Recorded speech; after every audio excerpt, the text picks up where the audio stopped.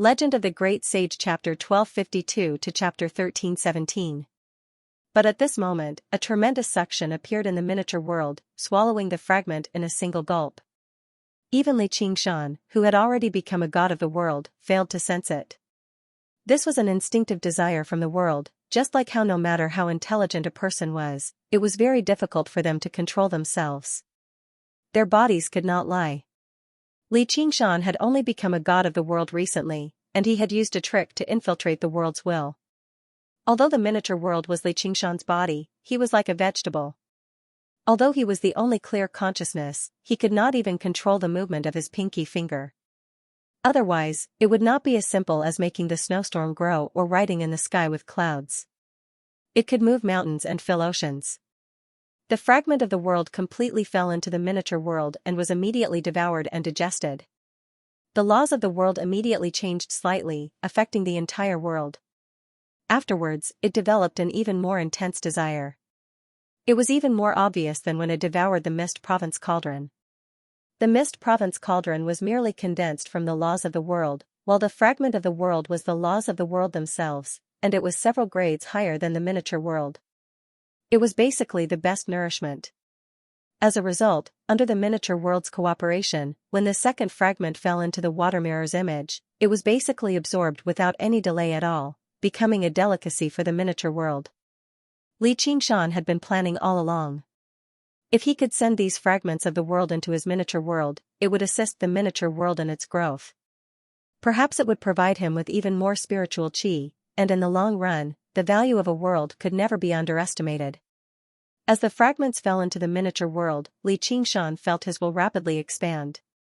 In the past, he had to move through various places to observe everything in the world, but now, his vision became wider and deeper.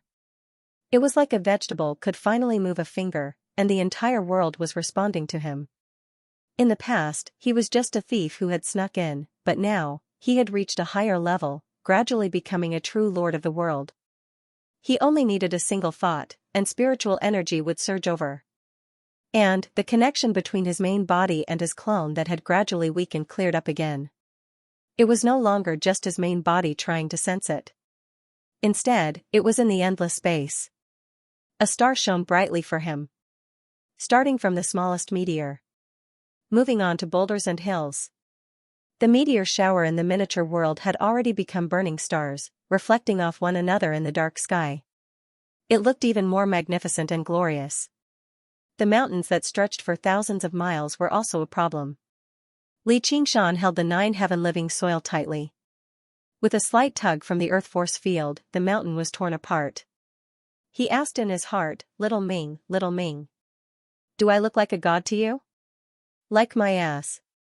You can only do whatever you want in the void. Luo Ho Xiaoming said snappily, but he had to admit that it was too shocking. In the 6 paths of reincarnation, there were plenty of people who possessed such power. Even when he was at his peak, he was much stronger than this. However, the potential he displayed was simply shocking. He was using the omnipresent source energy of the world. In terms of age, he was merely a fledgling who had just stepped onto the path of cultivation. In fact, he had not even officially stepped into the 6 paths of reincarnation. It was hard to imagine what kind of earth-shattering changes he would bring when he officially entered the samsara. Perhaps all the rules would be rewritten because of him. Mother, oh mother, you've helped me find a rather incredible friend. Xianxia found that the small world also liked the mountains. Although the feedback was not as strong as the world fragments, it did not reject anything and had a great appetite. Of course, the landing point of these giant stars that could not be burned out in the air was a problem. If they were not careful, it could become the judgment day in the apocalypse. After the mountain was torn apart, it would be at least a few hundred miles away. No matter where it landed, it would cause a huge earthquake, not to mention the other effects.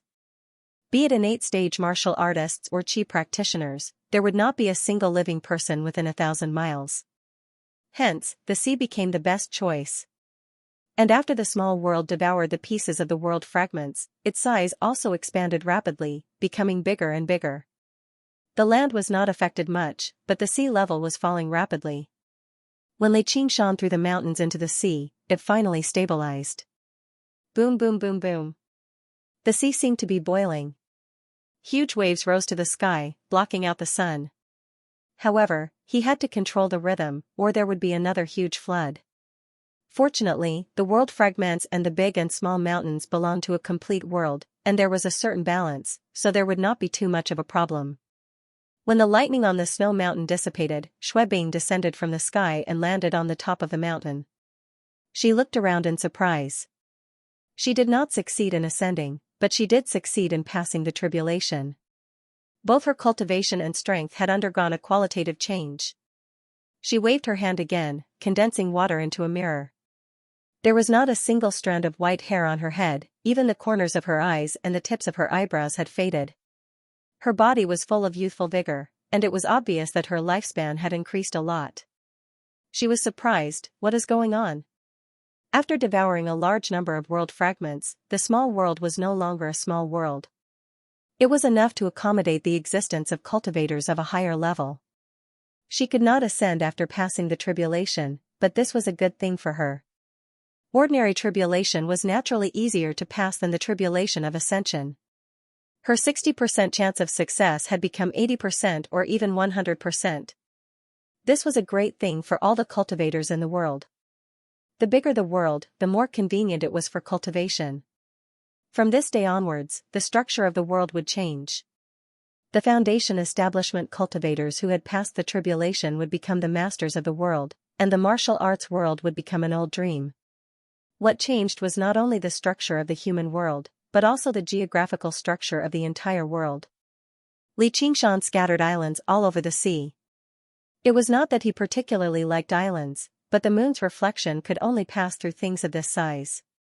Although there were no longer any living creatures in the dead world, the corpses that were still warm still contained a lot of information.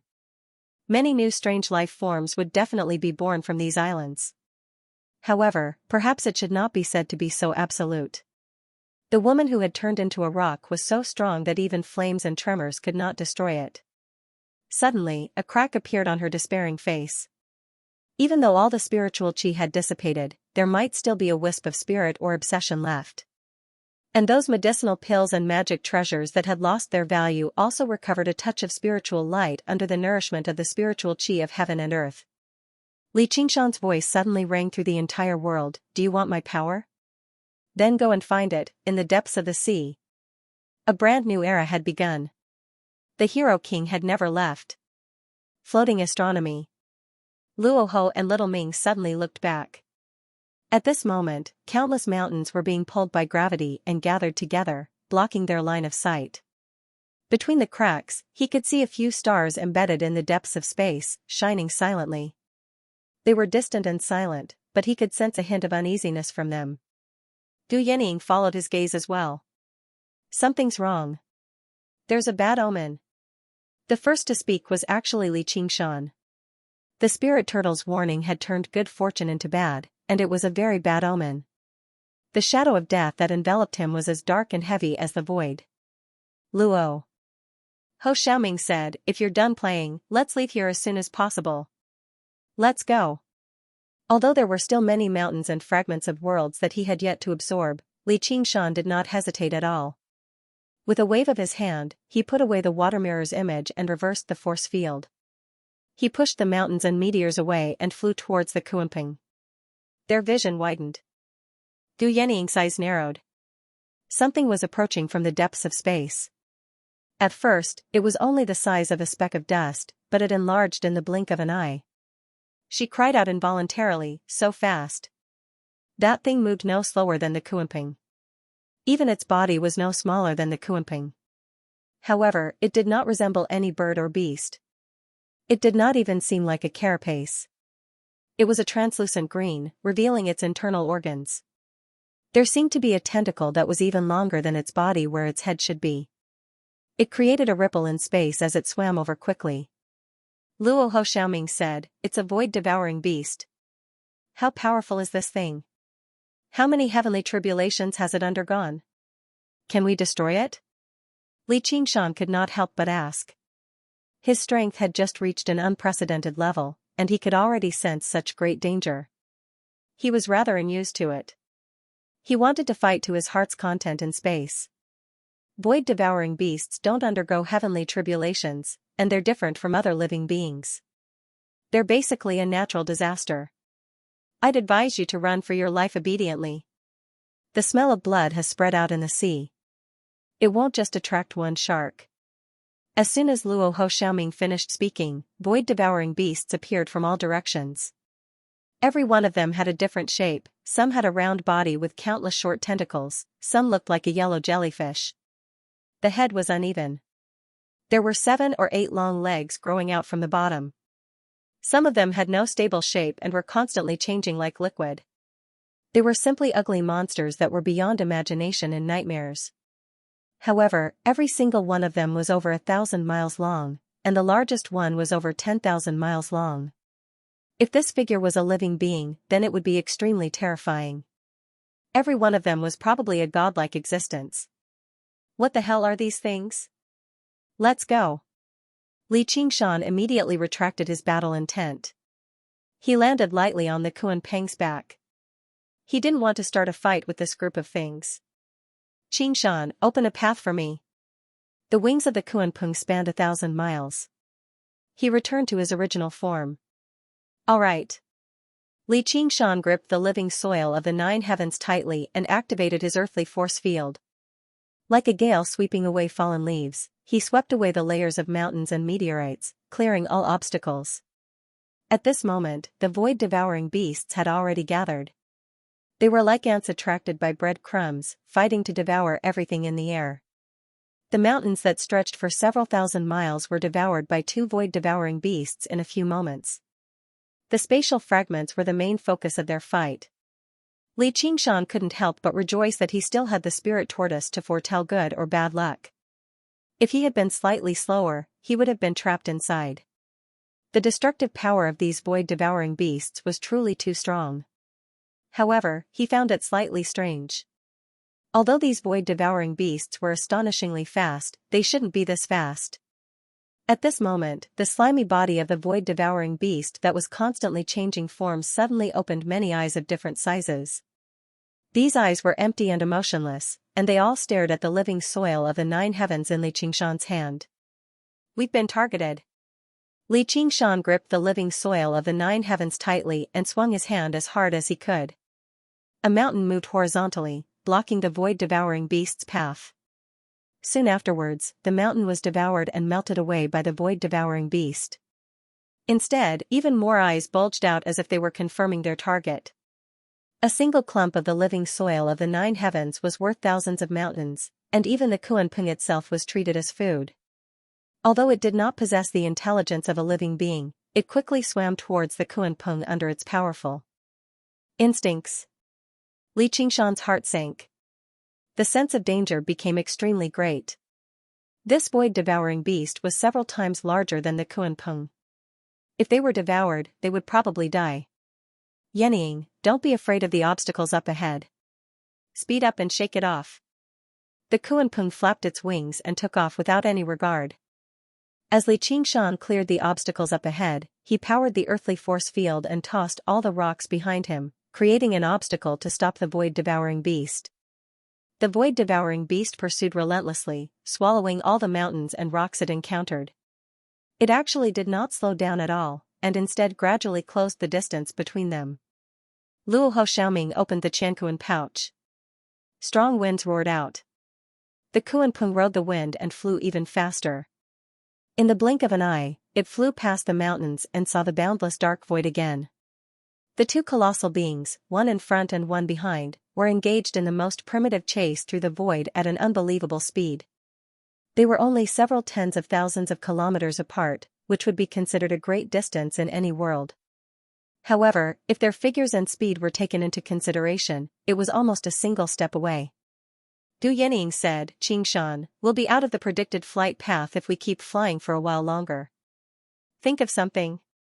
Li Qingshan suddenly turned around, gripped the living soil of the 9 heavens tightly, and threw a punch at the void. Using the power of the earth from the living soil of the 9 heavens, he pushed the tremors of the ox demon to an unprecedented level. Even the dark void trembled. The Kuan-Pung accelerated once again, while the void-devouring beast bumped into this trembling void. Its body twisted and changed. Even though it was unharmed, its speed was greatly slowed down. Li Qingshan was delighted. It was indeed useful. Punch after punch, the void-devouring beast slowed down again and again, and the distance between it and the Kuan-Pung grew larger and larger. Gradually, the void-devouring beast seemed tiny. Suddenly, the void-devouring beast disappeared in the void, as if it had never existed. "Did you shake it off?" Gu Yenying asked. Li Qingshan knitted his brows, but the sense of danger in his heart did not disappear. Instead, the shadow of death grew heavier. Luo Ho Xiaoming yelled, "No, it's in front of us." Li Qingshan abruptly turned around, and the void-devouring beast suddenly appeared in front of him. Its enormous body filled his field of vision, and its translucent skin glowed with a green light. Suddenly, a 1,000-mile-long abyss appeared in its body, stretching across the void and waiting for the Kuan-Pung to walk right into its trap. Ji Hao finally understood why these void-devouring beasts were so fast, and why they could actually teleport over such a long distance in the void. The tower pierced through the layers of clouds and reached the sky. The sun shimmered in the aura of death. Even the sunlight seemed lifeless. Everything within a range of 1,500 kilometers had been reduced to a land of death. Perhaps this was the tallest structure in the history of this world. Ghostly flames flickered as souls of the dead wandered around the tower, making it seem even more deathly still. The corpse kings and ghost kings built the tower without any complaints, silently enduring the harsh scoldings of the overseers like lowly laborers. They suppressed all of their resentment and waited for the day the tower was completed. By then, there would be a sumptuous feast, using all the creatures in this world as food to satisfy their insatiable hunger. This day would not be too far away. At this moment, at the boundary of this land of death, in the dense forest that was eternally shrouded in mist, a green sprout burst out of the earth.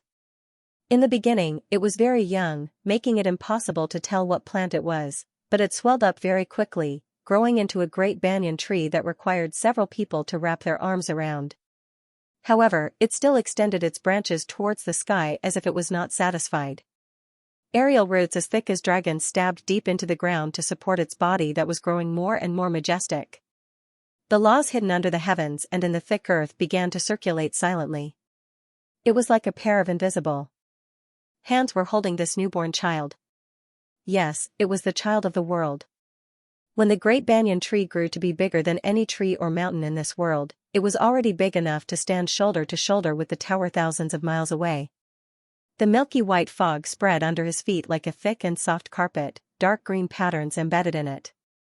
At the end of the carpet was a deathly gray floor.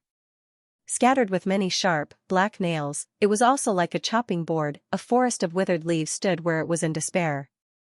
A pair of dark green eyes opened on the great banyan tree, staring at the tower in the distance. The rugged tree bark was like a furrowed brow, and the drooping leaves were like a beard, vaguely forming a face. It was the banyan tree king. With his control over most of the world, he used all of his 10,000 years of cultivation and all of his strength to prepare for a great battle. This battle, it would decide the fate of the world. And his fate. He obviously was not alone.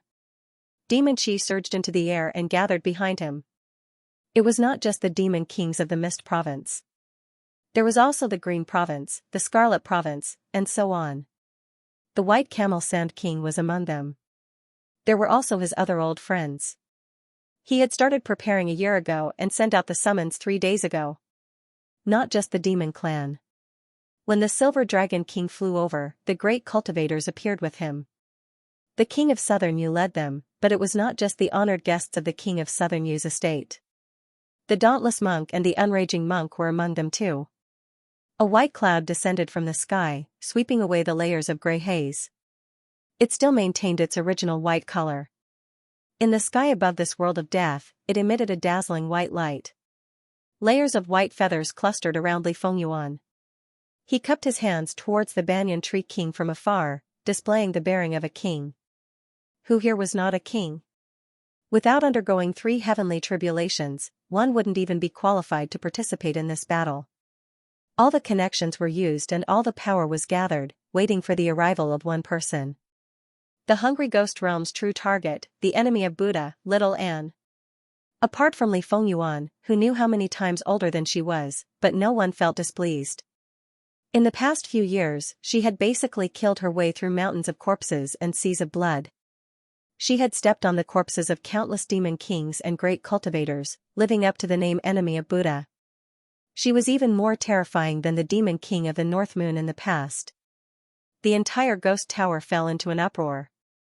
Under the supervision of the overseer, the corpse kings and ghost kings were on standby. An aura of death surged into the air as they stood as equals. It was like a siege. There was no such thing as a sneak attack. There was no such thing as a siege between the living and the dead. The ghouls instead seemed even more orderly. The corpse kings roared and bellowed furiously. Their morale was even higher. It was not just because they had an absolute commander behind them, Emperor Li. It was also because they had no path of retreat. They would either die here, or they would be devoured. The demon kings and cultivators belonged to over a dozen camps of various sizes. Even if they failed to take down the tower, they could retreat from this land of death. The Banyan Tree King was only their convener. There were not many powerful cultivators who had undergone 3 heavenly tribulations who were accustomed to following the commands of others, as they already stood at the apex of the 9 provinces. However, there were many battles of this scale in the hungry ghost realm. The corpse kings and ghost kings also had to obey their superiors. The Banyan Tree King's frown deepened. This battle would definitely be fraught with danger. But why had the Dragon Province not responded at all? In his original plan, the Great Xia Empire was supposed to be the main force in this battle.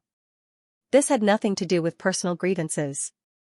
According to his predictions, once the ghost tower was completed, this world would be anchored down by the hungry ghost realm, unable to break free. That would be 100 times more terrifying than an invasion from the demon domain. If the demon domain wanted to invade, it would be completely up to the demon folk to fight. At most, they would have the convenience of demon caverns, but that would only be equivalent to a secret path. However, behind these ghouls was the hungry ghost realm. The 6 realms of Sasra had always been closely connected to the various worlds. Once a passageway was opened, it would be a broad path. Countless ghouls could swarm in, which was why the Umbraline sect treated it as a trump card to perish together with the world. And, the hungry ghost realm's offensive power was extraordinarily powerful. They were basically the natural enemy of the various worlds. Several decades ago, a mere corpse king had almost ripped off a piece of the 9 provinces in the Green Province.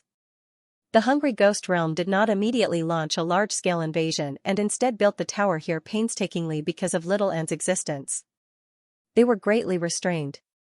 Once the ghost tower was completed, they would probably be able to use the hungry ghost realm to break through the restraints of the laws of the world and send in existences that had surpassed the 3rd heavenly tribulation. Even if that Emperor Li descended in person, the Great Xia Empire would be nothing. However, under such dangerous circumstances, the Dragon Province actually showed no signs of activity at all. Recently, they simply ignored the chaos in the world, allowing the ghost tower to constantly rise and defend the Dragon Province. This had completely exceeded his expectations. He had sent out a signal to work together some time ago, but it had vanished completely like a rock sinking into the ocean. Now that the ghost tower was about to be completed, he was finally forced to take action. That was because if he still did not take action, she would take action. Ding! The ethereal sound of a bell rang out in everyone's ears. It was so clear that it seemed to be right next to their ears. Their hearts rippled, basically unable to calm down. The White Camel Sand King's wooden face twitched. Before Pearl City was burnt down, this was the first bell that rang out. Even if everyone present had never heard the bell in person, they had heard of the legend. She's here. Ding! The entire ghost tower fell into an uproar. The impact was far greater than the cultivators and demon kings. The overseers swung their whips and maintained order, but fear flashed through their eyes. Clearly, they knew what they were about to face. Their morale immediately plummeted. When the white sacred flames descended, the hungry ghost realm would be annihilated. They had come here to end a legend, or to bear witness to a legend. Drifting astronomy. The sound of the bell was chaotic, the soul wanted to break, and the white bones turned into a beautiful face. Her skin was white as jade, her hair was black as sandalwood, and her flesh was like a lotus flower. The towering trees and the towering towers were all reflected in the netherworld eye. Life and death were both clear to him, but there was still a stubborn thought that he couldn't abandon his original intention. Suddenly, he felt his heart palpitate and couldn't help but look at the sky. Was he in danger again? Ding! The bell on her waist urged her to come back to her senses. She didn't have time to think too much. She took a few steps in the air barefooted and landed on the top of a big tree. She said softly, "Thank you, Senior." The banyan tree king sighed in his heart. It had been a long time since he had seen her so polite. He knew that she was doing this for the sake of this battle, not letting any details affect the overall situation. And if they lost this battle, this courtesy would probably turn into terrifying hostility. This battle is not just for you and me, nor is it just for anyone here. It's for all living beings in the 9 states. Fellow Taoists, please accept my control for the time being. Only in this way can we unite as one and defeat the enemy. All the demons said, "We're willing to listen to fellow Taoists' orders." The banyan tree king knew that this was his limit, but it was enough. There is no need for me to elaborate on the dangers involved. The laws of heaven and earth in this area have already been contaminated by the hungry ghost realm. Your Majesty, please use the Silver Dragon King to test it out first. All right. The King of Southern Yu said. The main cannon at the front of the Silver Dragon King opened up, and specks of silver light gathered, condensing and compressing to the limit, forming a ball of light. With a buzzing sound, a magnificent silver light shot towards the ghost tower. This strike was enough to split mountains and split the earth, but as soon as it entered the land of death, the bright silver light was shrouded in a layer of gray haze, rapidly weakening. A Ghost King supervisor swung his whip. The whip cracked the silver light, and the shattered light was quickly swallowed by the gray haze, as if it had never existed. TSK, foolish creatures, you only know how to play these kinds of tricks. The ghouls roared with laughter. The King of Southern Yu's face changed slightly. Even attacks of pure energy were affected like this. If he personally entered the tower, he would definitely be greatly suppressed. The surroundings of the ghost tower were basically a forbidden zone for the living. He glanced at little Anne. She was the only exception. But in this way, this was a great blow to morale. No one knew what the Banyan Tree King was planning. The Banyan Tree King said in a deep voice, "Fellow Taoists, as you can see, do not rashly approach the ghost pagoda. You must maintain a safe distance to attack. Grandpa Tree, but if we don't get close to the ghost tower, how are we going to attack it?" a giant lumberkin king asked. The Silver Dragon King's attack range and destructive power far surpassed that of ordinary demon kings and grand cultivators. 1,000 miles away. Ordinary divine abilities and dharma spells couldn't even touch it, let alone be weakened and suppressed. Don't worry, we also have strong reinforcements. Powerful reinforcements? Could it be the North Moon's demon king Li Qingshan? Many people did not know that Li Qingshan was no longer in this world. Li Fengyuan was high above Cloud City. When he heard this, his heart ached and he muttered to himself, "Eldest father." Qingshan. The unraging monk also sighed inside. He had specially asked Little and about Li Qingshan's whereabouts, but never did he think this brilliant disciple of his would actually leave this world like this. Little Anne's clothes ruffled as she stared at the ghost pagoda in the distance, as if she heard nothing. If Qingshan were here, our chances of victory would increase drastically. The Banyan Tree King sighed in amazement. This kid could always exceed his expectations, turning the impossible into the possible. But unfortunately, he can't come. The powerful reinforcements I'm talking about are not people of my generation, but this world. His voice was grand, piercing through the surroundings. Countless branches and roots formed a pair of arms, extending towards the sky and throwing themselves into the whistling atmospheric winds. It truly stood tall, but it was like the people of ancient times who prayed to the heavens for rain. It was filled with piety and reverence. The heavens seemed to be moved by this sincerity. The winds whistled down and dispersed the dark clouds in the sky. Immediately, the sky was clear, and the sun shone down. Soon afterwards, the Banyan Tree King's body straightened up again. The roots that had plunged deep into the ground split into two bundles, forming a pair of strong legs. Afterwards, he pulled his legs out and strode forward, stepping into this land of death. Boom! The ground shook, splitting open into ravines. The invisible fiendish magnetic field surged, purging away all the ghostly miasma. Even though the ghost pagoda was not built on the ground, it seemed to waver before the might of the world. Gazing at the towering treant, the ghouls could no longer laugh. He definitely had not come to throw his life away. They also sensed the hostility of the entire world. Everyone, human and demon alike, was stunned by the Banyan Tree King's power. Perhaps he could no longer be called the Banyan Tree King. How could a demon king describe such power? Even the Banyan Tree King himself was using such great power for the first time. This was no longer his own power. This was the world's unwillingness to be devoured by the hungry ghost realm, as well as its hatred towards all external invaders. The world of the 9 prefectures was far larger than a small world, and the will of the world was even stronger and more powerful.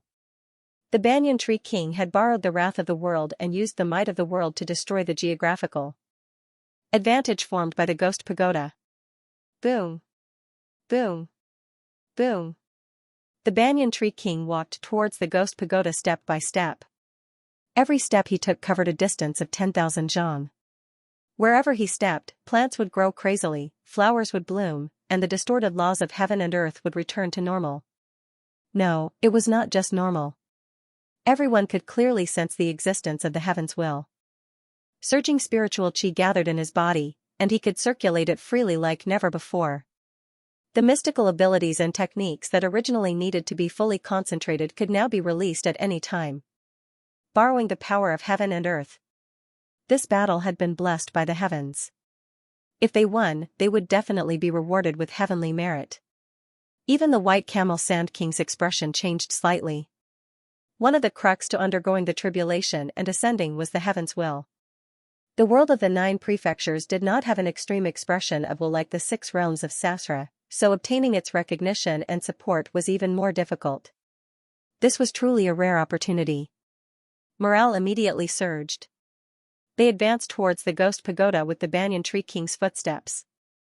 The King of Southern nodded slightly.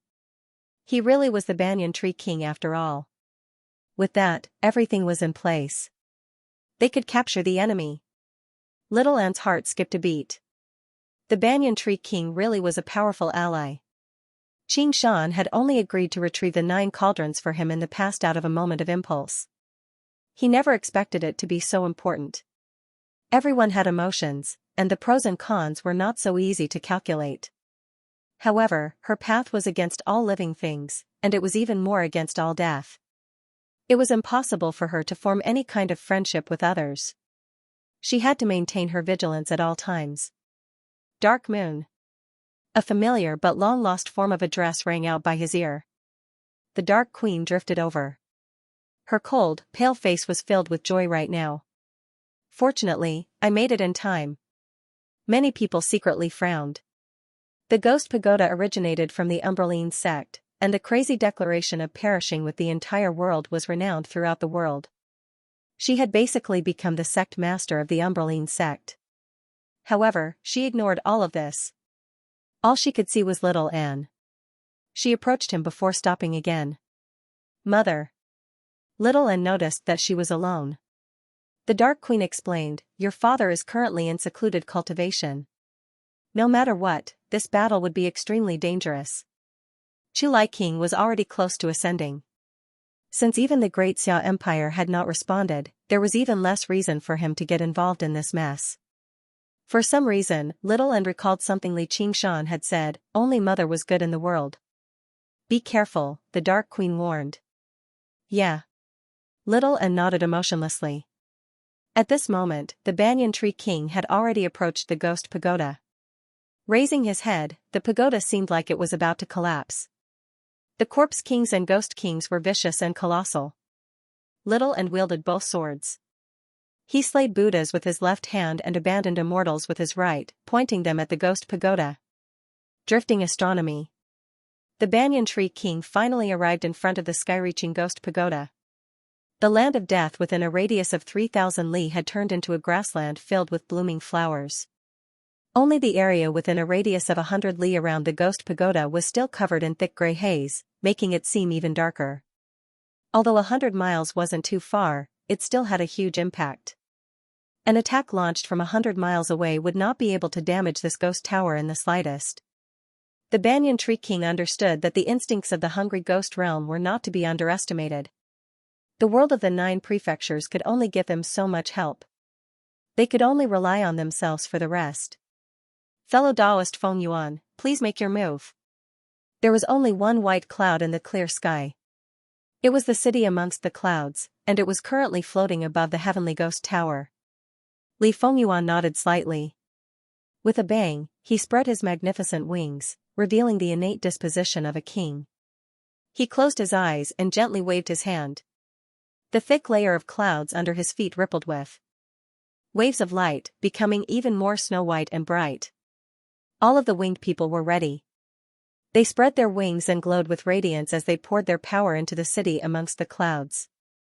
The white clouds became brighter and brighter, as if they were no longer clouds, but a mass of floating white light.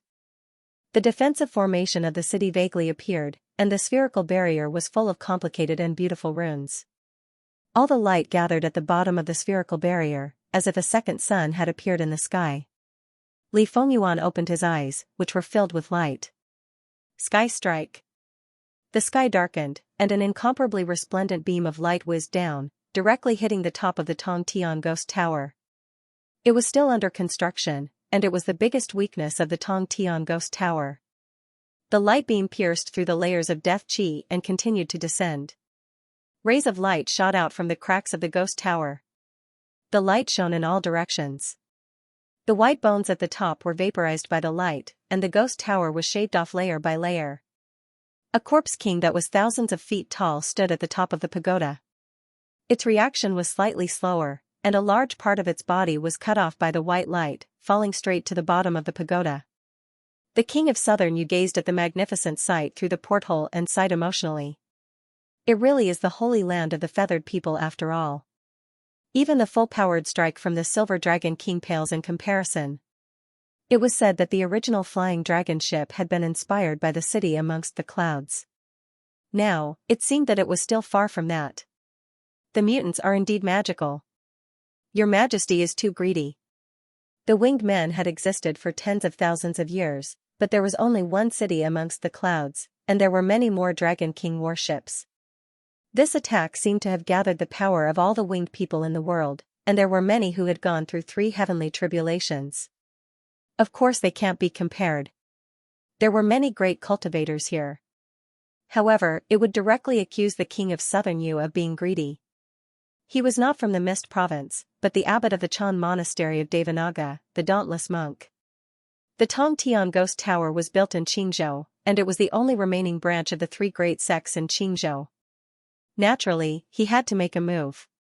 Otherwise, once the hungry ghost realm successfully invaded, the Chan Monastery of Devanaga that had only just established its foundation would face a great calamity again. Even though the war between the Green Province and the Mist Province had already been reconciled, it was inevitable that they would still find each other to be an eyesore. This was probably the so-called discrimination due to geography. The king of Southern Yu smiled like a young man. Dauntless abbot, may I ask where Chulai King is? In other words, he was implying that the Azure Province was facing such a great calamity because he needed his help. The king of Chu is currently leading the way with the Banyan Tree King. The dauntless monk closed his eyes slightly and remained unfazed. The king of Chu he spoke of was little Anne. She had indeed inherited the position of king of Chu from Chulai King. However, he was mocking the king of Southern Yu for only being bold enough to hide far away in the sky. The ascendant cultivators all became irritated. There had never been a lot of benevolent cultivators from the Mist Province. The king of Southern Yu said, "Sigh, isn't fellow little and the enemy of Buddha?" The dauntless monk was speechless. All Buddhist disciples were absolutely irreconcilable enemies of Buddha. The intense conflict and disagreement between them were even greater than the living and the dead. However, there was nothing they could do about little Anne, and the threat from the hungry ghost realm was even more pressing. I've only heard about it in the past. I never thought Xianxia's adopted son would actually be so powerful. The unraging monk sighed aloud, resolving the awkward atmosphere. Since the king of Southern Yu had gained the upper hand, he did not press the issue. The phoenix is obviously extraordinary, and among the 7 great other folk, the feather folk represent Yang.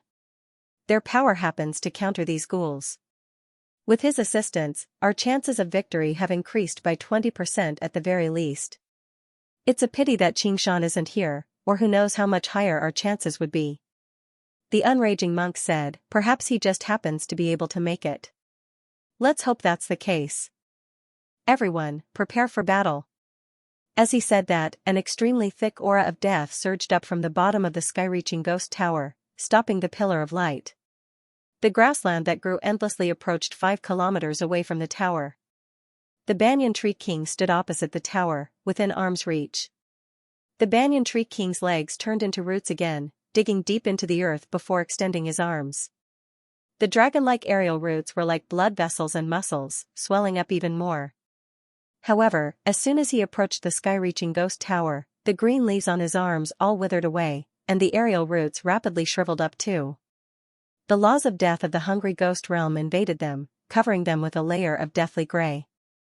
But compared to the mountain-sized arm, this was only a minor ailment. Crack! The whip tore through the air like a command.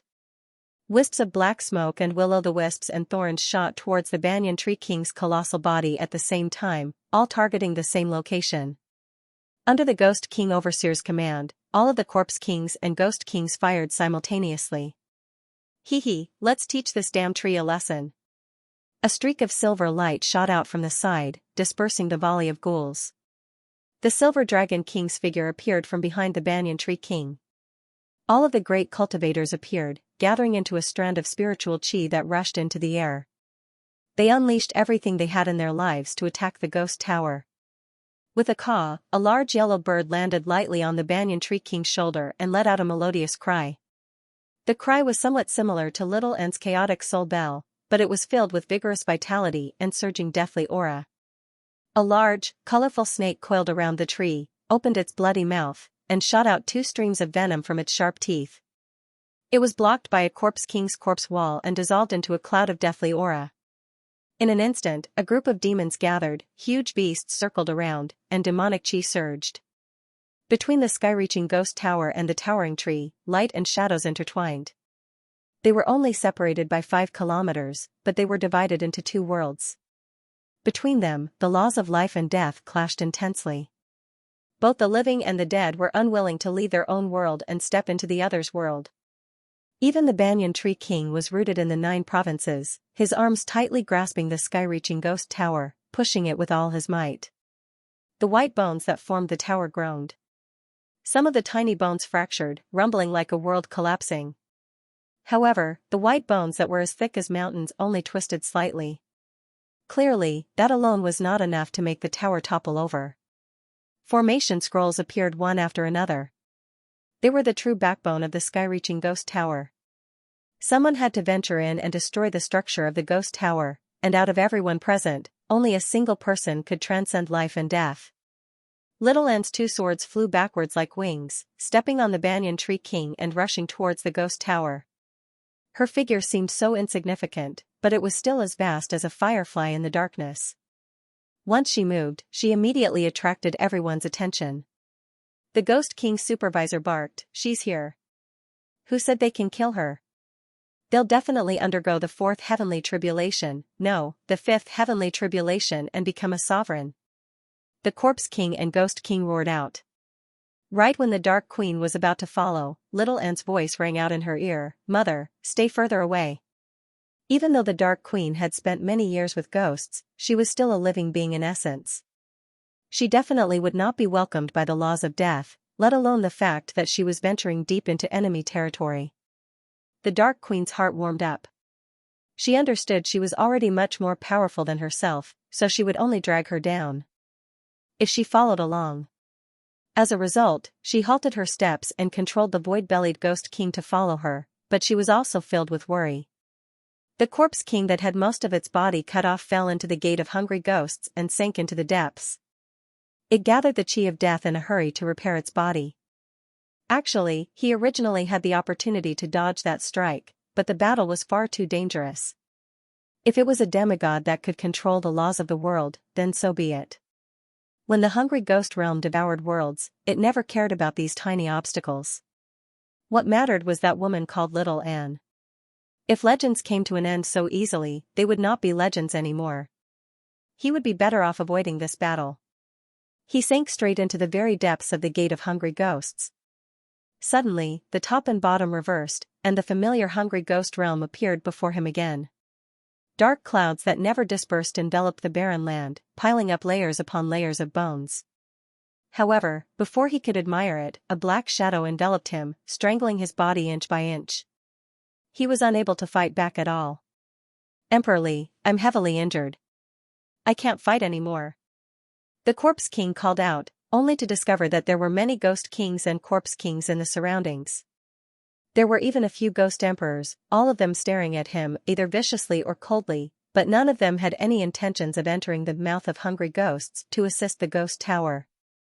He immediately understood that his judgment was correct. He was just bait, hanging on the hook, waiting for the fish to eat him. With the Corpse Kings and Ghost Kings as bait, the sky-reaching Ghost Tower as the hook, and the world of the 9 provinces as the water, he was fishing for a legendary fish. Who else could the person holding the pole be apart from Emperor Li? He said coldly, "How dare you play tricks like this on me?" "I didn't."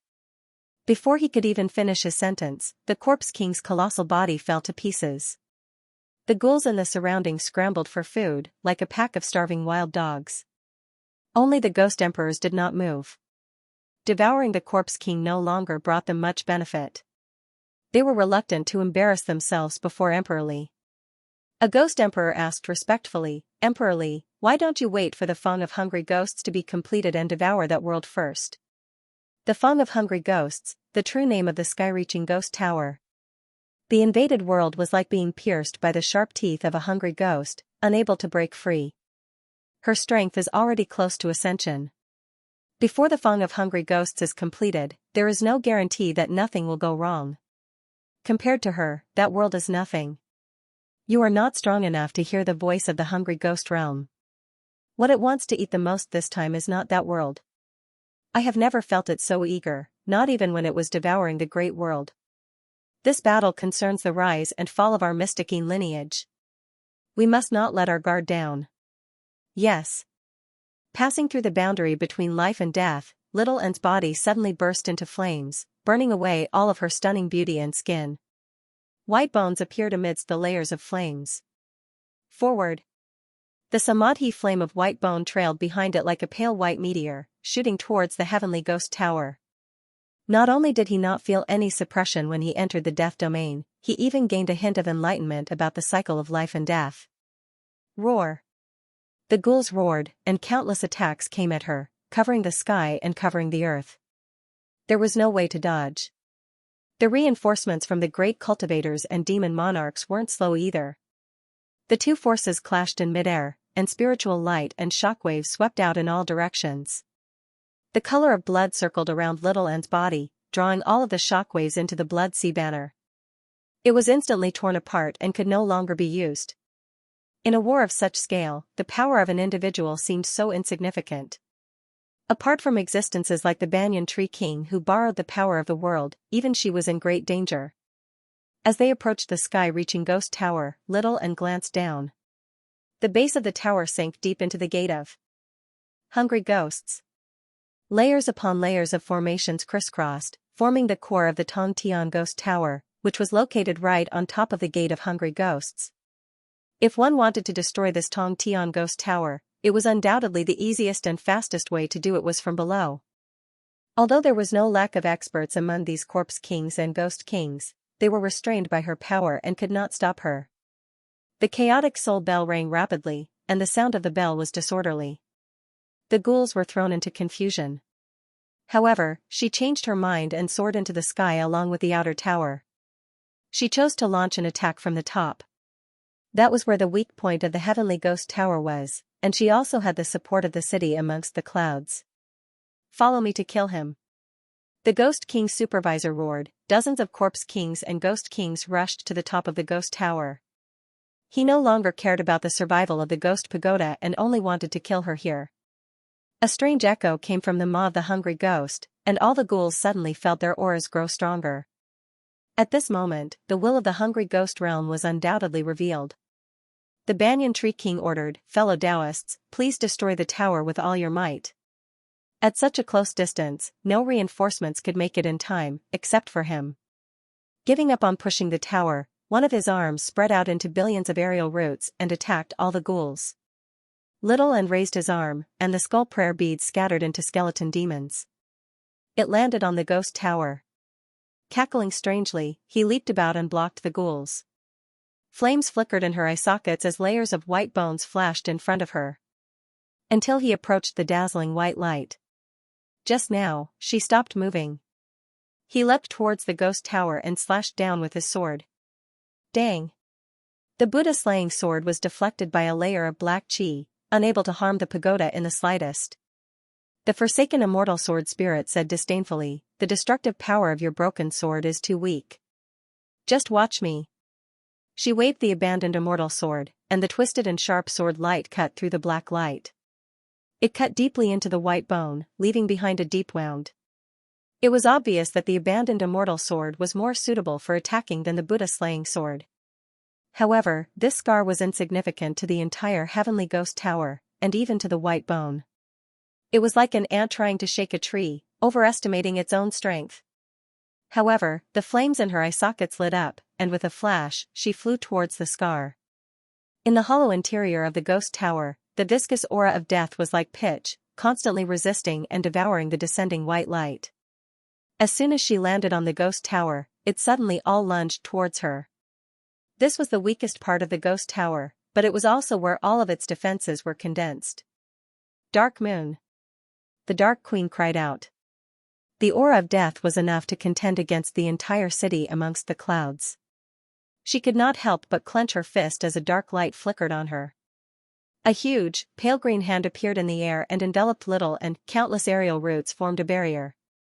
The Banyan Tree King paid attention to her at all times. "Hurry up if you're going to do anything. I can't hold them off for too long." Little and gripped the Buddha-slaying sword firmly with both hands and stabbed it down hard at the white bones beneath her feet. The Banyan Tree King could sense the powerful will of the hungry ghost realm in the thick aura of death, devouring it almost hysterically. The huge hand rapidly withered, forced to muster all of its strength to contend against it. The aerial roots slithered over like dragons and snakes.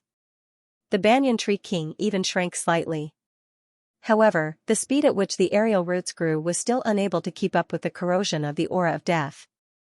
They whistled through the gaps between the branches, landing on her shiny bones and immediately seeping in. In the blink of an eye, it dyed the white bones pitch black, wrapping around them layer by layer and extending all the way to the Buddha-slaying sword in her hand.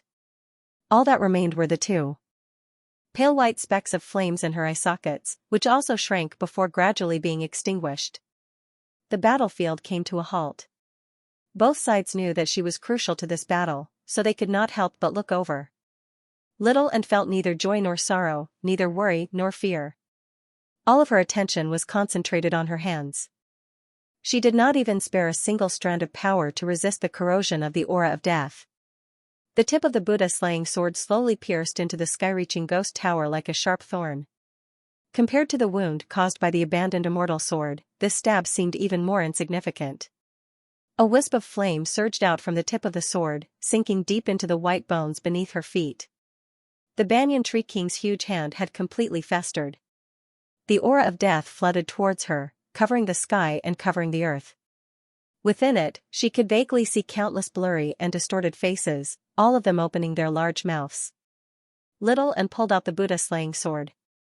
With a boom, pale white flames surged out from the sword scar, wrapping around her. It was not enough to resist the erosion of the aura of death.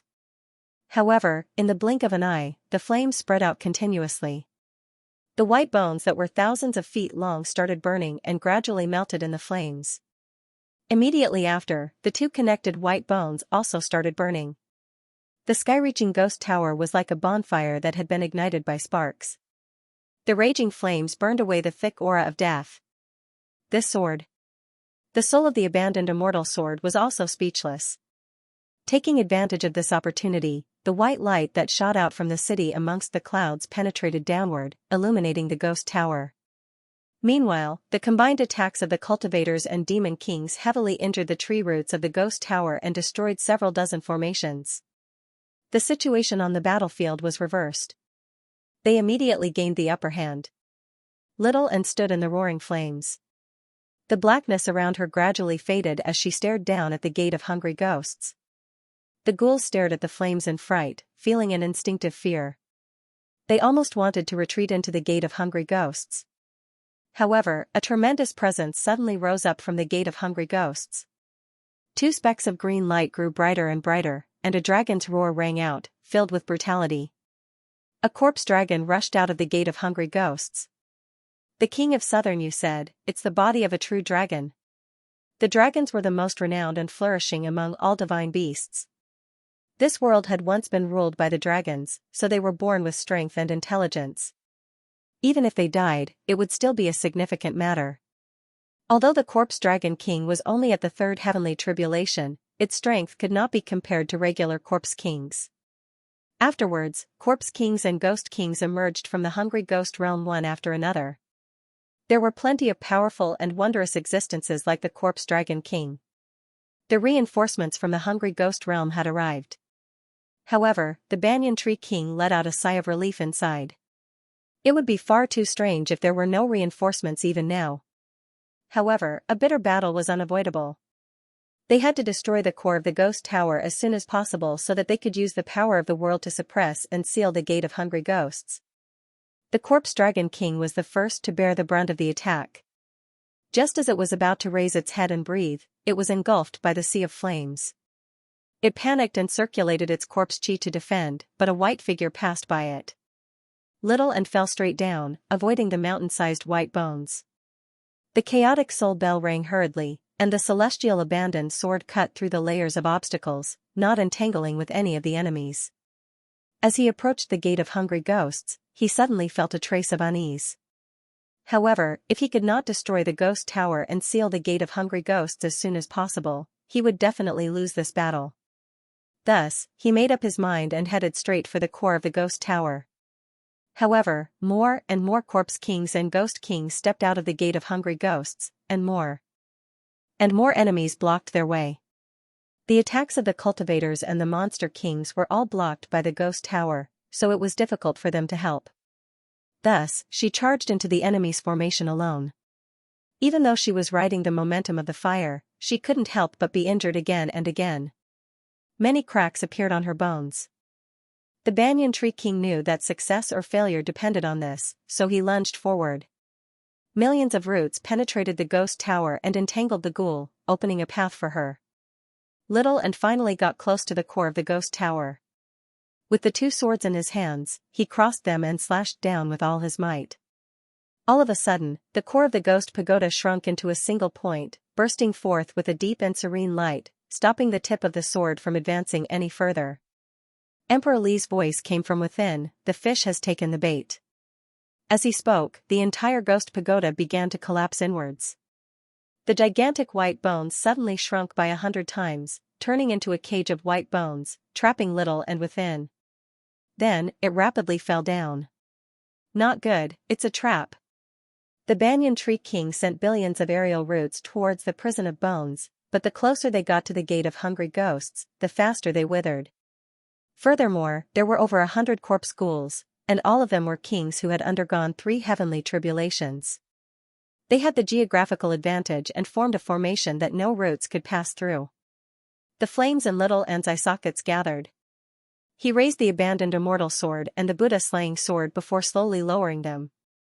It was impossible for the blade to cut through the white bones, so there was no need to try. Perhaps she had no chance of winning from the very beginning. She was alone. How could he go against the hungry ghost realm, one of the 6 paths of reincarnation? He looked up at the sparse stars through the gap in the cage. He silently said in his heart, "Xianxia, I'm sorry, I have to break my promise." The gate of hungry ghosts cracked open a little more, as if it couldn't wait to swallow her. Black moon. The dark queen crossed her fingers and formed a seal. It emitted a faint purplish blue light. Her figure was faintly discernible. It gradually became blurry, faint, and thin. Suddenly, it disappeared and reappeared in the white bone prison. In the dim light, Little Anne's figure gradually became clear, and she regained her stunning beauty. She was slightly stunned. "Mother!" The Dark Queen turned around and gazed at Little Anne in delight. Her lips parted, but not a single sound or thought could make it out of the cage of bones. "The King of Southern, you said, it's the Umbral Sex displacement transposition. Bitch, you are also a disciple of the Black Moon sect, how dare you ruin my plans? I will torture your soul to the utmost, and you will never be able to reincarnate." Emperor Li's roar sounded from the Gate of Hungry Ghosts. The Dark Queen lowered her head silently. Little Anne strode forward. The white bone prison hovered above the Gate of Hungry Ghosts. Emperor Li said, "Do you want to save her? If you come to the Hungry Ghost realm, I'll release her." The Dark Queen waved her hand anxiously. Little Anne stopped, turned around, and took off. Suddenly, a golden meteor streaked across the sky and attacked her. She was in a daze, unable to dodge in time. The golden light struck her on the back, and with the sound of bones cracking, she fell out of the sky like a bird that had been struck by an arrow. The golden comet flew backwards and landed in the hands of an old monk. It was a wooden fish mallet. The old monk wore a pieless hat and an embroidered kasaya. His long eyebrows were snow-white like frost, but his face was tender like an infant's. There were layers of light behind his head, and he shone with golden light. He descended from above slowly with boundless dignity. The dauntless monk exclaimed, "The imperial advisor of the left." As it turned out, the old monk was the leader of the Buddhist sects in the world, the abbot of the Lingua Temple, the imperial advisor of the left of the Great Xia Empire. His authority was supreme, and his strength was supreme too. No one expected him to have been hiding in the shadows the entire time, only launching a sudden sneak attack at this moment. The unraging monk flew into a rage. He took a step forward and questioned, "Aren't you afraid of sullying the name of the imperial advisor of the left with such lowly actions?" The imperial advisor of the left's white eyebrows twitched. "To kill the enemy for the sake of the Buddha, why would I care about a mere reputation?" Unraging, "So be it if you're shielding a demon, but you're actually shielding the enemy of Buddha now? You've truly fallen too deeply into the demonic path. I'll punish you to the Lingua Temple and reflect on your mistakes." His voice was flat, but it left no room for doubt, much less change it. All the children of Buddha in the world had to listen to his orders. The dauntless monk said, "My junior brother has spoken rudely, offending the imperial advisor. Please forgive him. The enemy of Buddha is absolutely irreconcilable with our Buddhist sects, but the Hungry Ghost realm is even more of a great problem. How can we attend to one and lose sight of the other? The Lingua Temple has its own plans regarding the matter of the Hungry Ghost realm. What this imperial advisor says may not be a golden rule, but there are very few that don't count." The imperial advisor of the left tossed the wooden fish. It swelled in the wind, and the crack widened, swallowing the unraging monk. "If you resist, your punishment will be doubled. Despicable wretch." The unraging monk turned into a demon of war and sent the wooden fish flying with a punch. Little Anne landed in the lush vegetation. The fragrance of flowers rippled through the air, drifting through the night wind. She heard the banyan tree king's voice. "Little Anne, the Lingua Temple has already cast down an inescapable net. Many monk kings are hurrying over right now. The power of the Hungry Ghost realm is erupting. I can't suppress it anymore." Before he had even finished speaking, streaks of golden light leapt over the horizon, and the desolation rapidly spread across the grassland. In the blink of an eye, the vegetation around her had all withered, and countless flowers had withered. The banyan tree king no longer said anything. "The enemy of Buddha? Hee, you monster. You can't exist in the two worlds of life and death, Buddhism or demonic. Do you still want to struggle at death's door? If you come to the Hungry Ghost realm right now and accept your death, I can still save your mother's life. Otherwise, if she ends up in the hands of these bald donkeys, she'll still die a horrible death." Emperor Li was unwilling to let her go. He ordered the ghouls to surround her. The monster kings could not withstand the corrosion of the power of death, so they all retreated far away. The White Camel Sand King said, "I didn't believe in the bald donkey's tricks, but this is Pearl City's retribution. The great cultivators all retreated back into the Silver Dragon King. The King of Southern Yu frowned deeply, rather hesitant. One of the officials said, "Your Majesty, this child is heartless. She doesn't even care if her own mother suffers in her place, so why should we risk our lives for her? Why don't we quickly get out of here and let the bald donkeys think of a way to deal with those dead ghosts?" The King of Southern Yu let out a long sigh. The Silver Dragon King turned towards the south, taking off through the air. Only the dauntless monk was left with no idea how to stop the unraging monk's fury. He glanced at her from time to time, and his gaze was cold and indifferent. The enemy of Buddha was still the enemy of Buddha after all. The forsaken immortal sword said, "My beloved master, don't be sad. I will not abandon you like those fellows. I will do my best to protect you. However, in this situation, I have no other choice. It would be better for me to cut my own throat to avoid being humiliated in vain. You know how sharp I am, there will be no pain." She lay on the wasteland, her ethereal eyes reflecting the endless starry sky. Li Fengyuan ordered loudly, "Go and save her." However, the radiance that enveloped the city amongst the clouds gradually dimmed. The winged people beside him all had cold expressions as they retracted their powers. Although Li Fengyuan could control the city amongst the clouds, he needed the cooperation of all the winged people to unleash its true power. He said angrily, "Are you rebelling? My king, you asked us to deal with the hungry ghost realm. We have already done it. Please stop." "Fine, if you are not willing to help me, I will do it myself." Li Fengyuan sneered as he controlled the city amongst the clouds to descend. "You are risking the entire winged people. Even if you save her, neither the Lingua Temple nor the hungry ghost realm will let this go. As the king of the winged people, do you only care about her and not care about the life and death of all the winged people in the city?" Li Fengyuan's heart trembled. Familiar faces appeared in his mind, and there were many children among them. To him, the two words winged person were no longer just a noun, but many fresh lives. Although he had been influenced by Li Qingshan since birth, he was still a benevolent phoenix. How could he abandon them so easily? "The city of winged people will stay here. I will go down myself. Is that fine?" Li Fengyuan was about to leave when a winged person pulled his sleeve. "You are throwing your life away. Furthermore, the winged people cannot be without a king." All the winged people said, "My king, please reconsider." Unknowingly, not only did he have a winged person in his heart, but the winged people also had him in their hearts. Benevolence could always gather people's hearts. And heartless people. But they were destined to be lonely. Boom! The golden meteor landed and created a huge crater in the wasteland, showing the terrifying power of this attack. However, there was no one in the crater. Buddha's light shone through the sky. There were more than 20 monk kings. The left master had not only gathered all the monk kings of the Lingua Temple but also the monk kings of all the major sects and temples in the world to kill the enemy of Buddha. Even if she could avoid this attack, how could she resist such a great force with her heavily injured body? However, the left master did not continue to attack because she staggered toward the hungry ghost gate.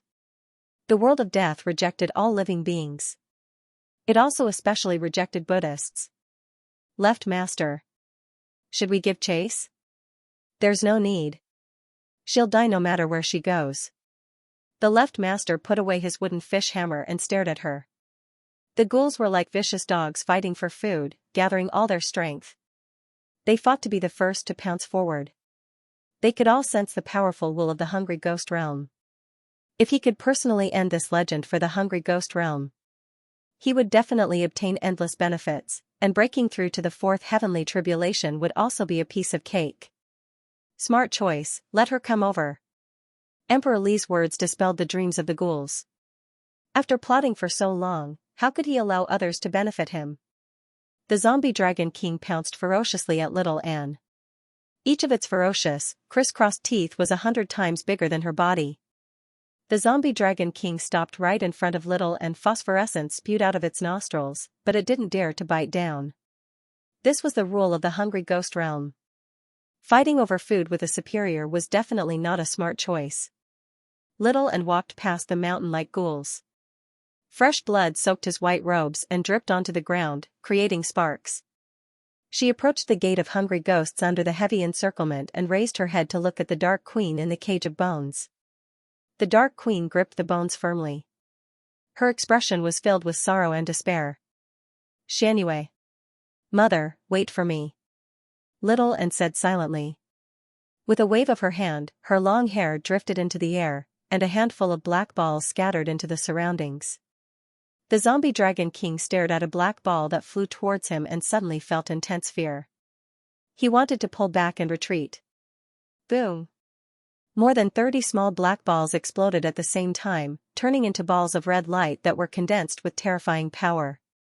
Then, they rapidly expanded, each of them shooting out tens of thousands of rays of red light.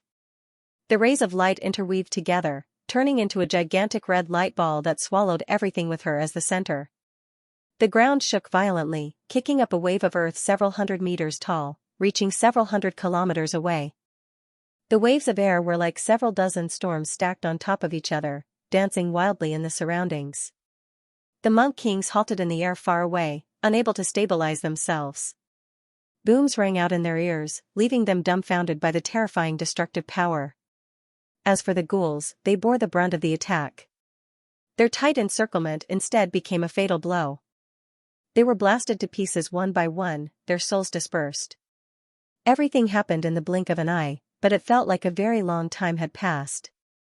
A mushroom cloud slowly rose into the sky, and a huge pit that spanned 100 kilometers appeared where it had been. Bang! The zombie dragon king's cracked head fell to the ground. Its soul flame had already been extinguished. Several dozen corpse kings and ghost kings died on the spot, while the remaining ones were all injured. Like startled birds, they flew around the pit, afraid to approach it. It's the landmine balls of the school of Moism. The imperial advisor of the left frowned heavily. He recognized the origins of the black balls with a single glance. Only great grandmasters of Moism could refine these balls of lightning. They were extremely difficult to refine and difficult to control, so they could not be used in battle. They could only be used to attack cities and formations. However, every single one of them possessed the might of a mountain that could annihilate mountains. They pursued the ultimate destructive power. He wondered how she had managed to collect so many of them. However, the dauntless monk vaguely recalled that when Li Qingshan killed the master of the Sword Collection Palace, he had obtained many of these balls of lightning. Originally, the Sword Collection Palace had planned on using them to bombard the Demon Suppression Hall, but he never thought they would be used here in the end. They had basically died together. She sighed and sighed. After all, the Chan monastery of Devanaga was indebted to her and Li Qingshan. If she were not the enemy of Buddha, perhaps she would have inherited the position of abbot already. The imperial advisor of the left said, "These balls of lightning don't differentiate between friend and foe. The enemy of Buddha is at the center, so he must be heavily injured. We have to use this opportunity to kill the enemy of Buddha, or he'll definitely become a great problem in the future." "Yes," the monk king answered. The dauntless monk said, "Imperial advisor, this is a heaven-sent opportunity. Why don't you send some people to seal up the gate of hungry ghosts and rid the world of a great problem?" The imperial advisor of the left hesitated slightly. The hungry ghost realm was indeed a great problem. Roar! A hysterical roar rang out from the gate of hungry ghosts. Emperor Li was clearly utterly furious. Not only had he failed after all his planning and preparations, but he even suffered heavy losses instead. Deathly aura surged out from the gate of hungry ghosts. The tear expanded like a great mouth roaring at the sky. The wasteland of death expanded rapidly until it approached the boundary of the Mist Province. The clear sky was shrouded by dark clouds again, and they became even thicker. In the vast sea of trees, the banyan tree king watched this happen. He knew this was not just Emperor Li's power. The size of the gate of hungry ghosts was the result of the final balance between the two worlds. Even if the ghost tower constantly rose, it would only expand the wasteland of death. This was the expansion of the hungry ghost realm. It was eager to devour this world and devour her. The destruction of the world seemed to be unavoidable. The imperial advisor of the left said, "Ignore these ghouls for now. We have to find her." With the power of a god, the banyan tree king slowly sent his consciousness underground, but he gave up again. Little Anne, I don't want to become enemies with you. That goes against my agreement with Xianxia. But I can't become friends with you either, as I know what you're going to do. Under the scouring of the deathly aura, the Dark Queen's body rapidly withered. She was dying. Li Qingshan clutched his chest. He felt a tightness in his heart, and his ears were buzzing. Qingshan, don't get distracted. Ha ha ha, we are doomed. Our voyage ends here. Du Yining's urging and Luo Ho Xiaoming's wild laughter pulled Li Qingshan's consciousness back. He found himself in a dangerous situation. Perhaps it was an illusion caused by the moment of being swallowed by the space-devouring beast, but he would never have such a strong reaction because of danger. Little Anne? The inside of the space-devouring beast was as quiet as the void. Countless fragments of the world floated quietly, including the mountain that just now had been swallowed. Li Qingshan felt as if he had entered a different world. He no longer had to drift in the void, and this gave him an indescribable sense of security. However, the danger of death didn't disappear. Instead, it became stronger. These two feelings intertwined and formed an extremely strange mental state. He held his breath and clenched the living soil of the Nine Heaven, as if something terrible was about to happen. Kuan-Pung folded its wings as well, shielding Li Qingshan and Luo Ho Xiaoming, watching everything around. Only Luo Ho Xiaoming couldn't stop laughing. He laughed at fate, laughed at himself, until Li Qingshan slapped him on the back of his head. He turned around and glared at Li Qingshan. Looking into a pair of dark eyes, there was fear and despair in those eyes, but it wasn't enough to shake his strong will. Du Yining laughed and said, "Little Ming, you've been beaten again, haven't you? While you're laughing, please think of a way to help us get out of this." These two. Luo Ho Xiaoming said, "I'm sorry, I can't do it either." He had already said the last word, but it seemed to have shrunk countless times. It wasn't that his voice had been lowered, but his sense of existence had been greatly reduced. Li Qingshan watched a mountain suddenly disappear. When he looked closer, he found that the mountain didn't disappear. Instead, it shrank to the size of a fist and flew away, guided by an invisible force. Kuan-Pung suddenly shrank by 10 times. Du Yining said, "I didn't do it. The space-devouring beast is digesting us." The space-devouring beast dared to swallow them, so it naturally had the ability to digest them. This compression. Like the wriggling of the stomach, it could destroy everything. If it were not for Kuan-Peng's protection, Rahu and Xiaoming would be dead for sure. Even Li Qingshan might have died on the spot. Luo Ho Xiaoming said, "Do you understand now? Soon, we will be crushed into meat paste." "No. Meat paste." Li Qingshan said, "I don't like either of them." "I don't." Kuan-Pung spread its wings and flew. The Kuan-Pung spread its wings and flew in the opposite direction of the mountain. Li Qingshan leaned against the Kuan-Peng's back. Luo Ho Xiaoming glanced at him. Suddenly, he thought of another man, the man he thought he had forgotten. "Father, am I still weak?" It felt like a million years. Or maybe it was just a pause between one heartbeat. Li Qingshan had a flash of inspiration. "It's coming." Earth force field was fully activated. In that instant, it was soundless, but it felt like the world was collapsing. Kuan-Peng's body shrank again. Its wingspan was less than 100 miles. Li Qingshan seemed to have been punched. His face turned red, but his expression became more stubborn. He turned and spat out a mouthful of blood. The Nine Heaven living soil was his divine tool. Not only did it provide him with endless power, it could also greatly increase the power of the ox demon god Art. But it was not his own power. Just now, he had almost used up all his demon chi. He could only replenish it from the small world. The forceful compression of the earth force field produced a violent backlash. It was supported by the phoenix's life force. Luo Ho Xiaoming, on the other hand, was unharmed. "Yening, shrink your body. Come into the earth force field." Du Yening was worried. "But can you hold on?" "You have to let Kuan-Pung conserve its power," said Li Qingshan. Li Qingshan said. Even if he could not escape death, he had to be the toughest bone to digest. Luo Ho Xiaoming suddenly thought of something. He suddenly said, "Stop. Turn around." "What?" The body of the swallowing void beasts is not that easy to break. Even if we manage to escape, we will still be hunted down. We have to go deeper into the swallowing void beasts and fight for our lives. Makes sense. That's more like it. Li Qingshan smiled and patted Luo Ho Xiaoming's shoulder. The mental communication was completed in an instant. Kuan-Pung shrank its body without hesitation, turned around, and flew at full speed. She used all her strength, but the speed of flying was still not as fast as in the void. She said, "Qingshan, hold on."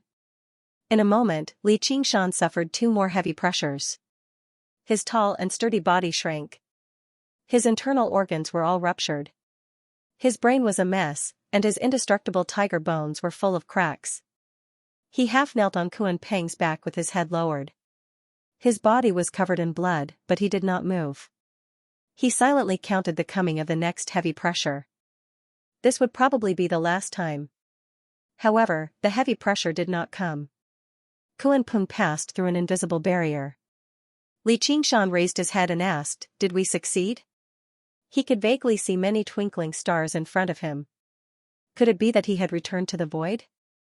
Luo Ho Xiaoming answered, "Yes, almost succeeded. We have already left the stomach of the swallowing void beast. This is probably its womb. Those are just embryonic swallowing void beasts." Li Qingshan's broken eyes recovered, and his eyesight became clear again.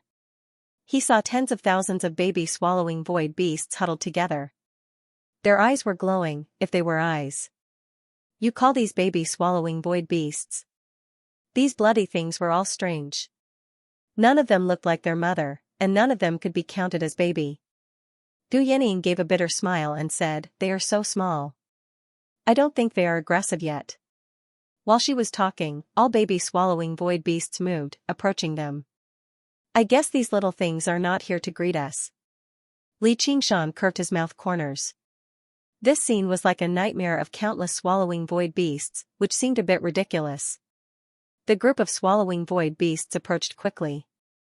If they retreated, they would be digested; if they advanced, they would be eaten.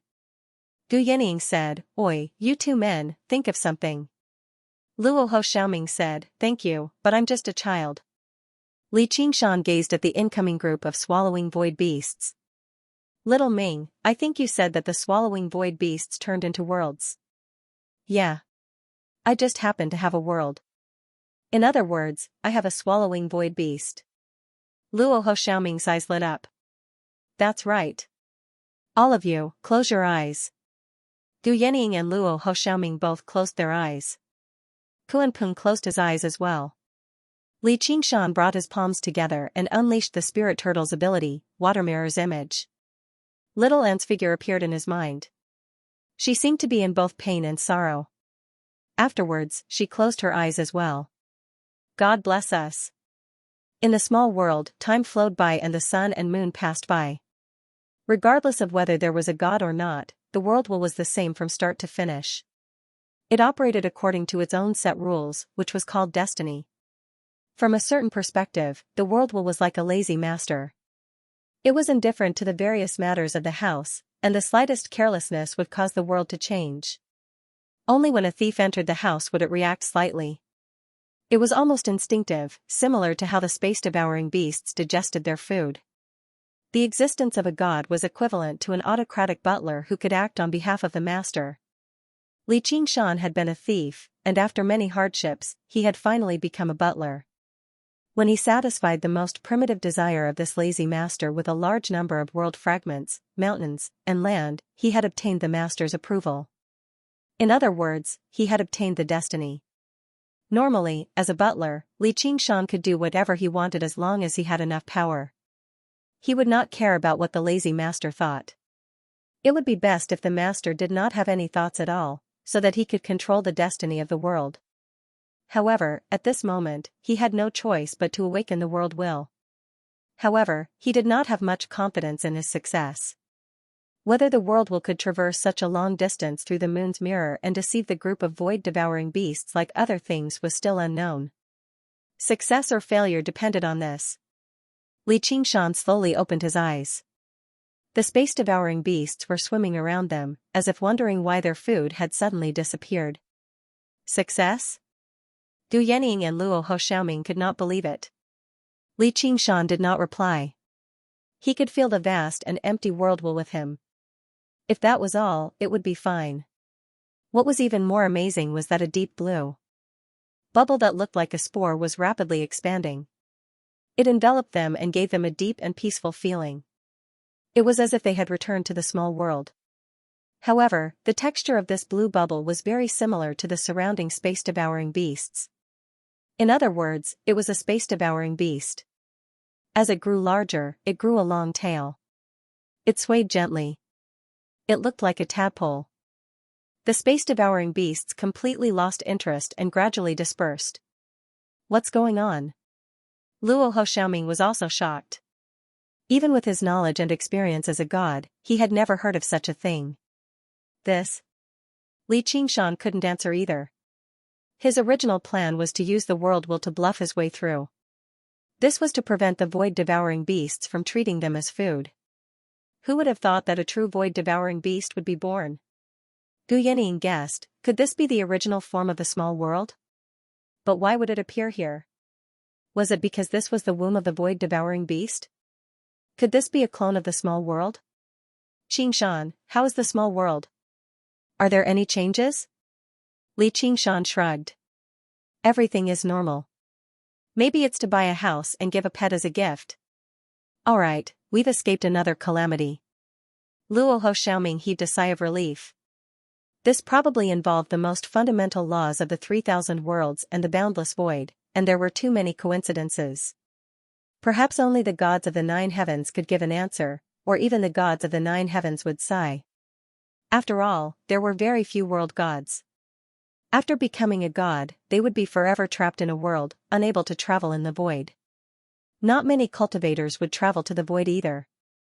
If they had the ability, they would not be devoured by the void-devouring beasts, nor would they enter the womb of the void-devouring beasts.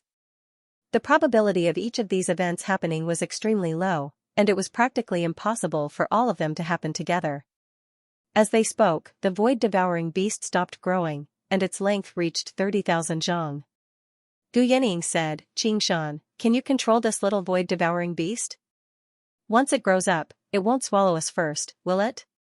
It can't be considered absolute control, but I can indeed control it. Li Qingshan sensed for a moment. As a world god, he could act in place of the world will. That's good. Alright, this is what it means to be blessed after surviving a great disaster. Yanning, put away your Kuanping feathers. Let's try out our new ride. Li Qingshan waved his hand. Let's go, Deep Blue Fatty. Luo Hoshaoming said, wait, Deep Blue Fatty is. The void-devouring beast swayed its tail and swam forward. The corner of Luo Hoshaoming's eye twitched. Why? Li Qingshan said matter-of-factly, there has to be a name, so you know what I'm talking about. Otherwise, we'll be facing a group of little void-devouring beasts in the stomach of a big void-devouring beast. Luo Hoshaoming pursed his lips and nodded. Alright, I know the answer, but why do you have to call it such a stupid name? Because it's dark blue, likes to eat, and is very fat. Don't you think this name? Luo Hoshaoming raised his hand. Alright, pretend I didn't ask.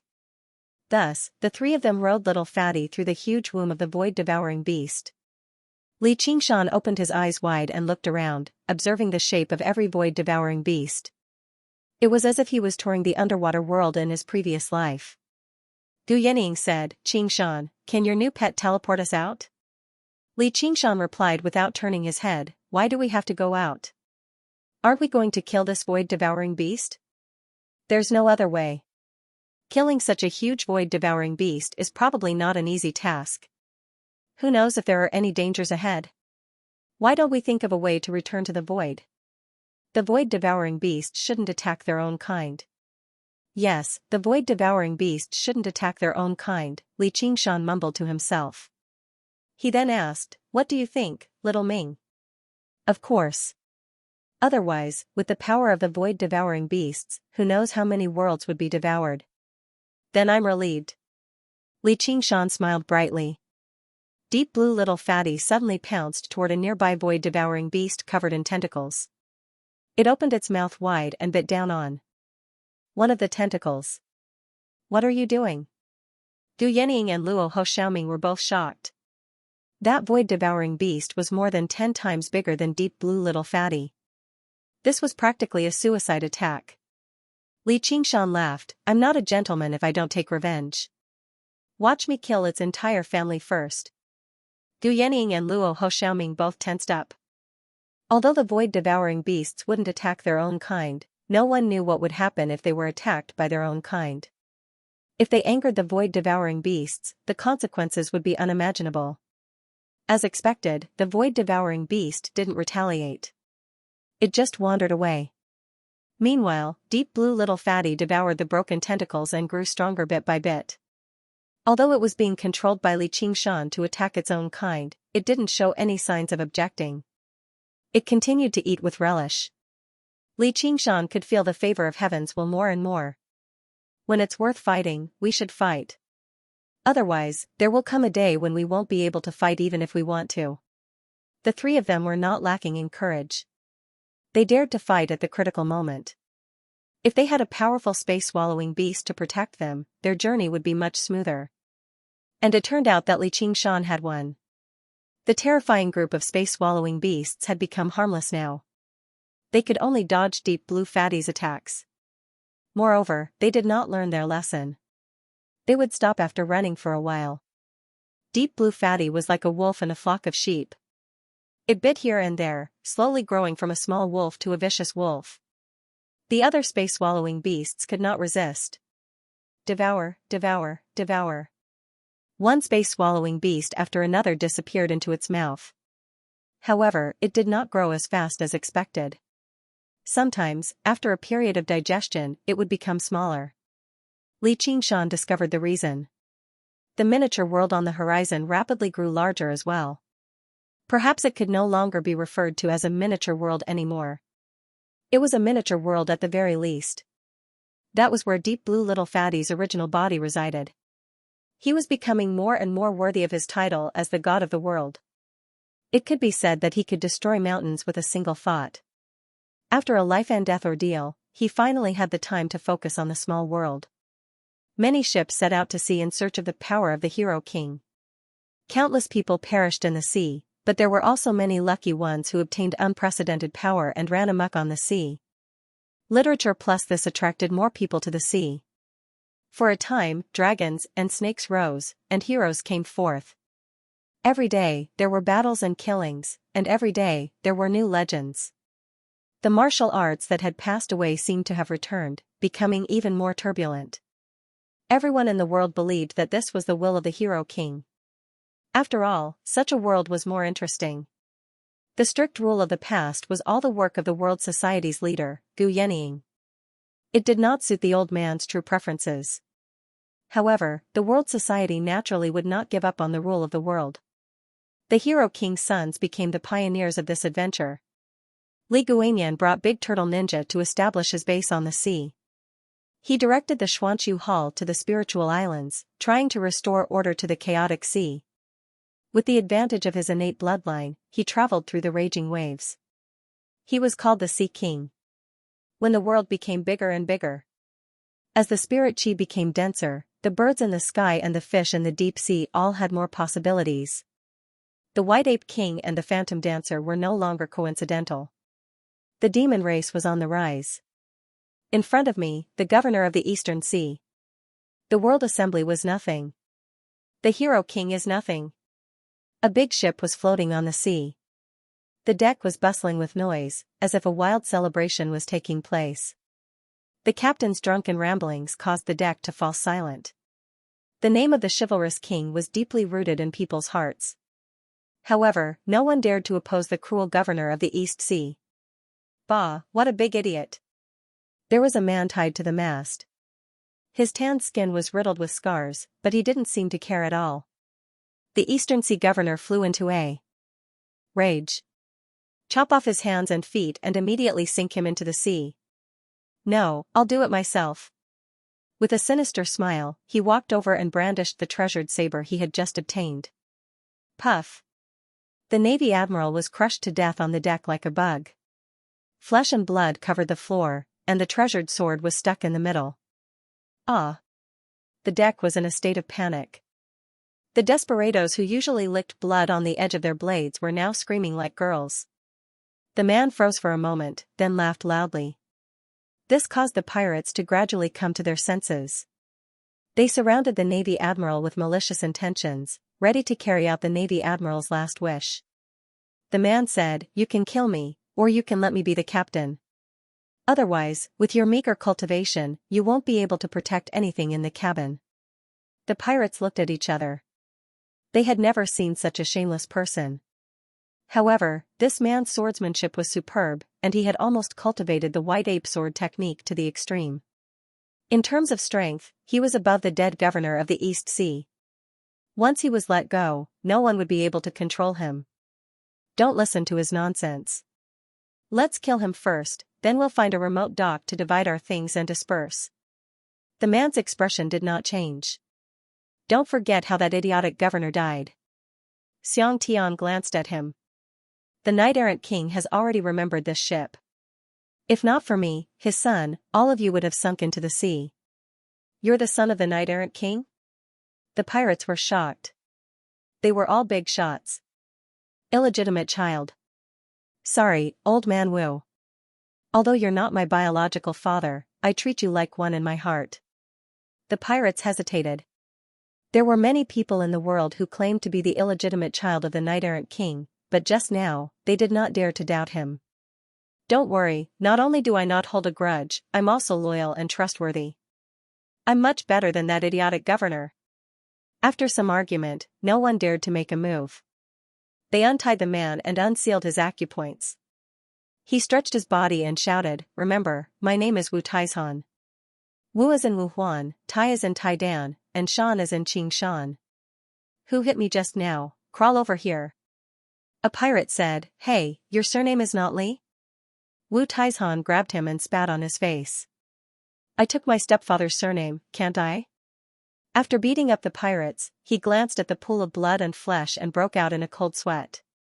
He thought to himself, "Knight-errant king, please protect me." He went to the cabin and stared at the statue of a woman. He had an inexplicable feeling that the woman would come back to life at any moment. A voice suddenly sounded in his mind, "Where is this?" "Qingshan, now is not the time to watch a show." Du Yining's voice pulled Li Qingshan back to reality. Li Qingshan smiled and shook his head. In an instant, he had seen through Wu Tieshan's life. He did not expect to meet him once. The child from back then had already grown up. It was a great blessing to be able to obtain this statue. At this moment, Deep Blue Fatty was almost done eating. His body had already surpassed the smaller void-swallowing beasts. Now, he pounced on one and devoured the remaining void-swallowing beasts in no time. After Li Qingshan told him about the changes in the small world, he felt like his body was filled with spiritual qi. "You're really lucky." Luo Ho Xiaoming sighed. This was a world that could devour other worlds. If it continued to devour like this, would it devour the entire starry sky? When that happened, how big would the small world be? Of course, but is it appropriate for a natural-born god to praise others for being blessed? Li Qingshan smiled. He would not be arrogant enough to think that all of this was due to his own hard work, nor would he forget the fated encounter and the majestic back view. He only needed a heir to complete the inheritance. There was no need for an ignorant youth to ride on his back. It wasn't to repay any kindness, but to prove that you weren't wrong about him. Under Li Qingshan's hot-blooded and inexplicable command, Deep Blue Fatty rushed out of the womb and returned to the huge stomach of the big swallowing beast. Of course, this was a far-fetched description. The big swallowing beast was fundamentally different from ordinary creatures. Rather than saying that the stomach occupied most of its body, it was more accurate to say that everything in its body was in the stomach, which Luo Ho Xiaoming described as empty. Deep Blue Fatty's body suddenly shrank, but after the invisible pressure disappeared, it immediately returned to its original size and shape. Under Li Qingshan's will, it waved its long tail and swam into the depths of the stomach. It passed through a few more strange areas, but none of them posed a threat. Suddenly, a star appeared in the darkness, flickering with colorful light. "What is that?" Li Qingshan was surprised. In this deep darkness, everything could be seen clearly, but that star seemed to have appeared out of nowhere. It clearly only had 3 colors, red, yellow, and blue, but he felt that he had never seen anything so resplendent. Every color was changing: crimson, dark red, blood red, orange, bright yellow, azure, light blue, deep blue. There were so many that it could not be described with words. The 3 colors intertwined with each other, and it was ever-changing, containing all the colors in the world. As they drew closer and closer to the star, Xianxia also understood why the star was twinkling. Other than these 3 colors, there was also a colorless aura surging around the star. Every time the aura blew, the star would twinkle, and its shape and color would change subtly. So beautiful. Gu Yanning was also mesmerized by it, like a normal girl looking at a piece of jewelry. And it was a piece of jewelry from all over the world. Luo Ho Xiaoming said, "It's the world." Xianxia understood. Earth, fire, wind, and water. So this is the original appearance of the world. It must be the heart of this big swallowing beast. As they got closer, the star became bigger, and its brilliance became more dazzling. The heavy ground, the blazing fire, the raging wind, and the deep water all intertwined to form a magnificent scene. Even though they already knew that the big swallowing beast could nurture a world, they were still shocked when they saw it with their own eyes. The majestic power contained within it was enough to move anyone. Perhaps after millions of years, all of this would transform into a new world. Another new star would appear in the void. Then, countless living beings began to multiply. It transformed into endless love and hatred, sorrow and joy, separation and reunion. Luo Ho Xiaoming's knowledge was far above that of Xianxia and Gu Yanning, but looking at this scene, he could not help but think of the worlds that he had destroyed with his own hands, and for a moment, he was also speechless. And he noticed. Xianxia and Gu Yanning both entered the state of enlightenment. He didn't want to disturb her. Seeing the origin of the world with his own eyes.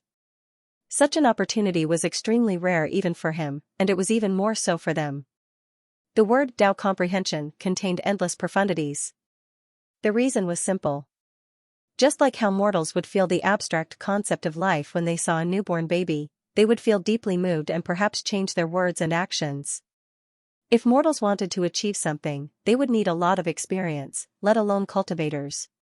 The essence of cultivation was to seek truth and change. First, there must be a change in thinking, then there would be a change in cultivation. But for cultivators, such opportunities were increasingly rare. After seeing too much of life and death, there would not be any great enlightenment, and it would often take a long time to accumulate. If the accumulation was insufficient, there would be a bottleneck, and one's cultivation would not be able to advance. Sometimes, what one thought could surpass thousands of years of cultivation. That was why cultivators with high enlightenment had such a great advantage. Seeing a falling leaf and knowing the world was in autumn was already beyond the reach of ordinary people. And those monstrous geniuses who could understand the rules of the movement of all things and stars when they saw an apple fall to the ground were things that ordinary people could not even dream of. Although it was not impossible to make up for, it would take 100 times the effort and hard work. For this one thought, the 3 of them had experienced a great risk. Only at this moment did they truly obtain a reward that belonged to them. No matter how big the world was, no matter how strong little Fatty was, they were all external forces that could be borrowed but not relied on. Only enlightenment and cultivation belonged to oneself. After who knew how long, Gu Yanning returned to her senses. Her body and mind seemed to have gone through a baptism. She felt like she had become more and more integrated with the Kunpeng feather. Even without the Kunpeng feather, undergoing the 4th heavenly tribulation would no longer be difficult. It was not just because of what she saw, but because the cultivators of the 9 provinces had never even heard of this journey since they left the 9 provinces. She could not help but become more and more certain of her own path. She wanted to fly higher and further, see more and obtain true freedom. Looking back at Xianxia, she saw that he remained motionless. 2 stars condensed from earth, fire, wind, and water were reflected in his eyes. She knew that his comprehension and gains were greater than hers, so she watched over him quietly. However, what Xianxia saw was not just the existence of earth, fire, wind, and water. There was also the existence of emptiness. Without emptiness, the earth, fire, wind, and water could not be condensed. Without the earth, fire, wind, and water, emptiness would be meaningless. The earth, fire, wind, and water just happened to correspond to the 4 transformations he balanced: the ox demon transformation, the phoenix transformation, the tiger demon transformation, and the spirit turtle transformation. This was no coincidence. Instead, it was the foundation laid down by the 9 transformations of the demonic and divine. How grand was it to construct a world within one's body? Presumably, only by imitating the way the world was born and operated could he balance these extremely pure powers. In the battle against the demon king in the Azure field back then, he had relied on controlling the earth, fire, wind, and water to turn defeat into victory. However, ever since then, the demon suppression statuary was deeply suppressed. When he comprehended the ape demon transformation, the balance was broken again. At this moment, he saw a brand new balance. Now that he thought about it, the main reason why he could balance the earth, fire, wind, and water was because he was in the Azure field. The Azure field was his emptiness. Once he left the Azure field, his powers would be drawn in by everything. The extremely subtle balance would no longer exist. All that remained was a general balance. At this moment, he saw an opportunity. The ape demon transformation just happened to represent emptiness. I understand now. When I cultivated the first 4 transformations, the balance was established. From then on, what I needed to balance was no longer the divine and demonic natures. Instead, I needed to construct a world within my body. The ape demon transformation is not a disruptor that disrupts the balance between the divine and the demonic. Instead, it is an indispensable power that allows this world to truly be established. With that in mind, Xianxia broke through to the second layer of the ape demon transformation. Originally, he was worried that any slight improvement in his cultivation would attract the 4th heavenly tribulation, but he was no longer afraid now. Waves of power seeped out of his body. His aura weakened instead, but his power became even more condensed. The value of a sword forged from scrap metal was nowhere near the 3-foot-long blade. It could perhaps be used to smash people in battle, but if he wanted to improve it further, he would have to refine it again and again. He powered the spirit turtle transformation with all his might, deriving the embryonic form of the world before him. If he had not seen it with his own eyes. Deriving it out of thin air.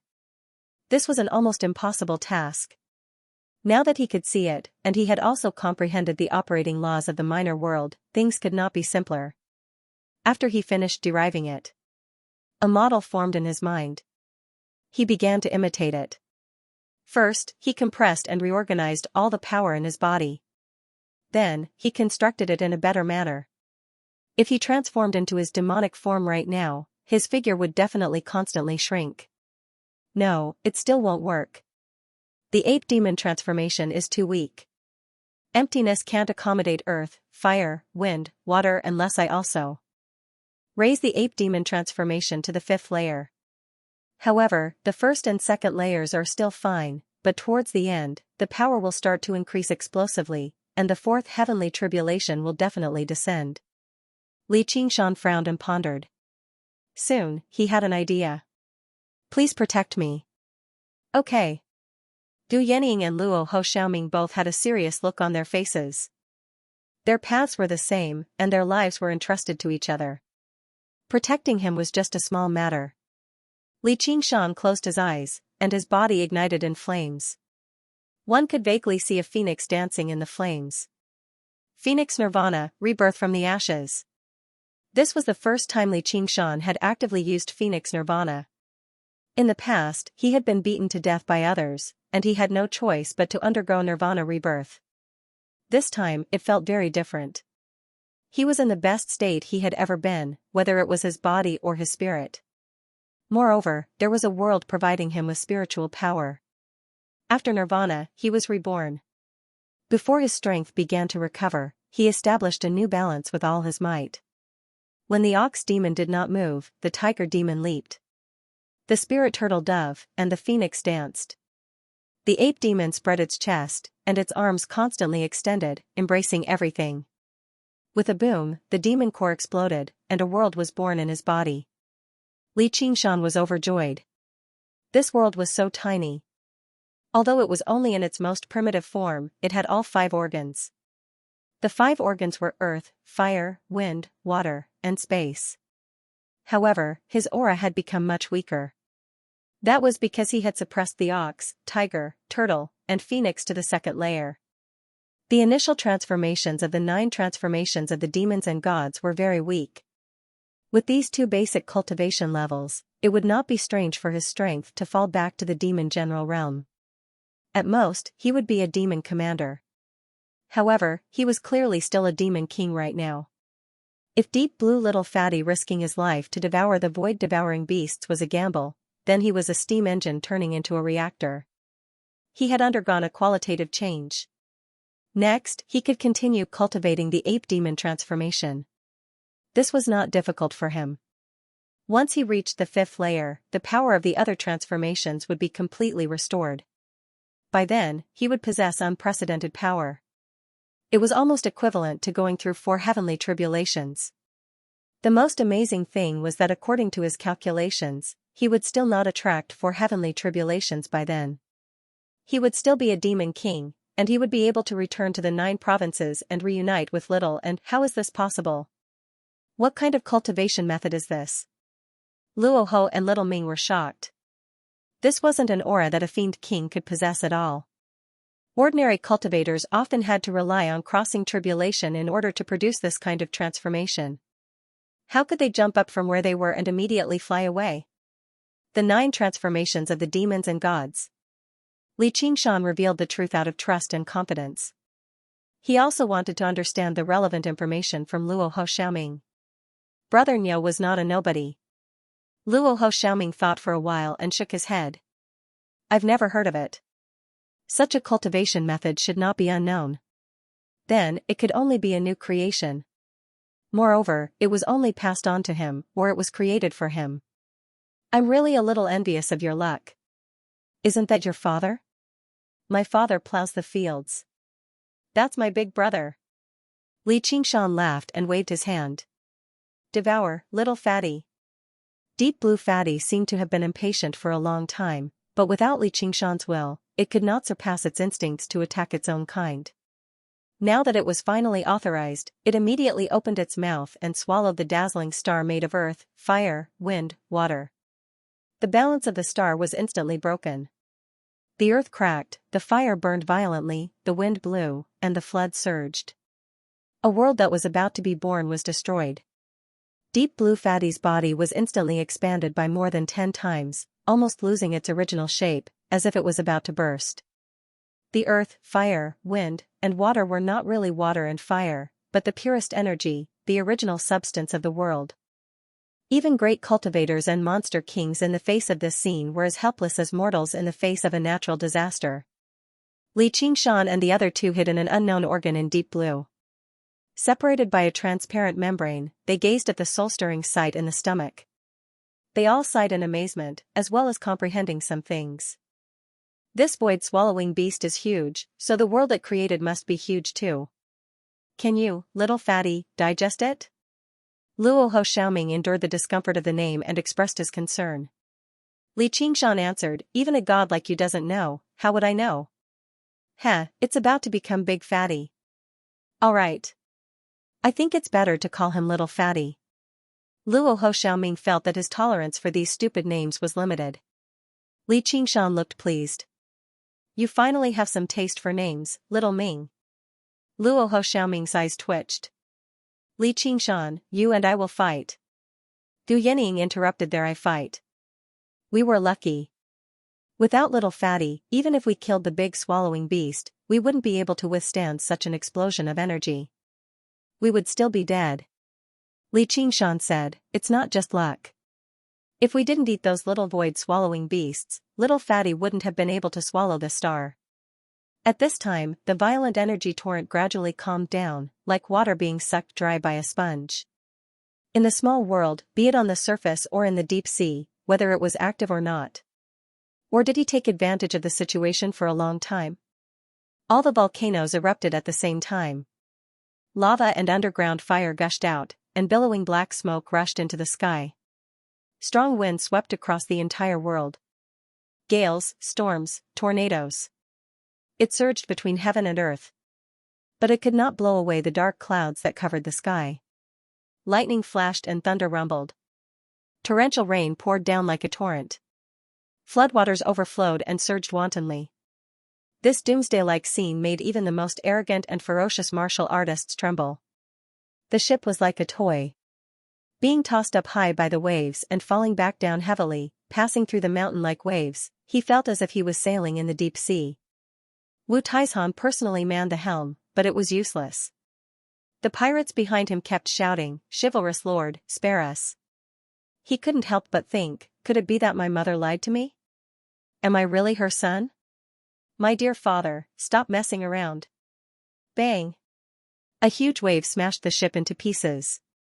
Wooden fragments filled the sky, as well as countless rare treasures.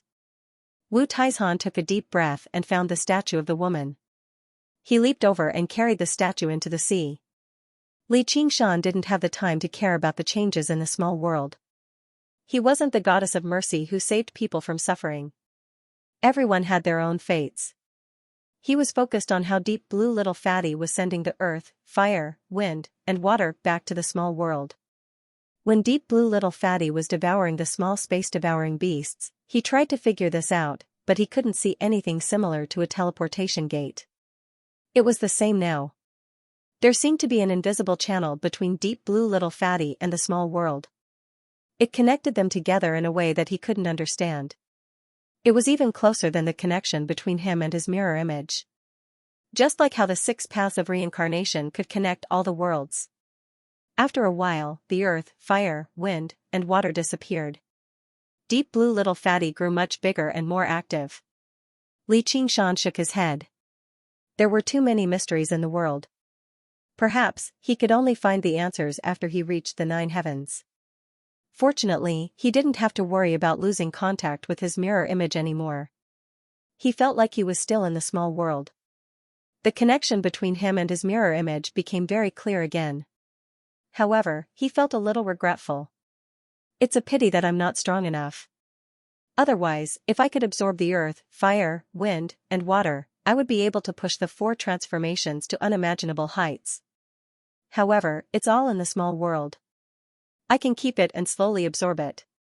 Perhaps the small world couldn't be called a small world anymore. Not only had it become 10 times bigger, but the flow of time had also become much faster. Although it still couldn't compare to the 9 provinces, when it completely digested everything it had devoured, it would be able to accommodate a second heavenly tribulation. In the deep void, the great space-devouring beast was floating in the darkness, looking for new food. Suddenly, its body contorted violently and began to crumble, revealing Deep Blue Little Fatty within. Gu Yening said, "The great space-devouring beast is dead. We've succeeded." Luo Ho Xiaoming also breathed a sigh of relief. They had finally escaped. Furthermore, their journey from now on was very secure. With the great space-devouring beast as a mount, there was almost no need to worry about any danger. Li Qingshan looked at the pieces of the great space-devouring beast's corpse floating in the void. He rubbed his chin and said, "Do you guys think that if we stay here, will we attract more great space-devouring beasts?" This was a very profitable business. The larger the small world became, the more abundant and pure spiritual qi he could obtain, and Deep Blue Little Fatty would also become stronger. Perhaps he could go to the demon domain in the future and devour Qiong Qi. Then, he wouldn't have to worry about the 500-year promise anymore. Luo Ho Xiaoming mocked, "That's not something you can decide." As they spoke, Deep Blue Little Fatty had already started to eat, ignoring Li Qingshan's attempts to stop it. It devoured the great space-devouring beast's corpse in large mouthfuls.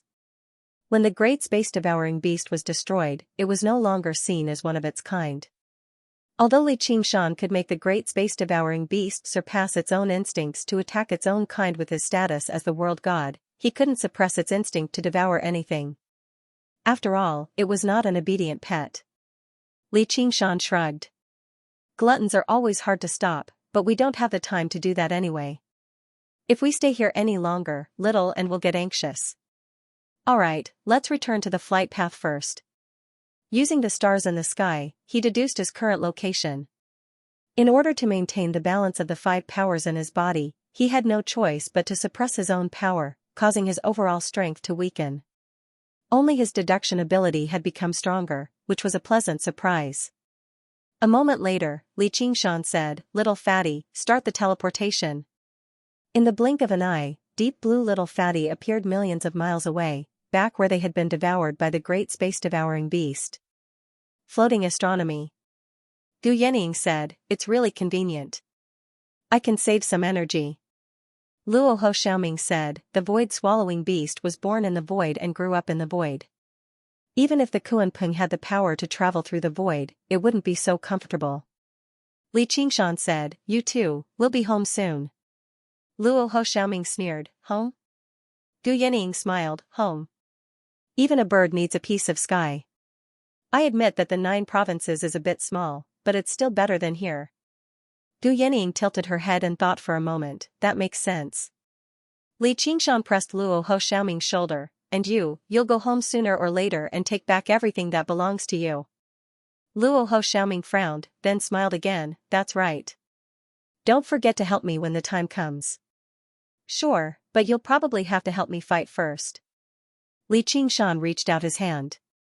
Many years later, in the Azure Field, Xianxia had made the same request for the same enemy, the Hungry Ghost Realm. And this time, Luo Ho Xiaoming readily agreed, "No problem." He also reached out his hand.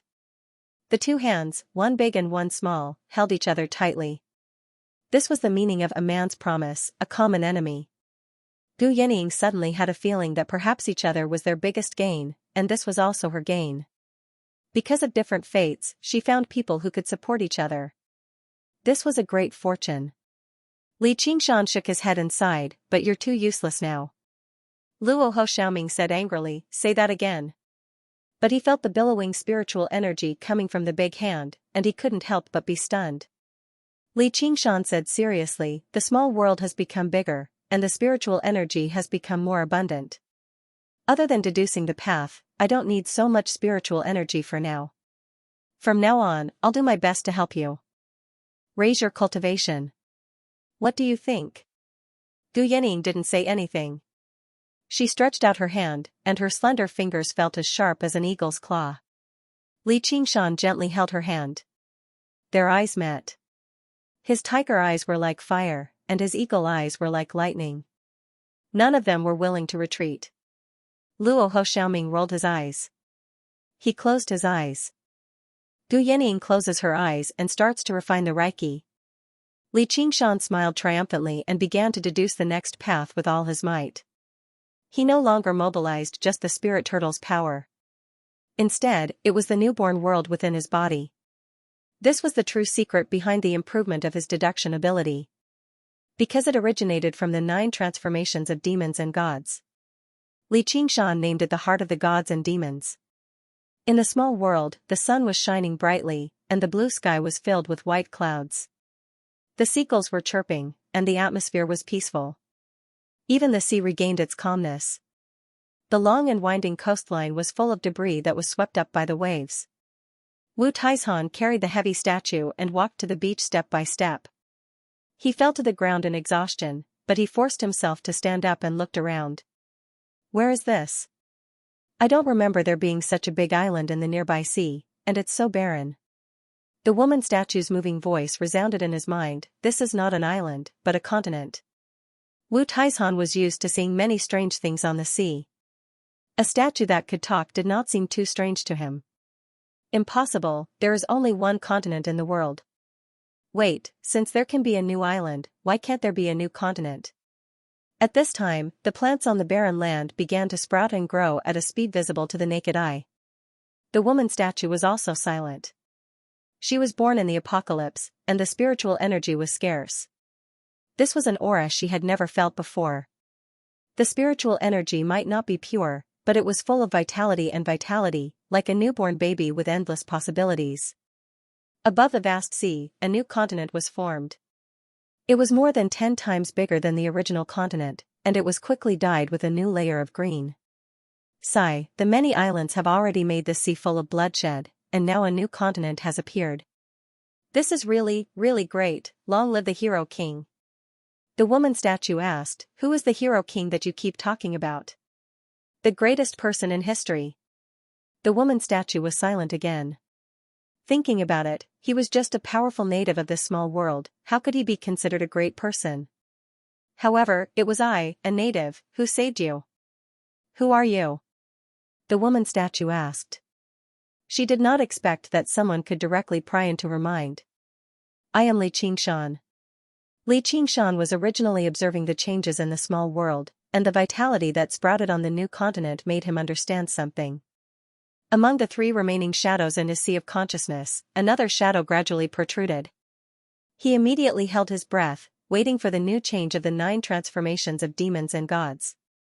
But perhaps his understanding wasn't enough. The shadow didn't really appear in the end. Xianxia did not feel disappointed, because he could feel that the seed had already been planted, and it was only a matter of time before it sprouted. Right now, he had a heart of demons and gods that needed to be tempered and grown, so he was not in a hurry to learn the new changes. Because Wu Taishan and this woman's statue were the first visitors of this new continent, and they were existences that he had paid attention to, he took a glance and heard the woman's thoughts. The woman statue said, "So you have become the god of this world, but even a god shouldn't have this kind of power. Normal gods naturally don't have it. Fellow Taoist, please help me get rid of this state. What can you repay me with?" "Up until now, you haven't even said a word of thanks." "Thank you, I will definitely repay you. You know that I didn't lie to you." Xianxia couldn't help but admire this woman's temperament. In a situation where there was no hope, everyone would panic, or be angry or resentful, but she was able to use this to increase her persuasiveness. But a person's heart can change. The great hero king, the god of this world. Are you afraid that I will go back on my words? Hey, just now, you are still a native. Do you mind if I get to know you? It's mainly to understand your world. The woman hesitated for a moment, then said, "Please." After going through this desperate situation, she just wanted to start over, treating it as a dragon in shallow water being teased by shrimps. Just now, Xianxia had been struggling to survive, so he didn't have time to pay attention to the islands formed by the fragments of the world. At this moment, his mind swept through the archipelago, and at the same time, he went deep into the woman's mind, and 2 pieces of information appeared in his mind. It was a world that was 1 level larger than the 9 provinces, and cultivators had to go through 5 heavenly tribulations to be able to ascend. However, as the end of the world was approaching, and the spiritual chi was weak, there were very few cultivators who could go through 2 or 3 heavenly tribulations, let alone 5. But this woman had gone through 4 heavenly tribulations, and was known as Stone Empress. Whether in terms of talent, bloodline, or willpower, she was a top-notch cultivator.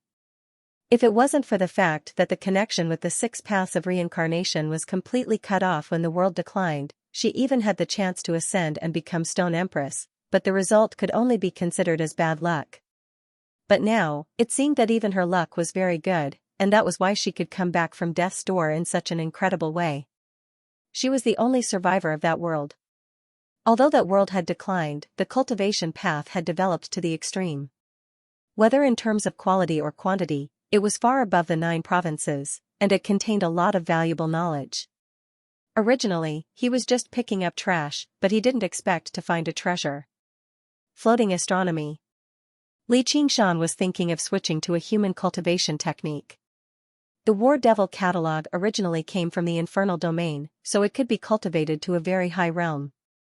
However, the version he obtained had been modified several times, and it was not the complete version. At most, he could reach the 4th heavenly tribulation. It was impossible for him to enter the infernal domain to ask for the complete cultivation technique from the fighting demon clan.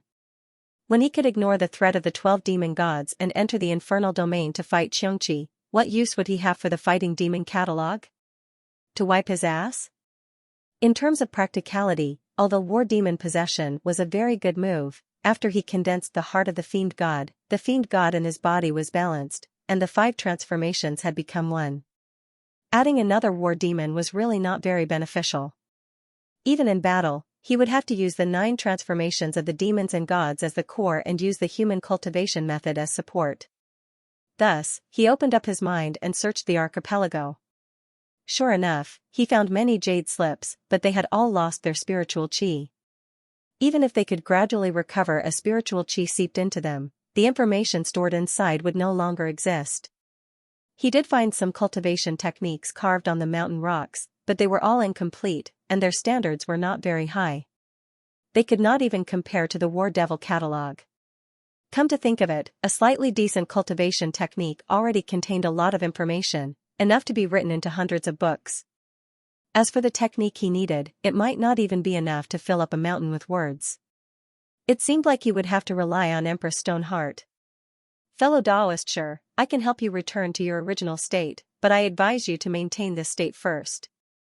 You've already gone through 4 heavenly tribulations. Although I've lost all my cultivation, I'm still not allowed to exist in this world.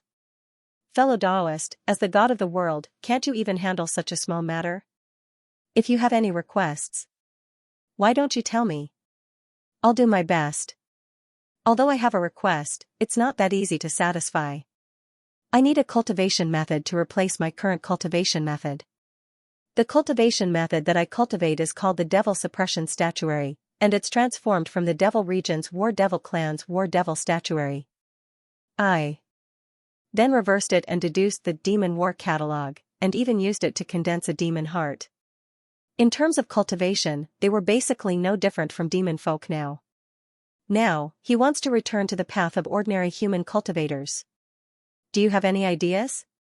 Li Qingshan found it a little hard to pronounce. It wasn't easy for him to go from being a demon to being a Buddha, but he just had to go from being a Buddha to being a demon. Once the demon heart was formed, it would not be easy to turn it back. Therefore, he did not hold much hope. You are already the god of the world. From then on, he would live as long as heaven and earth. Why would he still need to cultivate? The one who became a god is just my clone. To be able to do this, you are definitely not from this world. You don't have to worry about that for now. In any case, I saved your life in the void. You can travel in the void? Empress Stoneheart didn't dare to treat Li Qingshan as a native of the small world anymore. If she had this kind of power, she wouldn't have petrified in despair when the world was destroyed. However, how could an existence that could travel in the void have such a low cultivation level? This Li Qingshan seemed to have endless mysteries on him. Once again, thank you for saving my life. I can provide you with a set of cultivation technique. Moreover, it is one of the top cultivation techniques in my world. Oh, what is it? Records of the imperial supremacy of the world. Sounds good. Tell me more about it. Our world's #1 sect is called the Imperial Supremacy Temple. The records of the imperial supremacy of the world is the ultimate technique of the Imperial Supremacy Temple. When cultivated to the highest level, not only can one pass through 5 heavenly tribulations, but they can also reach the peak of 5 heavenly tribulations. That is why it is called the Imperial Supremacy. One of the top cultivation techniques in the world. Normally, it would surpass the power limit of the world. Because ascenders also had the chance to communicate with this world, there would be some stronger cultivation techniques. Moreover, in the long river of time, there would be all kinds of coincidences, such as the reincarnation of celestial beings. Li Qingshan remembered that the 3 graves and the 3 graves 5 classics of the Great Xia dynasty should be a cultivation technique of this level. Perhaps it was slightly weaker, but within the same level, there would be no difference in essence. After all, Empress Stoneheart's world had developed for so many years, and it was 1 level higher than the 9 provinces. Could it be that it was also at this level? Is there anything better? For example, a cultivation technique that can pass through 6 heavenly tribulations. Empress Stoneheart said, "My friend, don't be greedy. After 4 heavenly tribulations, you can form a yin spirit. After 5 heavenly tribulations, you can form a yang spirit just now. If you want to pass 6 heavenly tribulations, you need to combine yin and yang and form a primordial spirit.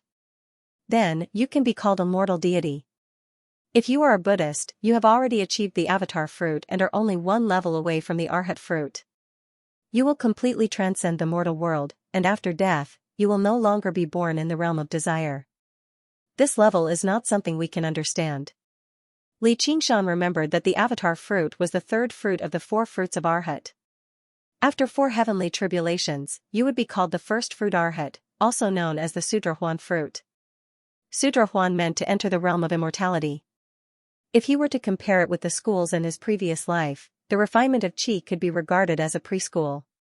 The 3 levels after that were elementary monk, middle monk, and high monk. Only after passing the 4th heavenly tribulation could one be regarded as a great monk. With a clear goal and direction, all the previous training could be said to be preparation for this step. As for the second fruit, it was called Situa Hamako. Taking it one step further, one could be considered a research monk. If one could attain the 3rd fruit, Anagami, that would be incredible. A dignified professorial monk would be looked up to wherever he went, much higher than a research monk. However, after reaching this step, you would be at the end of the road of learning.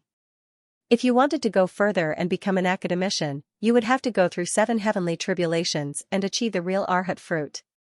That was the real Arhat, also known as the dragon subduing Arhat or the tiger subduing Arhat.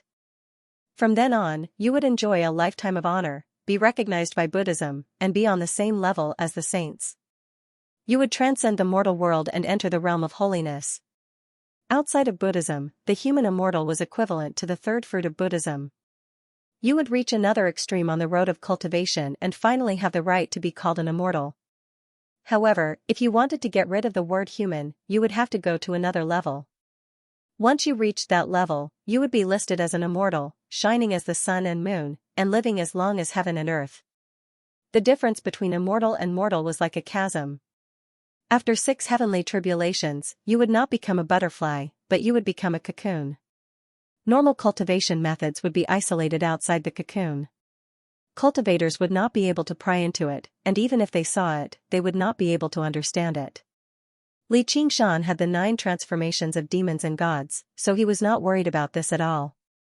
When he punched the 12 demon gods and kicked little Ming's mother, he would not have to worry about not having a suitable human cultivation method. Alright, I'm thinking too much. But this extreme emperor scripture sounds like an orthodox Taoist method. Can it transform the demon heart? It can't at first, but later on, the extreme emperor temple turned into the devil and turned it into the extreme emperor records of world destruction, which pursued extreme destructive power. You can start cultivating from this method first, and then you can enter the Tao from the devil. Li Qingshan sighed in his heart. She was indeed the top figure of a world. Something that he thought would be very troublesome was actually so simple when she said it. This was probably because the cultivation path of that world had developed to the extreme. He was also a little curious. Since the Extreme Emperor Temple is the #1 sect in the world, why did it turn into the devil? Did it want to unify the world? How did this method end up in your hands? It would be great if the Extreme Emperor Temple only wanted to unify the world. Because the spiritual qi of heaven and earth was insufficient, the Extreme Emperor Temple allied with the 9 major sects and destroyed all the other sects and itinerant cultivators. During this period, the alliance was divided, and there were many battles. They wanted to attract the Azura Dao to descend, but the Azura Dao never descended. Later on, the 5 major sects joined forces to defeat the Extreme Emperor Temple, and this method spread. From then on, everyone understood that our world had been completely cut off from the 6 paths of reincarnation. Even if we gathered spiritual qi, it would be useless. At that time, methods were no longer valuable, and even mortals could come into contact with many. If you want, I can give you a few more methods that are not weaker than this. At this point, Empress Stoneheart's steady and calm state of mind trembled a little. Under the shadow of the apocalypse, the war lasted for thousands of years. More than half of the cultivators in the world died in battle, and 9 out of 10 mortals died. It was an indescribable tragedy. Everyone was filled with despair until the world collapsed and was destroyed. Because of this, her heart was filled with a strong desire to survive. Not just to live, but to live forever. To be continued, Li Qingshan said, then please pass these 2 cultivation methods to me, fellow. The complete cultivation method of the Imperial Polarities records of the world appeared in Empress Stoneheart's head. Li Qingshan skimmed through it slightly and discovered that it really was extremely wondrous. There were wondrous methods for governing the world, as well as boldness to embrace the world. The world felt like it was in his hand. It was much more brilliant than the current records of the fighting demon, but he didn't know how to turn from Tao into a demon. However, Empress Stoneheart remained silent. Li Xianxia understood what she meant and smiled. Wu Taizhan was collecting miscellaneous items by the beach to catch some fish to eat when a figure suddenly landed on the beach and walked toward his precious statue. Who are you? Wu Taizhan's body tensed up immediately. He gripped the hilt of his sword tightly like a leopard that was ready to pounce. He looked at the newcomer with an unfriendly expression. However, the newcomer's face looked familiar no matter how he looked at it. He suddenly opened his mouth wide. Chi King. My lord. He had only seen this man once, and it was on his father Wu Huan's shoulder. Yet, it left an unforgettable impression on him. Li Qingshan smiled. Tai Dan, long time no see. Although your mother is a good person, I'm really not your father. Wu Taizhan trembled in excitement. You really? Didn't you leave? I never left. Li Qingshan patted his shoulder and made his way over to the statue. He tapped it gently with his index finger, and the spiritual chi of the world was drawn over, surging towards her from the tip of his finger, radiating with resplendent light. The stone-gray color gradually faded, revealing the fair skin. The hard rocks turned into soft clothes. The clothes danced with the sea breeze. Empress Stoneheart blinked. Her eyes were black and bright, but her gaze was still as stubborn as a rock. She forced herself to say, "Thank you, fellow Taoist." Then, she projected the records of the Extreme Emperor's world destruction into her heart. When Li Qingshan saw the records of the Extreme Emperor's world destruction, he knew that Empress Stoneheart didn't lie to him. This technique was filled with the determination to destroy everything. It was a true demonic technique that could transform a demonic heart and replace the fighting demon record. Comparing the two versions, he felt that it was even more amazing. He looked into Empress Stoneheart's eyes and said sincerely, "I hope you have fun in my world." In an instant. With Empress Stoneheart as the center, the laws of heaven and earth fluctuated.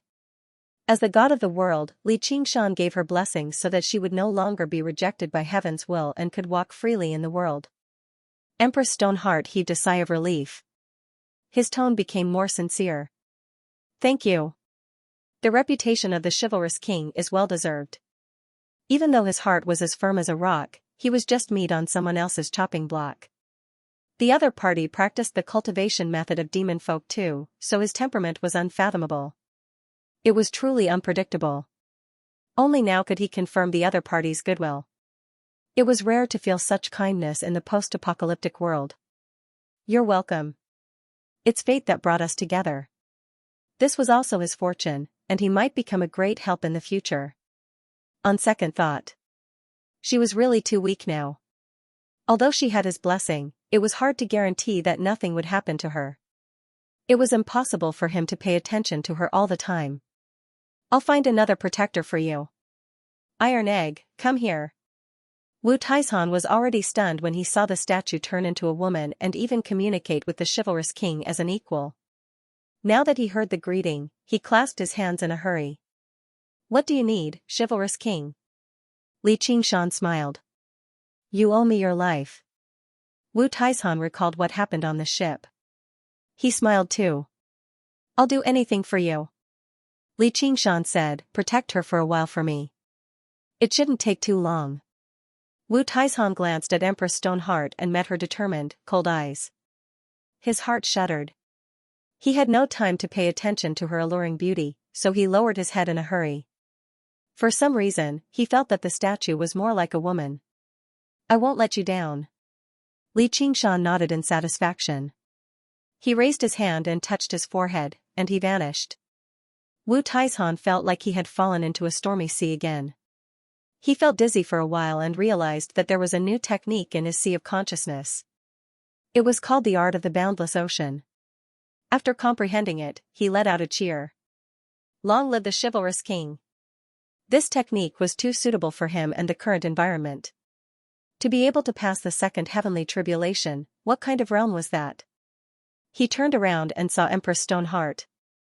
A woman who could sit on the same level as the chivalrous king was. Definitely not a simple person. He coughed twice. Senior, please tell me what you need. Go ahead and cultivate. I'll call you when I need you. Empress Stoneheart found a rock, sat down cross-legged, and breathed in and out spiritual energy. A large part of her world had been digested by the small world. As the only survivor, she was not rejected by the spiritual energy, so it was only a matter of time before her cultivation recovered. However, once her cultivation reached the limit that this world could accommodate, she would be unable to ascend, nor would she be able to traverse through space. She would still be trapped in this world. By then, she would even have to ask Xianxia for help. This was the awkwardness of losing her own world. Xianxia's consciousness returned to the void. Deep Blue Little Fatty went through another 3 teleportations and easily traveled thousands of miles. Lightning flashed in the void. Luo Ho Xiaoming was going through the second heavenly tribulation. Ever since he had an endless supply of spiritual energy, the cultivation of the Azure Divine Sun had been improving at a tremendous pace. This was not only because of his bloodline, but also because he had already walked this path once. It was as easy as a doctoral student learning a middle school curriculum. He suddenly remembered that the reincarnated heavenly man should have grown rapidly after inheriting the memories of his previous life and becoming Lin Xian. However, it would probably be limited by the quality of the spiritual energy. After a while, Luo Ho Xiaoming came back with a relaxed expression as if he had gone out for a stroll. His body had grown a lot, and he had turned into a handsome young man who was 13 or 14 years old. His strength was comparable to that of a normal cultivator. If they were to fight, he would not be the one to die. However, his demand for the quality and quantity of spiritual energy was much higher than that of a normal cultivator. The quality of the spiritual energy in the small world is still too low. There are too many impurities. You don't need to supply it to me anymore. Wait until you return to the 9 states and go through the 3rd heavenly tribulation. Xianxia also agreed. Cultivators had to ascend to a higher and bigger world to obtain a more suitable environment for cultivation. Right, I've just obtained 2 new cultivation techniques. Help me look at them. The Extreme King's Records of the World and the Extreme King's Records of World Destruction. They are a bit similar to the path of the Great Lord of Freedom, but their levels are too far apart. The Great Lord of Freedom controls destruction and prosperity. Compared to him, these 2 cultivation techniques are a bit worse than death. However, from a mortal's point of view, they are quite good. They have reached the peak of mortals, and it is rare that they contain a hint of the great destruction intent. If I hadn't experienced the destruction of the world, I would not have been able to reach this level. Xianxia listened carefully and learned a lot. A god's knowledge was indeed extraordinary, but the key was the height they possessed. At this time, Gu Yining also stopped cultivating. She also said that the spiritual energy in the small world was not very useful. It could be maintained, but it would be difficult for her to improve. Xianxia clapped his hands. Alright, cultivation ends here. Let's set off immediately. Our final destination is the 9 states. Deep Blue's fat tail swayed, creating layers of ripples. It glided forward for tens of thousands of miles and suddenly disappeared into the void. To be continued.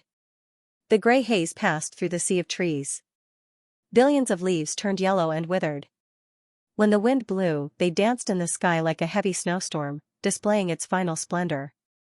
The gaping mouth of a hungry ghost impatiently devoured the land of the 9 prefectures. The mushroom cloud that soared into the sky had yet to disperse when the left master's command was still echoing between heaven and earth, "You must find her, find her." Deep under the ground, in the crisscrossing underground maze, she walked with difficulty. One of her eyes was deep and ethereal, while the other was burning with bone fire. Her body was half alive and half dead, like a pillar that had been stripped of its vermilion color. Her bones were ferocious and full of cracks. A strange voice said, "Give up. You won't be able to survive this, my dear master." It was persuasive and full of twisted malice. The abandoned immortal sword would not be loyal to any master. She turned a deaf ear to it and walked forward, trying not to leave any traces. Even if you don't emit any aura and can hide underground, there are more than 20 bald donkeys. They are more than enough to search this land from top to bottom. How can you escape with your current appearance? Rumble. The aftermath of the explosion spread underground, triggering countless earthquakes. It might take years for it to completely disappear. The cave trembled. Rocks fell like rain, ready to collapse at any moment. Lava gushed out from the cracks, and the world seemed to be shaking. Even if you can escape, Xianxia will not come back. Shut up. Flames flashed in her eye sockets. The skull prayer beads tightly wrapped around the abandoned immortal sword and clashed. If you do that, you will definitely attract those bald donkeys. The abandoned immortal sword trembled slightly. But it could not break free from the claws of the skeleton demons. After all, it needed her power as the source. Moreover, it had been damaged in the fierce battle just now. She summoned the broken blood sea banner and wrapped the abandoned immortal sword in it. She said calmly, "If you come out, we will fight to the death." Then, the flames in her eye sockets dimmed, and she fell forward. The skeleton demons surrounded her and made strange noises, but they could not wake her up. Her injuries were too serious. The abandoned immortal sword fell into the blood sea. The sword light shone and trembled, knowing that she was in an unprecedented state of weakness. It was the best time to counterattack. More than 20 monk kings went underground, with the left imperial advisor as the core. They formed a great formation that covered 1,000 li. It was like a huge net. Each monk king was like a node, constantly shining with Buddhist light, not letting go of a single inch of land. They were rapidly approaching her. The corpse kings and ghost kings were also closing in. Every single one of them was filled with greed, wanting to use her life to exchange for the favor of the hungry ghost realm. Emperor Li had made a grave mistake, and he dared not stop them again. This was a hunt. Although there was a lot of risk involved, greed made them ignore everything. For a time, she was besieged both internally and externally, but she had lost all power to resist. All that was left was her obsession. The skeleton demon stopped screaming and carried her broken body towards the north. Before the monk kings could retract their nets, they had to get far away from the mouths of hungry ghosts. Within the sea of blood, the humming of the sword subsided. The forsaken immortal sword spirit had chosen to give up. If I go out and devour her now, wouldn't I be too stupid if I were to unfortunately fall into the hands of those bald donkeys? He was unwilling to admit that he deeply feared her. She had always been a monster that could strike fear into the living, the dead, or even all self-aware existences, which was why he was in such a hurry to destroy her. A while later, the monk kings returned to the surface and gathered beside the left imperial advisor. Imperial advisor, the enemy of Buddha has probably already left this region. The enemy of Buddha is skilled at hiding her aura, so it's truly difficult to find her. Should we ask the imperial astronomer to help us find her?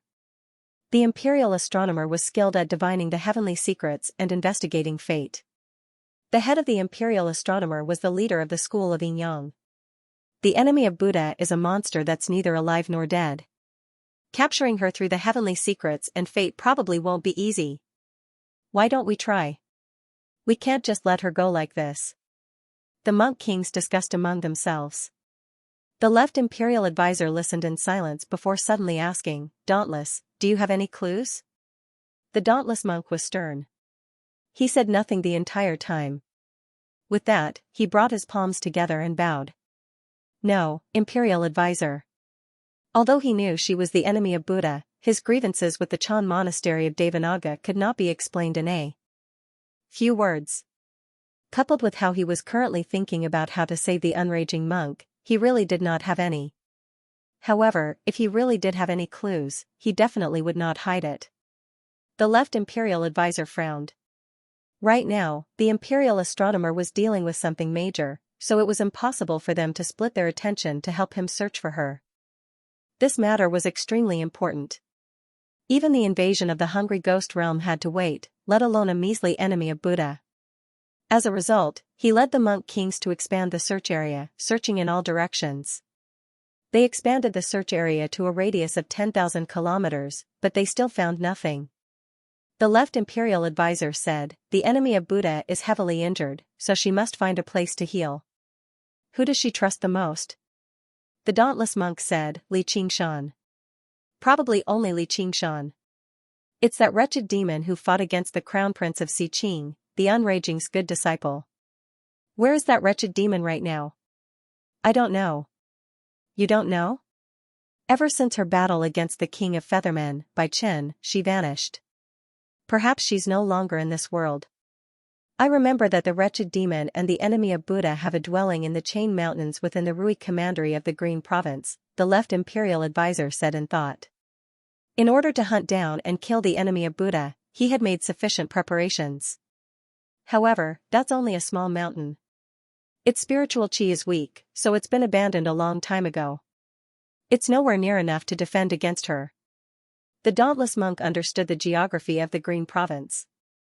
Let alone a small mountain, even the entire Chain Mountains were not a particularly good place for cultivation. In the past, all the famed mountains and great rivers had been occupied by sects of various sizes, which was why cultivators established dwellings there. Now that the Green Province had suffered repeated disasters, many mountains and rivers had been emptied out.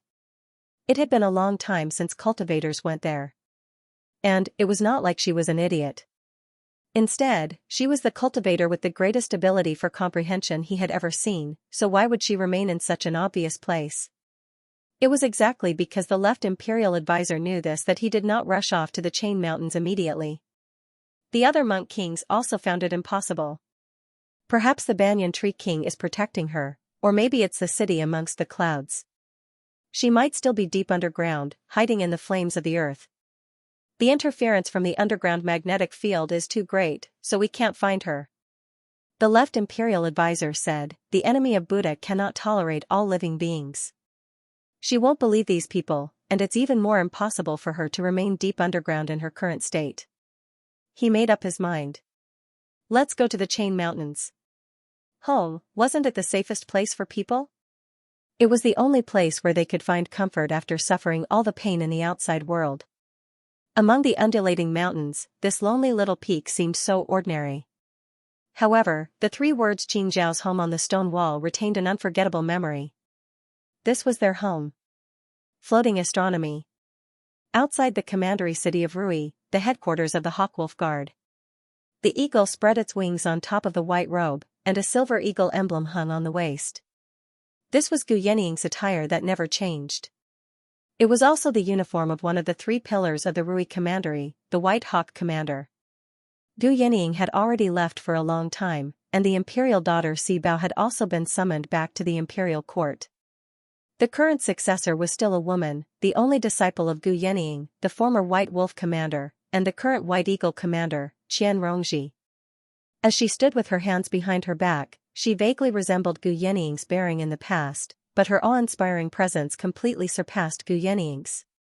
As she practiced the illustrations of the Naraka, the venomous snake Hell had gradually merged with her. He seemed more like a disciple of legalism. All the White Wolf Guards were especially careful in front of her, even though she seemed even more magnanimous than Gu Yeniying. She quietly guarded the communication circle, waiting for news from the south. A gorgeous little snake crawled up from her collar and slithered along her neck to her cheek, hissing and flicking its tongue. However, there was a second one, a third one. In the blink of an eye, her face, which could be considered beautiful, was filled with snakes that danced and tangled with each other, becoming extremely terrifying. The hissing sounds rising and falling in the darkness were even more chilling. The veins on her neck bulged. Hell's torture wasn't ordinary, but she didn't move at all. Only a pair of eyes could be seen on her face. They also turned into snake eyes that flickered faintly. They were even colder and more vicious than the snakes of hell. The door to the communication room suddenly opened, and a ray of sunlight shone in. The eagle token shone with a silvery luster. Her brows wrinkled, not her orders. No one could disturb him except for one person. A handsome man leaned against the door frame, his smile brighter than the sun. Rongji, is there any news? Qian Rongji turned around and faced Lin Xian with her terrifying face. Commander Lin, please refer to me as Commander in the Hawkwolf Guard. Anyone who saw such a face would be startled. But Lin Xian's smile did not change. In fact, there was even a hint of gentleness and pity in it. Cultivating like this is too tiring. Qian Rongji stared at him with a pair of snake eyes, as if trying to see through his sincerity. But why are you so concerned about this little Anne? Lin Xian asked curiously. All these years, she had been paying attention to the news of the enemy of Buddha through various channels, but there had never been any contact between them. Qian Rongji said, it has nothing to do with you. At this moment, the communication array flashed. Xianxia turned around and silently accepted the information. The Banyan Tree King has failed to attack the tower, the Gate of Hungry Ghosts has expanded further, and the Dark Queen has been captured. Her expression suddenly changed. The left Imperial Preceptor and the Monk Kings had successfully ambushed the enemy of Buddha. The enemy of Buddha retreated with heavy injuries and his whereabouts were unknown. She thought for a moment and suddenly turned to walk out of the door, brushing past Lin Xian. "Don't follow me." Lin Xian stopped in his tracks. As he watched her disappear into the horizon, his smile was still bright and beautiful, but it was filled with helplessness. A few white wolf guards passing by teased him, "Commander, aren't you going to chase after her?" He waved his hand, "Go away, or I'll send you south to attack the Gate of Hungry Ghosts." The white wolf guards walked away with a smile. They were clearly not afraid of this friendly white wolf commander. He walked towards the communication array and his eyes turned cold. "This damned woman. After so many years, she's still wary of me. Does she know I'm Chu Tian? No, that's impossible. Otherwise, she would have done it a long time ago. Since I can't outsmart her, I can only fight her with force. It's a pity that her cultivation improves extremely quickly. She basically cultivates without a care for her life. Coupled with the heaven climbing vine and my heaven climbing vine, if this continues, it's very likely that she'll undergo the third heavenly tribulation before me." Arriving before the communication array, he also accepted the information and thought, "I've never seen her show such an expression. Just what is her relationship with the enemy of Buddha? Whatever, I have to retrieve the heaven climbing vine as soon as possible. There's not much time left. I can't care even if I make a fool of myself." Xianxia first flew northwest before turning south. She turned into a snake-like streak of light and landed in the Chain Mountains, in front of Qing Zhao's dwelling. She silently thought, could she be here? It can't be. How could she be so stupid? She turned around and turned into a snake-like streak of light, passing through the array and arriving in front of the mountain gate. An unmanned array like this could no longer stop her. This seemed to prove that there was no one in this dwelling. She also did not sense the existence of any aura. She pushed open the stone door and walked into the dwelling. At the bottom of the mountain burned an almost transparent white flame, like a blooming lotus. Little and lay quietly in the lotus, her face was also pale to the point of almost being transparent. All the skeleton demons were surrounding her below, spitting out samadhi white bone fire to heal her. The ground was filled with huge and ferocious white bones. There were less than 10 skeleton demons left. After exhausting the samadhi white bone fire, they turned into a pile of dry bones. She's really here. Xianxia opened her eyes wide in disbelief and joy. She seems to have lost consciousness. No wonder, it seems like these skeleton demons sent her here because of her instincts. At this time, the skeleton demons all looked at Xianxia. Xianxia immediately felt a great sense of crisis. Even though the skeleton demons had become very weak, they were still not something a mere Azoth core cultivator could deal with. Xianxia called out, "Little and, wake up, it's too dangerous here, you can't stay here." Little and seemed to have fallen into a deep sleep, not responding at all. Xianxia took a deep breath, stepped forward, and slowly descended until she landed at the bottom of the mountain. The skeleton demons' heads turned along with her body, their joints collided, making a cracking sound, raising their huge bone claws. But they did not immediately attack, either because they did not receive Little An's order, or because they did not feel any hostility. Xianxia passed through the skeletons, walking towards the White Lotus. The skeleton demons were like wild beasts that felt threatened, withdrawing the samadhi flame of white bone, preparing to deal with the enemy in front of them. Little and slowly landed on the stone platform, still in a deep sleep. Xianxia stopped. The road ahead was blocked by the skeleton demons' huge bodies, their sharp teeth collided, making a cracking sound, not a strange laugh, but a final warning. She clearly felt that if she took another step forward, these ferocious skeleton demons would immediately attack. She suddenly smiled contemptuously, "You've been tricked." A gorgeous little snake came out of the stone platform, biting Little An's slender wrist. The skeleton demons roared angrily, their bone claws tore through the air, grabbing at her together. She simply closed her eyes. Every skeleton demon had the strength of a demon king, at this moment attacking at the same time. It was like a thunderbolt, impossible to dodge. She thought calmly, "It said that if you die in that white flame, even your soul will be burned, unable to enter reincarnation. But this is also good, let's end it here." Suddenly, she thought of Lin Xian's smiling face. "All these years, what exactly did you do?" More than 20 beams of golden light streaked across the sky and stopped in the sky above the Lianyu Mountains. Master of the left looked down at the undulating mountain range. His eyes focused as he looked past the 8 gates array of golden locks and locked onto the 3 words Xianxia's family. "Fearless, is this the cave abode of the foe and the demon?" The dauntless monk said, reporting to the imperial preceptor, "I don't know. Perhaps he is.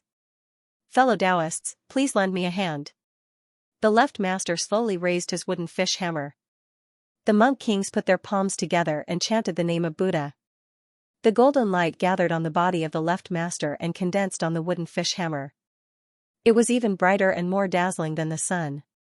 As fellow Buddhist cultivators, even though they belonged to different sects, they were still of the same breath and branches. Based on this point alone, it was far more powerful than the combined forces of more than 20 great cultivators. Moreover, with the left imperial preceptor, a top-notch powerhouse of the present age, overseeing this situation, he could easily utilize this frightening power. Even if little and was in his best condition, it would still be difficult for him to face it head-on, let alone now that he was heavily injured. Ba. The left imperial preceptor gathered enough strength before he threw the wooden fish hammer down with all his might. In an instant, it was as if the sun had fallen on the mountains. Wherever the light shone, the forest would be set ablaze. It was 100 times more violent than the sneak attack on Little Anne. The 8 gates formation of golden locks shattered like a thin piece of paper. The sun set on the lonely peak, and the 3 words Xianxia's home melted in the golden light. Boom! Tens of thousands of golden lights illuminated the world, and the surrounding dozen or so mountain peaks collapsed in an instant. Countless mountain peaks collapsed, and the entire chain mountain range was turned into a mess, burning with raging flames. The golden light dissipated, and the sky turned blue. Xianxiao's abode had already disappeared from this world. Not a single trace was left. Perhaps there was nothing that could not be erased. Regardless of whether it was a mountain or a memory, it would always gradually fade with the passage of time until it was as if it had never existed. What is home? State preceptor, it seems like the enemy Buddha isn't here. Ba. In this old monk's opinion, no matter where the enemy of Buddha is recuperating, it won't be here. The monk kings discussed among themselves. Even though they respected the left imperial preceptor. But everyone was in the same realm. Buddhism also emphasized the equality of all living beings, so it was not to the extent of not daring to speak. The left imperial advisor's expression was as calm as still water. He had gone through so much trouble, but it was all for naught. His expression didn't look too good. In the burning Lianyu mountain range, countless birds and beasts were burned to death. There seemed to be a few other households. He let out a long sigh. Forget it. This faux Buddha is vicious and cunning. He is indeed a great enemy of Buddhism. If he couldn't kill her today, he would definitely torture the common people. He could only wait for the future to come. It was a pity that the living beings in the mountain were implicated by the enemy of Buddha for no reason. Wu Wei, just stay behind and recite the Ksitigarbha Bodhisattva Original Wish Sutra to help them transcend. Imperial tutor, my junior brother. Don't forget who you are, the left imperial advisor warned, putting on an imposing manner. The dauntless monk knew the imperial advisor of the left was in an extremely horrible mood. Speaking up for the unraging monk right now would only anger him. He was not a good-tempered person either. His mood was also extremely bad. He kept a cold face and did not say a word. Humph. The left imperial preceptor snorted coldly, flicked his sleeves, and left. The other monk kings followed closely behind. Then he glanced back at the burning chain mountains. This dauntless is the sect master of the Chan monastery of Devanaga. She has no sense of propriety or the bigger picture. The school of Zen really is close to the evil path. Though, after heavily injuring the faux Buddha this time, she probably won't be bold enough to cause any more trouble. It won't be too late to deal with her once we're done with that. The dauntless monk gazed at the burning mountains with a frown. He did not even recite the Ksitigarbha Bodhisattva original wish sutra, directly returning to the monastery. A while ago. The sharp bone claws stabbed into Qian Rongji's cheek before suddenly stopping and slowly pulling back. Qian Rongji opened her eyes. Through the gaps between the jagged bones, she saw that Little and had opened her eyes before she knew it, currently staring at her with her clear eyes. She could not help but shiver inside. She smiled, but it was also rather bitter for some reason. Pain clears people up, right? Little and raised her arm and looked at the 4 marks on her wrist, nodding seriously. With a wave of her hand, the skeleton demon turned back into prayer beads and returned to her wrist, except it had become very sparse. With another wave of her hand, the huge pile of bones on the ground all turned into samadhi flames of white bone again, which she sucked into her mouth. Looking inside herself, her white bones were covered in cracks. The wounds would not heal so easily, but at least she seemed much better on the surface. She extended her hand into the blood sea banner and grabbed the hilt of the forsaken immortal sword before grabbing Qian Rongji's hand and fleeing underground. Soil and rock flashed past quickly. Qian Rongji's mind was in turmoil as she stared at her back. Something seemed to fill her chest, yet it was also empty. At this moment, a great rumble rang out underground, and the ground shook. Little Anne stopped and raised her head. She seemed to see the destruction of Qing Zhao's dwelling. She clenched her fists. A while later, she lowered her head. Thank you. Your injuries, are you all right? Qian Rongji seemed to have lost her usual glib tongue. Sometimes, sincerity was more difficult than lies. Little Anne shook her head lightly and sat down on a rock. Though she was still expressionless, she seemed tired and lonely. Qian Rongji was instantly at a loss, not knowing what to say. After some thought, she sat down on the ground next to her. Suddenly, she extended her hand in front of her. A dark green vine grew out of her palm. The strong branches extended into the air, extending to some unknown place. Little Anne's eyes were also attracted by this wondrous plant. He asked, "You got this from Chu Tian?" Qian Rongji smiled, "You still remember Chu Tian? He's still alive. He's called Lin Xian now." Little Anne's calm words were like a bolt of lightning striking Qian Rongji's heart. She muttered, "So that's how it is, so that's how it is. Why didn't you tell me before?" Qingshan didn't let me. Little Anne pursed her lips and revealed a rare human-like expression. Therefore, Qian Rongji couldn't blame her for hiding it in the past at all.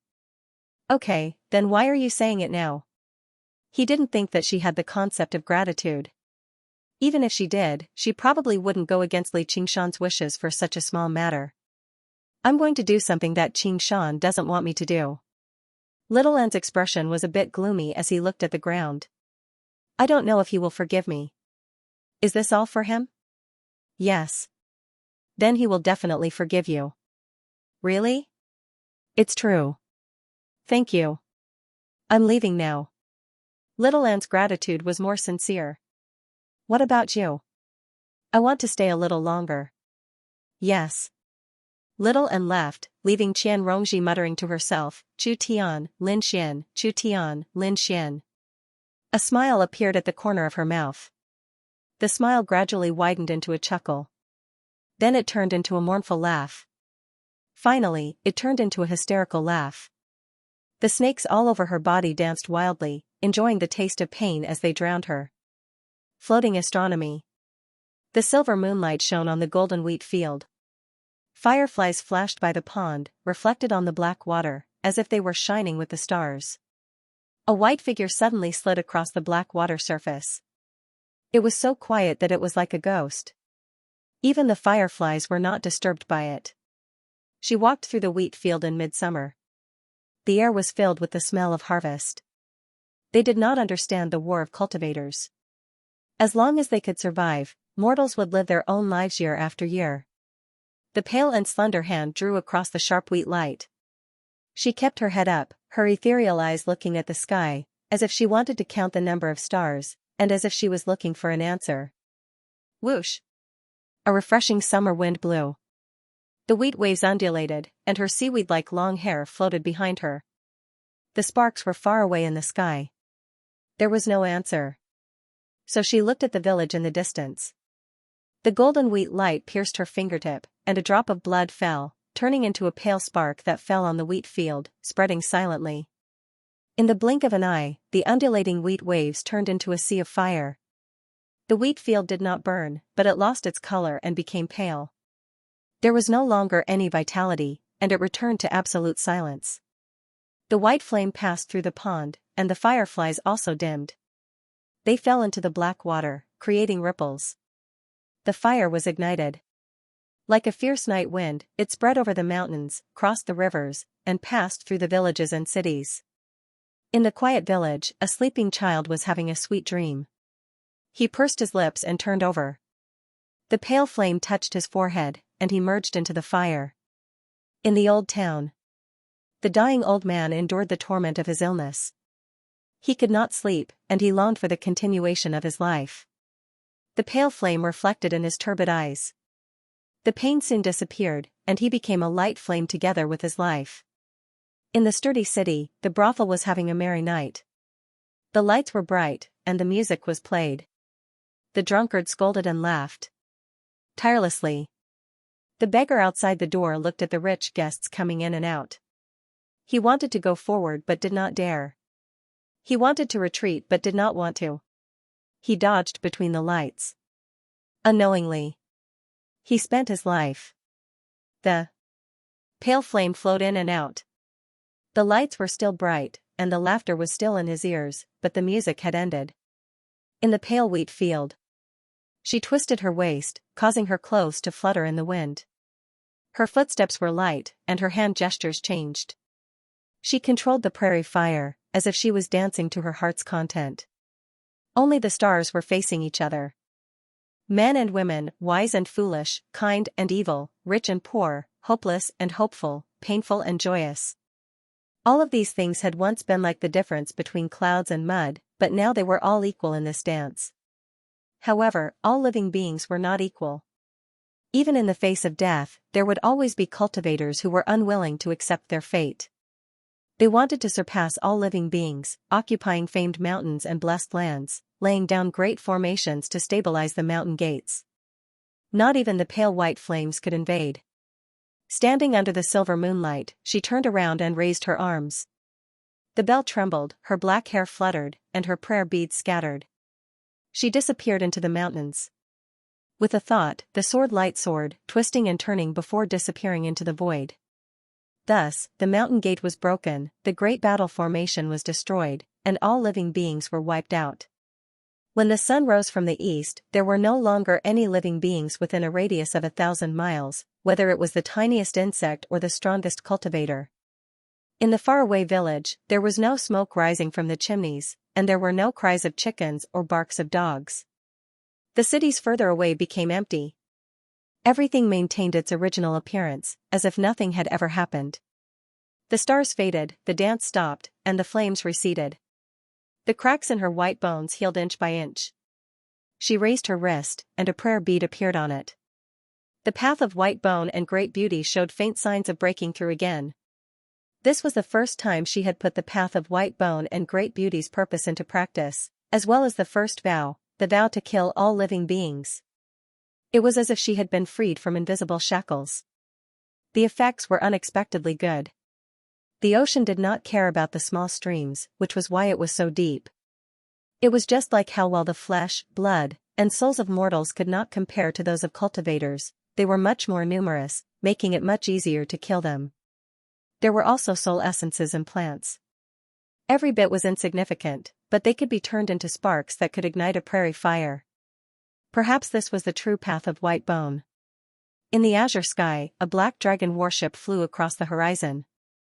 The governor of Yong looked down at the barren land of 500 kilometers below. He had been in disbelief when he received the news, but he had no choice but to believe it now. He gritted his teeth and said, "Foe of Buddha." The honorable guests behind him fell silent. They could not believe that a cultivator could do something like this. This was no longer a massacre, but a complete annihilation. In the past, the soaring locust king had also turned the green province upside down, devouring countless living beings. However, that was after a very long time of preparation, and the swarm had snowballed. Even after the swarm had grown to a certain size, it was impossible for it to turn 500 kilometers into barren land in a single night. The soaring locust king did not dare to show himself easily. Great cultivators could kill millions of locusts with a raise of their hands. No matter how severe the disaster was, it was very difficult for it to threaten them. Regular cultivators could protect themselves. However, at this moment, even they felt deeply threatened. An honorable great cultivator said hesitantly, "Your Majesty, I heard that the left imperial advisor and 20 monk kings failed to kill the foe of Buddha even after ambushing her. As the governor of Yong, how can I ignore this? Look, she's right there. Fellow Taoists, prepare to attack. I heard that she seems to be injured. This might be a chance, the only chance." She gazed at the black ship in the distance. Just when she was about to move, a tender, green sprout grew, turning into a banyan tree. The branches swayed, and the leaves rustled. The great banyan tree king's sorrowful face appeared on the tree trunk. "Stop.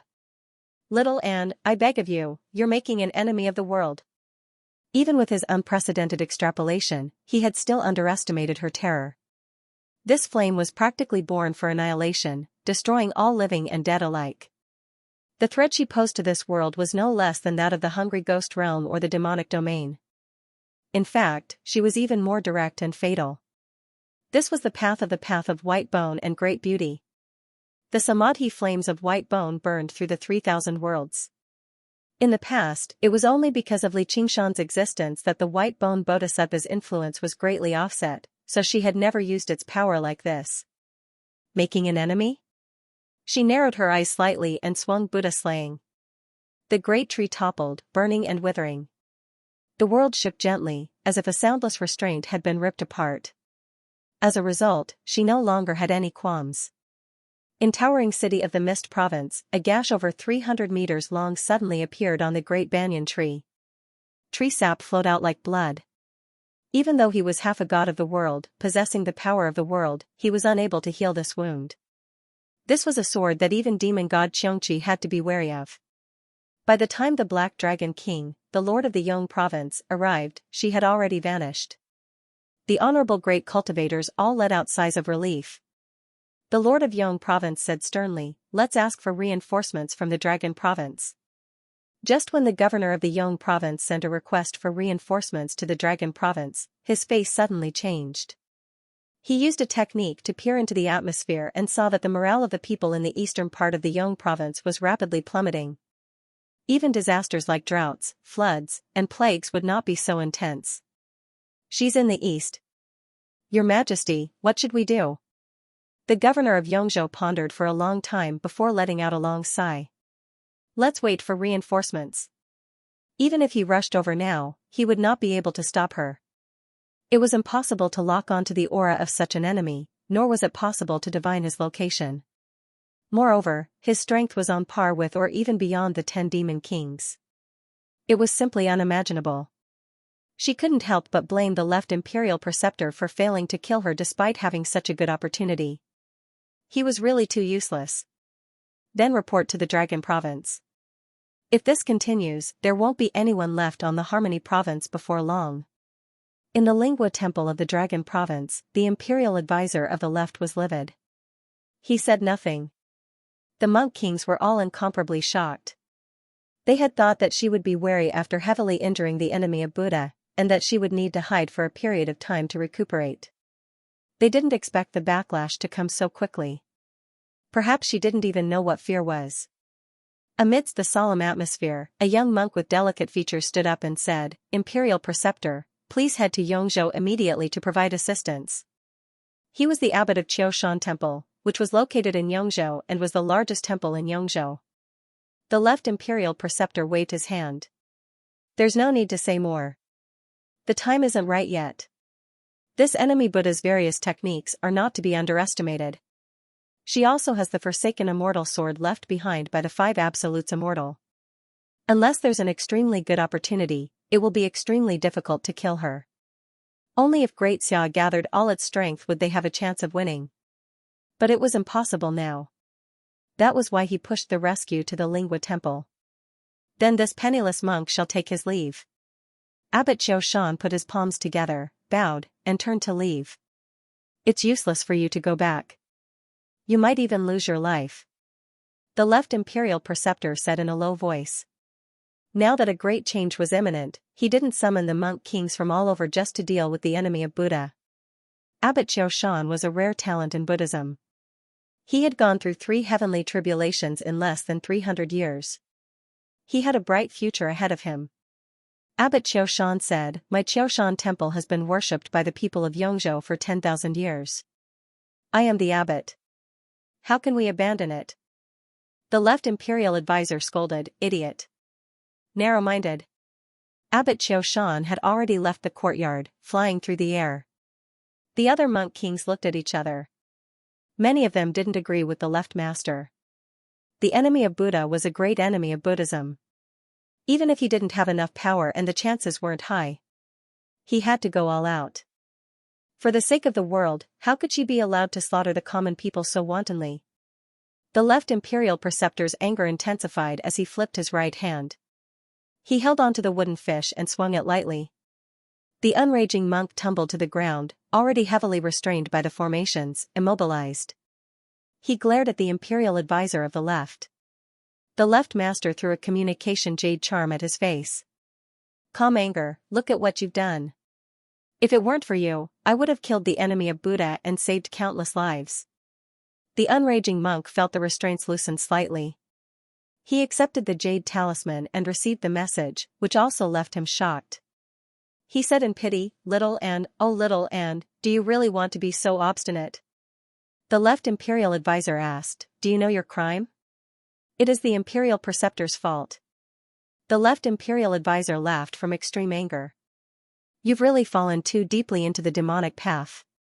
The unraging monk said furiously, "If the enemy of Buddha is here, I'm willing to perish with her and save the common people." However, if the imperial advisor had attacked and destroyed the ghost tower earlier instead of acting like a despicable person and launching a sneak attack, would it have come to this? Despicable person. What a despicable person. You don't understand the bigger picture, you don't understand the bigger picture. Do you think you can perish with the enemy of Buddha just because you're dead? The hungry ghost realm wants her. If she doesn't die, the hungry ghost realm will never give up. I've been reading Buddhist scriptures ever since. I've only heard about the Buddha cutting off his flesh to feed eagles and feeding tigers with his body. I've never heard about the Buddha setting up ambushes and hunting eagles and tigers. I've never learned about the bigger picture or the bigger picture either. As the imperial advisor, you should have set an example and let the Buddhists of the world understand the spirit of Buddhism instead of scheming and calculating, only considering the pros and cons. My death might be useless, but there are still countless fellow disciples, arhats, and bodhisattvas. The hungry ghost realm might not give up, but even if the 9 provinces perish, there are still the 3,000 worlds and the 6 paths of Sasra. Even if there are countless disasters, as long as the Buddhist Dharma is not twisted, the eternal lamp can never be extinguished and illuminate all life. The true enemy of Buddha is not in the outside world, but in our hearts. The unraging monk was heavily restrained, but a grand aura filled the hall right now. There would always be some fools who firmly believed in the principles in the books, refusing to turn back even if they ran into the world and bled. Even if they sullied themselves with alcohol and meat and stood against demon folk, it would not extinguish their will. Shut up. Why, you're an evil demon who distorts the Buddhist Dharma. What do you understand about the spirit of Buddhism? I don't understand, but if the Buddha is like the imperial advisor, launching sneak attacks and setting up ambushes, I'm willing to run into the Buddha statue and die. I'll strip you of your identity as the monk king right now. Drag me away and punish me with 3,000 strikes. The sun set and dusk. A short day passed by, followed by another long night. Fellow cultivators, reinforcements from the Dragon Province won't be coming. If we want to deal with the enemy of Buddha, we can only rely on ourselves. As the governor of the Yong Province, I have the responsibility to protect my territory. We must fight. If anyone doesn't want to take this risk, feel free to leave. I won't force you to stay. The governor of the Yong Province said to the dignitaries sternly. Behind him stood the abbot Xiaoshan. None of the dignitaries said anything about retreating. They were all born and raised in the Yong province. Even though they were extremely distant from mortals, if all the mortals died, where would there be cultivators? The legacies of their sex would be severed too. Please give us your orders, Your Majesty. The governor of the Yong province took out the mental map of the Yong province. This is all we can do. Deep in the night, the great cultivators of the dignitaries were scattered in the sky above the Yong province. They formed groups of 2 to 3 people and monitored the entire province. Once they discovered the enemy of Buddha, they would not be in a hurry to strike. Instead, they would send out messages and gather people so that they could deal a fatal blow to the enemy of Buddha. The governor of the Yong province stood on the platform of the Black Dragon King to observe the aura and control the overall situation. Fortunately, the Yong province was slightly smaller than the Green province. Otherwise, it would have been impossible for them to monitor everything if it was as large as the Frost province or the Mist province. However, the Mist province was the Banyan Tree King's home base. The Frost province was frigid and sparsely populated, so she had never made it her first choice. Your Majesty, there's fire in the east. The governor of the Yong province received the news and immediately gazed towards the east. Sure enough, the morale of the people had declined. Is it still in the east? Right when he was about to gather the dignitaries and set off for the east, another piece of news arrived. Your Majesty, there's fire in the northwest too. There's fire in the south too. For a moment, the samadhi flames of white bone lit up everywhere in the Yong province. Having recovered their strength, the skeleton demons leapt about on the plains as they cackled. They were like kindling that set the forests and towns alight. The governor of the Yong province hesitated, attempting to determine the true location of the enemy of Buddha through aura observation. The abbot, who had remained silent the entire time, suddenly said, Your Majesty, I sense that the formation around Mount Hill Temple has been breached. The enemy of Buddha is in Mount Hill Temple. How is that possible? Even the Black Dragon King struggles to get through the Heavenly King's earth-blanketing formation of Mount Hill Temple. I don't know. The enemy is in Mount Hill Temple. Please send reinforcements immediately. Oh no, the enemy of Buddha wants to open the demon cavern and draw demon folk in. Mount Hill Temple's status in the Harmony province was equivalent to the Chan Monastery of Devanaga in the Green province. It was even much more ancient than the Chan Monastery of Devanaga. It was a standard 10,000-year-old monastery. There were many pagodas and palaces in the temple, built on a rolling hill. The so-called Mount Bhikkhu was naturally not as simple as turning a hill upside down, but referring to the Mount of Bhikkhu. The Heavenly King of the Heavenly King covers the earth formation was referring to the Dhritarashtra of the East, a renowned guardian general of the Buddhist League. As such, this formation was naturally indestructible. Tonight, in order to deal with the enemy of Buddha, all the monk kings in the temple had come out, so no one was worried about a sneak attack here. Little N climbed to the top of the mountain and looked down at the hill temple that was illuminated by the Buddha's light. He gripped the celestial abandoned sword tightly and leaped down. He became one with the sword in the air and turned into a curved sword gleam that pierced into Mount Hill Temple. There were very few spells in this world that could block the sharpness of the abandoned immortal sword. No matter how strong the spell was, it was as easy as a needle piercing through cowhide. However, if he were to enter, he would only be placing himself in danger. It would not be easy to destroy this formation from the inside. Once the controller of the formation returned, he would immediately fall into a dangerous situation. As a result, no matter how much the soaring Locust King resented the Chan Monastery of Devanaga, he had never launched an attack against Great Buddha Mountain. A beam of golden light leaped across the horizon. Abbot Xiaoshan rushed over at full speed. He had already started activating the formation from afar. At the same time, he sent a telepathic message to all the Shangqing cultivators, the enemy is at Xiaoshan Temple. Please come to our rescue. All of a sudden, the alarm bells in the temple rang, and the projection of the Dhritarashtra appeared indistinctly. He had a dignified face and was holding a pipa. Gazing at the sword light, the pipa rang. The sword light froze, but the abandoned immortal sword was not so easily restrained. It wriggled like a fish and shot toward the foot of the Heavenly King's illusion. That was the core of the formation. It was also the largest hill in the temple, and on top of it sat the Hall of Great Strength. Is the enemy of Buddha walking into a trap? Abbot Xiaoshan was surprised and delighted. However, when he saw the curved sword gleam disappear into the hill, he suddenly understood. Not good. The enemy of the Buddha wants to open the demon cavern and draw demon folk in. The Mount Hill Temple had another similarity to the Chan Monastery of Devanaga. It also suppressed a huge demon cavern, right below the Grand Hall. Suddenly, the hill shook violently. It was as if a giant beast was about to turn over. All the wells on the mountain were boiling. Dozens of streams of black demonic chi gushed out of the well. The forsaken immortal sword's soul said, "How ironic. At that time, you tried everything to stop me from opening the demon's den. But you are indeed the master I am most satisfied with, aside from your swordsmanship being slightly lacking. He isn't any weaker than that Wujue old ghost, and the things he does are much more interesting." Back then, it was the forsaken immortal sword that had broken the seal and opened the demonic den in Qingzhou. Little and didn't say anything. He waved his sword again, and a third of the thousands of intertwining iron chains broke. More devil chi gushed out. "Faux Buddha, stop." Abbot Xiaoshan's angry roar rushed into the darkness of the hill, like the roar of millions of lions. The restless devils in the devil's den were shocked. The chaotic soul bell on Little N's waist rang, and the sound of the bell disrupted the lion's roar. With another slash, the iron chains broke, and the devil's den opened. The surging devil chi immediately pushed away the lion's roar, and broke through the layers of Buddhist light and rocks. The hill suddenly swelled up, and cracks of various sizes appeared on it as it trembled violently. Other than the Hall of Great Strength at the highest point, all the other buildings collapsed. Devil chi gushed out of the cracks and soared into the sky, drowning the Hall of Great Strength and the entire Qiushan Temple. Dhritarashtra's figure also became unstable.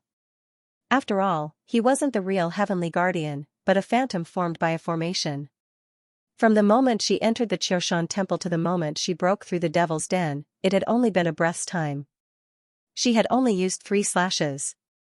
And this was under the suppression of the Heavenly King covers the earth formation. Otherwise, 1 slash would have been enough. During the battle on Great Buddha Mountain, the forsaken immortal sword still didn't have a master, and it relied on Elder Shirtian to obtain its power. Now, it had a sword master who could definitely be regarded as powerful, and he had completely comprehended the sword concealment of heaven and earth, so his destructive power was even more terrifying. There was panic in the Mount Hill Temple. The golden light fell from the sky and landed heavily in front of the Mahavira Hall. The hill shook, and the rolling devil chi dissipated. Even the shadow of the Heavenly King became solid. As if they had seen their savior, the monks cried out, "Abbot!" However, the abbot felt like he was standing in the mouth of a volcano that could erupt at any time. With the slightest distraction, the devil chi would erupt, and the entire Qiushan Temple would be reduced to demonic soil. The formation would be ripped apart too. He chanted the 6-syllable mantra of great clarity, Mani Mani Padme Hum, merciful Buddha, purge demons. The towering Buddha sitting in the Mahavira Hall slowly stood up, and the smooth marble floor under his feet immediately cracked and sank. His whole body glowed with layers of Buddha's light, and a halo appeared behind his head, making him look majestic. The statues and golden arhats in the surroundings all began to move as well. Immediately, it was like a kingdom of Buddhism had descended. What the Chan Monastery of Devanaga possessed, Qiushan Temple obviously possessed as well, and they would only be stronger, not weaker. The Buddha had condensed the power of belief over 10 millennia, so his strength far surpassed regular great cultivators. He had once put Little and in danger. If it were not for Li Qingshan's assistance in the nick of time, he would basically be in danger of dying. The heritage of a major Buddhist sect could not be trifled with. You've come at the perfect time. I'll use the formation to trap you here, and then I'll destroy you with the Buddha. Enemy of the Buddha, I'd like to see where you run off to now. As the abbot pondered, the Buddha suddenly paused. He could vaguely hear the sound of something shattering, which made him feel deeply uneasy. On the back of the Buddha slaying sword stabbed deeply into the golden body. The pale white hand gripped the shiny hilt, slowly turning the blade. Cracks rapidly spread out. In the blink of an eye, cracks crawled up the Buddha's plump face, covering the entire golden body. The Buddhist light dimmed and subsided, and he became a regular statue again. He slowly collapsed, scattering across the ground in the Hall of Great Strength. The abbot's shocked and furious eyes met a pair of ethereal eyes. They flickered with Buddhist light, as well as some comprehension. "Slay the enemy of Buddha!" The abbot bellowed furiously, and the bell rang out again, nullifying each other. Several dozen golden arhats and bodhisattvas lunged towards her together. Every single one of them possessed the strength of a great cultivator. She had already scattered all of the skeleton demons, and the blood sea banner was useless too. Even with the Buddha slaying Abandonment's twin swords, she struggled to fend off such a combined attack. Boom! The Hall of Great Strength shook violently, and the shattered golden body of the Buddha shot through the air. A streak of light made a turn and flew over the abbot's head, leaving the Hall of Great Strength and heading towards another hill. The abbot could tell with a single glance that it was the forest of pagodas in the temple. He could not help but become enraged. "How dare you, enemy of Buddha!" The golden arhats and bodhisattvas both burst through the walls in pursuit. The Hall of Great Strength trembled even more. Drifting astronomy. The moonlight was like water, and the shadows of the trees danced. Little and stood in the forest of pagodas. To her, this was the largest treasury in the entire Yongzhou. Though the return of the head abbot Qiushan had caused some trouble, it was still within their expectations. It was better to say that it was a good thing. In the words of the Green Mountain, it was revenge. Of course, she did not have such feelings at all. She did not even feel the slightest bit of hatred towards the left advisor who had ambushed her. Everything was as it should be. Nothing had ever been as it should be. There was no need to be conflicted between Buddhism and the demonic, nor was there a need to consider what was right or wrong. In the words of the Path of White Bone and Great Beauty, it was a vow of endless worries. But did this mean that there were no more troubles? Whoosh! A large golden sword slashed towards her from behind, but she did not even turn her head as she swung the Buddha-slaying sword. Clang! The blades crossed, and the Buddha-slaying sword cut deeply into the golden sword. The Bodhisattva statue holding the sword immediately lost its luster and collapsed to the ground. Even the weapon in its hand could not withstand the Buddha-slaying sword. At this time, more than 10 golden statues surrounded him again. The sword light flashed and drew a zigzag trajectory in the air. 3 heads flew into the air. She became one with her sword and broke out of the encirclement. She conveniently cut open a stupa and took out the relic within. Holding it in her palm, it immediately ignited and turned into the samadhi flame of white bone. Boom! The stupa in front of her was smashed into pieces. An enraged tiger-subduing golden body Luohan reached out its arms to grab her. Behind her, a gust of wind rose again, attacking her from both front and back. She threw herself into the arms of the golden body of the crouching tiger Arhat, the Buddha-slaying sword in her left hand slightly retracted. The golden body of tiger-subduing Luohan had a sword mark on its palm. It immediately stopped. She smashed the tiger-vanquishing Arhat golden body into pieces. She threw out the abandoned immortal sword with her right hand. The sword light was like a wandering evil dragon. It flew around her body and pierced through the golden statues. Kill Buddha and defend, immortal abandons attack. The 2 swords performed the Sword of Heaven and Earth Hidden Sword spell, which was extremely similar but also completely different. They interweaved into a sword net, and none of the golden statues could block her sword, and none of the golden statues could even touch the corner of her clothes. Boom boom boom boom. She shuttled through the pagoda forest, and the golden statue followed closely behind. The pagodas collapsed one after another. She casually took out several sarairas. Fusing with the white bones, it became faster and stronger. Finally, the entire forest of towers collapsed. The sarairas of all the eminent monks in the past 10,000 years had all been collected by her. In her originally empty eyes. At this moment, it was burning with raging flames. Looking back, there were still more than a dozen golden statues chasing after him. He turned around and faced the attack. His nimble sword light danced like flowing lights. It disappeared in a flash in the darkness. Returning to his original position, the dozen or so golden statues behind him all stood motionless and slowly collapsed. Invincible Buddha. Seeing the pagoda forest destroyed, Abbot Qiushan's eyes widened in anger, but he could not leave the Hall of Great Strength. After losing the forest of pagodas, the formation of the Heavenly King's devastation shook even more. Countless roars and howls rang out from beneath his feet, as if a group of ghosts from hell were slamming against the gates of hell. Once they lost the suppression, the demon folk would return to the world. Fellow Taoists, Mount Hill Temple is in trouble. Please come and rescue us. At this moment, a few streaks of light leapt over the horizon. Reinforcements had arrived. However, Xiaoan did not care at all. She took out the blood sea banner and swung it gently.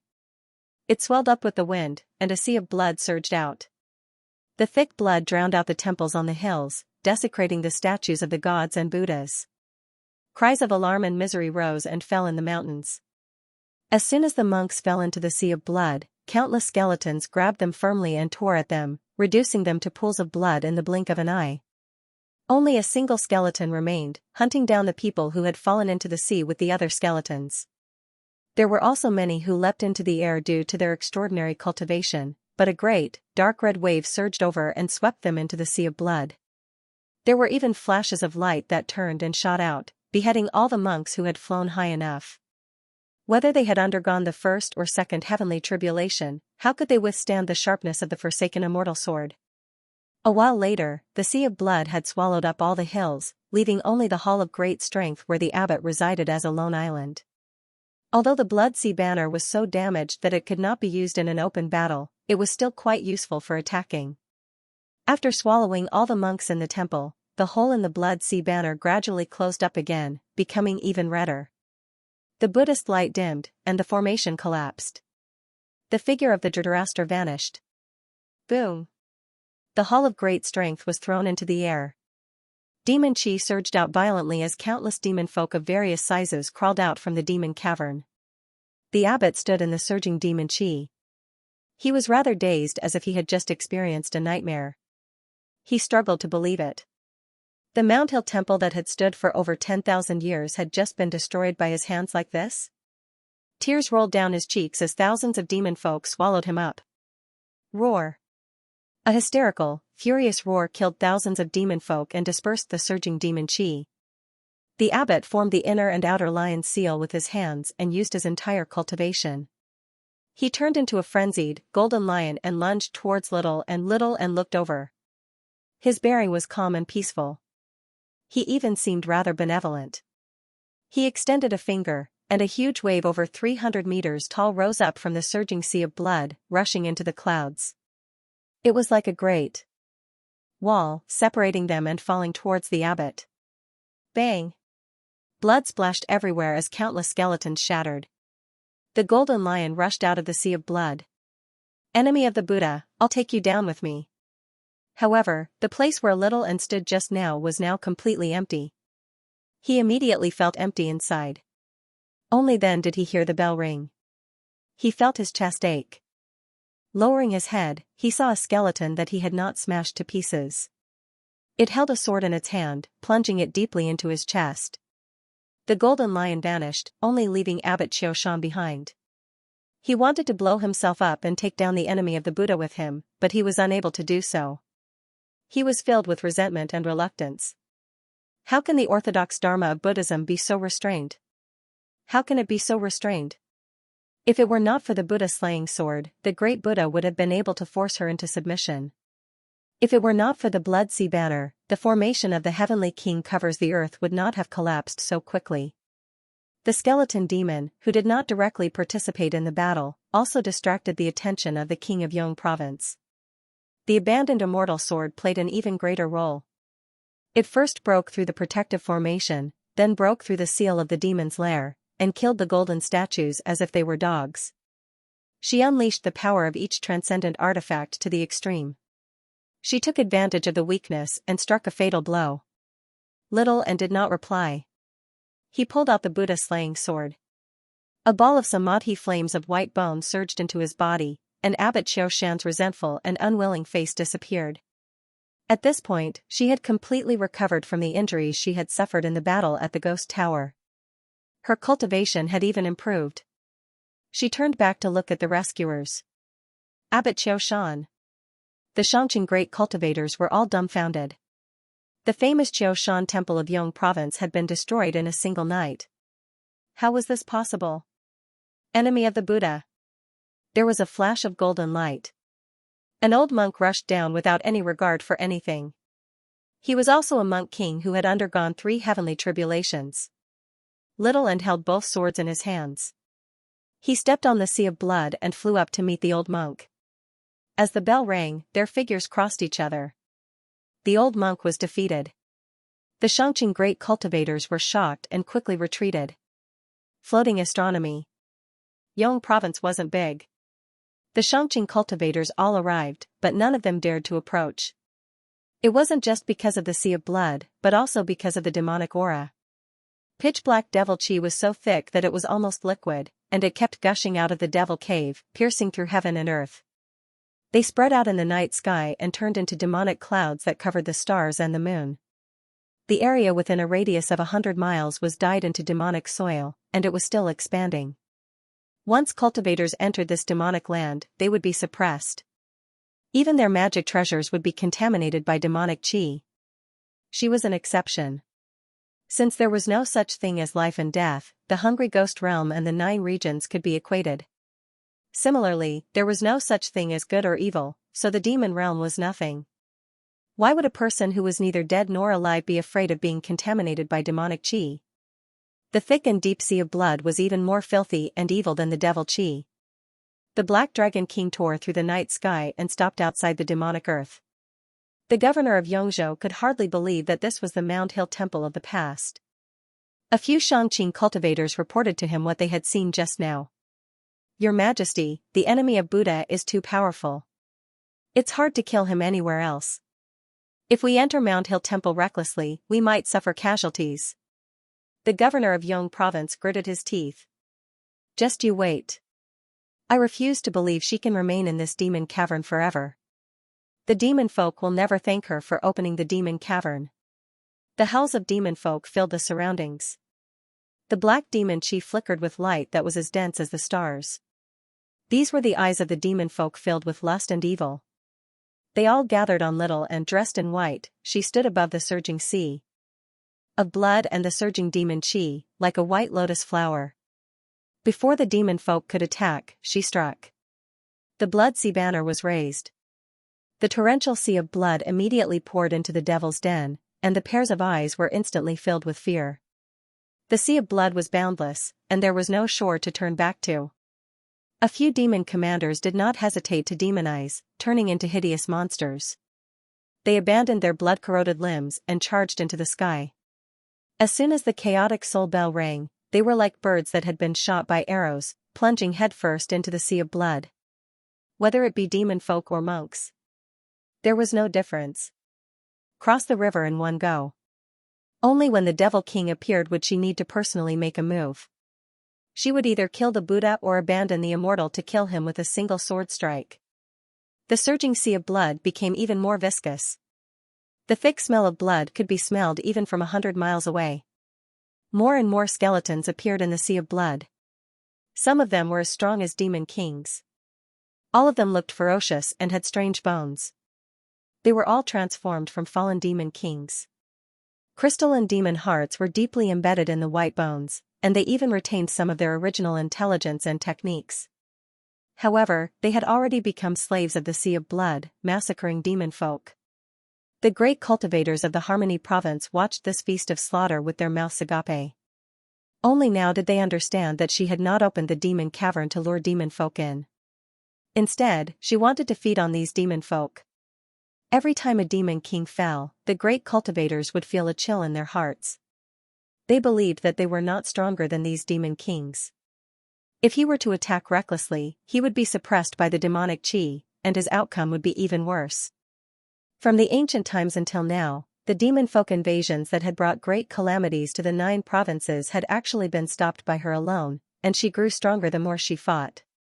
In the end, she didn't even need to do anything herself. More and more powerful skeletal blood slaves appeared in the sea of blood. Although she could not command them as freely as she could command the skeleton demons, she could still command them with the blood sea banner. She wielded the blood sea banner and stood above the sea of blood, like the commander of an army, slaughtering the endless army of demon folk. A three-headed, six-armed demon king fought his way out of the encirclement. He was already missing 2 heads, and only 3 arms remained. He stared at her above the sea of blood and fear. "What kind of monster are you?" It was truly laughable for a demon king to ask a question like that, but no one could laugh. A strange, twisted sword landed in the demon king's hand. Before he could even respond, sword intent rushed into his sea of consciousness. His eyes rolled back, and his entire body convulsed. The demon king suddenly let out a strange, deranged smile. "Master, let me play too." Little and nodded. Ever since she had tossed the forsaken immortal sword into the blood sea banner, the sword soul had become much more obedient. Her relationship with the sword had already shifted. She was currently becoming the true master of the forsaken immortal step by step, branding her will deeply into the forsaken immortal sword soul. This was not because of a difference in strength, only a mysterious existence like the 5 absolutes immortal would struggle to subdue the forsaken immortal with a cultivation of the 3rd heavenly tribulation. Instead, the forsaken immortal sword soul had already admitted defeat in the clash between the will of the human and the sword. The fact that it refused to devour her at a critical moment was already proof of fear.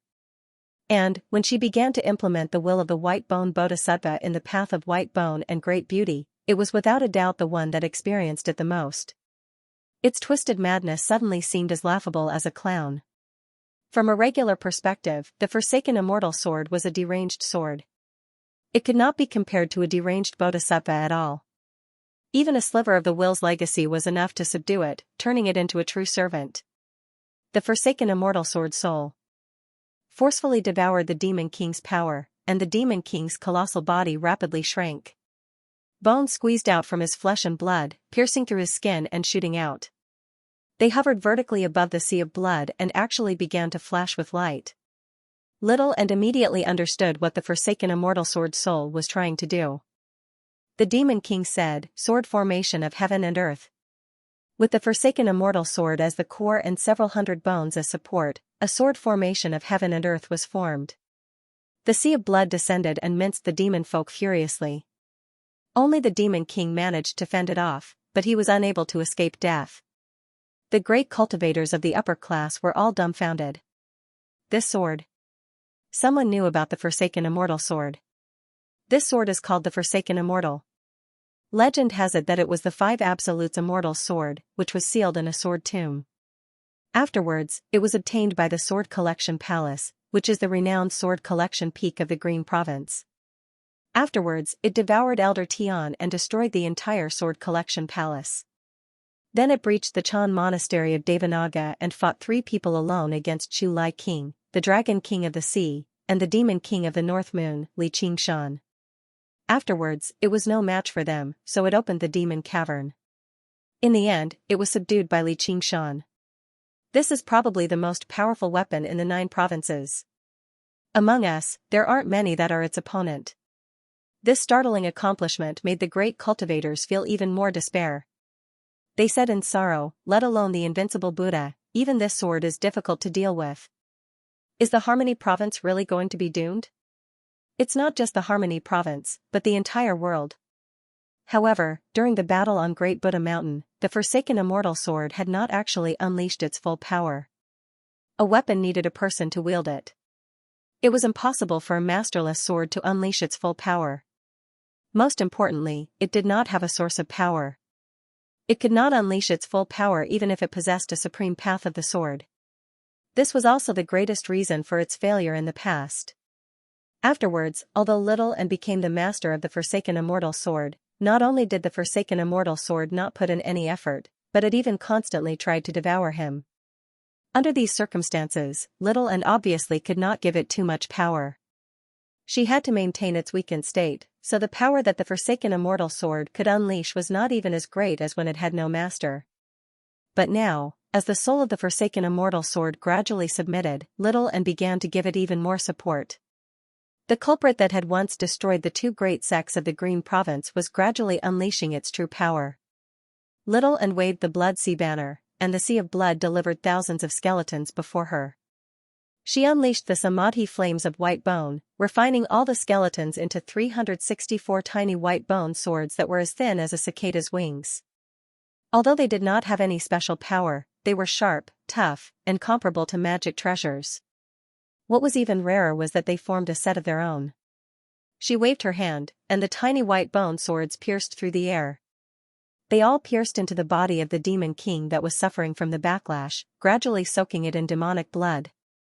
Good sword. The soul of the forsaken immortal sword immediately abandoned the large bone swords and turned to control the tiny white bone swords to form the heaven and earth sword formation. In an instant, the lethality of the sword formation skyrocketed. Even if the demon king was sucked into the sword formation, it would immediately be minced into meat paste without the slightest ability to resist. This was the first time they had worked together. Now, they did not even need the Buddha-slaying sword, the blood sea banner, the chaotic soul bell, or anything else. Just one person and one sword were enough to sweep through the 9 provinces and kill demon kings like dogs. Your Majesty, what should we do? The Xianxia great cultivators looked at each other with fear in their eyes. Not to mention the fact that the odds of victory were extremely small. Even if they were lucky enough to kill the enemy of Buddha, how many of them would be able to survive? The governor of Yong province used the foresight chi technique and looked in all directions. The life force everywhere was weakening. Finally, he let out a long sigh. Fellow Taoists, let's return to our sects and defend them. How could cultivators risk their lives for mortals? Not to mention the other Xianxia great cultivators, even he, the governor of Yong province, was unwilling to do so. Suddenly, he remembered that the Mountain Temple was already in such a state. The other great sects might not be able to defend themselves either.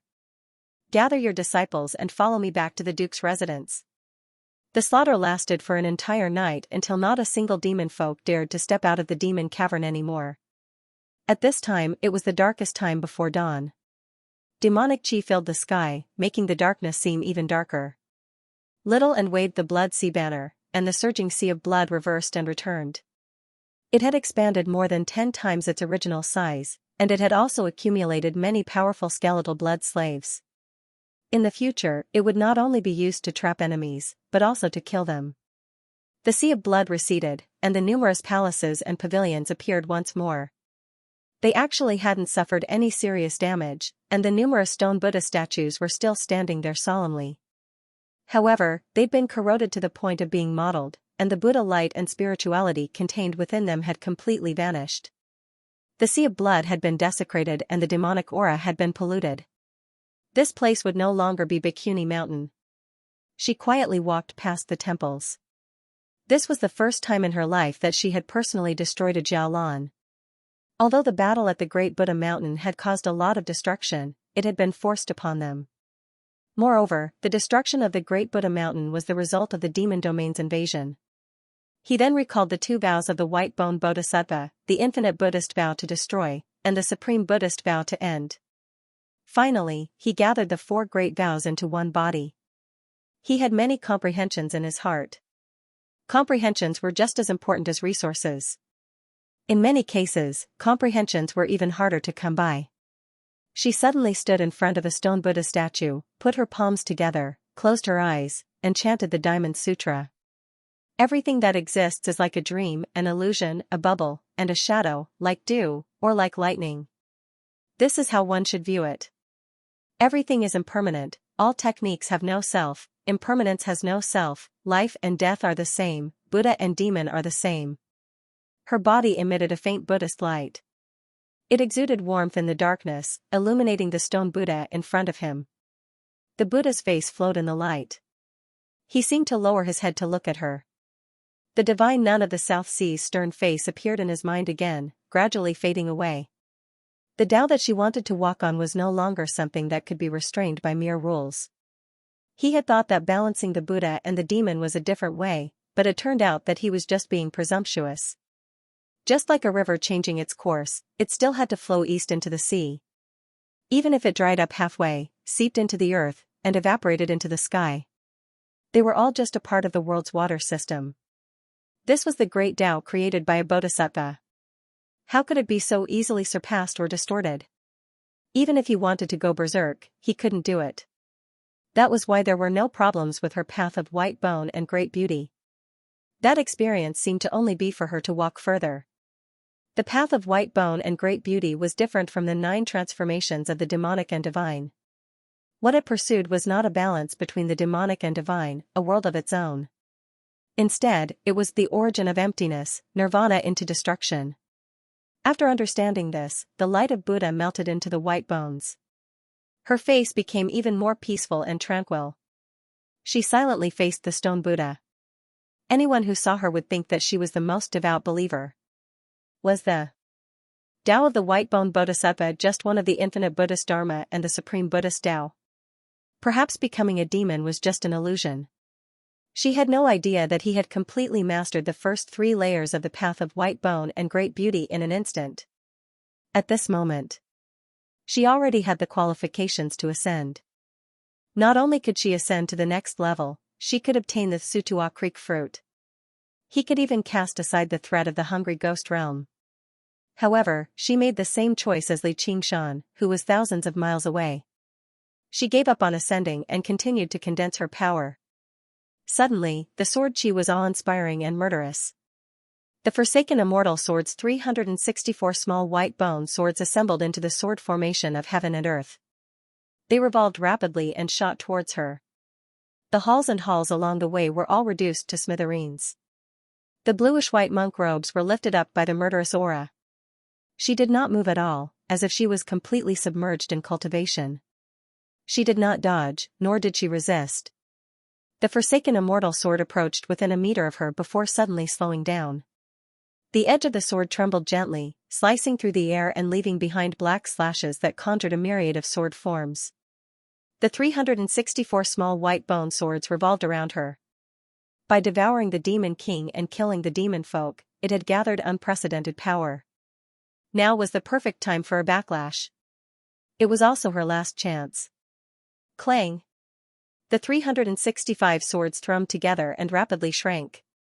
A strand of her hair was severed by the edge of the sword, drifting to the ground slowly. This was the first time she had been injured since the Battle of the Ghost Tower. She opened her eyes slightly and gazed at the Forsaken Immortal Sword that was only inches away. In that moment, the world seemed to lose all color, turning pale. The soul of the Forsaken Immortal Sword felt like everything had lost its meaning. Even its consciousness had become empty in this pale world. It could not forget this feeling anymore. It thought blankly, she's only at the 3rd heavenly tribulation, so how can she possess such willpower? Don't tell me she's a reincarnated immortal like the Wujue ghosts? When she extended her hand, the Forsaken Immortal Sword turned around, allowing her to grasp the hilt. In that moment, the balance was completely broken. The imprint had already been imprinted. Master and servant were now separated. From now onwards, the Forsaken Immortal Sword no longer had the opportunity for a backlash. Even when she was heavily injured and unconscious, she could only protect her master wholeheartedly. The Forsaken Immortal Sword was enveloped in the samadhi flames of white bone. She gripped the hilt tightly, which was coated with a pattern of hollow white bone, vaguely forming a skeleton. The shape was actually not important. What mattered was that she had completely refined the Forsaken Immortal Sword. As if nothing had happened at all, the soul of the Forsaken Immortal Sword grumbled, "Master, these swords aren't very useful." Yeah. Little and communicated with the soul of the Forsaken Immortal Sword. He reforged all of the small white bone swords according to the soul's wishes. The artifact forging section could be considered the most important section of the path of white bone and great beauty. It was not just an external object, but an extension of her body. It was equivalent to a sword cultivator's life-bound sword, or even more so. Over the years, she had basically never stopped forging various white bone artifacts. Even her white bone and great beauty could be viewed as another form of artifact. Her artifact forging methods were extremely brilliant. As long as white bone was used as the raw material, even if it was not an artifact recorded in the path of white bone and great beauty, she could still forge it. Within the blazing flames, the small white bone swords gradually melted and reformed. All of them became strangely twisted. Some of them were curved like blades, some were at right angles, and some only had half of them. Not a single one of them looked like a sword. In the end, even the number changed. Originally, there were 364 of them, which made up 365 with the Forsaken Immortal Sword, but now, there were only 139 of them. Not only was the number much smaller, but they were also completely unbalanced, giving off the feeling that they were twisted and incomplete. There were many sets of artifacts in the world. None of them would use such a meaningless number. However, the soul of the Forsaken Immortal Sword was overjoyed. It said in a flattering manner, "This is great. This is exactly what I wanted. This way, it'll be even easier to kill. Master, you treat me much better than that old fiend." This was not completely false. To the fiend immortal, the path of the sword was only one of the 5 absolutes. Even though it was the most important path of killing, the problem was that there was no one in the 9 provinces who was his opponent. Moreover, the Forsaken Immortal Sword was not a good sword to him. He would have to give it up sooner or later, so why would he waste the effort to forge such a twisted sword formation? It was not as interesting as playing the zither or painting. For little Anne, there were many threats in front of her. The most direct threat was the great cultivators of the various provinces, as well as the demons from the demonic domain. Yongzhou and Mountain Temple were just the beginning. The biggest threat was the Hungry Ghost Realm and the Great Xia Dynasty, which she did not know what they were up to. This was her war alone, and the enemy was the entire world. At least for a long time, the destructive power of the Forsaken Immortal Sword would be worth using. The soul of the sword could also save her a lot of effort to use other methods. Thus, she continued to forge artifacts. One by one, the skull prayer beads rolled out of the Samadhi white bone fire and turned into skeleton demons. They bowed to her and flew off in all directions. When she had forged 33 skull prayer beads, all the white bone artifacts that she had lost in the battle at the Ghost Tower were finally restored. She did not stop there. She forged another 3 skull prayer beads, making up a total of 36 beads. In an instant, every skeleton demon scattered throughout Yongzhou became even more powerful and ferocious. Their strength surpassed that of ordinary demon kings and great cultivators, reaching the middle stage of the 3rd heavenly tribulation. Although there were only 3 additional skull prayer beads, it made the entire string of skull prayer beads reach a higher level. The 36 skull prayer beads symbolized the 36 types of troubles. There were 6 of them, each representing the 3 types of suffering, joy, loss, good and evil, and peace. They combined to form 36 types of troubles. This was a transitional stage for the skull prayer beads to advance from low grade to middle grade. 27 skull prayer beads were only low grade. Only when there were 54 skull prayer beads would it be considered middle grade. Little Anne did not continue to forge skull prayer beads. It was still a little difficult for her to forge 54 skull prayer beads. Even if she was short of one, it would only be a quantitative change. A dozen more skeleton demons would not make much of a difference. Thus, she continued to forge the Chaos Soul Bell. This was the latest white bone artifact that she had forged. However, she had not had the time to forge it further, so its power was much weaker. Now was the time to put it to use. To be continued. A mountain of clouds passed through the blue sky. Li Fengyuan stood on the surging clouds, gazing down at the ground sternly. After receiving her news, he had rushed to the Harmony province as soon as possible, but what he saw was this. The sun scorched the ground. It should have been the season for vegetation to grow, but there was only endless, yellowish-brown barren land as far as the eye could see. There were no birds in the air, and there were no fish in the water. Even the deserts of the Scarlet Province and the tundra of the Frost Province should not be so deathly still.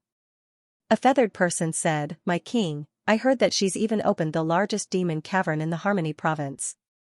Right now, demon chi surges into the sky from the north, polluting the region of 500 kilometers. Even demon folk struggle to compare to such evil deeds. Even if that's the case, are you still going to help her?" Li Fengyuan looked away and gazed at the sky. She no longer needs my help, nor does she need anyone else's help. Let's return to the Cloud Province. No, let's directly go to the East Sea and leave this place of trouble. The feathered people all said, "My king is wise." Li Fengyuan suddenly turned around. He could vaguely hear the strange sound of a bell.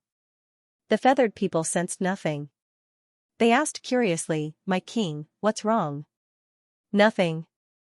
Let's go." The mountain of clouds flew off, leaving behind a long trail as it headed east, vanishing into the horizon. Ding! Clang! The sound of the bell swept through the plains with little Anne, landing gracefully in a city. She stood on the tallest building in the city barefoot before taking off high into the air again. The chaotic soul bell on her waist rang. In the busy, sweaty streets, in the restaurants where people toasted each other. Wherever the sound of the bell passed by, the souls were thrown into disarray. Suddenly, it turned into a ball of pale white flames, rushing into the sky strand by strand, chasing after her. She seemed to wander through the world aimlessly, followed by millions of streaks of pale white flames. She crossed mountains and valleys, passed through day and night. The Dragon Province. Thousands of mountains surged towards the center like waves, clustered around a tall mountain. It was like a huge dragon in the ocean had raised its head, ready to soar off. This was the greatest ley line in the world, Dragon Head Mountain. It was said that the mountain was transformed from the corpse of a true dragon, but that was a matter from 1,000,000 years ago. The dragons had already left this world a long time ago. Many legends could no longer be verified. At the peak of the mountain, there was a great hall that was over 1,000 feet tall. It left the sea of clouds at its feet and was almost connected to the sky. It had the power to dominate the 9 prefectures. Under the sunlight. Once again, it was filled with extraordinary splendor. Changes swirled. It was as if it was shrouded in neon lights, extremely magnificent and glorious. It didn't seem like it was made by humans, much less by humans. And that was indeed the case. This was the Senate built by the gods in the Divine Kingdom era. All the deity races would send representatives to hold a meeting here. The original elders of the 7 god clans were responsible for coordinating the disputes between the various races, discussing strategies to fend off the demon folk, and suppressing the riots of the slaves. Other than the giant lumbermen, most of the gods' figures were similar to that of humans. It was said that they were influenced by the dragon clan, and that was why this hall was so huge. In order to celebrate the arrival of a new era and increase the authority of their own race, the various races had done their best to build this grand hall. There should not have been such a tall mountain in the world. It was the clay people who had uplifted Dragon's Head Mountain to such an unbelievable height, and the merfolk who had changed the flow of several hundred rivers to form a natural formation. The master architects of the night roamers had balanced the styles of the various races and designed the original shape of the hall. The feather folk were known for their elegance, but they were used to interacting with the clouds, so all they could do was lower themselves and do some lowly work, transporting materials from afar or even from the sea to add to the structure of the hall. It was said that the feather folk had once designed a cloud ladder that wrapped around Dragon's Head Mountain all year round, reaching straight to the top. Afterwards, it was destroyed in the flames of war, just like the giant lumbermen's meticulously designed floating gardens. However, the huge rocks forged by the fire-devouring folk and the metal ornaments personally embedded by the metal demons could not be destroyed so easily. Even after thousands of years, they remained firm and shiny. That was probably the only time the gods' people had worked together for something. Afterwards, even when demon folk invaded, it was filled with schemes, both open and covert. They were even tempted to destroy the opposing races. The lowly slaves were the best cannon fodder, especially the humans who could become demon folk at any time. Instead, the demons that could serve as mounts seemed a little more amiable. However, by then, the humans already possessed their own sects, schools, and even beliefs. Generation after generation of cultivators overcame the obstacles, using more and more profound cultivation methods to close the distance between them and the gods' people. After a long period of accumulation, the demon race produced demon kings. Every single one of them possessed powerful abilities and untamed personalities. Finally, one day, both the god and the demon were heavily injured. The slaves obtained freedom, and the mounts broke free from their reins. By the time the young man traversed the 9 provinces with the hawk and wolf and ascended Dragon's Head Mountain, the gods' people had become other folk, and the hall had gone from the council of elders to the imperial court, continuing to rule over the 9 provinces. At this moment, the emperor of the Great Xia currently sat on the golden throne. His face beneath the crown was filled with dignity. The civil and military officials, the 3 ducal ministers and 9 ministers, stood to the 2 sides with ceremonial tablets in their hands. In such a colossal hall, it was unavoidable for the humans to seem insignificant. However, the aura they gave off was like that of giants, and that was the result of them purposefully concealing it. Otherwise, the aura of any one of them would be able to fill the entire hall. A stern voice echoed in the hall. According to the report of the governor of Yong province, the foe of Buddha has wreaked havoc in Yong province, and not a single living being has survived. Other than the capital, Great Liang City, and the place where the banyan tree king is entrenched, the cultivation sects in other places have all been destroyed. Many cultivators have retreated into Great Liang City. The demons of Yong province have received a warning from the banyan tree king. They either hide deep underground, gather around the banyan tree king, or simply flee Yong province. The protector hawk god paused and concluded, Yong province is finished. The hall was so quiet that one could hear a pin drop. The danger of the foe of Buddha was beyond everyone's expectations. They all looked at where the three ducal ministers were. Grand Preceptor Dong was long gone, and the expressions of the remaining two grew increasingly gloomy. Originally, when they reached their positions, all they had to consider was ascension. The threat of death no longer existed, but now, they deeply felt it once more. Grand Preceptor Dong's death was completely meaningless. It was basically like he had been slaughtered in passing, as lowly as a mortal. Back then, he had already been treated as a challenge to the entire Great Xia. But looking at it now, perhaps he did not take the Great Xia seriously at all. The Emperor of the Great Xia asked, "Where is she right now? I can't lock onto her. She might come to the Dragon Province." There was a series of whispers in the hall. What if the foe of Buddha came to the Dragon Province? Was she going to be like the governor of Yong Province, hiding on Dragon Head Mountain? Their sects and dwellings were scattered across the Dragon Province. If they retreated, it would be a great humiliation. Floating astronomy. Silence! Xiqing shouted. He wore the gilded dragon robe of the crown prince and stood beside the throne, in charge of maintaining order in the hall. This job sounded quite authoritative, but it was just a fox borrowing the tiger's might. If there were eunuchs in this world, this would be the work of a eunuch. He was extremely annoyed, but he did not dare to show it on his face. After all, he was the weakest among the crown princes. Even Si Bao, who went through the tribulation later than him, was stronger than him. This was because his physical body was destroyed by Li Qingshan and his strength was greatly reduced. The hatred in his heart had never subsided and was growing with each passing day. The hall immediately quieted down. The emperor said, "Our Great Xia, with all the officials and generals in the court, can't think of a way to deal with a mere person?" The head of the 9 ministers, Xianxia, said, "I have something to say. If it's just to deal with the enemy of Buddha, there are many ways. It's not impossible to kill her, but we need to use the power of the whole country. Now is the crucial moment of worship to the heavens. After the worship succeeds, the enemy of Buddha is just a small problem. If the worship fails, even if we kill the enemy of Buddha, the 9 regions will not escape the fate of being swallowed by the hungry ghost realm." The left imperial advisor said, "It's not difficult to force the hungry ghost realm to retreat, but this time, the hungry ghost realm is here for the enemy of Buddha, and they are determined to get it at all costs." The emperor frowned, "The enemy of Buddha again?" Zhongzai said, "The left imperial advisor is right. The problem is not just the hungry ghost realm. The enemy of Buddha has already opened dozens of demon dens. If this continues, there will be an unprecedented demon disaster soon. Although it is indeed the enemy of Buddha that caused this situation. However, our enemy is not just one person, but 2 worlds." The emperor suddenly stood up.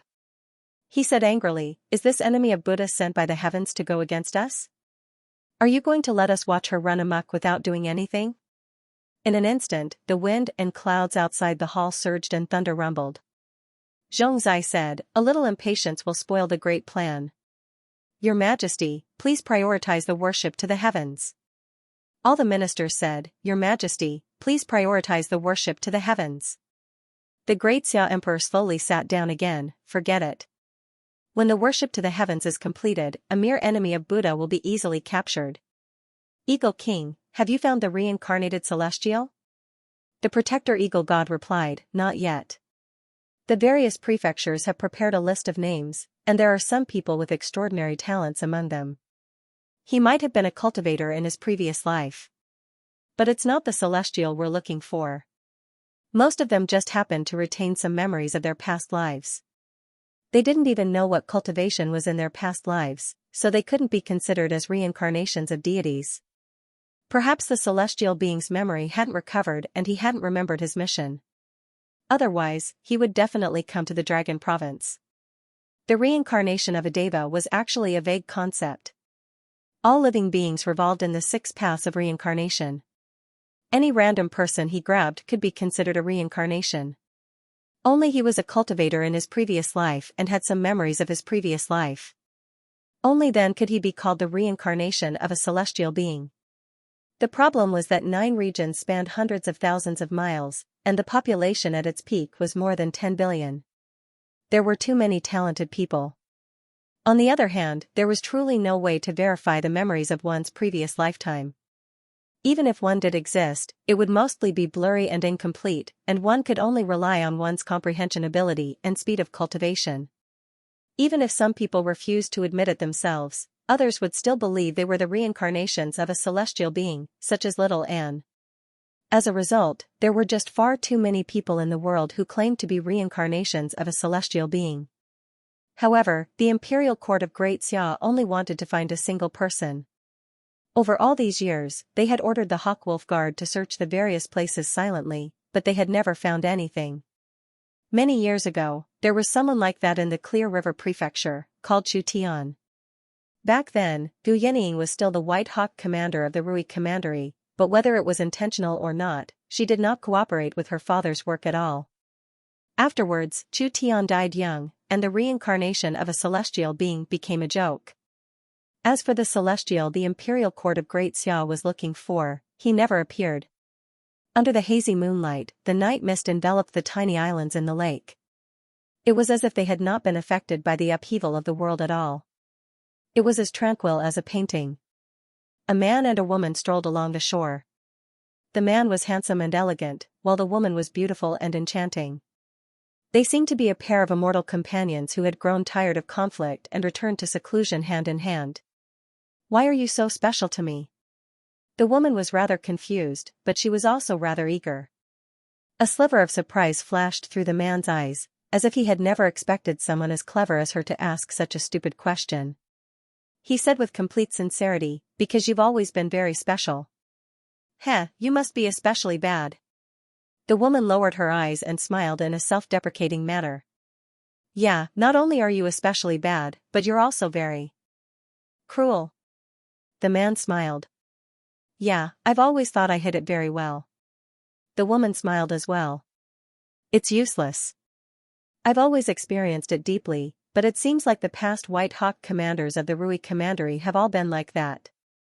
The man smiled bitterly as if he was helpless. The woman grumbled, "Oi, if you're talking about me, then so be it, but do you have to talk about my master too?" The man was mildly surprised. He had never seen her behave like this before. It was actually surprisingly enchanting. Suddenly, he remembered that she had practiced arts of charm in the past, but the sliver of affection was not fake. He smiled. "Just like the saying, like master, like disciple. Senior Gu obviously has her reasons for accepting you as her disciple. Any observant person can see how special you are. Perhaps she just finds me particularly annoying, so she specially accepted me as her disciple so that she can torture me." The woman said half jokingly, half seriously. "I've never heard of something like that. Accepting someone as your disciple just because you hate them." The man laughed aloud. His clear laughter alarmed a flock of egrets. "There have always been many strange things in the world. Isn't there one of the 8 sufferings of Buddhism called the Society of Resentment?" The woman turned her head to the side and looked at the man. The man looked back at her. "Yeah, I don't think much about that. I feel like the greatest sufferings of life are not being able to get what you want." The woman shifted her gaze. "What do you want?" The man suddenly changed the topic. "The playboy who was the primary disciple of the school of legalism was infatuated with your master. Unfortunately, he's already left the Rui Commandery, or I'd definitely invite him for a drink so that I can ask him for guidance on how to free myself from the pain of not being able to get what I want." The woman fell silent for a while before saying, "Do you know? The person I hate the most is my master." The man asked curiously, "Why?" The woman stopped and stared at the drifting moonlight in the lake. "I haven't told you about my past, have I?" "No." The man shook his head.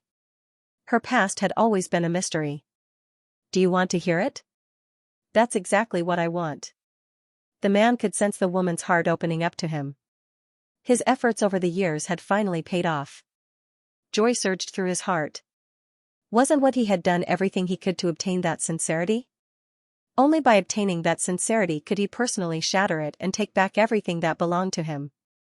"Qian Rongji, this is my, Chu Tian's, revenge. To be continued. P.S. I'm going to my aunt's tomorrow, and then I'll take a bus home, so I'm taking a day off." "Yep, that's it. Did you know? My surname was originally Shangguan." Qian Rongji stared at the rippling moonlight in the lake in a daze. It was as if her soul had already passed through time and returned to a very, very long time ago. All that remained here was an empty shell. Lin Xian smiled. "Shangguan Rongji sounds better." However, when she spat out the matters of the past that she had buried deeply, Lin Xian gradually stopped smiling. Lin Xian couldn't laugh anymore. He didn't know what to say. Even though he had lived 2 lives and experienced numerous dangers, so much so that he had become indifferent to all sorts of slaughter and death. However, the pain in the depths of people's hearts, the unforgettable and unspeakable humiliation, even he felt bitter when the person involved personally mentioned it. He could not help but think back to his 2 lives. Compared to what she had gone through, it could be described as smooth sailing. The greatest setback he had suffered was when he had yet to recover his memories and was called Chu Tian. However, even Chu Tian had spent most of his life being arrogant, complacent, and heartless. Qian Rongji's voice was extraordinarily indifferent, as if she was talking about someone else. Lin Xian could not help but feel a hint of sympathy, but he immediately dismissed that thought. He recovered his pride as a celestial. There are plenty of pitiful people in the world.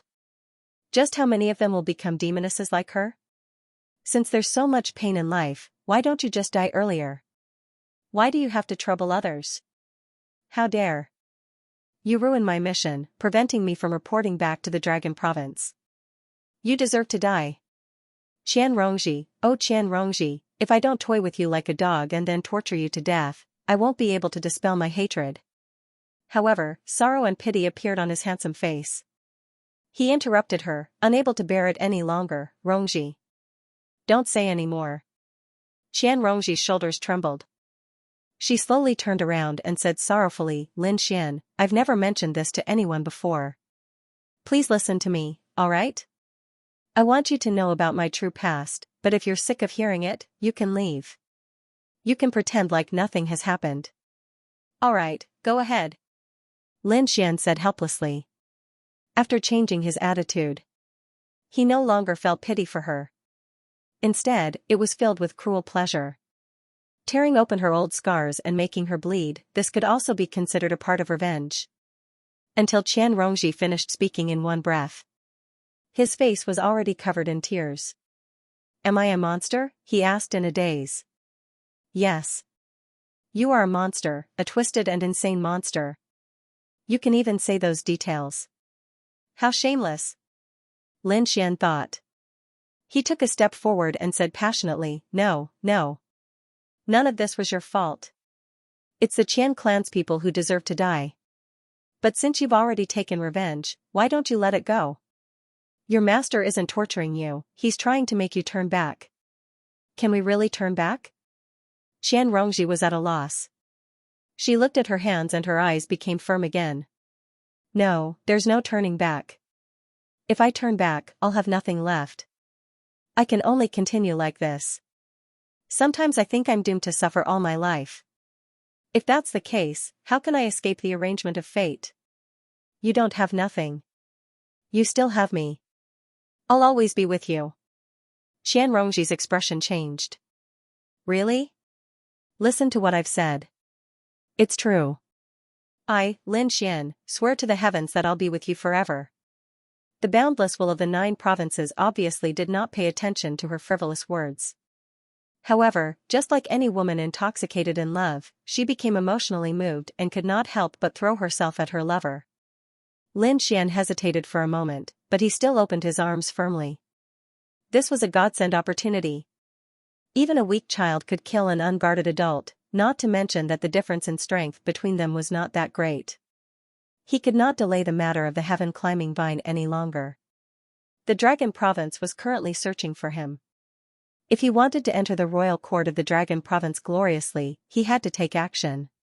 When they embraced each other tightly, Lin Xian felt a wave of pain. However, with his willpower, he could endure it. Qian Rongji's hoarse, apologetic voice rang out by his ear. "Sorry, I've already done my best to restrain myself." Lin Xian said sincerely, "You've already given me the best. What's a little pain worth?" He considered how he could capture her without killing her immediately. "Really? I'll give you more, much more," Qian Rongji murmured. She kissed Lin Xian's neck with her red lips, gently licking and kissing it. A cloud just happened to block out the moonlight. The atmosphere of darkness permeated the air. Lin Xian thought about the past she spoke of and felt disgust. However, this disgust turned into shock very soon. Pain that was hundreds of times greater than what he was just now suddenly surged into his soul. His eyes suddenly widened, and he let out a meaningless gurgling sound from his mouth. Even a reincarnated celestial would not be able to ignore the pain of hell. Not to mention her almost insane method of cultivation. She possessed thousands of hell snakes instead of just borrowing the power of hell. She could be described as a living hell.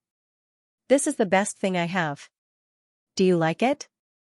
Don't worry, I'll satisfy you completely." Before he knew it, Qian Rongji's eyes had turned into the cold eyes of a snake before he knew it. Hell snakes crawled all over her face. Even her red lips and tongue were entangled with venomous snakes, hissing and flicking their tongues. Lin Xian's face darkened as his veins bulged.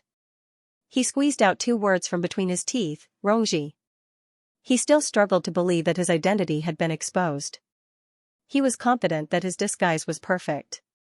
From Chu Tian to Lin Xian, he had indeed become a completely different person. No matter how careful Qian Rongji was, it was impossible for her to discover any traces of him. Just what had gone wrong, or was she still testing him? Chu Tian. Qian Rongji's voice was extremely excited. She hugged him firmly, as if her arms wanted to squeeze into his body.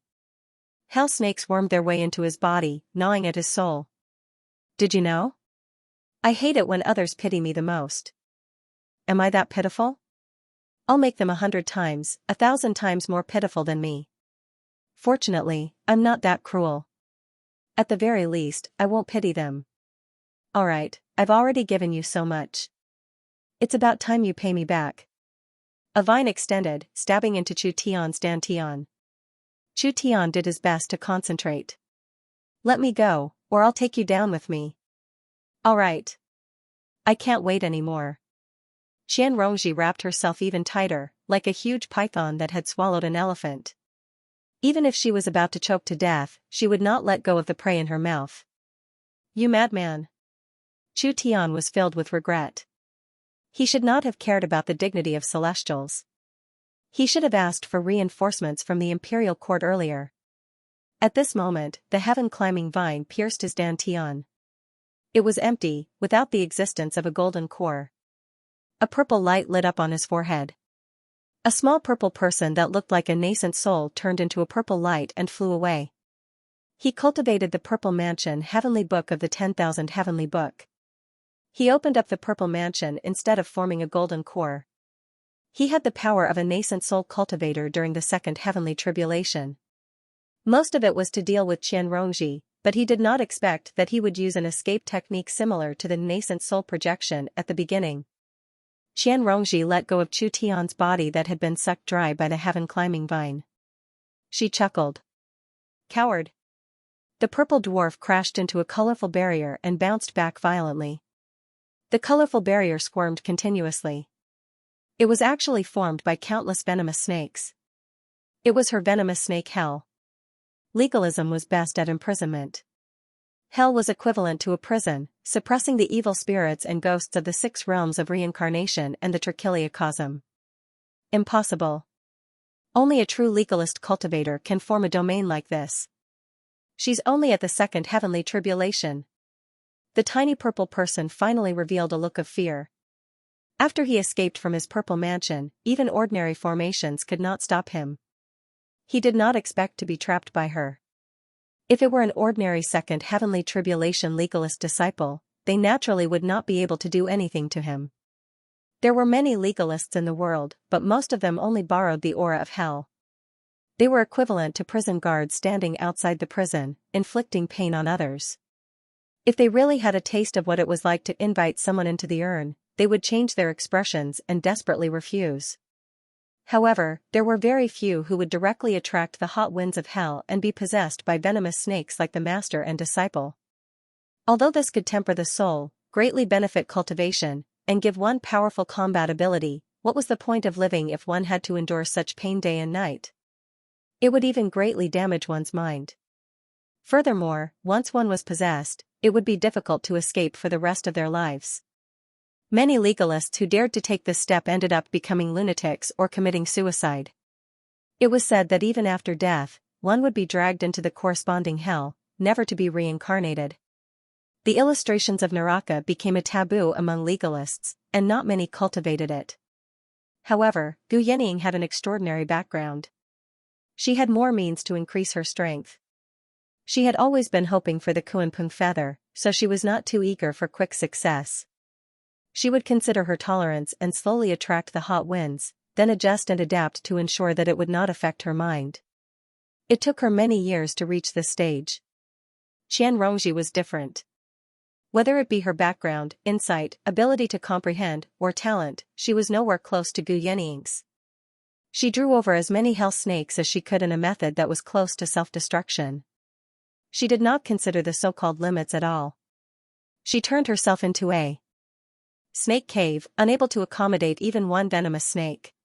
She should have gone crazy long ago, but this behavior was no different from madness. She should have died long ago.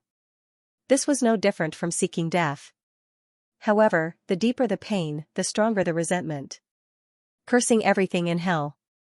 Therefore, every time she went deep into cultivation, such a miniature venomous snake hell would appear. It formed its own domain and trapped him.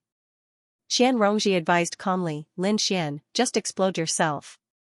While there is still a chance, let's perish together." Suddenly, he laughed, "Others might think that we are dying for love." Chu Tian wanted to use self-detonation as a threat, but he was instantly speechless. This crazy woman. Once he self-detonated, his soul would be destroyed. He was the reincarnation of a dignified celestial, and he still had a boundless future ahead of him. How could he die together with such a crazy woman? As a result, she calmed down. "Rongji, I think we can still talk. Whether it's Chu Tian or Lin Xian, neither of them have done anything to let you down, so why must they both suffer like this? I've lost this round, so the sky-climbing vine is yours. I can also give you a very good cultivation technique to completely relieve your pain. I will leave Qingzhou forever, and from then on, we will mind our own business." Qian Rongji said furiously, "You're lying. These venomous snakes have penetrated deep into my soul, so how can I relieve them?" Hope rose up in Chu Tian's heart. "No, there's nothing impossible. There's a heavenly text in the heavenly tome of all called." Qian Rongji listened patiently. She seemed rather tempted. Chu Tian said, "Let me go, and I'll give you this heavenly text." Qian Rongji frowned. "What if you go back on your word if I let you go?" After another round of negotiation, they finally reached a compromise. Chu Tian threatened, "If you still don't agree, I'll blow up my violet palace immediately." Suddenly, he felt a strange weight, and his consciousness blurred slightly. A strand of black chi surged from the forehead of the purple person. What did you do?" "Since it's a viper hell, it's obviously poisonous. However, it's just far too slow." Qian Rongji smiled. The venom of the hellish snakes could harm the body at all, but it could corrode and numb the soul. Chu Tian cultivated the Violet Palace heavenly tome, so his soul was extraordinarily powerful. That was why he could last until now. Chu Tian discovered that she had been stalling for time the entire time. He said firmly, "I want to go with you." Before he had even finished speaking, Qian Rongji suddenly opened the viper hell and retreated. Chu Tian was caught between a rock and a hard place. If he chased after her right now, would Qian Rongji really die with the speed of his violet palace? With a thought, he turned into a streak of violet light and flew towards the east. As long as there was a chance of survival, who would just let it go? Coward. Qian Rongji turned into a streak of multicolored light and dove underground. She twisted and turned, heading north. On the border between the Green Province and the Dragon Province was the former Ice Sword Cliff, now the Thousand Blade Glacier. So many years had passed, and the blazing sun had scorched it countless times in the summer, but it still hadn't melted much. Instead, it would become even more solid and huge in every winter. A streak of violet light landed on the glacier and turned back into a small purple figure. However, its original clear face had blurred, and it was enveloped in a layer of black mist. The venom had completely taken effect, and he was filled with reluctance. I'm a genius of the human path, the first senior brother of the myriad phenomenon sect. I carry an important mission, so how can I die here? It's all that woman's fault. That damned woman. He sat down with his legs crossed and did his best to gather his will to purge the venom. With the wonders of the Violet Palace heavenly tome, it was no problem for him to suppress the venom and rush to the imperial court of the Dragon Province. Qian Rongji suddenly walked out from behind a glacier. You've come. Chu Tian was filled with shock. With his speed, he should have shaken her off a long time ago. Moreover, he had clearly gone east. Don't forget that I'm the White Hawk commander. The Celestial the Imperial Court is looking for is you, right? Qian Rongji walked up to him and crouched down. She extended her hand, and a small snake slithered out from her violet palace and returned to her hand. The snake was thinner than a strand of hair, able to burrow into his pores. Lin Xian, why didn't you die with me? You originally had a chance. Chu Tian was already speechless. His consciousness was a blur, and he was basically unable to maintain his human form. Her voice seemed to ring out from extremely far away. The fury in his heart made him try to focus and detonate his violet palace. A vine wrapped around him gently and sucked him dry. It flashed with purple light and flowed into Qian Rongji's body through the vine. She closed her eyes and raised her head, letting out a moan of extreme pleasure. Countless shattered consciousnesses flew through her sea of consciousness. Most of them were Lin Xian and Chu Tian's memories. There were also some distant and blurry memory fragments that she could not clearly identify. They must have come from her past life. However, one of the memories was extremely clear. It was even clearer than the memories of her current life, as if it had been branded into her soul. Qian Rongji opened her eyes. So that's what it was. She said sorrowfully, don't worry. I'll complete your final wish. Then she smiled. From today onwards, I'm you. She stood up and crossed over the layers of glaciers, making her way towards the Dragon Province. Floating astronomy. Hungry Ghost Gate. The hungry ghost's mouth was completely torn apart, and no one could stop it anymore. Under the gazes of countless ghouls, the white bone tower that looked like sharp fangs and horns soared into the sky, piercing into the depths of the astral winds until it connected with the sky. Boom! The whole world seemed to tremble, like a lamb whose throat had been pierced by a wolf's teeth, trembling on the brink of death. The color of the sky changed. The color of death replaced the deep blue and slowly spread out. It wasn't fast, but it was unstoppable. It wouldn't stop until the sky was completely dyed. In the gray sky, pairs of eyes overlooked the land of the 9 prefectures. All living beings looked up, crying out in fear and fleeing in panic.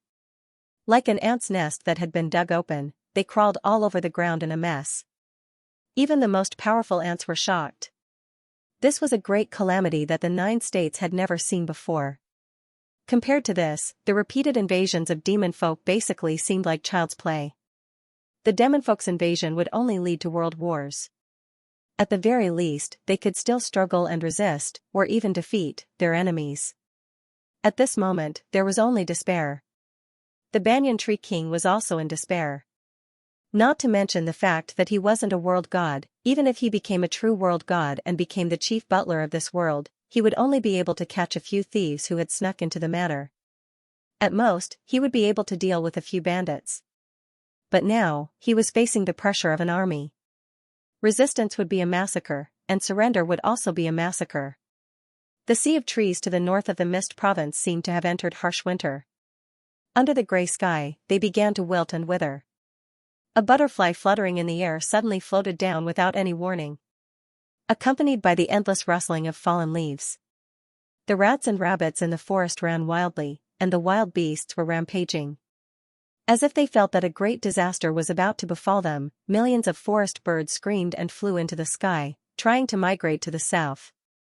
Their wings covered the sky, but after a moment, they all landed on the ground. In a barbarian tribe, all the barbarians knelt down and prayed to the totem pole, knocking their heads heavily on the withered ground. Only the witch priest wore a cloak made of colorful bird feathers.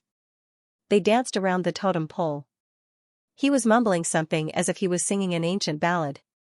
The old men were the first to fall without a sound. The middle-aged man became an old man. The shallow wrinkles were deeply etched. Just like the passage of time. He was merciless as tears streamed down his face. The young man turned into a middle-aged man, and they looked at each other in horror. They looked at each other's faces rapidly aging. Before the child could even grow up, he began to age, quickly exhausting his life. In the end, only the shaman priest was left. His throat was dry and hoarse, and his movements were slow and stiff. He danced among the corpses like a weird puppet show. Suddenly, his strings were cut off, and he fell to the ground dead. The tribe was silent. The shaman suddenly stood up and lowered his head to see a body draped in bird feathers. He then realized that it was him. Before he could think further, an uncontrollable feeling filled his soul. He recalled the famine many years ago where there was no food for several days and he thought that he was going to starve to death. The feeling he had now was 100 times worse than that. The corpses on the ground rose to their feet and turned into ghouls. Without a single second of hesitation, the corpse ghosts began to kill and devour each other.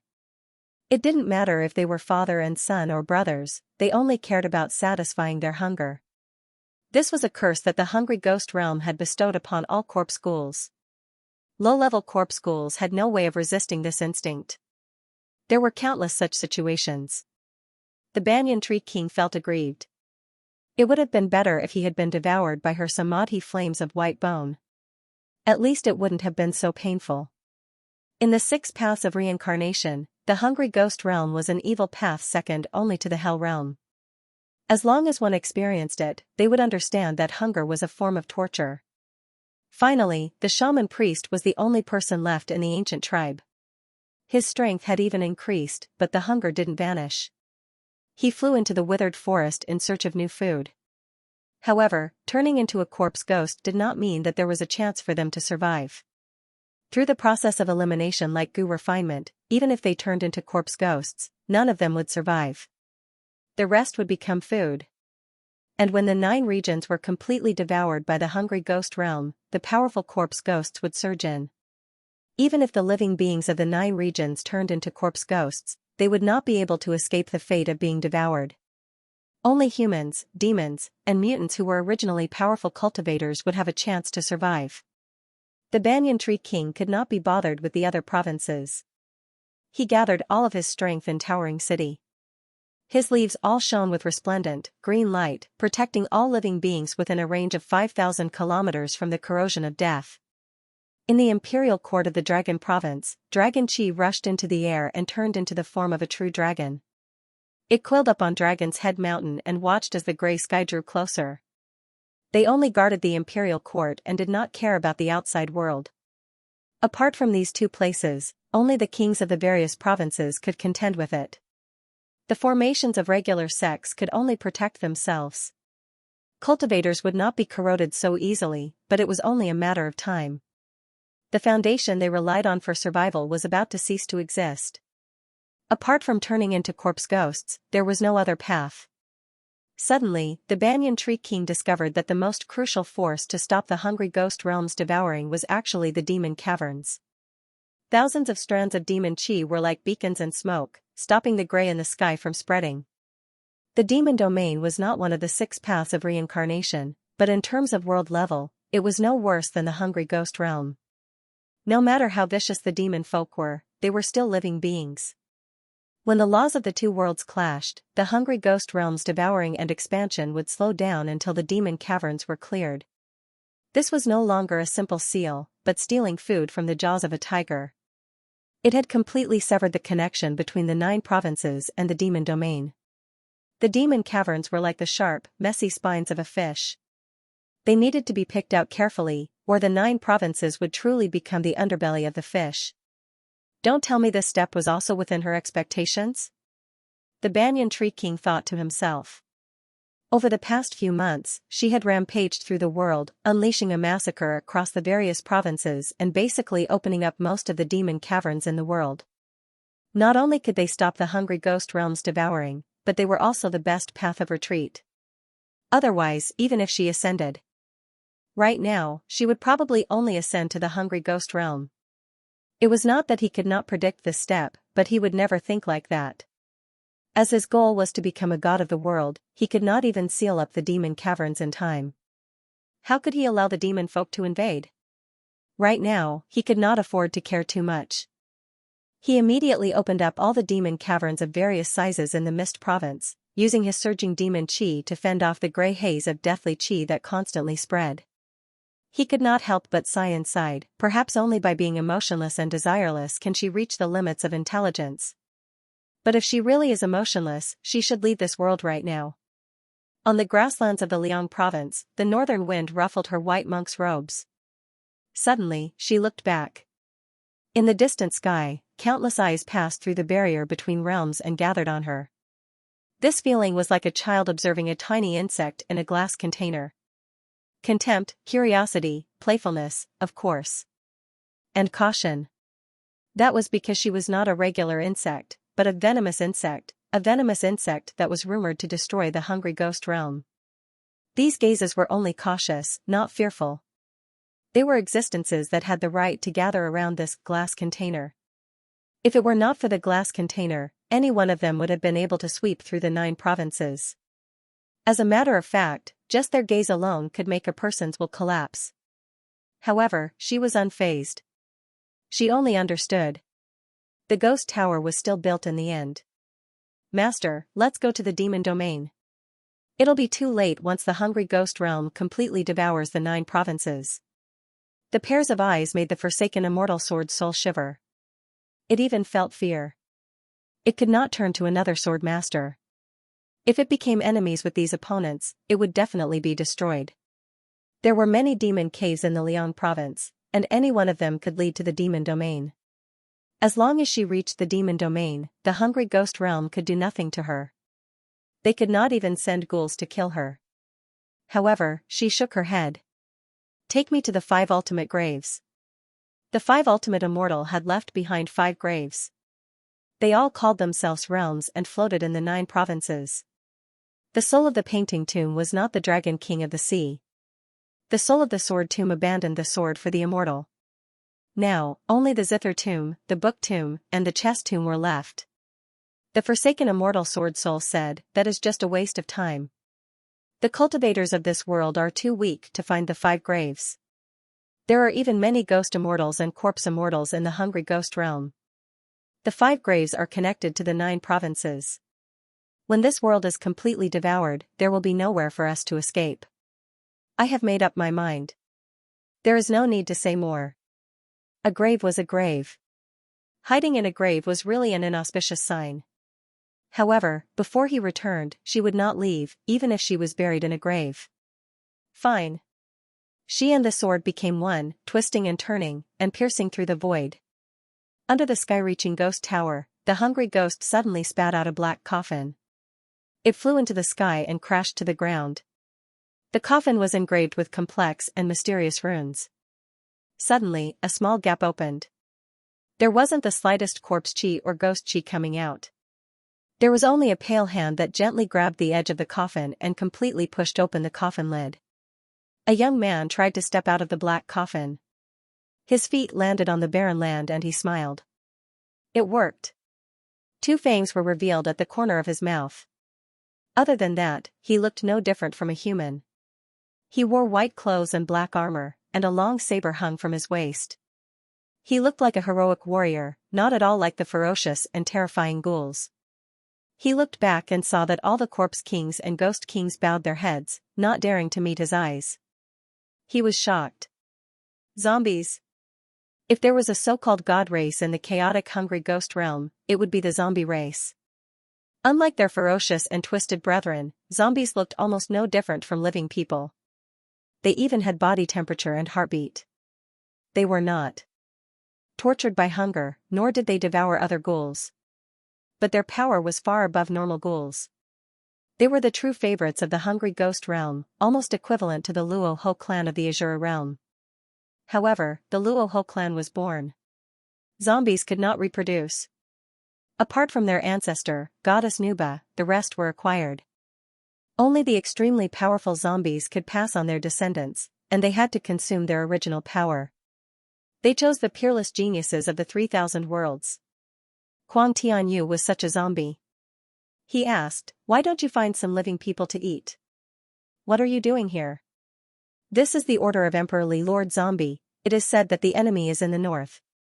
Once she left the hungry ghost gate, even if the corpse kings and ghost kings attacked together, they would not be a match for her. "I have the guidance of the stars. I don't need your nonsense." Kuang Tianyu looked at the sky. Pairs of eyes, big and small, were like stars, gathered somewhere in the north. At this time, there were also many eyes gathered on him. He bowed to a pair of eyes and waved his hand. "Since I'm here, I don't need to care about Emperor Li. Let's make a big mess. Ha ha ha, when I destroy the White Bone Inheritor, I will be the emperor of this region." To be continued. P.S. I've been home for the new year these few days.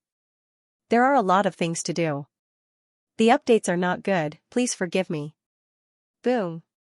100 deep pit appeared on the ground. Amidst his wild laughter, Kuang Tianyu shot up into the sky, piercing through the layers of clouds until he reached the end of the horizon. The surging astral wind slashed at his body, but it actually didn't leave a single wound on him. He looked down at the 9 regions. Under the gaze of countless eyes in the sky, he did not have the slightest fear and said to himself, "This is my territory." Regardless of whether it was the Banyan Tree King in the south or the Great Xia Royal Court in the north, he did not place any of them in his eyes. Even the biggest target of this trip, the White Bone successor, could be destroyed with a flip of his hand. This was not arrogance, but absolute confidence. He had already gone through 4 heavenly tribulations. According to the common ghouls, he would be the corpse emperor. However, he didn't think that this was an honorific for a real zombie. The strongest cultivator in the Jiuzhou world was only at the peak of the 3rd heavenly tribulation. The difference of one major realm was like the difference between heaven and earth. Moreover, there was a huge gap in power between the 3rd and 4th heavenly tribulations. It wasn't without reason that the Buddhists called cultivators who had overcome 4 heavenly tribulations advance fruit.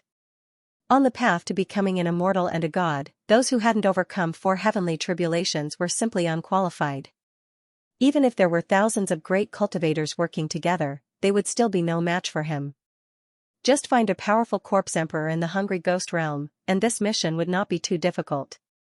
His only opponent was this world. However, the corpse gods and ghost immortals who ruled over the hungry ghost realm were determined to win this battle. Even if the risk was minuscule, they had to nip it in the bud. They did not even wait for the hungry ghost realm to completely devour the 9 provinces. They directly sent a zombie that had survived 4 heavenly tribulations into the 9 provinces. Even if he borrowed the power of the hungry ghost realm. In order to create this deceptive black coffin, he had paid a huge price. It could be said that he was determined to obtain it. Kuang Tianyu took a deep breath and bared his fangs. His aura continued to rise, pushing aside the immeasurable astral winds. For a moment, the weather changed, as if a peerless demon had descended.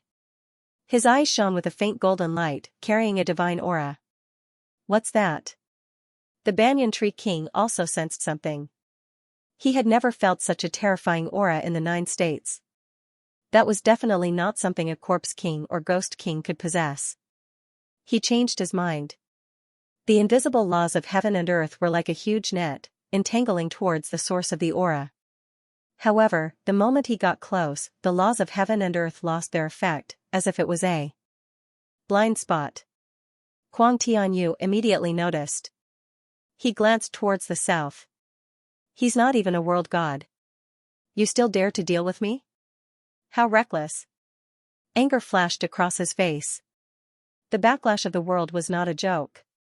If he was not careful, his soul would be destroyed. Even if a true god or true immortal descended. It was also impossible for them to directly fight against a world.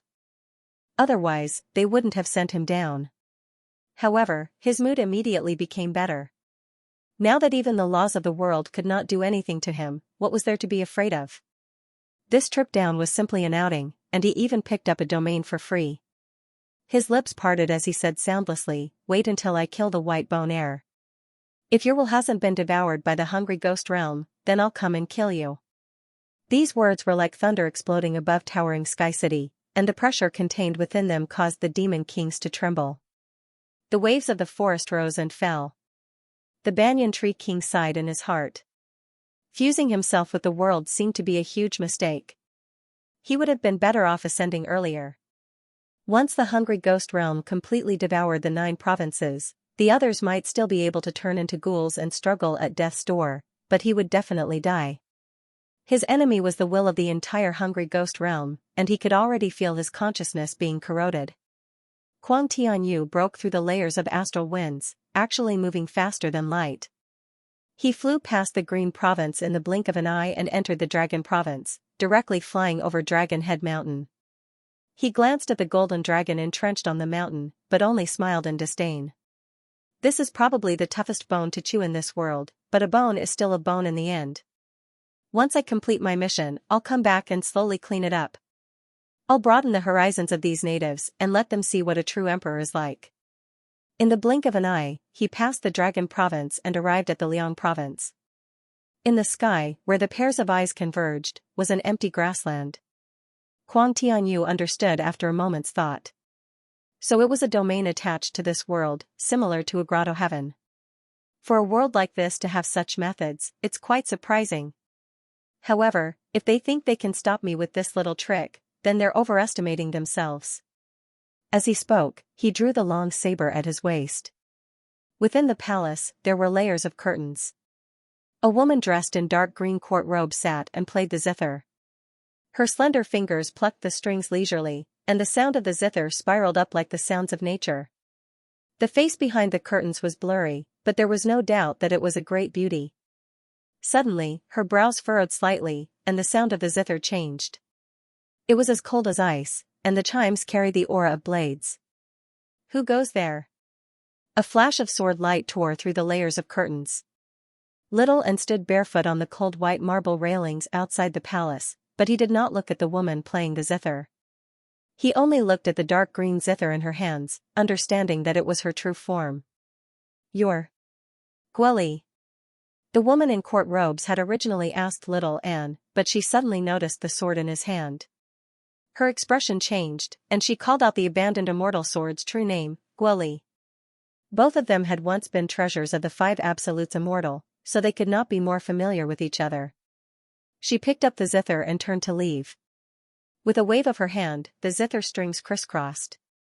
The zither strings were sharp and sensitive, and thousands of chimes were waiting to be released. Without waiting for little Anne to speak, the abandoned immortal sword leaped out, turned, and shot out, cutting countless zither strings. Immediately after, it transformed into a human form and blocked the woman's path. "Louis, long time no see." One of his eyes was wide open, and the other was slightly squinted. His left shoulder was high, and his right shoulder drooped.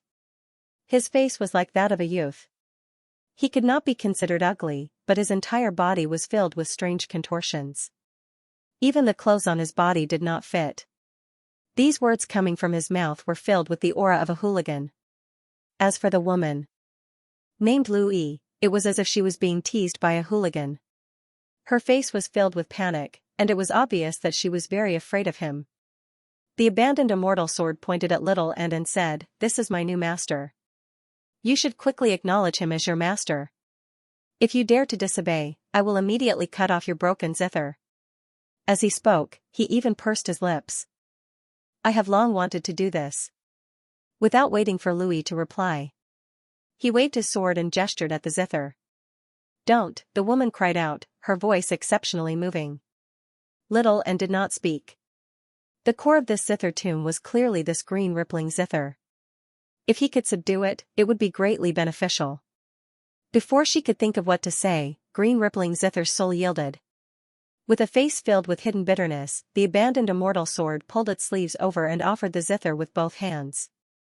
It called out unwillingly, Master. The abandoned immortal sword's face was filled with pride and disappointment, as if it regretted not being able to cut off the zither.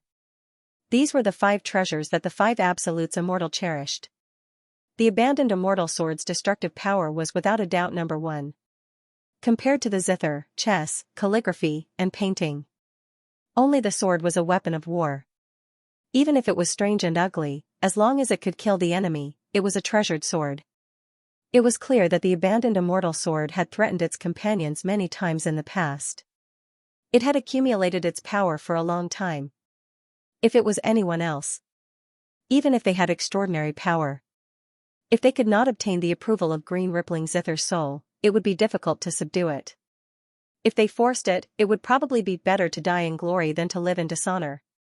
However, facing an old friend like the abandoned immortal sword, green rippling zither's soul did not dare to do so.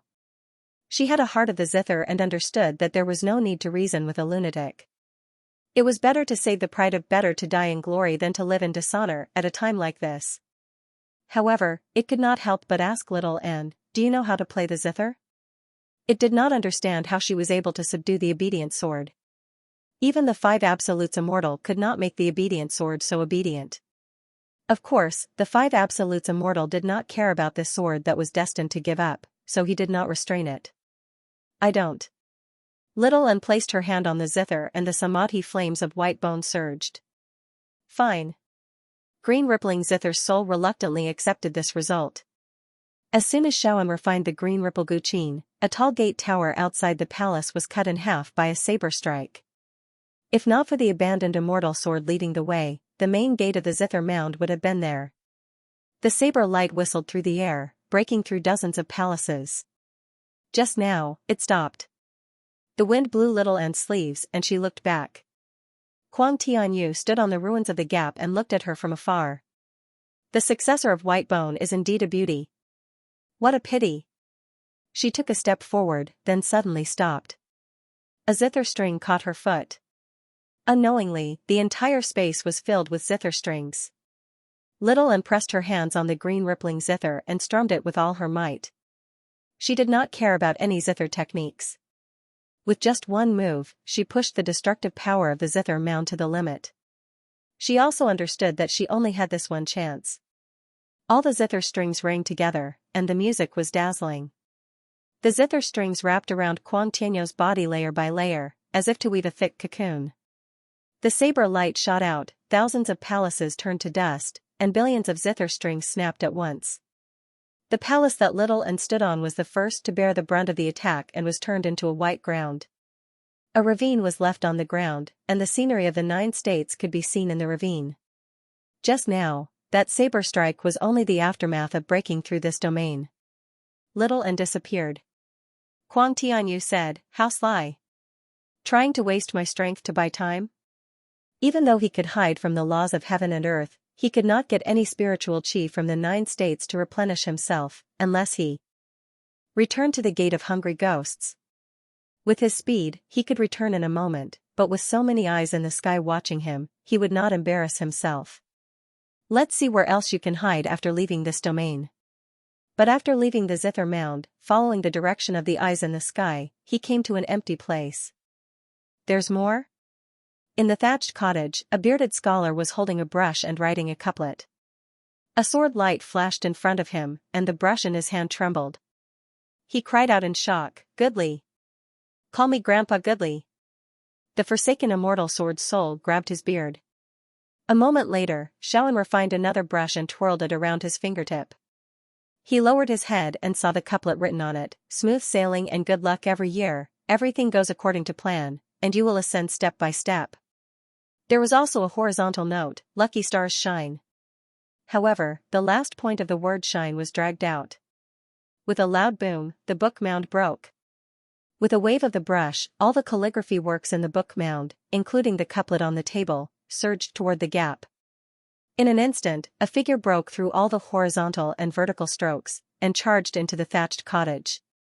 There was no one in the cottage. Kuang Tianyu raised his eyebrows in anger. He did not expect such a small matter to take so much effort. The entire chess mound was a huge chessboard. Black and white pieces were scattered all over, forming endgame after endgame. Every game was like a formation, constantly changing.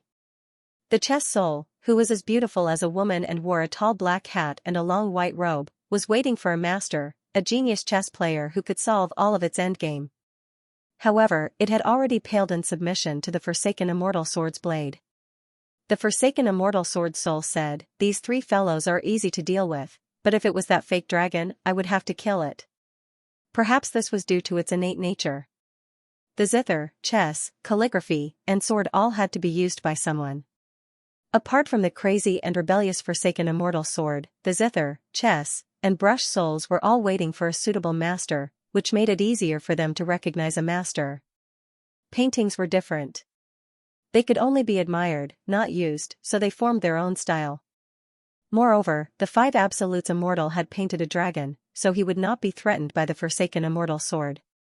If we lose again, we will have no way out. Little and silently inserted the blood sea banner into the chessboard and set up the skeleton demon formation. He had the forsaken immortal sword soul lead the sword formation. The zither and brush were placed beside him, so he had to do his part. Yes, there was no way out.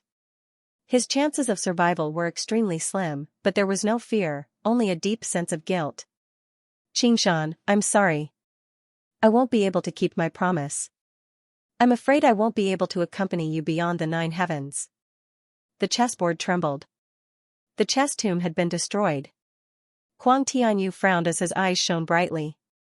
The entire starry sky was a chessboard, and the twinkling stars were the chess pieces. However, he could only slowly crack the game. He preferred to crush his opponents with absolute strength. He cleaved through the starry sky with his saber, but he switched to another game. In the blink of an eye, he had cracked dozens of games. He grew increasingly impatient as he shouted, "White-Bone's successor, stop struggling at death's door.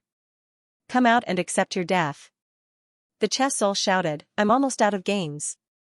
Master, what kind of opponent is this? Why is he so powerful?" Little and did not answer as he gripped the Buddha-slaying sword tightly. Kuang Tianyu broke through the final starry sky and suddenly landed on a huge chessboard. The black and white sides were fighting on the chessboard. It was like an ancient battlefield with thousands of soldiers and horses. He had fallen into the array. The zither music was dazzling, and there were ambushes on all sides. It was accompanied by a faint bell chime, but it was even more disorienting. A torrential sea of blood surged as a million skeletons rode the rolling waves and charged at him. 36 prayer beads spun as they descended from the sky. 139 bone swords crisscrossed each other. Endless slaughter. Billions of lives were all for this battle. Kuang Tianyu finally revealed a cautious expression. He did not want to fail miserably. Golden light flashed in his eyes as he calmed his heart and soul. He stomped hard, causing the chessboard to tremble and the chess pieces to scatter. He allowed the white bone sword to slash at his body, producing clanging sounds. The sword array that could kill a demon king could not injure him at all. With a slash, the sea of blood parted. Suddenly, his neck tightened. The skull prayer beads wrapped tightly, transforming into tiny skulls that bit him and pulled him into the sky. A sword beam flashed as the forsaken immortal sword tore through the void and slashed down. He grabbed the prayer beads with his left hand and pulled them away. He brandished his saber with his right hand and parried the forsaken immortal sword. At that moment, a white figure silently emerged from the sea of blood and arrived behind him. The blade of the sword flew. Layers of ambushes and array formations were all for a single strike. Buddha-slaying sword. Floating astronomy. The blade pierced through the black armor and white clothes, touching his skin. Kuang Tianyu's hair stood on end. He felt the terror of death, and his eyes were filled with disbelief. Having inherited the bloodline of the sea god, his body was so strong that even the astral wind could not hurt him at all. What was even more powerful was his recovery. Even if he was dismembered and beheaded, he would not die. He was even mistakenly called an immortal existence. The word death was too unfamiliar to him. As he thought about it, his reaction was not slow at all. He grabbed the blade with a backhand. Looking back, golden light shot out in all directions and met a pair of ghostly eyes. He sneered. "Let's see what other tricks you have up your sleeve." Ah! He suddenly felt a sharp pain in his palm. Blood gushed out and dyed the Buddha-slaying sword red. In an instant, it turned into flames and spread along the torn wound. "Get out of my way." Kuang Tianyu waved his hand and sent Little Ant flying. He saw that his right hand and wrist were all on fire. In the blink of an eye, the fire had reached his elbow. He made up his mind and cut off his wrist. His entire right arm cracked and turned into a ball of fire in midair. Little Ant felt a little regretful. If this sword had hit a vital point, he would have been very confident that he could have killed him. No matter how strong his body was or how fast his recovery was, he would not have been able to escape death. Even if it had only pierced his torso, it would have been enough to severely injure him. Although he had cut off one of his arms, there would not be a second chance. That slim chance of survival had been cut off. "How dare you hurt me?" Kuang Tianyu's teeth protruded. His face was ferocious as he roared. That sword had not only cut off one of his arms, but it had also injured his spiritual soul. And his dignity. This feeling was like a human teasing an ant and suddenly being bitten. The pain was one thing, but the ant was poisonous, forcing him to amputate his limbs to save his life. It was a sad joke. His embarrassment turned into anger. A violent aura rampaged, and the chess mound shook violently. Even the surging sea of blood that got close to him. It dried up immediately. Little Ant grasped the abandoned fairy sword.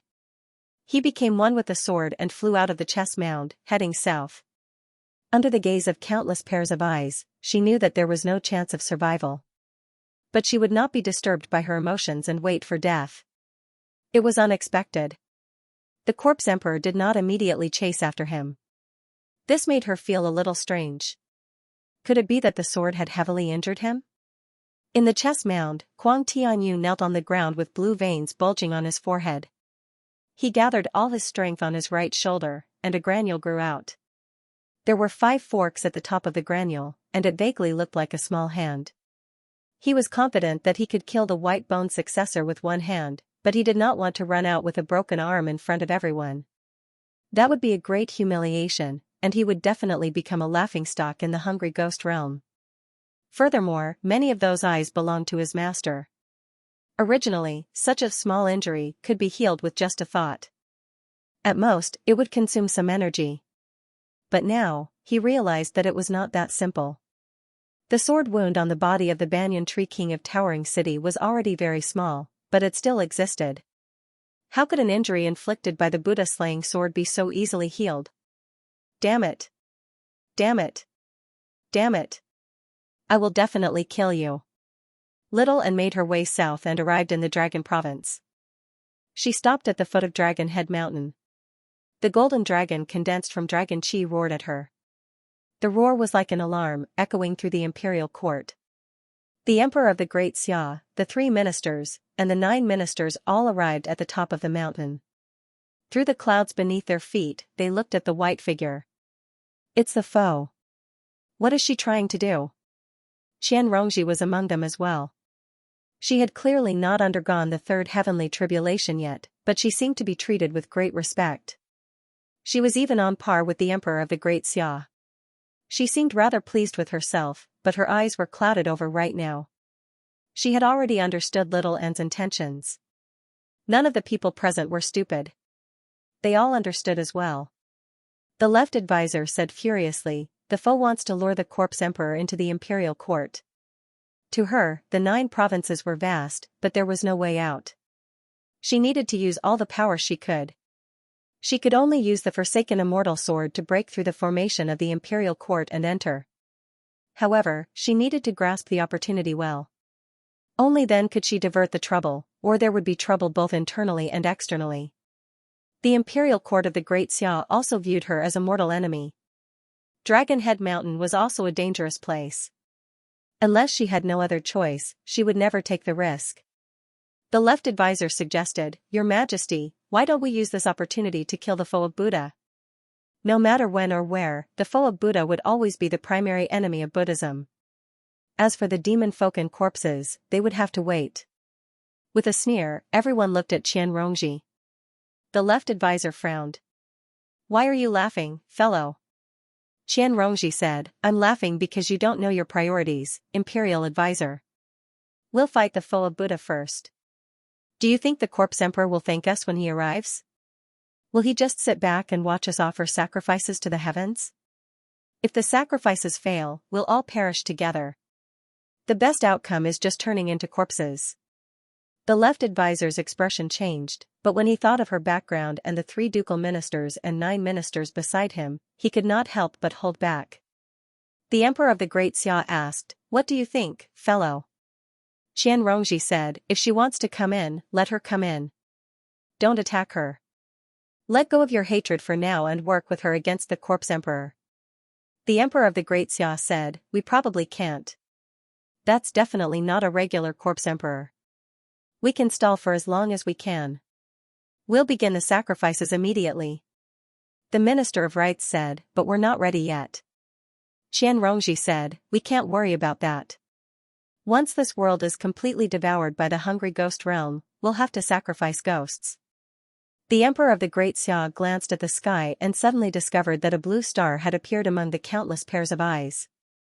It was extremely tiny and dim, but it definitely was not an eye. It vanished in the blink of an eye. He could not afford to think too much about it. He had already made up his mind and ordered, "Begin the sacrifices." The group immediately arrived at a tall altar in the center of the imperial court. The tall altar had 2 sides, round on the outside and square on the inside. It was taller in the north and lower in the south. The beautifully carved white jade railings clearly differed from the style of other folk buildings. It must have been built by humans. It could not be considered huge, but it was simple and imposing. It was known as the Heaven Altar. Xianxia walked up to the Heaven Altar alone. Just as she was about to plant the sky-climbing vine in the center of the Heaven Altar, she suddenly raised her head and saw a dark blue star that was abnormally dazzling. Everyone followed her line of sight and saw that the star had disappeared again.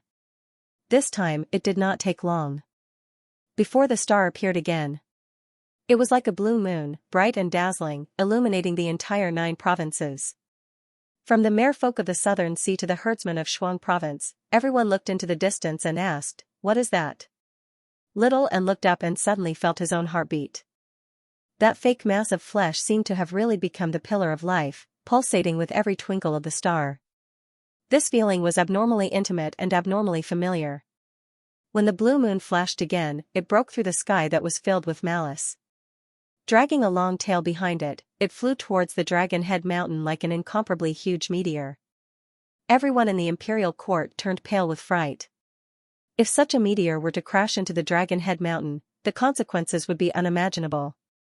Little and looked up at the meteor in a daze, like a young girl making a wish to the meteor.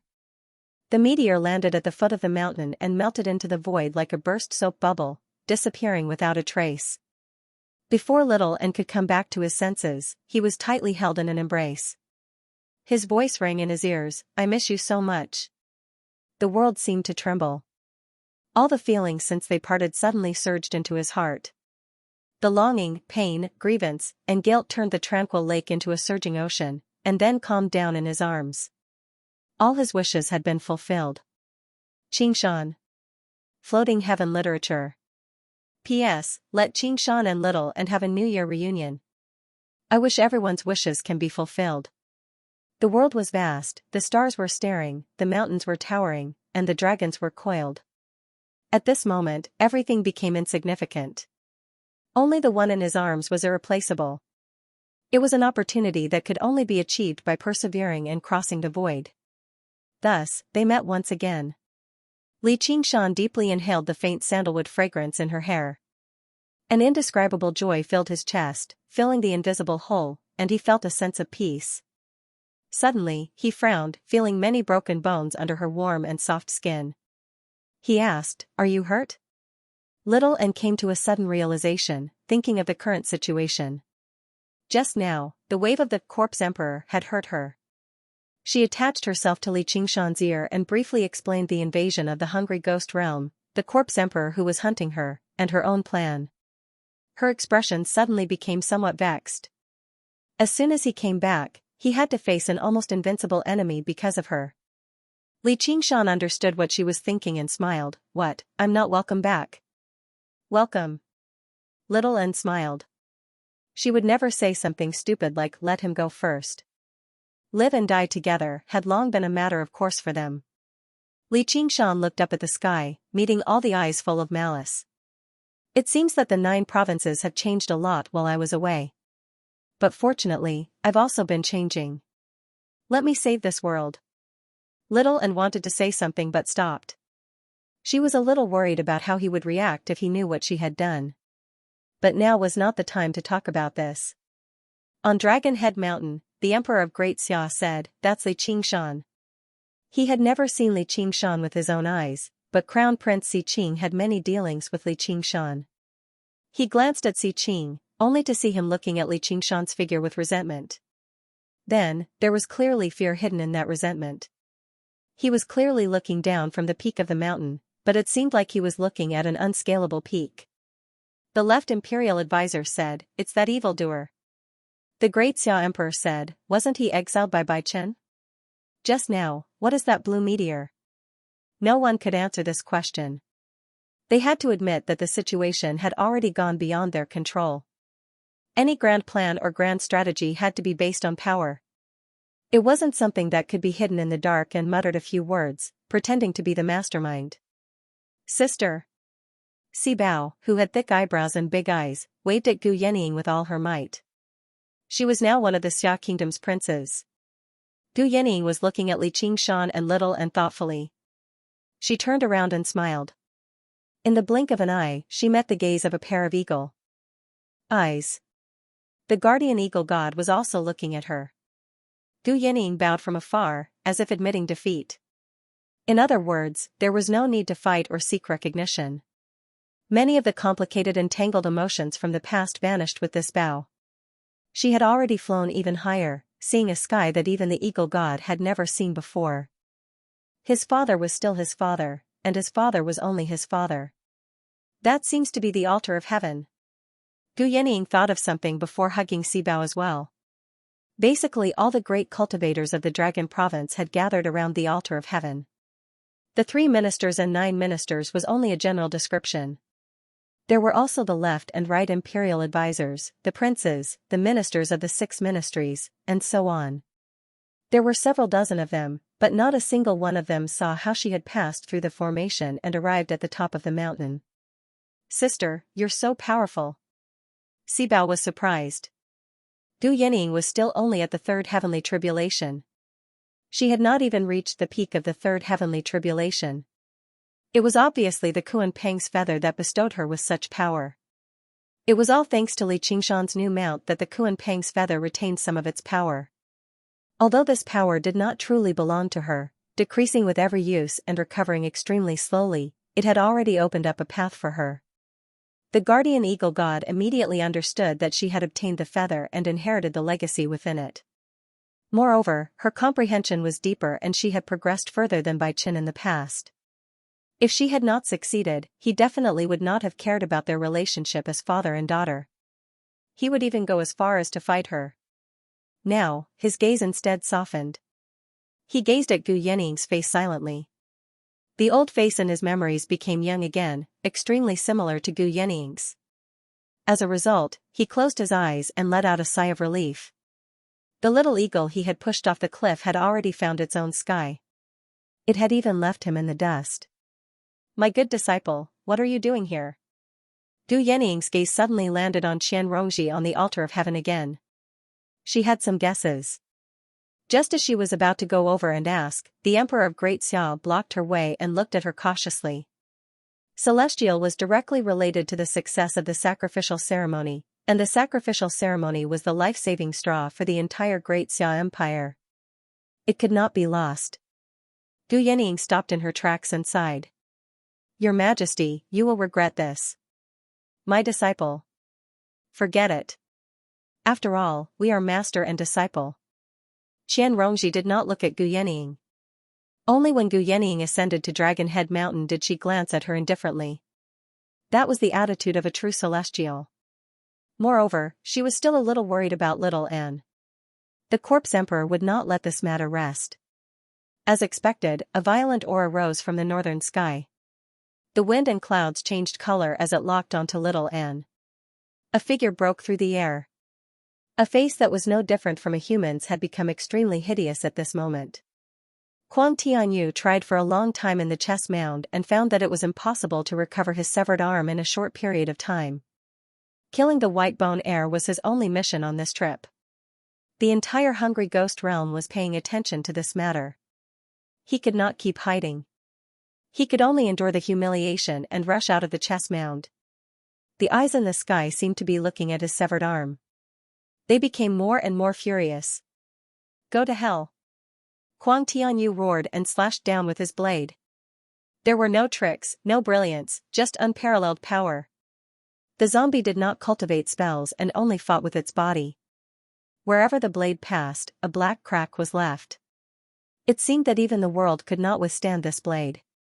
When the blade was no longer suppressed by the Qin mound and the chess mound, it was as fierce as a natural disaster. It continued to accumulate power, as if it was going to cut Dragon Head Mountain in half. He did not take Li Qingshan, who was beside little Anne, seriously at all. Such trash could be crushed with just the aftermath. Qingshan? Little Anne saw that Li Qingshan had no intention of retreating into the Xia imperial court. Even if he retreated now, it would be difficult to block this blade. Don't worry, I'm here. Li Qingshan rubbed her head and stepped forward, blocking in front of her. He looked at Kuang Tianyu and said, Idiot from the Hungry Ghost realm, don't think that I won't beat you up just because you're a cripple. Come, I'll fight you with one hand. His left arm suddenly shrank, and his right arm began to lengthen, becoming abnormally thick. It was covered in black hair, like the arm of an ape. Naturally, he was talking nonsense. This was the second magical power of the ape demon arms. R1152 waving his huge ape arm, Li Qingshan's entire body became much thinner. The ape demon arms didn't have any particularly cool effects. It just focused all the power on one arm, but it was quite simple and practical. Because almost all the magic of the ape demon transformation was focused on one arm, it was equivalent to increasing the power of the entire ape demon transformation. The other magic transformations, as long as they were activated by this ape demon arm, would also increase in power. But magic such as the wings of the divine wind and the ox demon forging its hide would be greatly reduced in power, and could not even be used. Whether it was speed or defense, they would all be greatly affected. And if he wanted to win, this magic alone was definitely not enough. A cripple. The veins on Kuang Tianyu's forehead bulged. Looking at the way Li Qingshan was dragging his arm, his face looked like it had been slapped. Even the descendant of the white bone who cut off one of his arms would not make him hate him so much. He turned his blade, and the fierce momentum of the blade poured out towards Li Qingshan. Kill him first.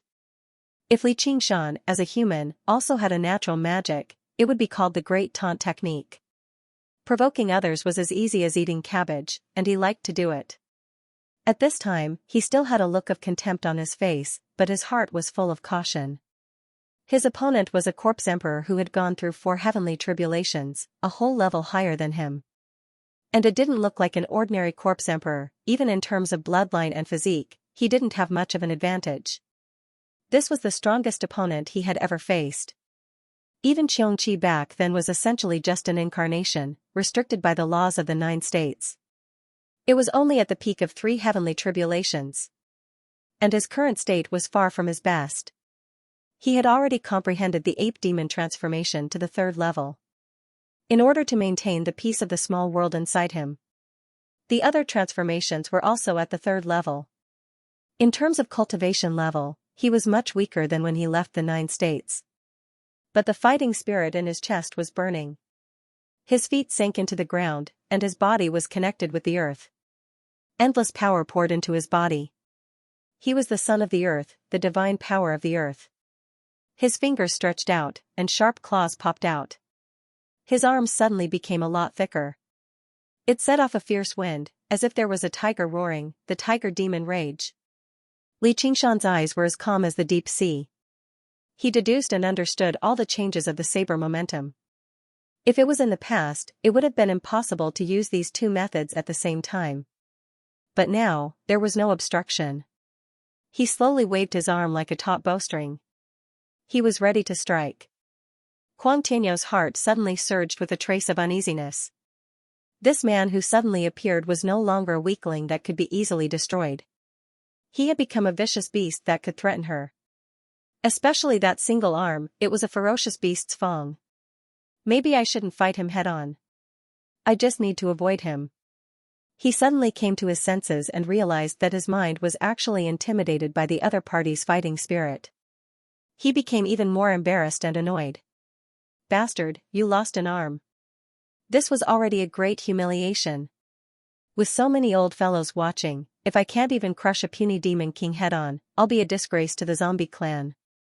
How will I face Master when I return to the hungry ghost realm?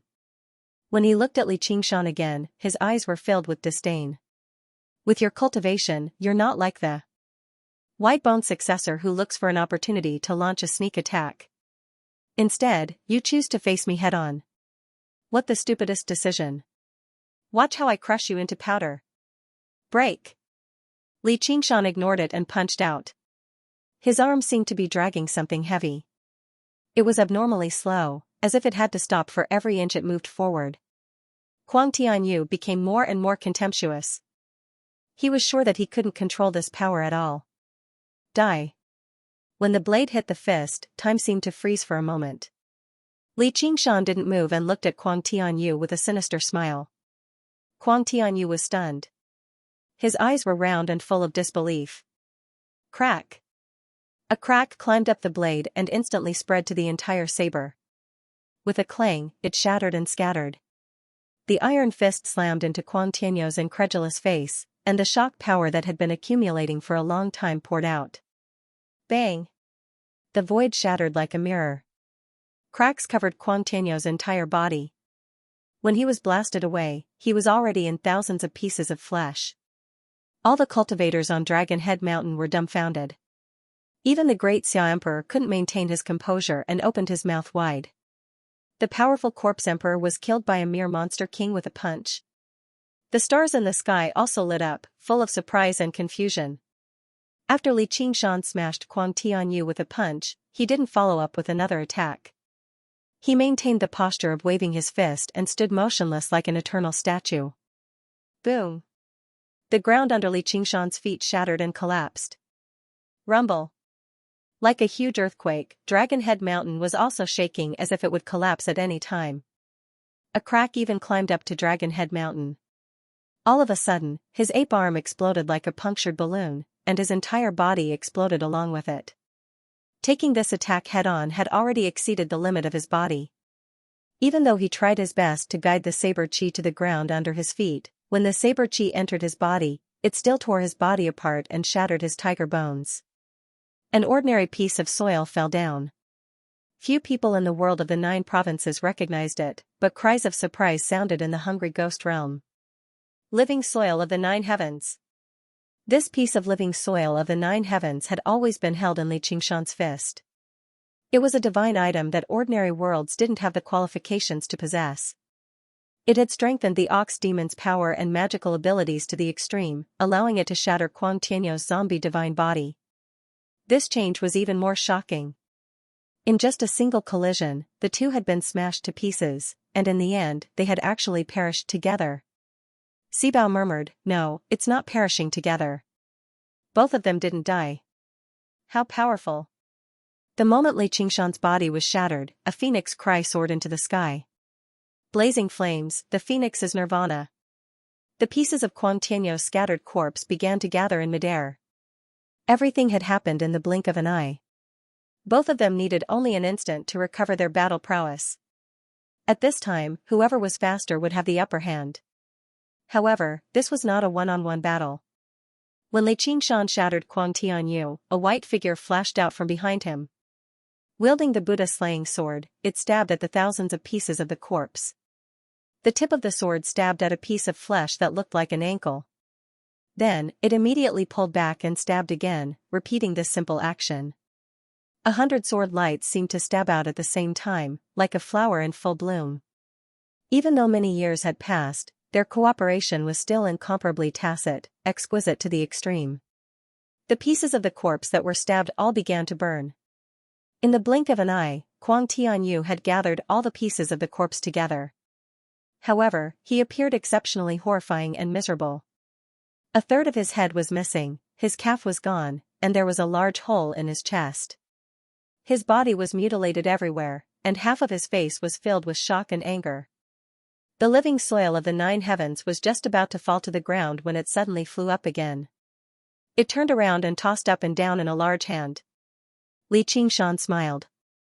His condition was even better than when he had first descended. Rising from the ashes, he grew stronger the more he fought. No, why did I fight him head-on? There were clearly thousands of ways to defeat him, and I felt danger from the start. Could it be that this world has deceived my mind and twisted my will? The boundless heavens was not so easy to deceive. Kuang Tianyu's mind cleared, and he immediately felt the danger of death. His heart trembled, and he pushed off with one leg, charging straight into the sky. He fled toward the gate of hungry ghosts, disregarding everything else. You want to leave after offending little Anne? Come back. Li Qingshan gripped the living soil of the 9 heavens tightly, fully activating the great earth force field.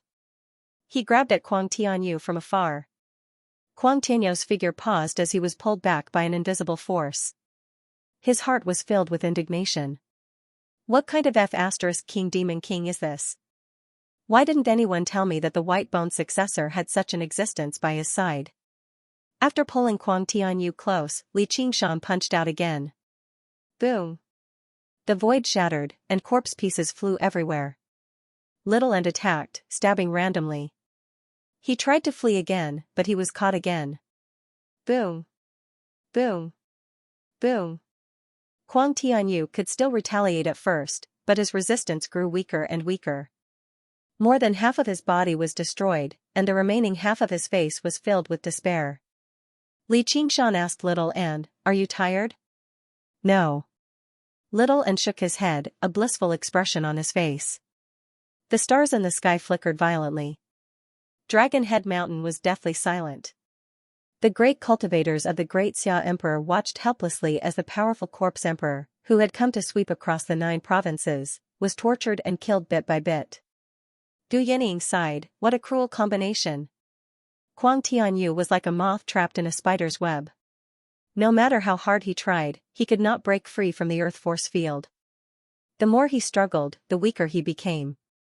He roared with unwillingness, if it wasn't for this damned world where spells and treasures cannot be used, how could you, a mere monster king, force me to this step? Faced with imminent danger, his mind instead became extremely clear. He understood that this world had obscured his senses and disturbed his mind unknowingly. Not only did he end up clashing head-on with Li Qingshan for some reason, but even the sneak attack from the white-boned successor left him rather confused. Otherwise, with his cultivation, how could he be so easily ambushed, and he would not be obsessed with repairing his severed arm? He should have known that it was impossible if he tried a little. Heaven's will was in the cycle. Li Qingshan also understood why the strongest enemy he had met in his life was so poor and did not even have a decent ultimate move. He could not help but think back to the time when he fell into the small world. He could not use any power, and he could not get any spiritual energy to replenish himself. He was as weak as a mortal and had terrible luck. Although he did not know how this guy sneaked into the 9 states and escaped the suppression of the world's will, he was still heavily restricted and could not do whatever he wanted like in the hungry ghost realm. This was the saying, when the time comes, the heaven and earth will lend us their strength, but when the time comes, the hero will not be free. All living beings must have a suitable world in order to run freely. Otherwise, they would be shackled by all kinds of tangible and intangible shackles. Li Qingshan punched again and smashed Kuang Tianyu into pieces. He smiled and said, if this was not the 9 states. I have gone through 4 heavenly tribulations. You were killed by me with 1 punch. How can you still talk nonsense with me? Kuang Tianyu refused to believe it, but he had to believe it. As a monster king, he was already so terrifying, let alone as a monster emperor. But, how could there be such a powerful monster king in the world? This thought echoed in everyone's mind. Li Qingshan smashed Kuang Tianyu dozens of times. Kuang Tianyu only had half of his head left in his hand. One eye was still glaring at him. Li Qingshan could not help but laugh and say, "Heh. This guy's physique is really strong." He then asked Little An, "Why didn't you kill him?" No matter how strong one's physique was, it would be greatly reduced. In front of the Buddha slaying sword. The fact that this fellow was able to survive until now was clearly because Little An had been holding back and had not found the right opportunity to kill him in one strike. Instead, he controlled the might of the Buddha slaying sword, weakening him bit by bit. Little An told him about the battle at the Ghost Tower. The Dark Queen had fallen into the trap of the hungry ghost realm in her place. Li Qingshan sighed. What a good mother. He showed Little An Kuang Tianyu's twisted and hideous head. This guy looks like a character. Let's go. Let's exchange him for your mother. Kuang Tianyu's expression changed, and he gradually calmed down. Originally, he thought that he was dead for sure, but he didn't expect that there was still a chance of survival. He asked, "What's your name?" Li Qingshan smiled and said, "What? Do you want to take revenge on me?" Kuang Tianyu said, "Are you afraid?" Li Qingshan laughed aloud. He raised his head and said to all the eyes in the sky, "I'm Li Qingshan." His voice was not particularly loud, nor was it heroic at all. It was like he was stating a simple fact. You're in big trouble now. The corner of Kuang Tianyu's eye twitched. He understood that Li Qingshan was looking down on him. The humiliation filled his eyes with hatred, but for some reason, he had a feeling that he might never be able to get his revenge. Li Qingshan lowered his head and said to Kuang Tianyu, "I hope you really are that important. Let's go, Little An." Wait, Qingshan, your master has been captured too. After listening to what had happened, Li Qingshan frowned. What a lingua temple.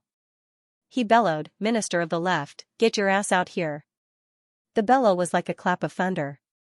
Ripples spread across the protective formation, and a fortress on the Dragon Head Mountain was smashed into pieces. The officials of Great Xia looked at each other in shock. The Dragon Assembly Formation was the #1 formation in the world. Not only was it where the spirit veins of the 9 prefectures converged, but it was also favored by the will of all living beings. Although it was not activated, it did not completely block the bellow. Although the corpse emperor was gone, an even more ruthless one came. It was undoubtedly a fool's dream to complete the worship under such circumstances. Prince Xiqing's face was pale. He hid behind the crowd and did not dare to show his face. Although it was not only out of fear, there was no difference in his expression. He clenched his fists and loosened them. Impossible. How could he become so strong in such a short time? Ba. The minister of the left stepped out from the crowd and looked down at Li Qingshan. Li Qingshan, you are a layman disciple of Buddhism. Why can't you tell right from wrong? Li Qingshan laughed sinisterly. I can't tell right from wrong? The minister of the left pointed at Little An. Do you know what the enemy of Buddha beside you has done? Xiaoan lowered her head. Li Qingshan was taken aback. He glanced at Xiaoan in a strange manner. Then he said, I only know that when she was attacking the hungry ghost realm with her full strength, you despicable and shameless bald ass launched a sneak attack. Alright, then let me tell you. She opened up half of the demonic dens in the world, causing the demonic aura in the various prefectures to soar into the sky. She destroyed trillions of living beings in the 4 prefectures. Such monstrous sins are too numerous to be recorded. She is even more evil and terrifying than the hungry ghost realm. The minister of the left spoke righteously. He stood on the peak of the high mountain, his body glowing with golden light. He was like the king of hell, judging evil spirits and sending them to the 18th level of hell, never to be reincarnated. What nonsense are you talking about? Little and won't. Li Qingshan retorted disapprovingly. He felt that this kind of accusation was too ridiculous. He put his hand on Little An's shoulder, but felt that her body was trembling slightly. "If you don't believe me, then let your master confront me." The imperial advisor of the left took out the wooden fish with a wave of his hand. The wooden fish opened its mouth, and the unraging monk tumbled out. All of his cultivation had been sealed up, but he still did not seem to care at all. He patted off the dust and stood up. When he saw Li Qingshan, he beamed with joy, but when he saw Little An beside him, he could not help but sigh. He became compassionate and closed his eyes silently. He was not completely clueless about the world. The left advisor purposely told him about Little An's actions in order to torture him with remorse. He even began to waver as he wondered if he had made the wrong decision. He wondered if he should have helped the left imperial preceptor kill Little An that day. "If your master hadn't interfered that day, I would have died. I've already slain the enemy of Buddha. Even 10,000 deaths cannot atone for my sins. I'm about to carry out my punishment on another day. You better watch the consequences of aiding the enemy of Buddha." The left advisor raised the wooden fish mallet high into the air, about to swing it down on the unraging monk's head. Li Qingshan bellowed furiously, "Stop!" The left advisor felt a gust of fierce wind. The formation of dragons had already been activated, but it was unable to completely block Li Qingshan's power. However, the corner of his lips curled into a smile. "I can let your master go if you want, but you need to atone for his sins." Li Qingshan said coldly, "How do you want me to atone for my sins?" The left advisor's eyes suddenly widened. Golden light radiated in all directions. "Slay the enemy of Buddha immediately." The stars in the sky lit up. They did not seem to have expected this either. Li Qingshan laughed from extreme anger. "You're dreaming." However, his rebuttal was not as forceful as it was just now. He had killed countless people in his life, but he was rather chivalrous. It was not for self-preservation. It was for revenge. Even when he was in a fierce battle. Unless he had no other choice, he did not want to implicate the innocent. He had never regarded all living beings as ants and all living things as dogs. Now, the person closest to him had killed so many innocent people. Yet he killed so many innocent people. How many babies and young children were among them? How many honest and kind people? All of them perished together. Looking around, regardless of whether it was the heavens or the earth, good or evil, or the hungry ghosts of Buddhism, they all wanted to kill her. She seemed to have committed a great sin that could not be redeemed and had to die. Little An was silent and did not say a word. He was like a prisoner who had accepted his fate and was awaiting trial. He did not struggle or defend himself. However, there was only one person in the heavens or the earth who had the right to judge him. "Qingshan, I'm sorry. I didn't listen to you." Li Qingshan's heart softened. "No, this is not your fault. I'm even glad that you did that. If she did not have enough power, she would have died in the hands of the corpse emperor sent by the hungry ghost realm.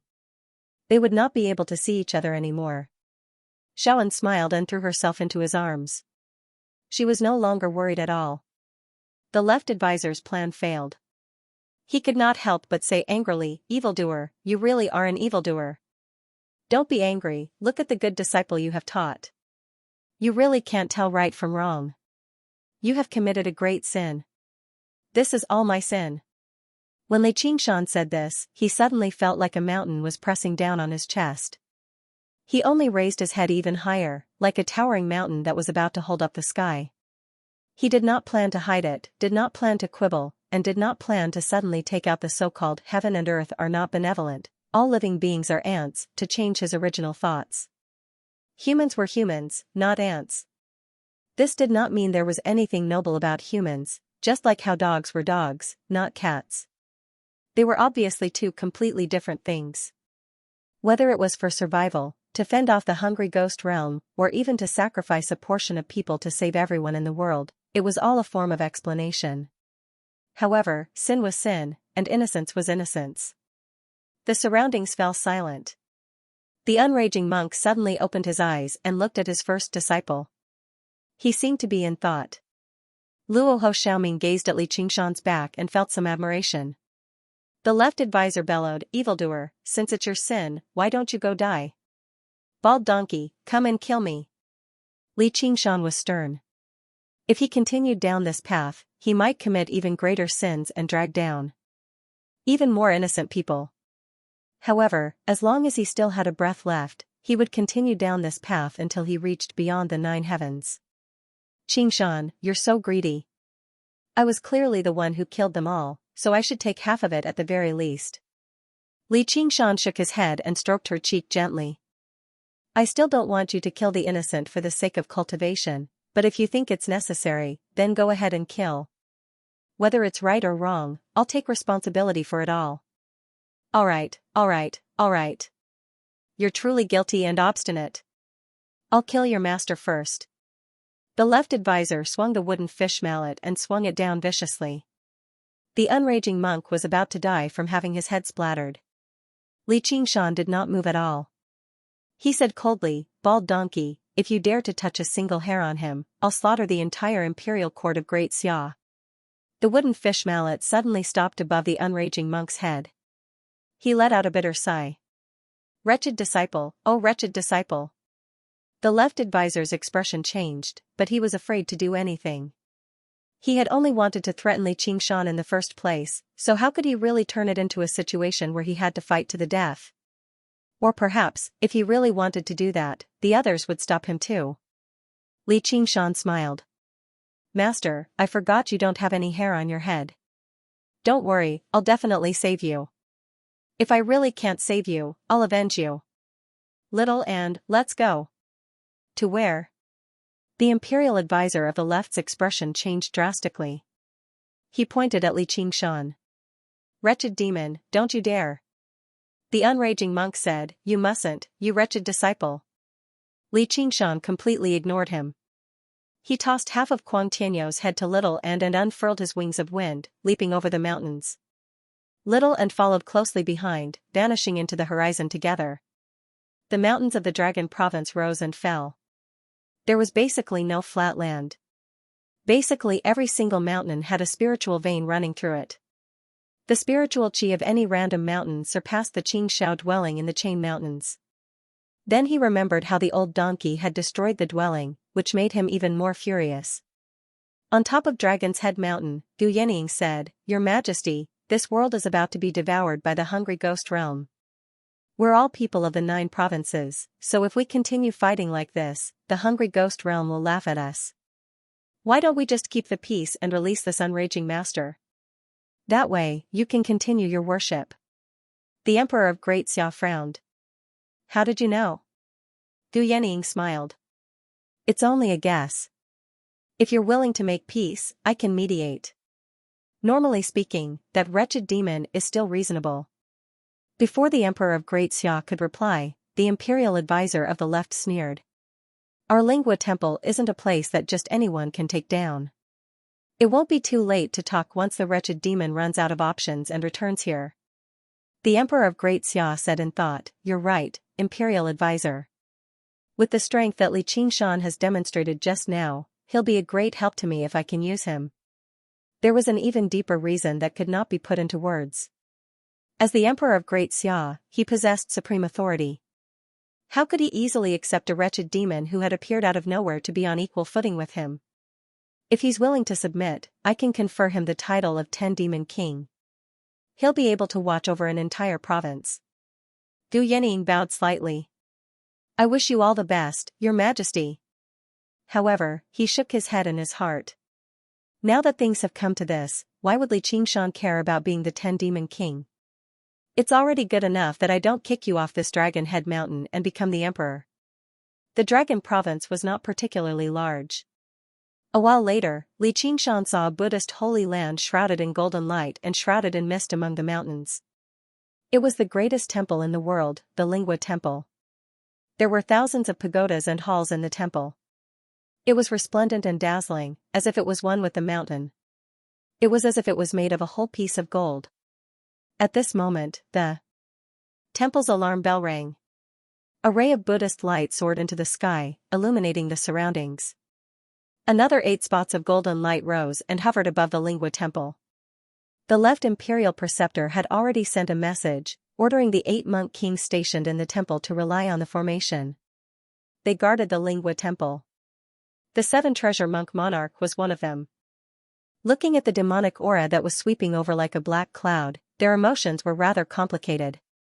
In his message, the left advisor told them about the battle at the foot of Dragon Head Mountain. The conclusion was, the wretched demon is vicious. You must not leave the formation and fight him in the open. Even the mighty left advisor was afraid of leaving Dragon Head Mountain right now to assist the Lingua Temple, afraid that Li Qingshan would intercept him halfway. Boom! Li Qingshan landed at the entrance of the temple and stowed away his wings of wind, gazing at the golden mountain. He did not plan on directly attacking the Lingua Temple. That would take far too much time and effort. Just the nameless protective formation completely surpassed the Chan monastery of Devanaga in the past. Who knew how many tricks this holy land of Buddhism was hiding? Even if he was not afraid, it would still be troublesome. Wretched demon, how bold of you! How dare you protect the enemy of Buddhism and invade our Lingua Temple? The seven treasure monk monarch bellowed. All the bells in the temple rang out with tremendous might, drowning out Li Qingshan's aura. Li Qingshan said sternly, "You bald donkeys are the bold ones. How dare you destroy my dwelling?" Destroy your dwelling? The seven treasure monk monarch had almost forgotten about the tiny cave in the Chain Mountains. Only now did he remember it. Are you talking about that barren mountain in the Chain Mountains? Probably no one in the world believed that a tiny mountain with thin spiritual chi could be mentioned in the same breath as the Lingua Temple. Desolation my ass. There were clearly trees on that mountain. Li Qingshan flew into a rage. He took a step forward, and the ground shook. His body swelled up, and his skin turned a deep green. His feet turned into hooves, and his two ox horns stabbed towards the sky. His surging demon chi became even deeper and more restrained. Moo! An ox's cry seemed to rise up from the depths of the earth. In the blink of an eye, he had already turned into a great demon over 300 meters tall. He had ox horns, ox hooves, an ox head, and an ox tail. His eyes stared at the Lingua Temple covetously. If it were not for the fact that his body and arms still resembled those of a human, he basically seemed like a huge ox standing there. The ox-demon transformation of the 9 transformations of the demonic and divine abandoned his other transformation abilities and pushed the ox-demon transformation to the limit. After shattering his demon core and reforging his world, his figure was no longer as exaggerated as before, easily reaching several thousand meters in height. Instead, it was even more condensed and refined. The 8 monk monarchs communicated telepathically. Be careful. That demon is coming. I have ordered all the monks to chant in the Hall of Great Strength. Even the demon monarch can forget about breaking through the formation. Let's see how a demon monarch like him is going to break through the Lingua Temple. The so-called formation was originally used to make use of the right time, place, and people to defeat the strong. Moreover, the Lingua Temple was a holy land of Buddhism. It also gathered the wishes of all the arhats in the world. A single cultivator would not be able to do anything to it. Even if one had extraordinary strength, he would not be able to afford it. Little and said, "Qingshan, I will go in and destroy the formation." That is suicide. The abandoned fairy sword spirit shrieked. The hill temple was not the Lingua Temple, and a frontal attack was different from a sneak attack at night.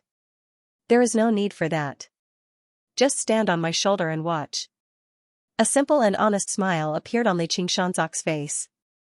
His muscles bulged as he slowly bent over and half-knelt on the ground. One of the monk monarchs mocked, "Demon, it is not too late to kneel and beg for mercy." Li Qingshan did not make a sound. His back was arched like a mountain, like a volcano that was about to erupt. His arms that seemed to be made of mixed iron swung up high and hammered the ground. Boom! The mountain shook. The monk monarchs looked at each other, not knowing what he was going to do. Boom! The ground cracked. Boom! Boom!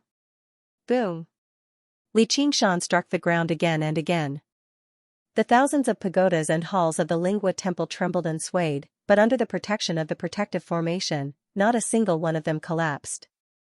At most, a few tiles fell off. If one looked from above, they would see 2 cracks on the ground moving around the mountain, spreading rapidly until they connected at the back of the mountain, forming a circle. The spirit chi of the Lingua Temple immediately weakened. Oh no, he's going to sever the underground spirit vein. Don't panic. This demon is wasting his energy.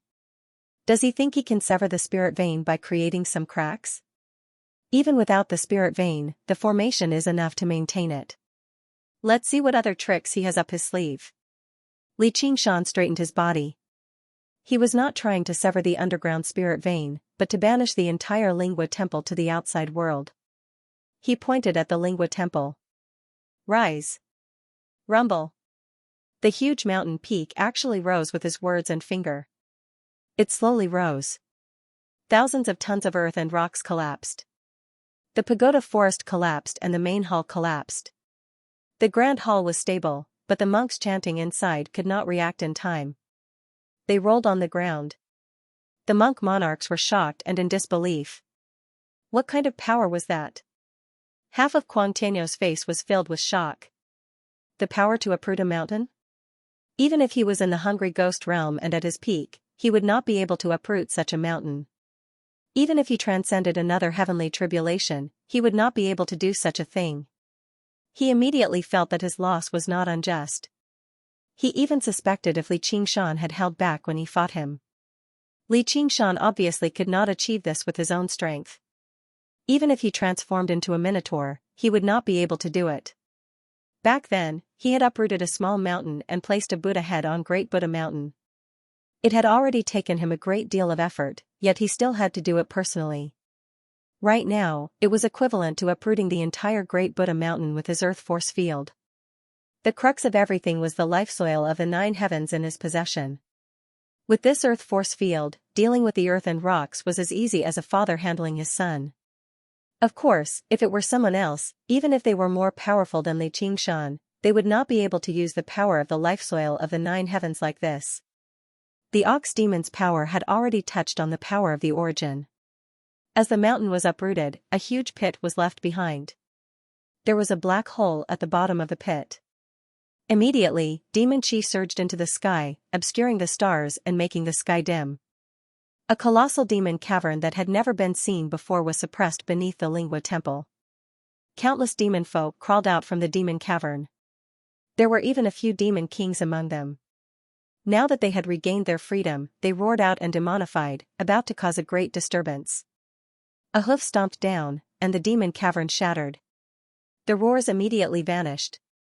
The space where the demon cavern resided had always been extraordinarily fragile. Now that it had been crushed by Li Qingshan's stomp, all of the demon folk were ripped to pieces. Even demon kings could not endure something like that. And, in this shattered space, it was impossible for them to mend their bodies. Only death awaited them. 100,000 demon folk and several demon kings had been stomped to death.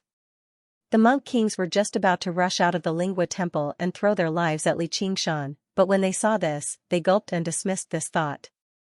Even if humans opened up an ant nest and wanted to stomp all the ants to death, it would not be so easy. They were not afraid of death, but they did not want to be stomped to death like this. Li Qingshan did not even glance at the demon cavern. His ox head was held high, and his sturdy body was filled with a primitive, vigorous aura. He held the Lingua temple in one hand as he stood between the sky and the earth. He was like a savage fiend god. Suddenly, he strode off and rushed towards Dragon Head Mountain. Boom! Boom! Boom! Boom!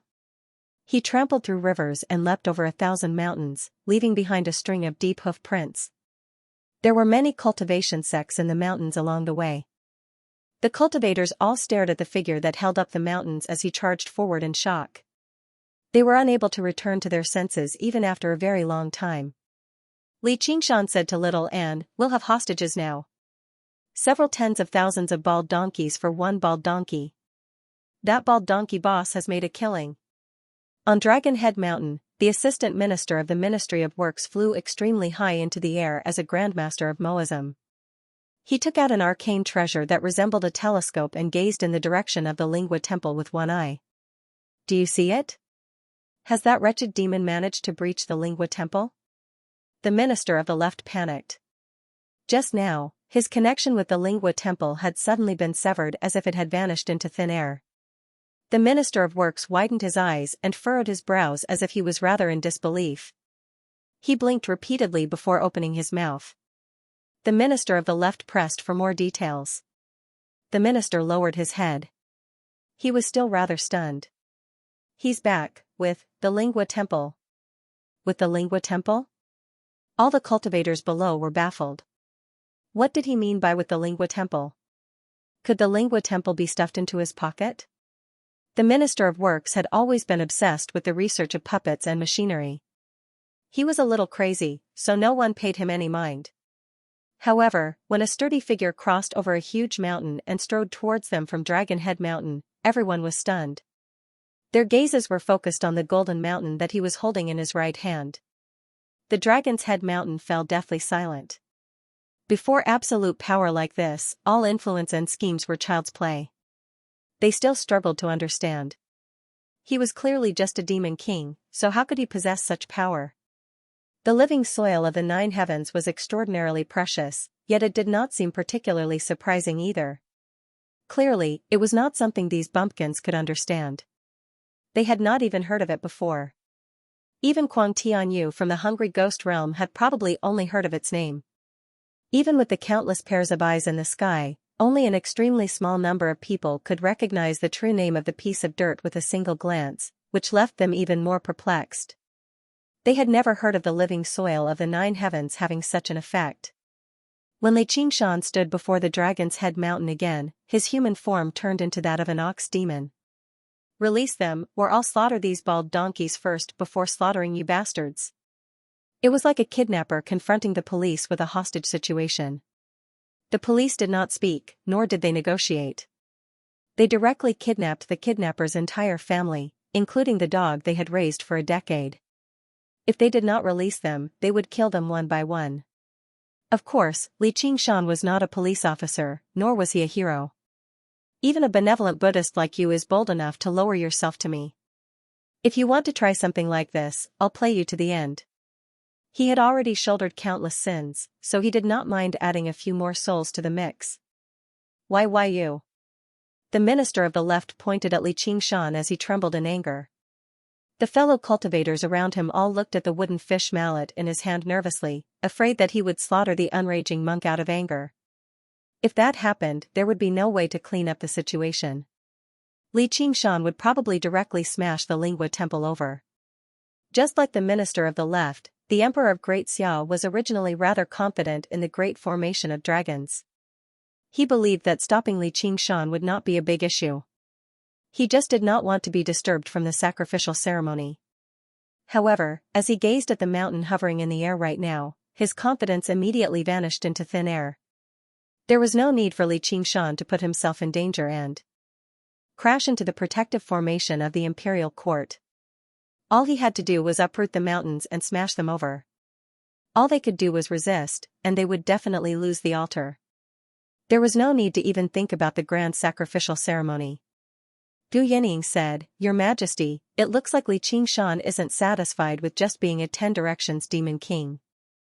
The Grand Xia Emperor frowned. Only then did he realize how ridiculous his words just now were. He said coldly, "I'm afraid the current you isn't satisfied with this." "I've never been satisfied." The Left Master said, don't be angry. You've really taught a good disciple." The Chan monastery of Devanaga first produced an enemy of the Buddha, and then they produced a wretched demon like this who wants to destroy our Lingua Temple.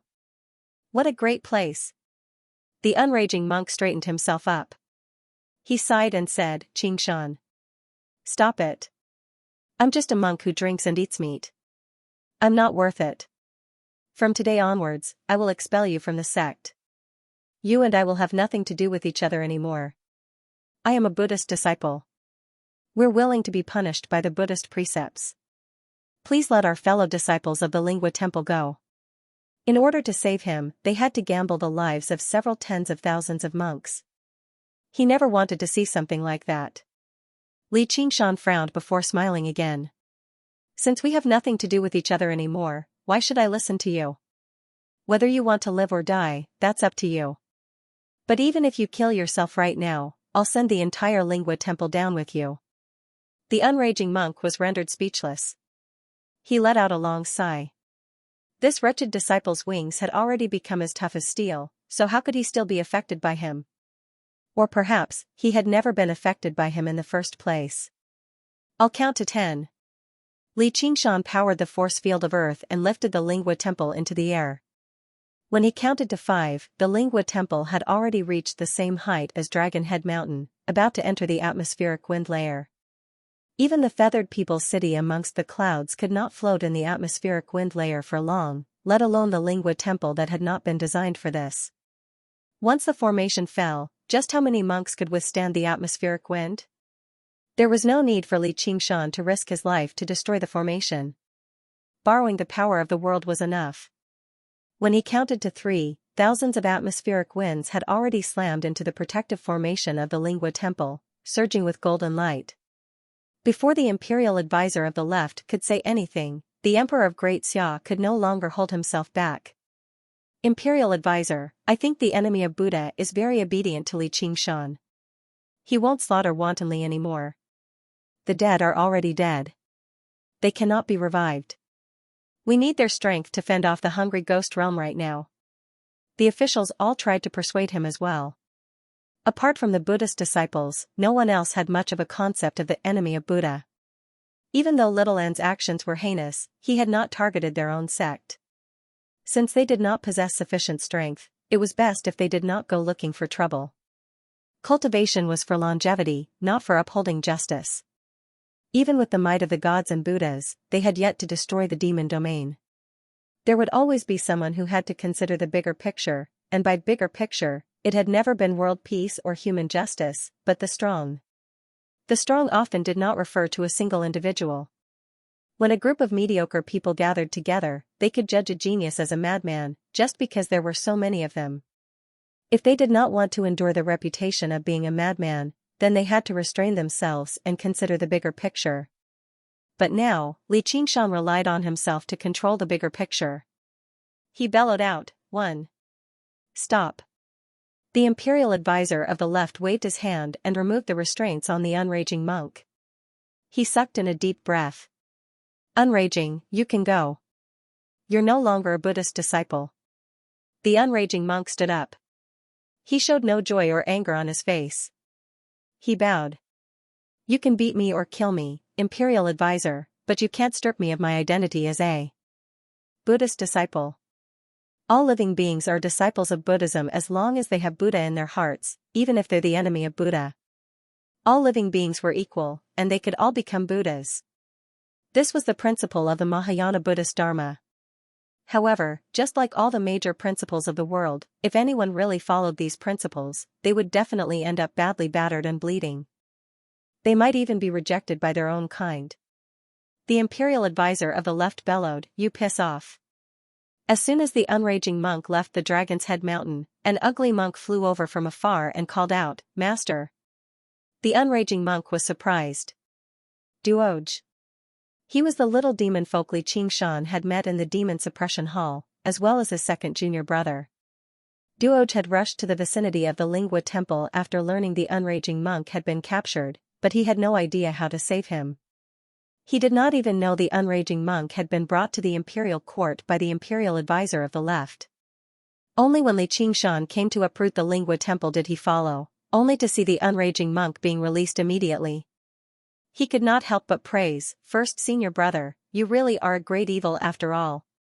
The corner of Li Qingshan's eye twitched. Only then did Duoj realize he had misspoken. He smiled dryly. However, it was not because his demon folk instincts had relapsed. Instead, Li Qingshan's method of saving him was simply too vicious. The unraging monk saw Duoj and could not help but smile. Even if he had gone to all the trouble and only managed to redeem a measly demon folk, it would still be worth it. However, just how many people in the world believed the lofty, righteous monk king to be equal to a lowly demon folk with twisted wills? The imperial advisor of the left saw how the atmospheric winds were about to rip through the formation. He called out, "Li Qingshan, release the Lingua temple." Li Qingshan smiled. "All right, I'll do as you say, imperial advisor." As a result, he pulled back the force field of earth. Seeing Li Qingshan's smile, the imperial advisor of the left's heart skipped a beat. He sensed that the Lingua temple was falling straight down. The imperial advisor of the left paled in fright. Wretched demon, stop. I've already stopped. Li Qingshan yawned and waved his hand. A mountain weighed more than 100 million tons. Apart from Li Qingshan, who wielded the life soil of the 9 heavens, there was no one in the world who could lift it up, nor could anyone stop its fall. Boom! With an earth-shattering rumble, the mountain plunged into the embrace of the earth viciously. A cloud of dust swept into the surroundings. Even if it was smashed to pieces, it would only return to its original appearance. The thousands of pagodas, halls, and statues on the mountain were no different. What holy land of Buddhism, bodhisattvas, or arhats? All of them were dust to dust, dust to dust. The Lingua temple was destroyed. Spurt. The imperial advisor of the left coughed up a mouthful of blood. He glared at Li Qingshan as if his eyes were about to spit fire. You've gone back on your word. I remember what I promised you was just the lives of the monks in the temple. Look, aren't they still alive and well? Li Qingshan pointed at the sky. The time it took for the Lingua temple to fall was enough for the monk kings to save the monks. Other than a few chi practitioners, the others didn't even need help as they could hover in the air with their own strength. You destroyed my cave abode and I destroyed your temple. Let's get back at each other. However, you ambushed little and with such despicable means. We'll settle this later. I don't want much, just one punch from me will do.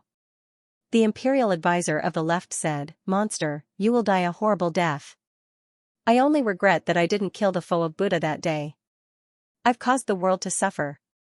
Li Qingshan shouted angrily, Foe of Buddha. Foe of Buddha. When she was fighting the hungry ghost realm, where were you, you bald donkey? He will find a way to pay for my sins. There's no need for a bald donkey like you to stand on the moral high ground and talk nonsense. I don't have time for you today. Prepare to die. Yening, come with me. Li Qingshan left his back to the people on the Dragon Head Mountain and strode towards the south. That was the direction of the Tong Tian Ghost Tower. What are you doing? Saving the world. While Li Qingshan was the imperial advisor of the left of the 3 Qi, Little and searched through the ruins of the Lingua temple and fished out the sariras left behind by past eminent monks. It truly was the greatest holy land of Buddhism in the world. The quantity and quality of the sariras completely surpassed the Chan monastery of Devanaga and Mound Hill temple, which made her stash even more plentiful. Even after undergoing the 4th heavenly tribulation, it was still enough to supply her with cultivation for a very long time. She found a few more great Buddhas riddled with cracks. They all gathered dense power of belief and Buddhist light. Even when they fell from such a great height, they were not damaged at all. Little and drifted over and dealt a few more blows, completely wiping out the Buddhist nature within. The Buddhas immediately collapsed. There was a flash of golden light, and the Buddha slaying sword revealed its sharpness before gradually receding again. Its power had increased by another level. Only then did she return to Li Qingshan's shoulder in satisfaction. The imperial advisor of the left was utterly furious. He had not activated the great Buddhas in the Lingua temple because he wanted to preserve the seed of hope for the Lingua temple, but he never thought they would still not be spared in the end. Just the act of destroying the Buddhas before all the monks was already a heinous crime, not to mention the fact that he had destroyed the precious Buddhas in the Lingua temple. Not to mention the fact that it was a precious Buddha statue that had gathered the power of wishes for 10,000 years. This was unforgivable. The monk kings were basically about to lunge over regardless of the consequences. Even the unraging monk could not help but try to stop them. However, the tall ox demon that stood like a mountain and faced off against the imperial court made everyone dismiss this thought. Faced with such unimaginably great power, any resistance or struggle would be overestimating themselves and asking to be humiliated. Utterly furious, the imperial advisor of the left instead calmed down. He stared at Li Qingshan's back coldly and said to the Emperor of Great Xia, Your Majesty, please begin the ritual as soon as possible. Ritual as soon as possible? Ritual as soon as possible? Li Qingshan asked Gu Yenying, what's a ritual as soon as possible? That's the greatest secret of the imperial court of Great Xia. I've only heard some rumors. I think it's related to the human realm and the founding emperor. Interesting. No wonder these guys were so calm when we attacked the ghost tower. Do they want to use the power of the human realm to fend off the hungry ghost realm? Li Qingshan slowed down his footsteps, the divine power of the earth surging endlessly into his body, expelling his fatigue. Just now, he threw the Lingua temple down from the sky not only to take revenge for the destruction of Qingzhao's cave abode, but also because he couldn't hold on any longer. Although the Nine Heavens living soil was a divine artifact, it was a divine artifact. But it was only a lever. The thing that could greatly increase the power of the ox demon divine art was still his own strength. Gu Yenying asked, "Aren't you going to stop them?" Li Qingshan shook his head. "Our top priority is still the hungry ghost realm. Those guys in the sky are the real enemies of Little and me." Gu Yenying couldn't help but look at Little and looked at her expressionlessly. Gu Yenying nodded slightly. Little and turned around. He focused on repairing the white bone scars. That's right, the human realm and the hungry ghost realm are different in nature, they don't have the instinct to devour worlds. Even if he had designs on the 9 states, it would only be a small scheme of some sect. It wouldn't be as threatening as those guys in the sky. Luo Ho Xiaoming was a god of the Azure realm. His understanding of the 6 paths of reincarnation was unparalleled in the 9 states. "What are you doing here instead of finding a place to cultivate?" "To help you save the world," Luo Ho Xiaoming said calmly, his eyes flashing. "I can somewhat understand how you feel now. Once I defeat the hungry ghost realm, I'll help you find a few azure fields and settle the scores in the 9 states. Then, let's ascend together." Li Qingshan smiled. After causing a ruckus in the dragon state, he felt that the ape demon transformation was beginning to stir again. It was about to break through to the 4th tier. The ape demon transformation was just too compatible with his temperament. Cultivating it was like playing, and he was in a good mood. At that moment, a cold wind blew, carrying the scent of death. Leaden clouds covered the sky, obscuring the eyes peeking from the sky. Before they knew it, there was no longer any signs of life on the ground. Li Qingshan frowned. This was only the border between the Green Province and the Dragon Province. As he advanced through the barren land, the scent of death grew heavier and heavier. He felt like he had left the 9 states and entered the hungry ghost realm. When the sky-reaching ghost tower appeared on the horizon, Luo Ho Xiaoming frowned. "Stop. What's wrong?" There was a flash of black light at the top of the sky-reaching ghost tower. A streak of black light pierced through thousands of kilometers, brushing past Li Qingshan's right shoulder. That was where Little N stood. From beginning to end, it was completely silent. "Little Anne." Li Qingshan's eyes narrowed. He was actually unable to react at all. His shoulder rapidly withered and cracked, spreading to most of his body in the blink of an eye, extinguishing all of his life force. Turning around, he saw Gu Yenying unfurl her Kuan Peng wings and pick up Little Anne. At that critical moment, she used the Kuan Peng speed to save Little, and Li Qingshan calmed down and immediately fell backwards. With a boom, the Kuan Peng broke into pieces. Blazing flames rose as the phoenix underwent nirvana. However, Li Qingshan still felt extremely weak. He did not feel the usual comfort of reviving on the spot at all. He punched the ground, and a mountain rose from the ground, blocking them. Only then did he feel a sense of lingering fear. If that strike had struck Little Anne, he would definitely have died. Just by brushing past his body, it had forced him to be reborn. Furthermore, he had not received any warning from the spirit turtle. Unless the heavenly secret's senses had been messed up, even if the target was not him, it would not have been so slow. Only now did he truly realize just how terrifying of an existence he was facing. The hungry ghost realm of the 6 realms of Sasra. Little and broke free from Gu Yenying's embrace. Li Qingshan smiled. "Thank goodness you're here." Gu Yenying smiled. "I probably wouldn't have been able to react in time even if it was 1,500 kilometers away. Furthermore, they were still far from the sky-reaching ghost tower. There was a thin crack in space that did not close up even after a very long time, proving the power of the strike." Luo Ho Xiaoming said, "It's the death ray from the fang of the hungry ghost. They've been charging up for us the entire time. These ghouls sure are cunning." A part of this world of yours has already been devoured and assimilated by the hungry ghost realm. Breaking this fong won't be easy. Just now, if that strike had brushed past him in the slightest, he would be dead for sure. He would only be able to revive in the Azure realm and face his cruel mother. However, despite the danger, his expression remained the same. He did not panic at all. Kuang Tianyu said, "You're dreaming if you want to destroy the fong of the hungry ghost. Just watch as this world is devoured." However, to his dismay, no one paid any attention to his threat. Luo Ho Xiaoming asked, "How's little fatty?" "He's still adapting to the laws of this world, but he's much more active here. Let's exchange hostages first." Li Qingshan obviously would not attack the sky-reaching ghost tower recklessly. He still had an important trump card that he had yet to reveal, which was the space-devouring divine beast, Deep Blue Little Fatty. Unlike the space-devouring divine beasts, the world of the 9 provinces already possessed complete laws of the world, which restrained all outsiders. As a result, Deep Blue Little Fatty vanished soon after entering the 9 provinces. Now, she was hiding in the space beside Li Qingshan, ready to feast at any time. Floating astronomy. Li Qingshan raised the head high into the air. "Give me back the person I want, and I'll toss this guy back to the hungry ghost realm."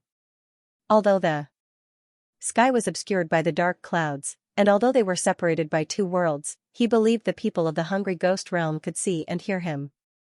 The wind sighed. After a moment of silence, a voice rang out from the ghost tower. "Release him first, and I'll return the woman to you." Little and could tell it was the voice of Emperor Li. He could not help but become rather worried. If he could allow a corpse emperor to rampage through the 9 states, then the ghost tower might be guarded by him. He had the advantage of time and place, so it was impossible for him to defeat him. Li Qingshan laughed aloud. "Do you think I'm stupid? I trust you, bunch of dead ghosts. If you don't release her, I'll kill her, and we'll part ways." Emperor Li said, "Then we'll exchange hostages at the same time, or we'll part ways." The hungry ghost realm can still afford to lose a corpse emperor, but unfortunately, there's only one mother. She'll probably have to suffer a little. Li Qingshan said, "I refuse. If you don't release her first, don't even think about me releasing this guy. If you break your promise, wouldn't I be an idiot? You can keep that head of yours." Kuang Tianyu cursed Emperor Li inside, but he said nothing on the surface. In the end, he just closed his eyes and resigned himself to fate. They fell into a stalemate for a moment. Li Qingshan frowned. He was not familiar with the Dark Queen, but just the fact that she had saved little and made him want to save her regardless of the price, even if she was a stranger. However, the so-called exchange of hostages at the same time was a colossal trap. After the surprise attack just now, he had already deeply recognized the difference between them. It was impossible for them to compete on equal footing. Not only would the slightest mistake fail to save the Dark Queen, but they might even lose their lives. However, if this stalemate continued, they would only be able to watch the hungry ghost realm devour this world bit by bit, which was extremely disadvantageous to them. Gu Yening said, "Why don't I try?" Little An's expression changed slightly. "Why? Just now, saving her was just a matter of convenience. If he personally went to exchange the hostage, he would be taking a huge risk." Gu Yening smiled and said, "We're in the same boat." Little An said in a low voice, "Thank you. Let Qingshan make the decision." Li Qingshan looked at Little An and then at Gu Yening, feeling a headache coming on. At this moment, Luo Ho and Little Ming had already figured out the cause and effect. "Don't worry, this guy is a zombie, the hungry ghost realm will definitely save him." Kuang Tianyu opened his eyes slightly and glanced at Luo Ho Xiaoming. He was astonished. Where did this kid come from? The zombie clan was extremely rare. Someone outside the hungry ghost realm actually knows about it. Li Qingshan asked curiously, "What's so great about zombies? I've even made a hole in a zombie."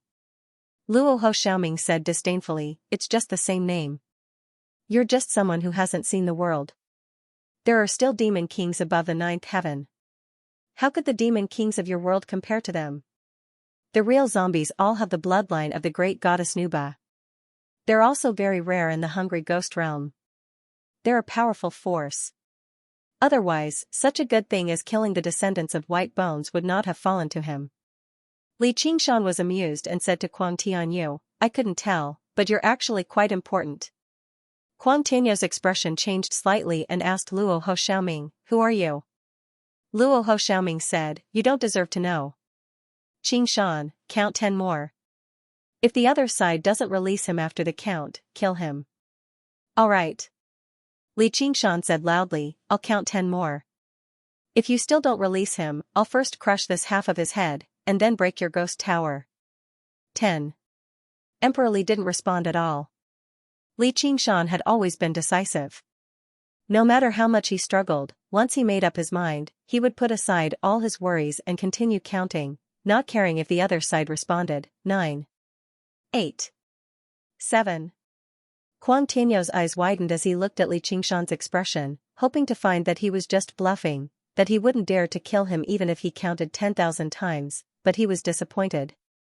He's serious. He really wants to kill me. Damn Emperor. Li.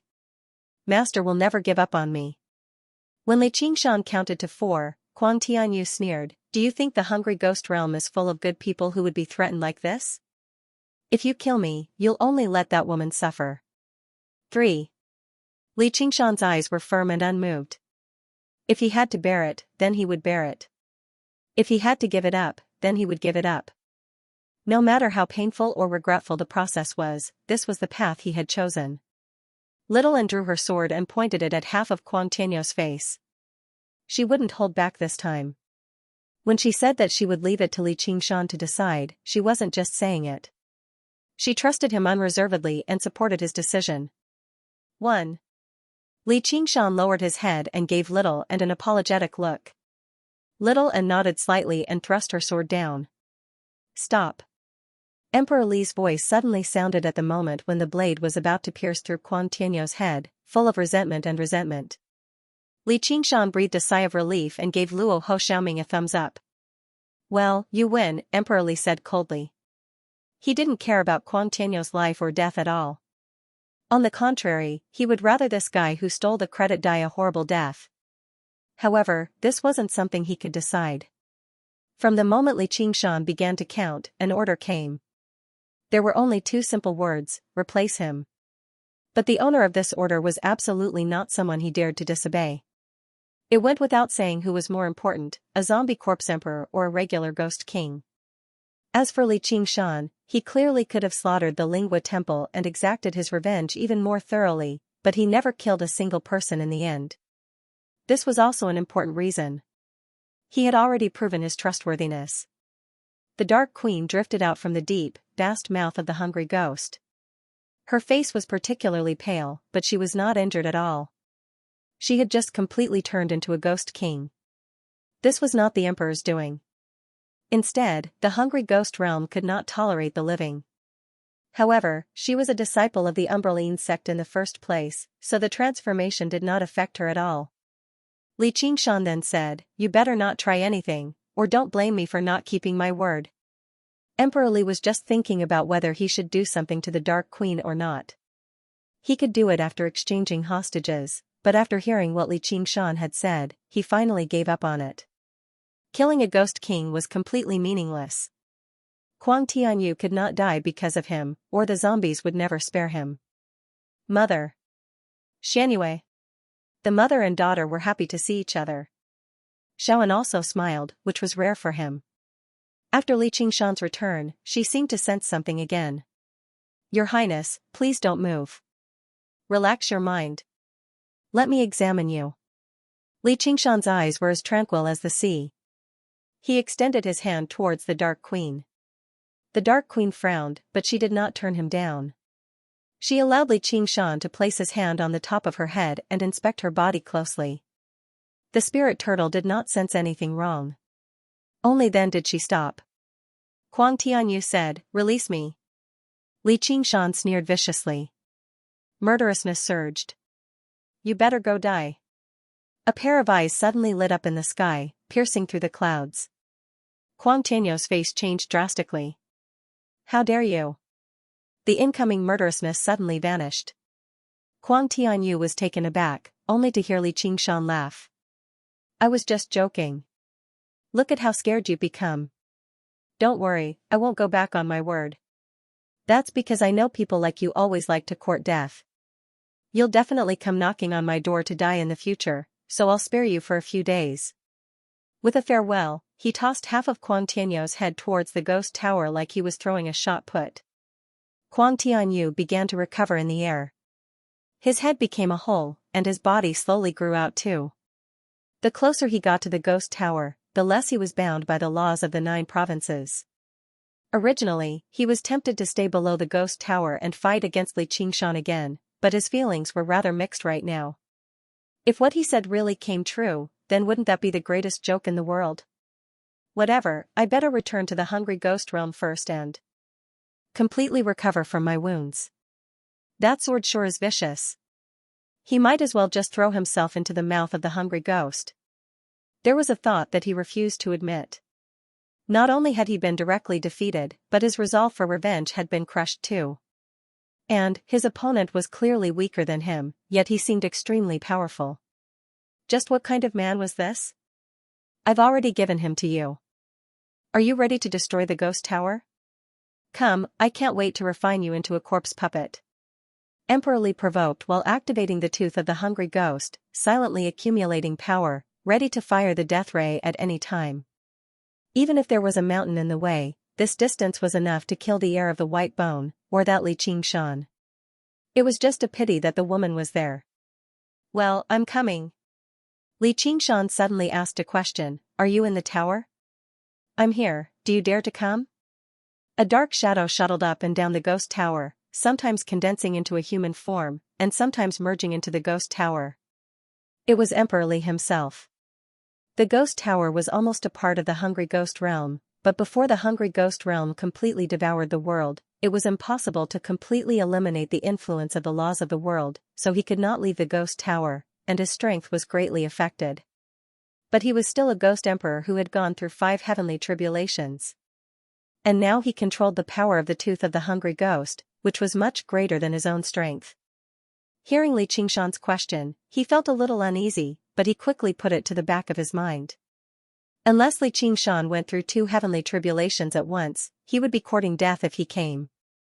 Li Qingshan smiled and said, as long as I'm here. But he did not intend to go over, and only waved his hand and said, devour. Little fatty. Crack. On the indestructible ghost tower, a huge semicircular gap appeared out of nowhere. Emperor Li happened to merge into the ghost tower, and a small part of his body disappeared. He was shocked and angry, and even more confused. What did you do? A strange dark blue tadpole-shaped creature appeared in the void, but its body was more than 10,000 times larger than a tadpole, and it almost bit the ghost tower in half with one bite. It was the great hero who helped Li Qingshan cross the void, Deep Blue Little Fatty. Originally, it was suppressed by the laws of the world, and could only hide in the void, unable to do anything. But the location of the ghost tower was where the 2 worlds intersected, and the laws of the world were chaotic, so it was immediately released, and it could eat. Emperor Li was not the only one who could not understand, even the eyes in the sky were stunned, and frantically communicated, what is that thing? It looks like a void-swallowing beast? Why would a void-swallowing beast attack a world that is not destroyed? He tamed a void-swallowing beast? That's impossible, void-swallowing beasts have no so-called feelings, and they will never be threatened.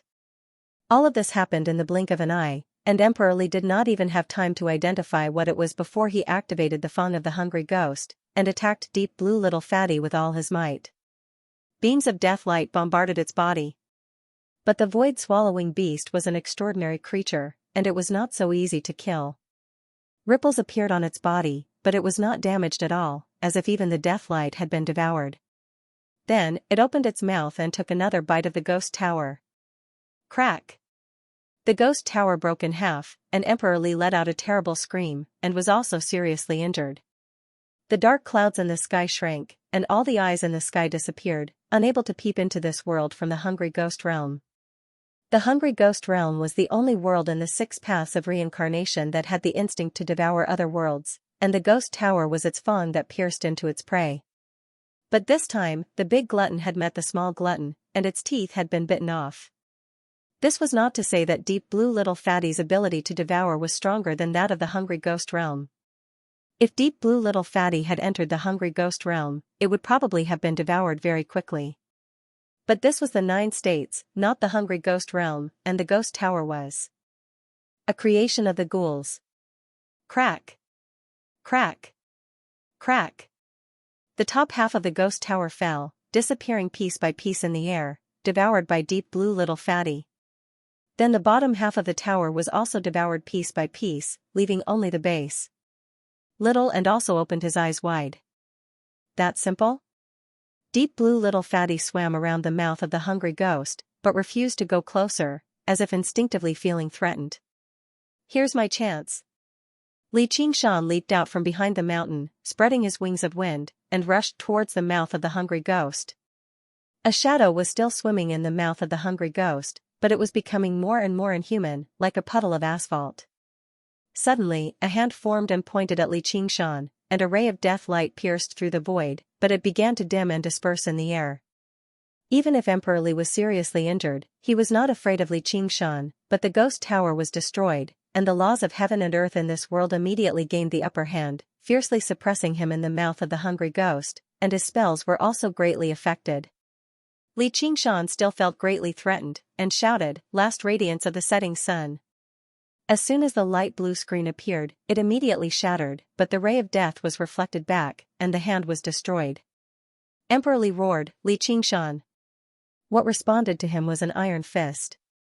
Boom!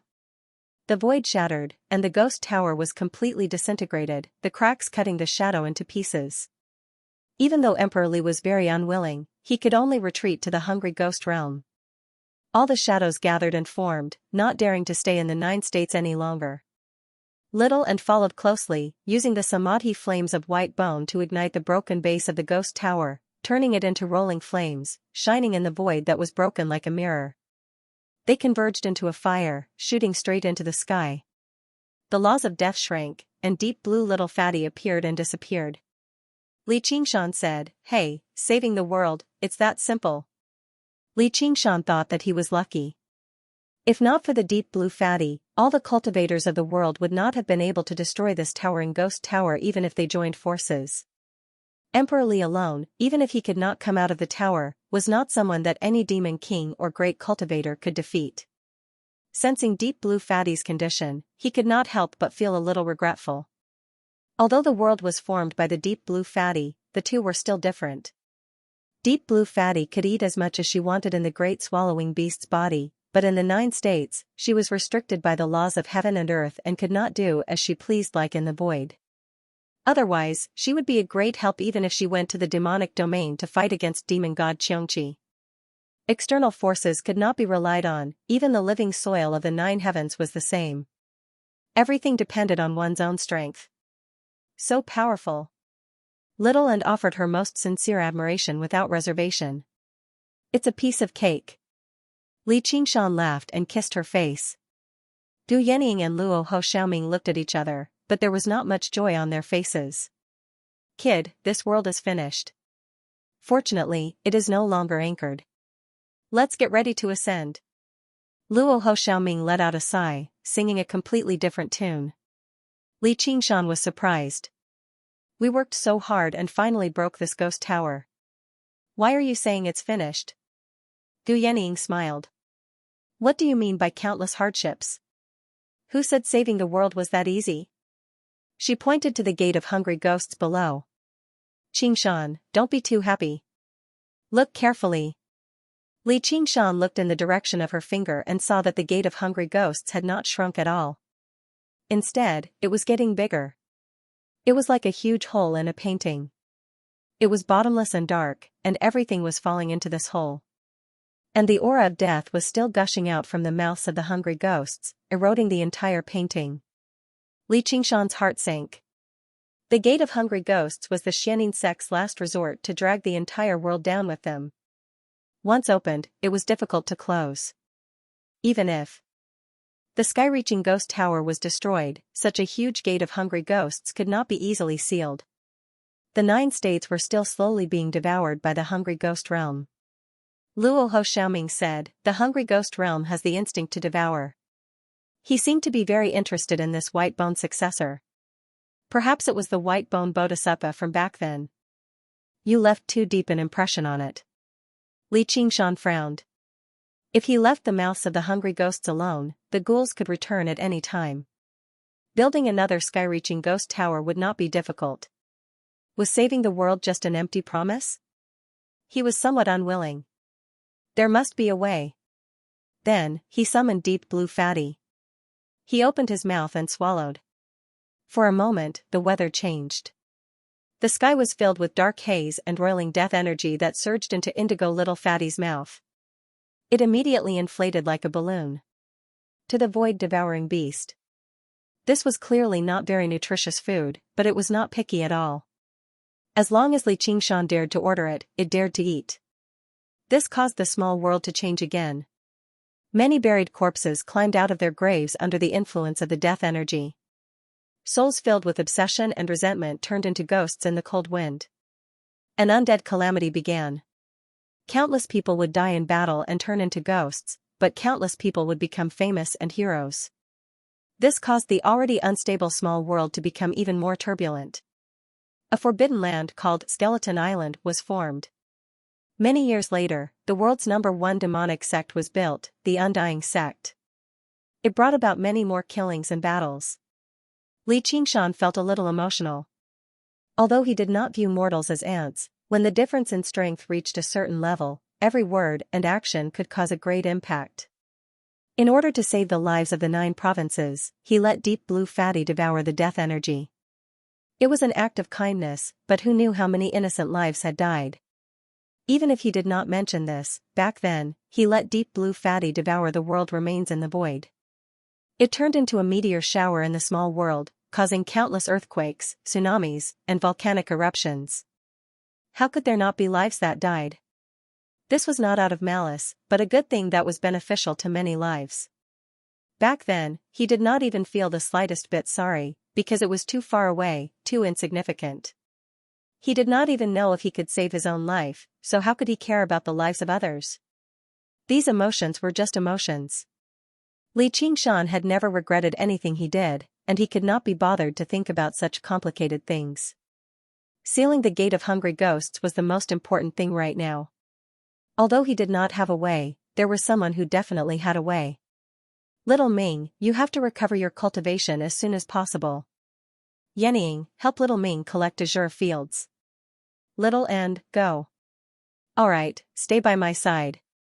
We'll go ask the Banyan Tree King for a plan. Whether we succeed or not, we won't be staying in this world for too long. Gu Yenying said nothing more. She grabbed Luo Ho Xiaoming and left. Li Qingshan conjured another mirror clone and guarded the gate of hungry ghosts, commanding Deep Blue Fatty to prevent the hungry ghost realm from playing any more tricks. Afterwards, he flew back to the Mist Province with Little and Qingshan, welcome back. As soon as Li Qingshan entered the Mist Province, the Banyan Tree King's voice echoed through the surroundings. The sea of trees rippled, and all the living beings in the sea of trees raised their heads. Yi Liubo walked out of the Shadow Palace and said to the infant in her arms proudly, "Listen, that's your father's name. Look at how impressive he is." The infant was still very young, but his pitch-black eyes shone brightly. He said clearly with his tender voice, "Daddy, Qingshan." In the Mist Capital, the king of Southern Yu had received news of Li Qingshan's return a long time ago. He even knew everything about him defeating the Corpse Emperor and destroying the Lingua Temple. At this realm of cultivation, information actually spread very quickly. When he heard the Banyan Tree King's welcome, he immediately took off into the air and hurried off to Towering City. The Green Province, the Cloud Province, the Harmony Province. His voice echoed through all the places where the Banyan Tree King had become a god, basically ringing through the entire 9 provinces. Everyone muttered this name inside. It would become a new legend. Li Qingshan passed through the dense canopy and landed in Towering City. The Banyan Tree King turned into a human and smiled. Although I've never underestimated you, your performance has always exceeded my expectations. Li Qingshan smiled. You've already said that many times. The king of Southern Yu studied him. Just how did you, how? The key is the heart. Fine then. The king of Southern Yu accepted this explanation helplessly, even though he had no idea what he wanted to ask about. How did he return from space, how did he defeat the corpse emperor, or how did he topple the ghost tower? Perhaps legends had always been slightly inconceivable and incomprehensible. Li Qingshan said, if it weren't for the urgent matter, I'd definitely drink with the two of you. May I ask, Tree King, how do you seal the mouth of a hungry ghost? The Banyan Tree King said, that's the wound of the entire world. No cultivator can do anything about it. All they can do is borrow the power of the world. Li Qingshan said, I understand. You understand? I've already become a god of the world once.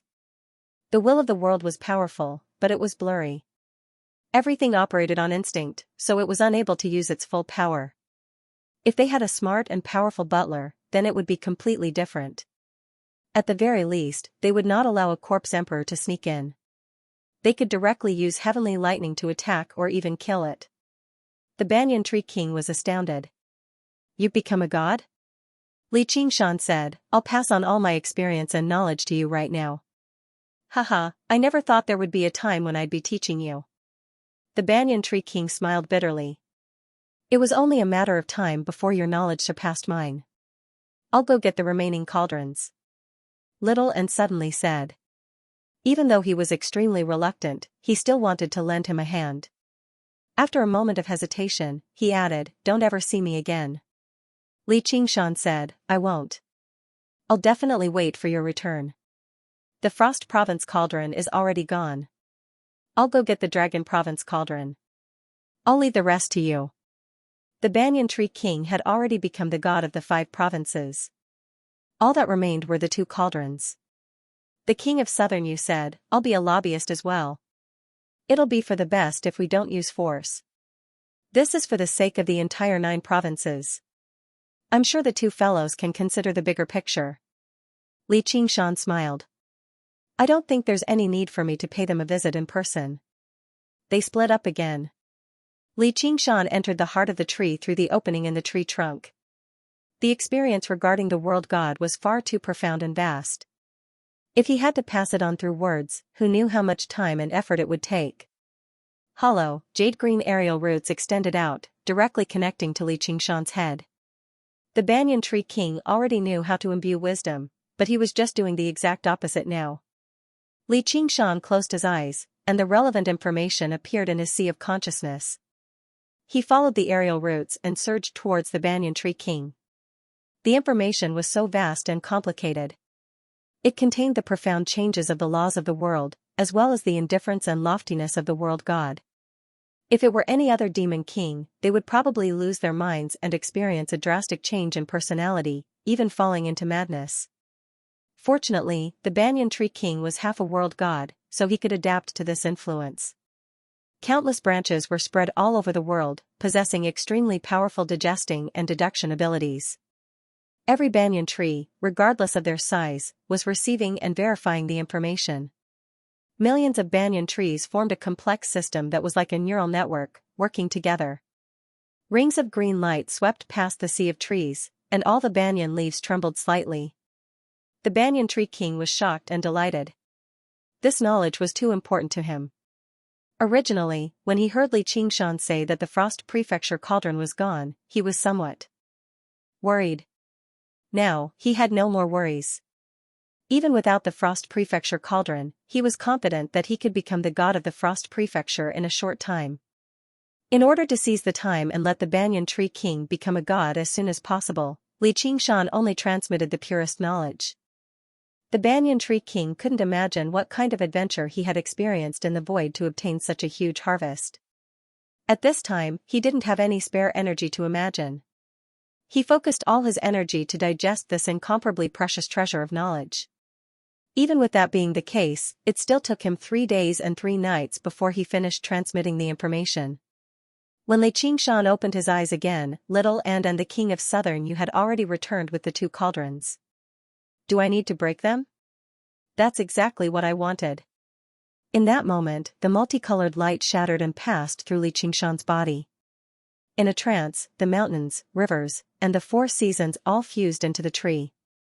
Every leaf glowed. Li Qingshan gained a new understanding of the laws of the world of the 9 states. Knowledge and experience could not replace power, but they were important cornerstones of power. In that case, only the Dragon Province cauldron is left. At the peak of the Dragon Province, above the Temple of Heaven, a green vine rose into the depths of the sky. The wind was like an axe, but it could not cut off a single leaf. The sky-climbing vine seemed to grow in a different world. After reaching a height of tens of thousands of meters, it climbed into the air. Qian Rongji stood at the center of the Temple of Heaven. She felt pure spiritual energy surge into her body like never before. Coupled with the benefits she had obtained from the Great Xia dynasty, she was about to break through the third heavenly tribulation. All the officials of the Great Xia dynasty looked up. A pair of cloud-patterned golden boots stepped out of the air and landed on a leaf. Everyone was shocked. Only the Great Xia Emperor, the left and right imperial advisors, and a few others seemed to have understood. The others were also confused and did not know what was going on. The sky-climbing vine was like a stairway to heaven. The leaves were the steps. A man walked down from the air. His face was blurred behind the crown, but his clothes were almost the same as the Great Xia Emperor's. He was even more graceful. On the Temple of Heaven, the real Great Xia Emperor bowed deeply and lowered his head. "Welcome, Ancestral Emperor." All the officials said, "Welcome, Ancestral Emperor." Only the nation protector Eagle God looked up, the wind and clouds in its eyes fluctuating. No one knew what it was thinking. The Skyfrost Wolf King in the distant Shuang province murmured, "Master."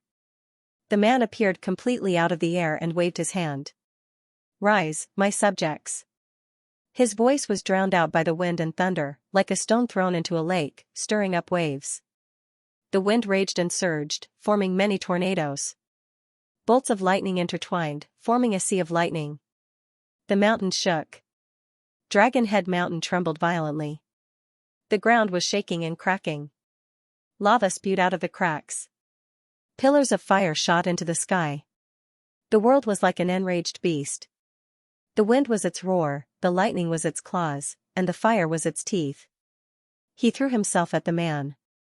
What happened? Li Qingshan stood on the great banyan tree and looked into the distance. The activity in the Dragon Province could be clearly sensed even from 50,000 kilometers away. He muttered, "Mystic light illuminates all." Pieces of the spirit turtle's profound shell overlapped. He zoomed in on the Dragon Head Mountain. Li Qingshan's expression changed. Even he couldn't resist the might of the heavens and earth. At most, it could hold on for a while. The power possessed by an individual and the world was on a completely different level. The emperor of the Great Xia dynasty raised the Dragon Province cauldron high, and it emitted a dazzling ray of light. The wind and thunder calmed down slightly, but they were still as fierce as ever. Wind, fire, thunder, and lightning bombarded the man's body. The man seemed to be under heavy shackles. He walked very slowly, but he was very determined. Even if the crown on his head was shattered by the wind and lightning, his long hair scattered, and his dragon robe burned to ashes, revealing his chest, he still walked down step by step. The Banyan Tree King was shocked. "It's him." "Who?" Li Qingshan already understood. The first emperor of the Great Xia dynasty, Chualong, the Banyan Tree King's voice was filled with uneasiness. Li Qingshan nodded. This was a legend that he had been hearing ever since he left the mountain. Compared to the 5 absolutes immortals distant past, the first ancestor emperor's glorious achievements were within reach. He couldn't help but let the mystic light illuminates all zoom in. Chualong seemed to have sensed something and looked back. Separated by 50,000 kilometers, the two legends looked at each other. Li Qingshan raised his eyebrows and stared at him. Chualong's lips curled up, and his pitch-black eyes seemed to see through everything. His face was covered by the wind and lightning, and he still looked like a teenager. Li Qingshan was stunned for a moment, and he asked the Banyan Tree King, "What is this guy doing back here? Is he looking for a beating?" This great ancestor emperor's cultivation was clearly not in this world anymore. Could it be that he couldn't survive in the human realm? That didn't seem to be the case. A pale green light flashed, and Gu Yanning brought Luo Ho Xiaoming back to the Banyan Tree King. "I thought they wanted to borrow the power of the human realm to resist the hungry ghost realm," but I didn't expect him to come down personally. It seems like he has already passed 5 heavenly tribulations. Although it had been 5,000 years since the ascension of the great Xia dynasty's ancestor emperor, the flow of time in the human world was much slower. Perhaps only a few hundred years had passed, or even shorter. Yet, he actually survived another heavenly tribulation. How amazing was this? Li Qingshan said, another emperor Li? Luo Ho Xiaoming said, no, the human realm doesn't have the instinct to devour the world. He only used that sky-climbing vine as a passage, and he had to bear the power of heaven and earth. If he didn't come from this world, the rejection wouldn't be so severe, and he would have been turned into ashes by now. This was called the rejection not so severe. Li Qingshan looked at the terrifying scene of destruction. The rejection of the world of the 9 states was much more terrifying than that of a small world. It was simply a violent attack. In addition, there must be many invisible shackles and bad luck, and it was not something a single person could resist. The banyan tree king was silent for a moment, and suddenly seemed to have understood something. I have fallen into a trap. Li Qingshan was stunned. He had never seen the banyan tree king lose his composure like this. He had always looked like he had the pearl of wisdom in his hands. Even if there were occasional mistakes, it was not the fault of the battle. This feeling was as if Zhuge Kongming was in the middle of a battle and shouted, "Oh no, there's an ambush." It was really strange. Before Li Qingshan could ask the banyan tree king what trap he had fallen into, the Taizu emperor had already stepped on the heavenly altar. He was covered in wounds, and the dragon assembly formation that protected the great Xia imperial court was torn apart in the blink of an eye. Wind and thunder surged, and fire burned the imperial court. It was as if the end of the world had arrived. Everyone's expression changed, and it was obvious that the power of heaven and earth didn't care about friendly fire. In an instant, everyone would be dead. A dragon roar sounded, and the 5-clawed golden dragon that was entrenched at the foot of the mountain rushed out of the sea of fire. It soared to the top of the mountain and rushed into his chest. Chuolong's hand gently pressed on the dragon province cauldron. The cauldron trembled, and the majestic dragon roar came from his mouth. Unknowingly, his appearance had changed. Dragon horns grew on his head, and dragon scales covered his body. He had become a dragon man, and only his smile didn't change. In an instant, the wind and thunder that filled the sky dissipated as if they had never existed. On the heavenly altar, at the top of the dragon head, Chuolong played with the exquisite dragon province cauldron with one hand, and he said softly, "It's been a long time, 9 provinces." Luo Ho Xiaoming said, "So it's a dragon descendant." I'm afraid that he has already become a true dragon." The so-called dragon descendant was a living being that possessed the bloodline of the dragon race. There were many mystical bloodlines in the 3,000 worlds, and the one that circulated the most was the dragon bloodline, and the ones that had the most descendants were the dragon descendants. The dragon bloodline could fuse with other bloodlines, and if the dragon descendants cultivated painstakingly and purified their dragon blood, they could become true dragons. Li Qingshan's expression was grave. No wonder he could obtain the support of so many demon kings, he wasn't a pure human. This guy looks hard to deal with. The banyan tree king let out a long sigh. "Sigh, you guys aren't his match, quickly prepare to ascend." Li Qingshan was very unconvinced. Why must you boost the morale of others and diminish your own? I think he suppressed his cultivation to below the 4th heavenly tribulation, which is why he can calm the might of the world. If they really fight, he might even be a little weaker than the corpse emperor. I'll go retrieve the dragon province cauldron right now and assist you in becoming a god. The banyan tree king said, "Sigh, you don't understand. Old friend, you've actually managed to obtain the cauldrons of 7 provinces. That's far beyond my expectations." Huolong's voice rang out through the profound light illuminates all. Li Qingshan was slightly surprised. He knew the profound light illuminates all could be seen and heard, but this innate ability had never been of much use. He had never seriously developed it either, yet his enemy had actually taken advantage of it first. Is everything going according to your plan? The banyan tree king thought back to when he first proposed to forge the 9 cauldrons, but he never expected himself to be caught in his own trap. How's that possible? Even true immortals can't achieve something like that. Huolong swiveled his eyes and stared at Li Qingshan. The young friend beside you has completely exceeded my expectations. There must be some powerful external interference. His gaze deepened as if he wanted to see through Li Qingshan. Then he shook his head. Let's not talk about that. Out of the 72 demon kings, you're the one I respect the most. Unfortunately, our paths clash, so we're forced to be enemies. However, since you're an old friend, I'll leave you with a chance of survival. Li Qingshan clenched his fist. A mighty 10-demon king, half a god of the world, actually seemed like a piece of trash to him, someone he could destroy with a wave of his hand. The banyan tree king calmed down. Are you afraid I'll throw my life away? If throwing your life away was useful, why would you waste your breath on me? The Dragon Province leads the 9 provinces. The Dragon Province reigns supreme among the 9 cauldrons of the world. If you devoured the 8 provinces and spent a century to completely digest them, you might have a chance at victory. You've only devoured 7 provinces right now, and only the Mist Province has truly been assimilated, so why must you end your own life? Huolong fiddled around with the Dragon Province cauldron. I still don't understand. Why did you return? Do you want to become the god of the world? But you could have done that 5,000 years ago. The banyan tree king was puzzled. Low-level worlds were of no use to powerful cultivators.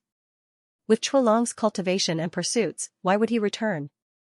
What did he want? Luo Ho Xiaoming muttered, blessed grotto heaven. Eh? Someone actually knows. That's right, the 9 prefectures will become a paradise for my myriad phenomenon sect. Chuolong proudly said, why would I, Chuolong, be trapped in a world and be some god of the world? Fellow Taoist, your wisdom is as vast as the sea, and no one in the world can compare to you. It's a pity that your knowledge is lacking, and your ambition is lacking. As the saying goes, without ambition, one's wisdom is lacking. How can the path of cultivation allow you to shrink back like this?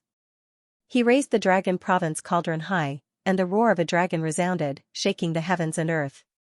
He turned into a golden true dragon and entered the Dragon Province cauldron. Dragon patterns appeared outside the cauldron, baring their fangs and brandishing their claws as they swam. Around the cauldron, many unprecedented images appeared on the 4 cauldrons.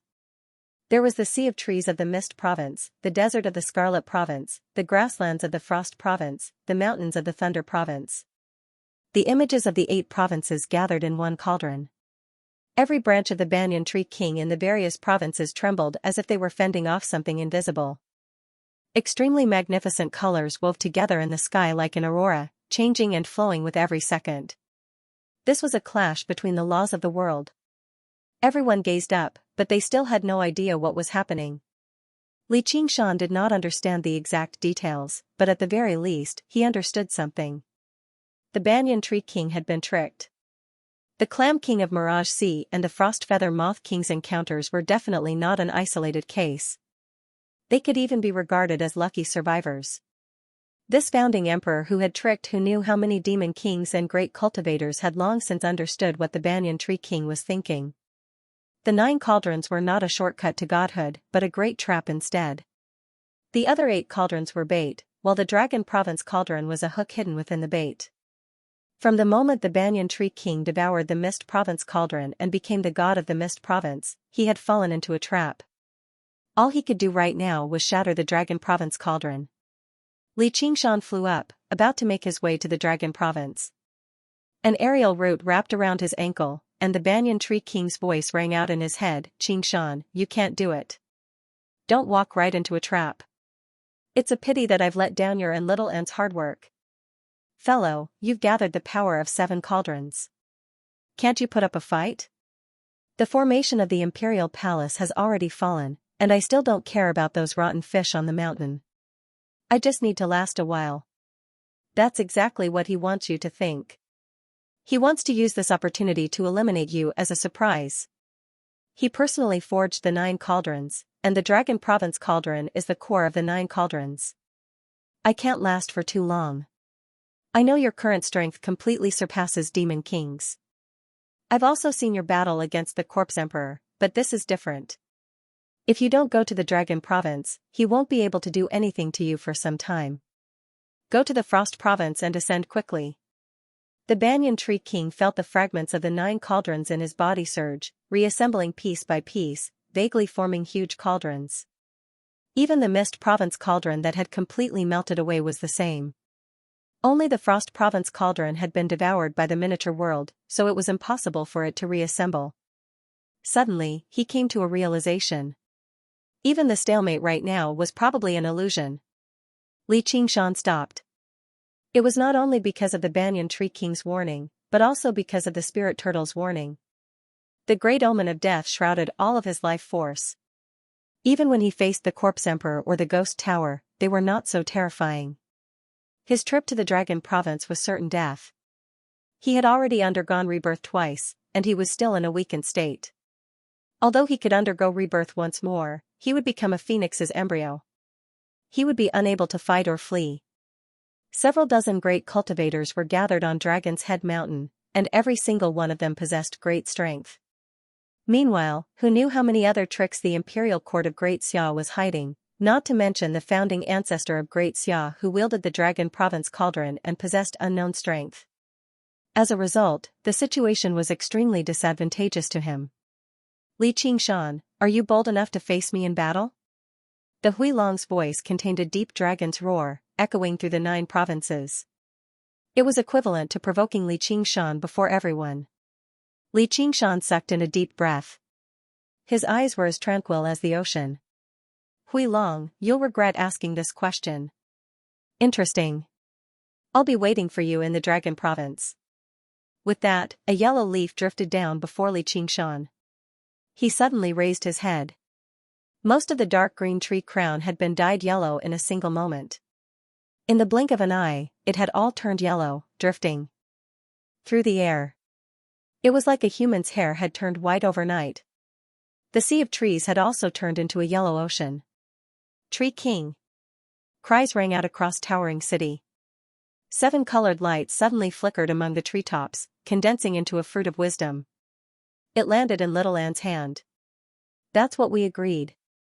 It's a pity that you're still missing 2 provinces. You slashed me once, so I'll cut off 2 provinces. The Banyan Tree King had once promised that when he became the god of the 9 provinces, he would condense an ultimate fruit of wisdom and let Li Qingshan give it to Little Anne. A golden light flew over, and Madame Ting cried out in surprise, "You! What's wrong with you?" The Banyan Tree King looked at her and closed his eyes with a smile. That's fine too. In an instant, the sea of trees turned into ashes. Our 1152 the sunlight was blinding. Without the cloud-like canopy, towering city had already vanished, leaving behind a landscape riddled with holes. Countless demons, other folk, and barbarians cried out and fled. If they had not seen it with their own eyes, probably no one would have imagined so many living creatures and races existed in the sea of trees. Li Qingshan only gazed towards the north and said in thought, "The turtle dragon." Madame Ting knelt on the ground as tears rolled down her face, kicking up dust. Suddenly, she stood up. Her eyes were filled with hatred as she flew towards the Dragon Province. There was a white flash, and Little Anne blocked her way. He's still alive. Madame Ting looked at the fruit of wisdom in her hand and extended her hands. She sensed the familiar aura hidden deep within the core. Only then did she gradually calm down. She revealed a sorrowful and gentle expression. Please give me the core." "Yeah." Little Anne immediately ingested the fruit of wisdom. The newly born fruit of wisdom condensed the Banyan Tree King's 10,000 years of experience and comprehension. The information it contained was extraordinarily tremendous. Suddenly obtaining it gave him a feeling of enlightenment. He was unable to digest it immediately. He placed the core in Madame Ting's hand. Madame Ting clenched it firmly as tears fell again. "We can't stay here for long. We need to plant this seed quickly. Let's go to the South Sea." Li Qingshan vaguely sensed a pair of eyes staring at him. He was also someone who had once been a god of the world. He knew the Mist Province had already fallen under the Turtle Dragon's control. Du Yenying asked, "Aren't we going to the Frost Province?" Li Qingshan said, "The Frost Province cauldron might be gone, but with what the Turtle Dragon is capable of, devouring the Frost Province is only a matter of time. That place isn't conducive to the growth of plants either. The climate of the South Sea is a little more suitable. Gu Yenying smiled. Yes, and your old lover is there too, the merfolk queen.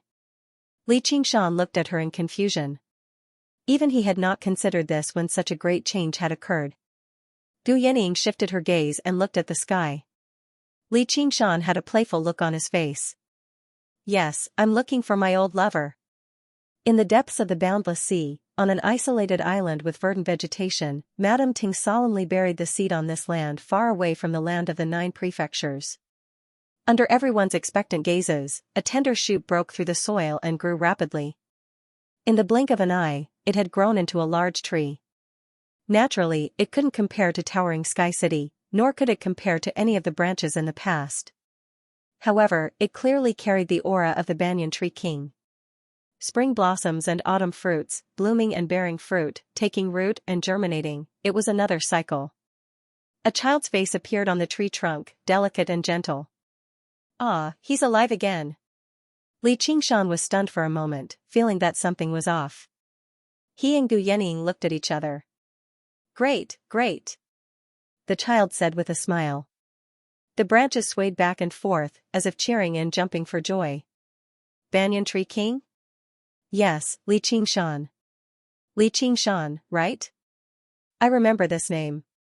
The child recalled seriously and said, yes, we are good friends. You have helped me a lot. It seemed like he only remembered these vague concepts. Li Qingshan said in surprise, you can't have forgotten everything, right?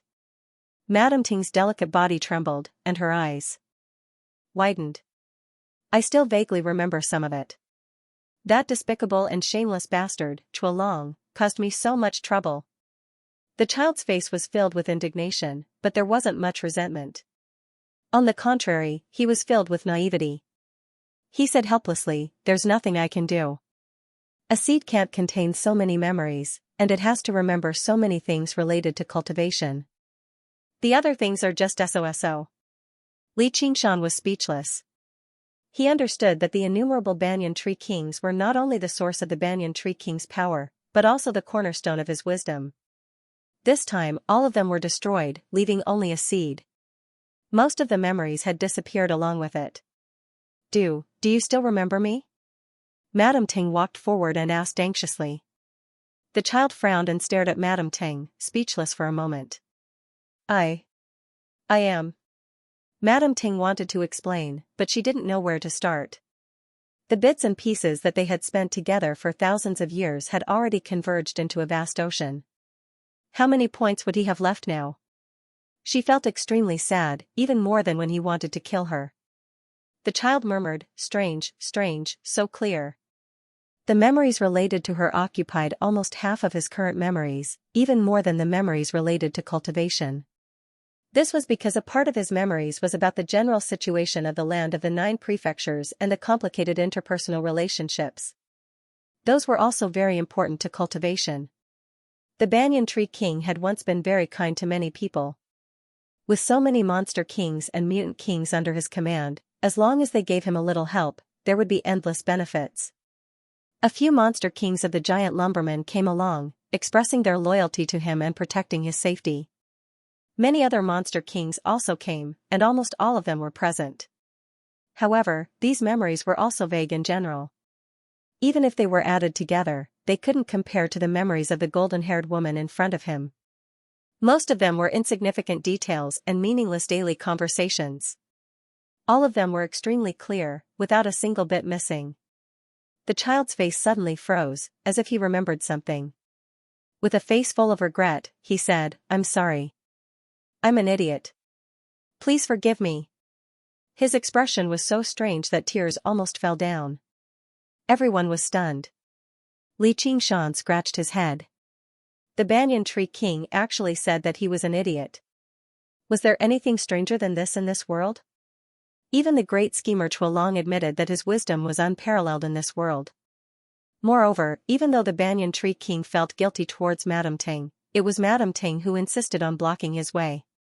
No matter how guilty he felt, even if he had to choose 100 times, it would still be the same. But now, he actually looked so regretful. This was really too strange. Madame Ting was pleasantly surprised and threw herself at the tree. She hugged the tree tightly and said, "I forgive you." Sigh, it's too tight. Alright, who asked you to be a vine? The child said helplessly. His delicate and pretty face was filled with gentleness, as if he had suddenly matured a lot. She, who occupied almost half of his memory, was already the most important existence in his new life. He chose a new Tao.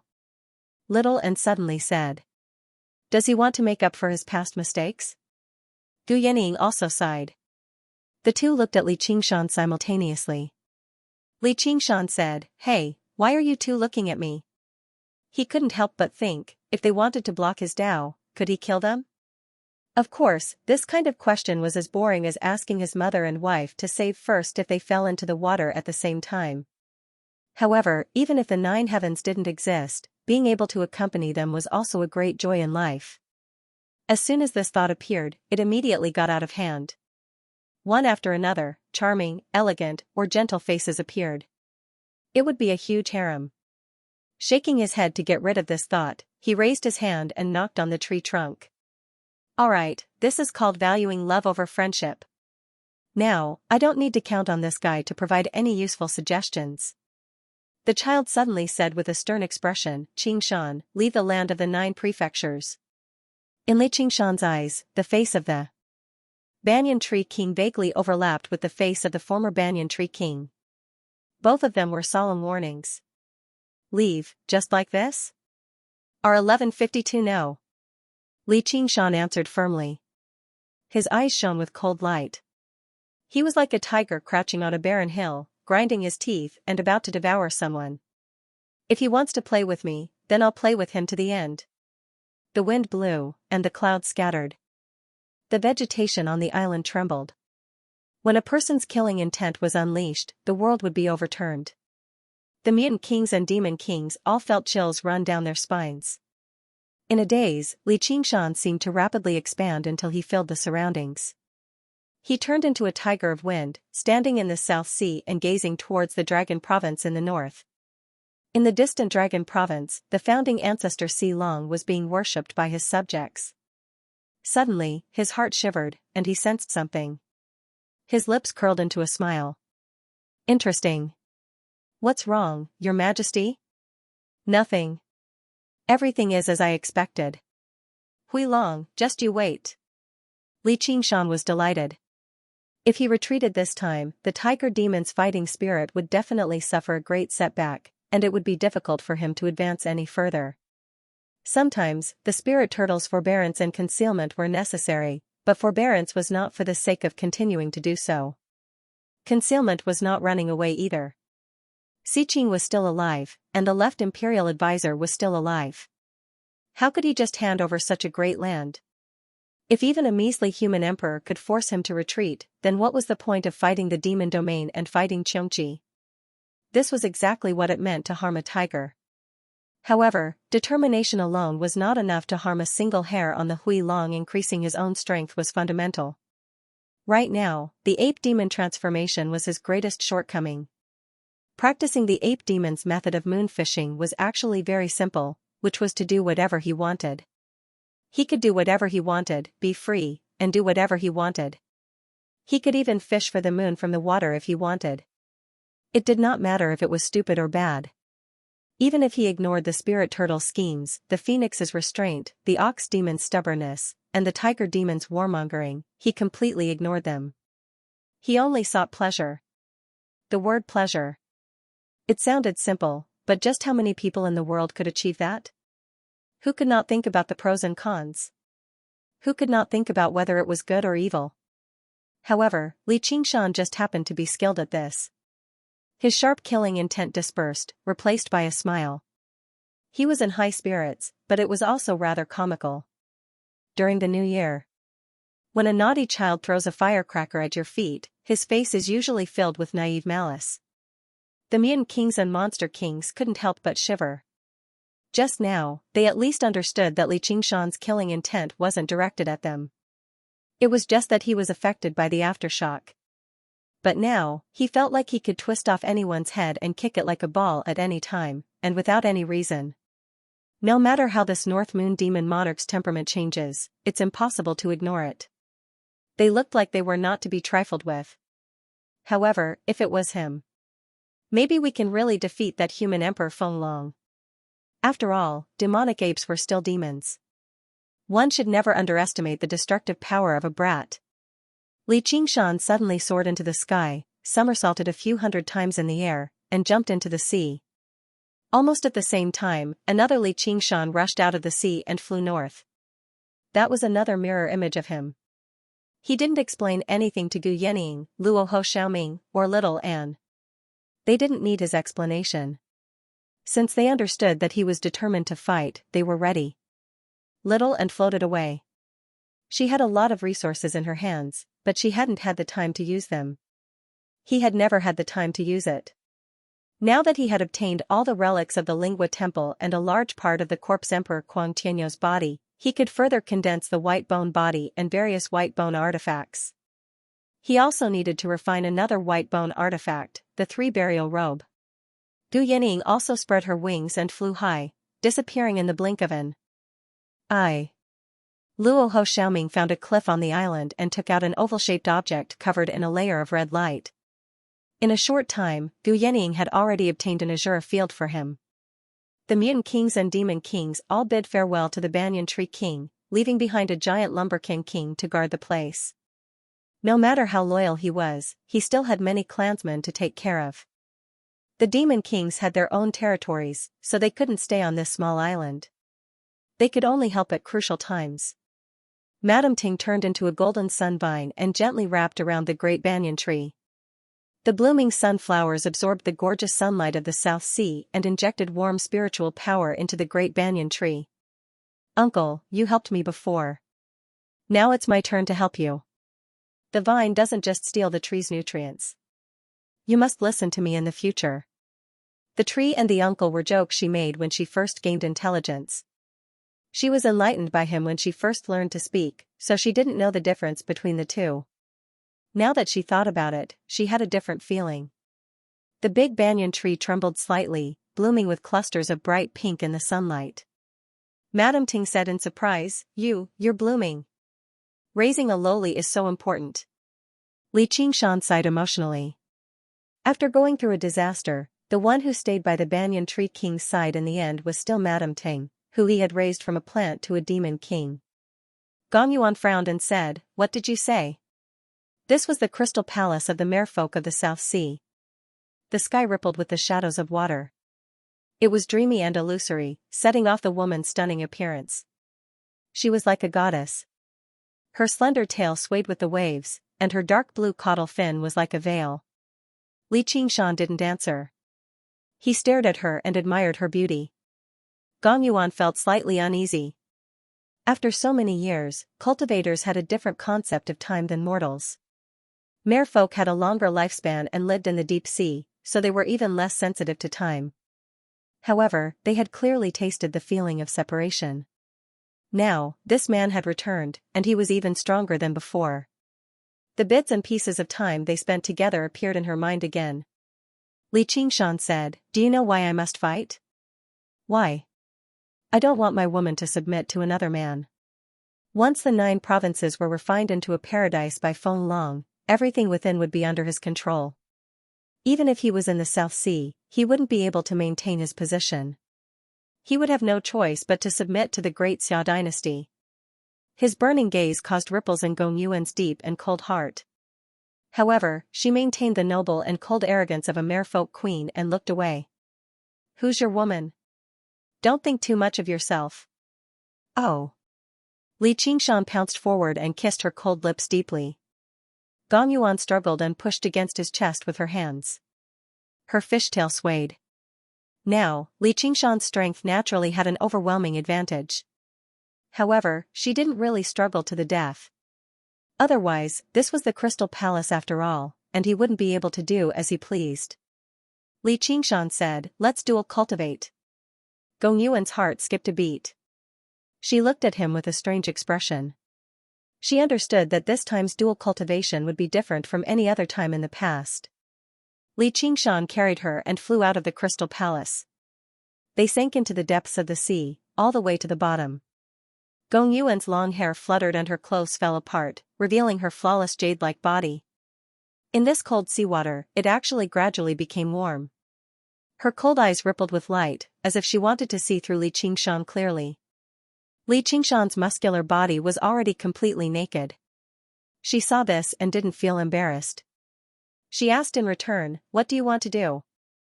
This question seemed a little redundant. A man and a woman alone, facing each other with their bare hearts, what else could they do? Li Qingshan, however, thought seriously for a while and answered seriously, "I want to start a harem." Yes, the thought that had been thrown out of his mind not long ago immediately jumped out again when he decided to do as he pleased. Like a little monkey, it rolled all over the floor in his head and shouted, "Start a harem! Start a harem! Start a harem!"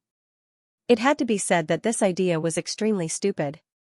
When he had broken off with Han Qiongji during his wedding, he had already understood that their fate had come to an end. Back then, on this South Sea, even though he had many opportunities, he had never really done anything to Gong Yuan, even if he knew that she had feelings for him.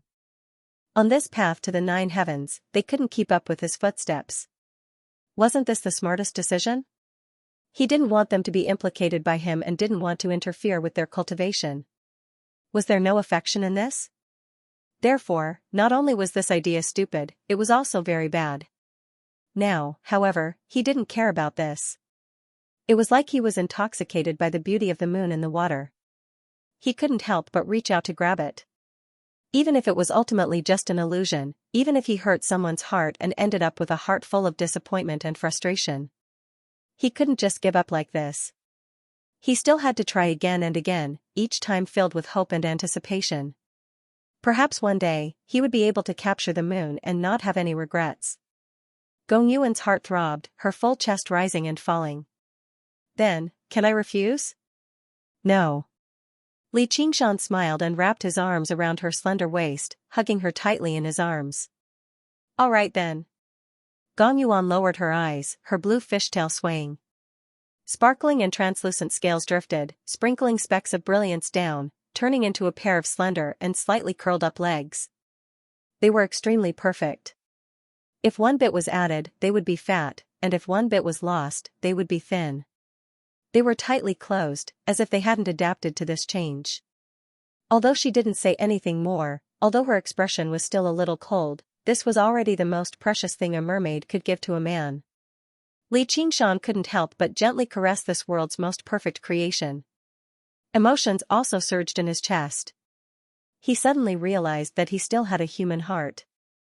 However, this thing was far too delicate, nowhere close to the heart of any god or demon, which was why he had always protected it very well, never revealing it so easily.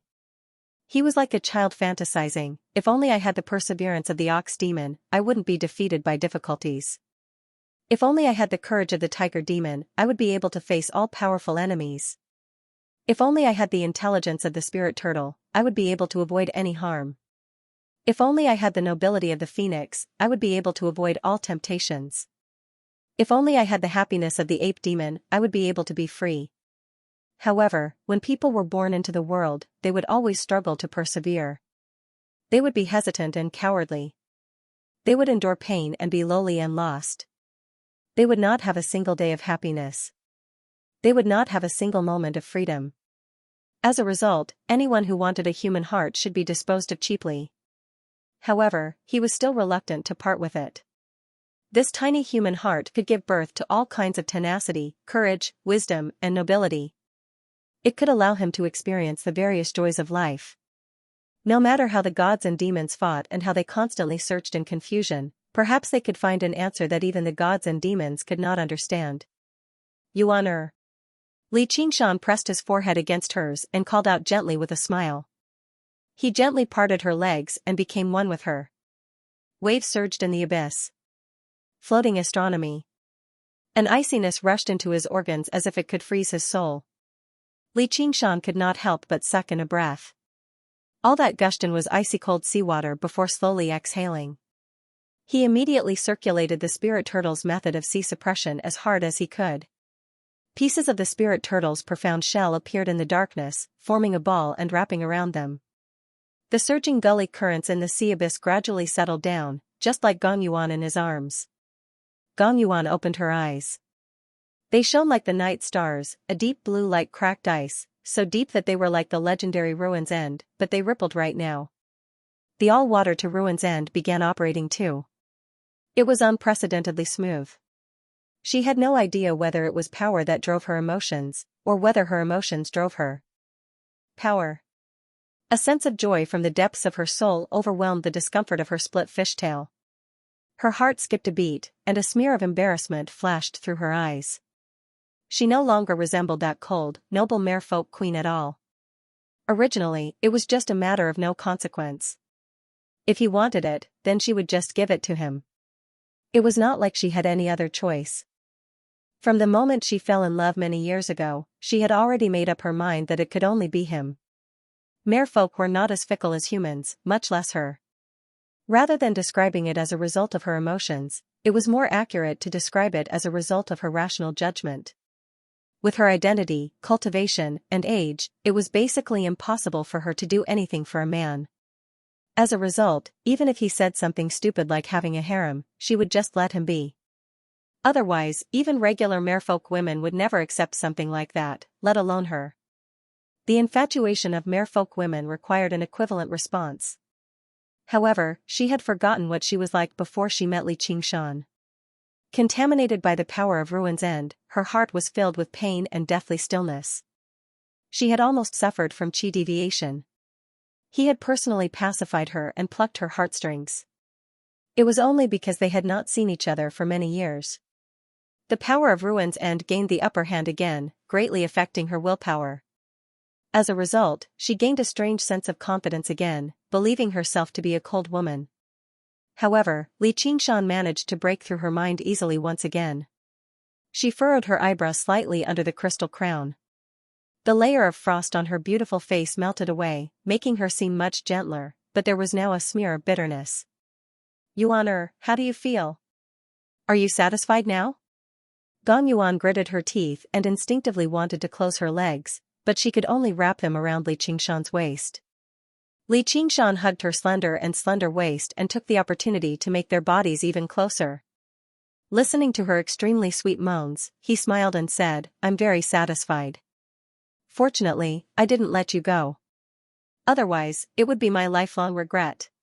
Gong Yuan let out a soft sigh. "I can somewhat empathize with my sister's feelings." Then, she said indignantly, "This is simply unreasonable. You are such a childish fellow." Xianxia raised his eyebrows. He could calmly accept her calling him despicable, shameless, or arrogant. However, he could not accept the word childish because he really could not refute it. In terms of age, he was indeed much younger than Gong Yuan. Am I a choice even worse than the fire devourers? A little better. Gong Yuan told him about the requirements of a mermaid's partner. Compared to the disgust she felt towards the fire devourers, she still accepted it reluctantly in the end. Xianxia could not help but laugh. This hatred sure was endless. He was also thankful that Ru Xian's mother had lowered herself. He gently caressed her face. "I'm not some good man. However, I will do everything I can to help you and protect you. I'm very strong. Although it's difficult to satisfy both sides, working hard in the pursuit of strength isn't without its benefits." If he had not constantly become stronger, the fire devourers would have breached the Crystal Palace a long time ago. Perhaps both of them would have died. Even if they were deeply in love, how could they even begin? Tragedies were even more touching, as long as it did not happen to them. This is also the price I have to pay for pursuing strength. Gong Yuan sighed. If it were not for the fact that she practiced the all-water to Ruin's End, leaving behind a huge flaw in her heart, why would he have succeeded so easily? Under the influence of the power of Ruin's End, on one hand, she could remain cold to the very end, unaffected by anything, but on the other hand, when she faced him, she seemed completely defenseless. As a matter of fact, she even yearned for it instinctively. It was basically a predestined fate. When the tearing pain gradually subsided, she wrapped her arms around Xianxia's neck and took the initiative to kiss his lips. Due to her shyness, she seemed rather clumsy. Xianxia could finally attack wantonly. An enchanting moan rang out by his ear. Under dual cultivation, their minds were connected, and their minds resonated. It was a great enjoyment beyond anything else. A long while later, Gong Yuan leaned against Li Qingshan's chest. She was exhausted and satisfied, actually seeming a little gentle. The influence of the power of Ruin's End had been pacified by the spirit turtle, so she displayed the natural tenderness of a mermaid. Li Qingshan caressed her smooth, slender back, moving all the way down, grabbing a mound of it. He could not help but move again. "Don't move," Gong Yuan said in annoyance.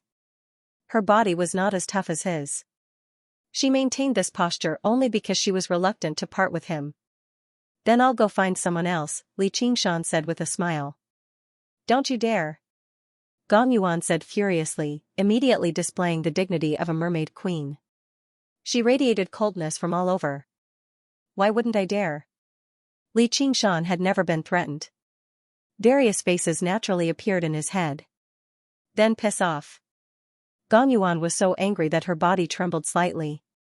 She immediately severed the connection between their minds and propped herself up, about to leave. Li Qingshan smiled. "Oh? How impressive of you, Your Majesty." However, he saw the tears on her cheeks turn into crystalline mermaid pearls. He could not help but be surprised. He never thought she would be like that. He pulled her into his arms in a hurry and comforted her. "What are you crying for?" "I was just saying it casually, thinking about it randomly." Gong Yuan turned her head away.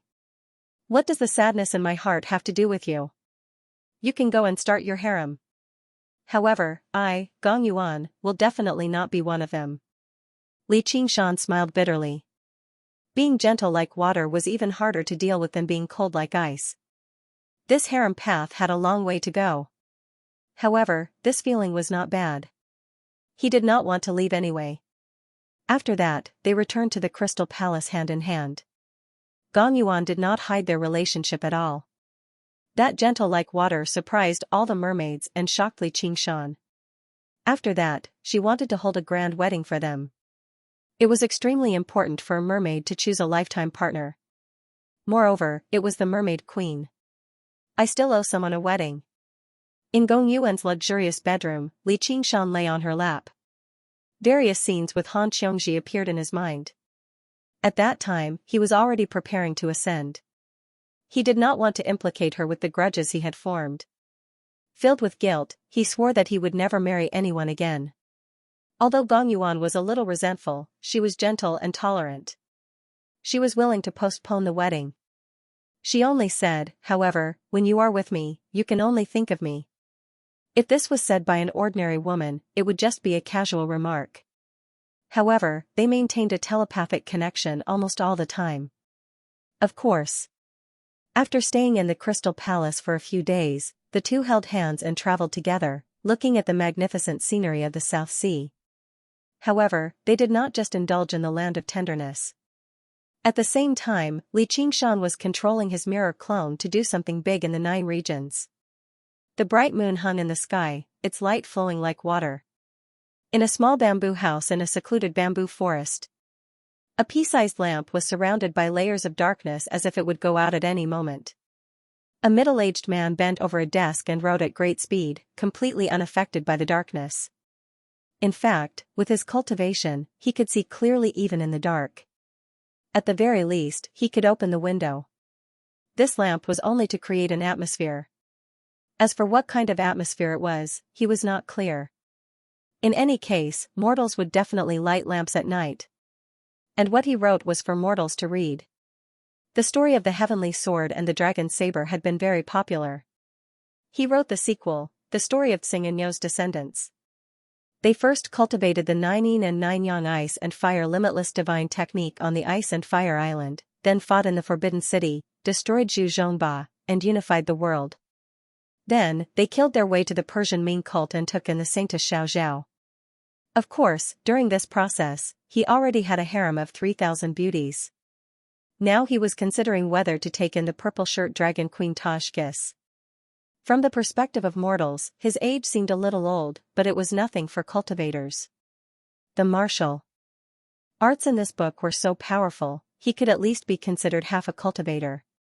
If it were an ordinary woman it would be fine, but it was her Xiao. A mysterious smile appeared on his face, appearing somewhat wretched in the shadows of the fire. His eyes flashed, and he was about to write. The lamp suddenly went out, leaving a wisp of green smoke. The man's figure trembled slightly, as if he had just woken up from a beautiful dream, appearing somewhat dazed. Looking at the ink stains on the paper, he let out a long sigh. He got up and pushed open the bamboo window, looking at the tranquil dragon snake lake with a very bleak expression. The bamboo forest had long died, and there were no fish in the lake. He was the only living person left on the dragon snake lake. If not for seeking inspiration, he would not have returned. Coincidentally, the change in the Hungry Ghost realm happened, so he activated the formation on the Cloud Wisp Island and had here to write his book. He had quite a lot of inspiration, but even if he finished writing, how many people would read it? The world was in chaos. Novelists almost suffered a fatal blow. Poems could be recited alone, essays could be expressed, but novels had to be read, or it would be no different from daydreaming. What's that? He widened his eyes and saw a half-moon rise from the horizon. It was much bigger than the moon in the sky, but it was not as bright. It glowed with azure light. It did not fly out of the horizon, but grew larger and larger, as if it were a living creature. The man felt uneasy. Just as he was about to slip away, he suddenly noticed that there seemed to be a figure standing on the half-blue moon. He looked closely and saw that the person had scarlet hair and scarlet eyes. The devilishly handsome man was none other than Demon King Northmoon. Qingshan. Lu Chuanfeng. Li Qingshan turned to look at him. Stepping on the half-blue moon, he arrived at the Dragon Snake Lake. Just now, Lu Chuanfeng discovered that the half-blue moon was indeed a living being. Its body was incomparably huge, and only a part of it was exposed, yet it was already as lofty as a mountain. One had to look up to see Li Qingshan, who was standing cross-legged on it. But it was also faintly discernible. Under the illumination of the moonlight, it was like a dream, making him wonder if he was dreaming. Otherwise, how could such a monster exist in the world? Li Qingshan said, "Come up." Lu Chuanfeng put away the manuscript and flew onto the back of the giant beast. He hesitated, not daring to step on it directly. When he looked back, he saw that the entire Cloud Wisp Island had been swallowed by the giant beast.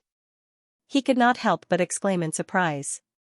Li Qingshan recalled that he had fought a great battle with Chu Danqing in order to surround this Cloud Wisp Island. Now that he had destroyed it with his own hands, he felt a little emotional. However, this place had been contaminated by the Hungry Ghost Realm's death chi and turned into a land of death, so he did not deliberately control Deep Blue Little Fatty. In the blink of an eye, it had swallowed most of the Dragon Snake Lake. Lu Chuanfeng wanted to say something, but stopped. This novel school disciple who had been rejected by the 100 schools and ended up on Cloud Wisp Island was now a world-famous great demon king. Li Qingshan smiled and asked, "Why are you here?" "I came back to take a look." "Is Uncle Fu well?" "He has already passed away." Li Qingshan's eyes flashed, but he did not ask further. Many years ago, Sun Fubai was already an old man. Surviving one heavenly tribulation was already his limit. Perhaps he had died of old age, or perhaps he had met with an accident. Death was like an extinguished lamp, and it was no longer important. At this moment, even reminiscing about the past seemed pretentious. He only said, "I am no longer a disciple of the school of novels." The divine talisman of great creation had already landed in the small world, so he could not condense it again. "Are you here to destroy the evidence?" Lu Chuanfeng could not help but ask. Back then, when Li Qingshan became a disciple of the school of novels, he was seen as a great humiliation. Even though he rose to prominence later on, he was far from being able to compare with the schools of Buddhism, Taoism, military, and Moism. If that was the case, he would be in danger. The minds of demons were really hard to predict. Li Qingshan laughed loudly. "Being able to enter the school of novels is my greatest fortune. If not for the divine talisman of great creation, he might have already died in the small world." No matter how profound the cultivation techniques of the other schools were, it was useless. Moreover, the school of novels was indeed the most interesting among the 100 schools. Even though it was slightly weaker, to the ape demon, being interesting was more important than anything else. Li Qingshan, what are you trying to do? Lu Chuanfeng was shocked. This was because this sentence did not come from the sky above him. Instead, it came from the horizon and rang out in all directions. It contained great dignity, as if a god had descended to the mortal world. It made him have the urge to prostrate on the ground. Li Qingshan mocked, Chualong, you finally can't take it anymore? Chualong, this name is so familiar. Could it be? Lu Chuanfeng's eyes widened as he looked around. He did not find any traces of Great Xia's Taizu Emperor. Instead, he discovered a huge chasm that meandered over from the horizon. Millions of tons of soil and stones had fallen into the stomach of the huge beast below him. Do you know how serious the consequences will be? Chualong shouted in anger. Of course I do. Li Qingshan smiled. The space-devouring beast had already devoured the entire lake of dragons and snakes. It continued to roam the land, devouring everything it came across. Although it was restricted by the laws of the world and could not unleash its power in space, devouring some soil and stones was not a problem after it adapted slightly. The Banyan Tree King's warning was harsh, but it also proved one thing. Chualong could not leave the Dragon Province. He could not even lead Dragon Head Mountain. Refining the 9 provinces into a blessed land was definitely not something that could be completed in a day or two. Let's see if you can refine faster or I can devour faster. Xilong said sternly, you're destroying this world. So what? I can save this world, but I can also destroy it. Li Qingshan tucked his ears, and an ape tail swayed behind him. The ape demon was neither stubborn nor crazy, but its demonic nature was no weaker than the ox demon or tiger demon. Instead, it could not be understood with common sense. Chualong said, you're flipping the table just because you can't win a game of chess? Isn't your actions a little too ungentlemanly? Li Qingshan leapt up and turned into a black ape, pointing at the sky furiously. Cut the bullshit. If you have the guts, fight me, or piss off back to your mortal realm. If you really think you're playing a game of chess, then I'll smash the chessboard in your face. Boom. A bolt of lightning lit up the sky, turning the world white as if the heavens were enraged. Lu Chuanfeng shuddered as he lay prone on the back of the void-swallowing beast. He felt as if the lightning was about to strike his head. He stared dumbfoundedly at the figure that was glaring at the heavens and laughing arrogantly, not wavering in the slightest. Chualong said, Li Qingshan, if you want to destroy the world will destroy you. Li Qingshan could also sense the enmity of the heavens. If he was the beloved son of the world when he fought against the corpse emperor, then he was the rebellious son of the heavens now. All of this was already within his expectations, which was why he had hesitated at that time. By taking this step, he was going to destroy what he wanted to protect and become enemies with the world. If this continued, the world's enmity and rejection would only grow stronger. Not only did the situation not improve, but it also became more dangerous. I didn't expect you to be such a fool.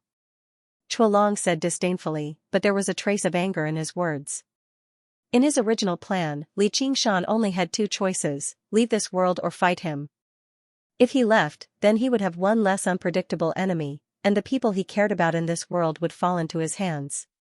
He might even be able to use them as bargaining chips in the future.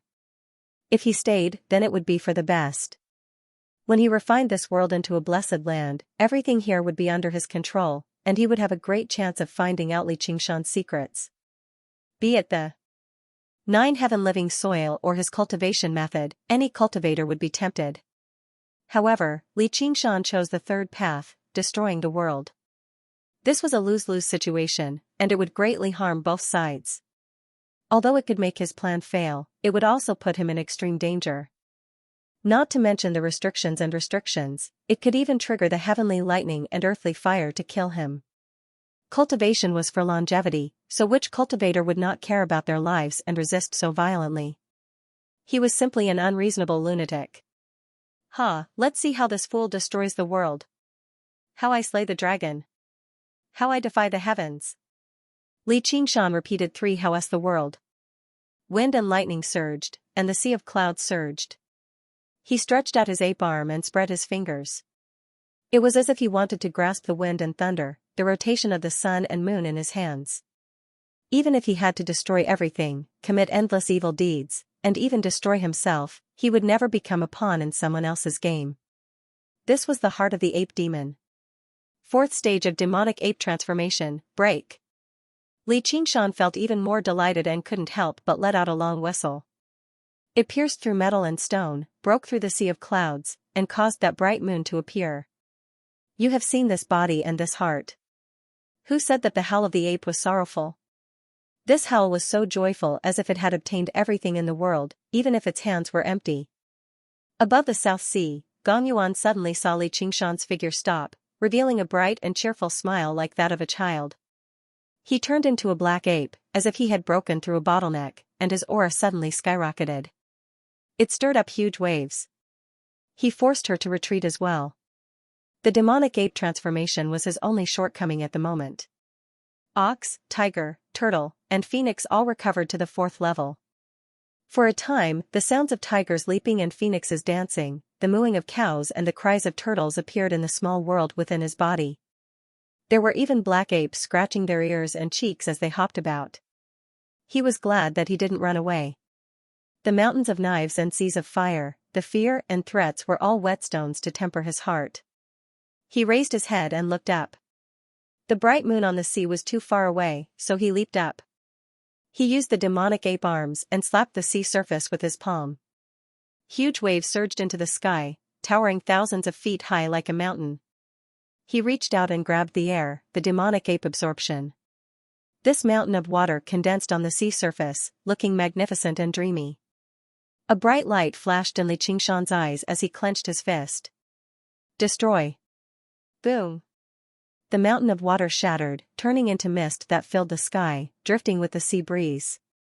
Amidst the hazy mist, Gong Yuan's mouth opened slightly. She was also shocked by this shocking scene. She probably wouldn't be able to survive a single move from him. No demon king or grand cultivator in the world could survive a single move from him. Unknowingly, he had become so strong. This was the 3rd mystical ability of the demonic ape space destruction. Of course, it didn't destroy the void, but rather, it used the power of the void to destroy everything within it. Li Qingshan looked at his own hand and revealed a satisfied smile. He didn't use the 9 heaven life soil and relied purely on his own strength. Instead, he conveniently comprehended the demonic ape transformation and could transform into the demonic ape. The demonic ape arms greatly increased the power of the demonic ape's divine abilities, the demonic ape absorption to grab the enemy, and the demonic ape destruction to destroy the enemy. These 3 divine abilities were simply invincible. Once they were activated, they were formless and traceless. They couldn't be dodged and could only be taken head-on. When Li Qingshan's strength rose sharply, the mirror clone also rose along with it. Its demonic aura soared into the sky, and it didn't fear the might of heaven. Chualong was also silent. Originally, he came to the 9 provinces with an incomparably relaxed state of mind, ready to harvest everything. Yes, he had this ability. Thousands of years ago, the various demon kings were already toyed with by him. Now that he had descended, even the banyan tree king, who had almost become a god, was annihilated with a flip of his hand, turning his 10,000 years of cultivation into ashes.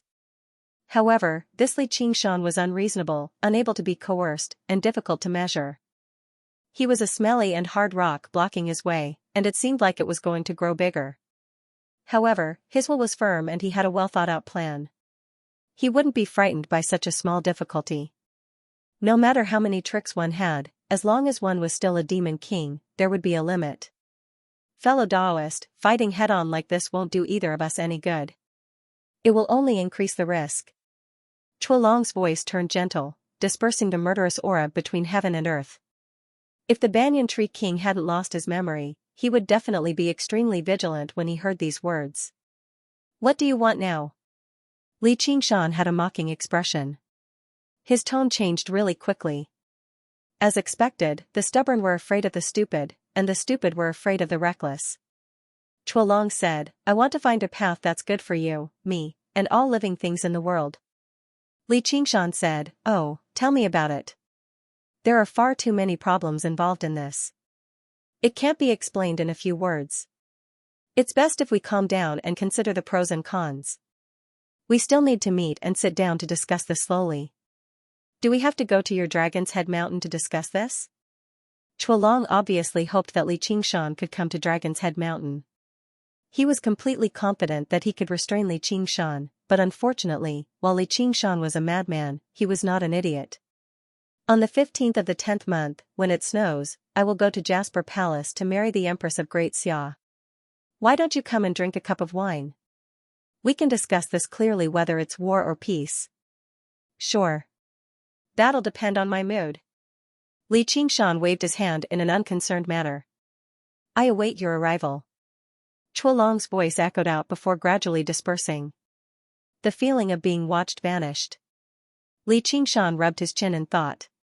He clearly had not reached the level of a world god.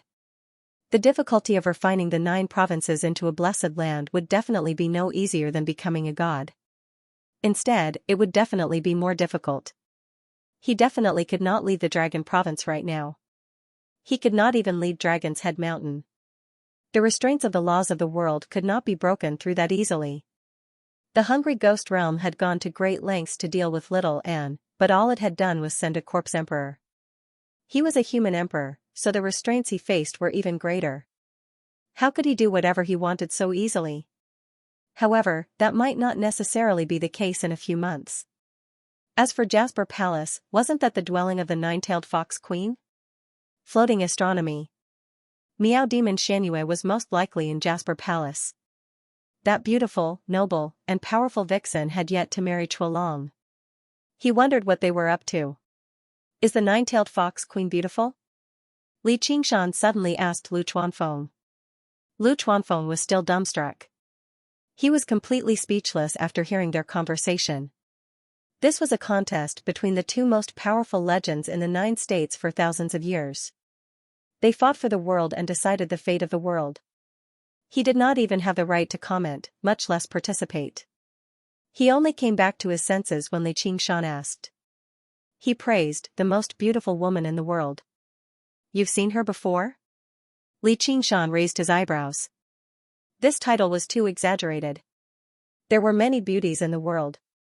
Spring flowers and autumn moons each had their own merits. Gu Yinying could be called the most beautiful woman in the small world because she had the aura of a cultivator. She did not have the right in the 9 states, but he did not think there was any woman in the 9 states who could beat her. I haven't. Lu Chuanfeng rubbed his hands. But that's what everyone says. I see. Li Qingshan suddenly had the urge to kill his way into Jasper Palace and snatch the 9-tailed fox queen. He wanted to see Chuolong's expression. However, this thought was fleeting. He did not lack that vixen. There was no point in doing something like this just to attack his enemy. He needed to improve his cultivation. As long as he was strong enough, he would not be afraid of any schemes. He would definitely turn Chuolong's wedding upside down. He also had Deep Blue Fatty continue to devour rocks and soil. She did not stop even when facing off against Chuolong. Deep Blue Fatty was not affected by the hostility of the world at all. She ate with gusto. She could swallow a small mountain with every bite, and she became more and more obedient to Li Qingshan. As the saying went, another's hero is my enemy. He was the enemy of the 9 states. He was also the hero of the small world. He provided a lot of resources for the small world. Many more islands appeared on the vast sea of the small world, and they continued to grow. If the entire 9 prefectures were to be swallowed, it would definitely form a new continent. Let the small world grow to the same level as the 9 states, or even higher. Li Qingshan waved his hand. Go to the South Sea. Ah? The 9 states have become a battlefield. It's too dangerous. All right. Lu Chuanfeng listened obediently. Zhang Xian cupped his fists and took his leave. If the world was really destroyed, then following in his footsteps was undoubtedly the only way to survive. Rumble.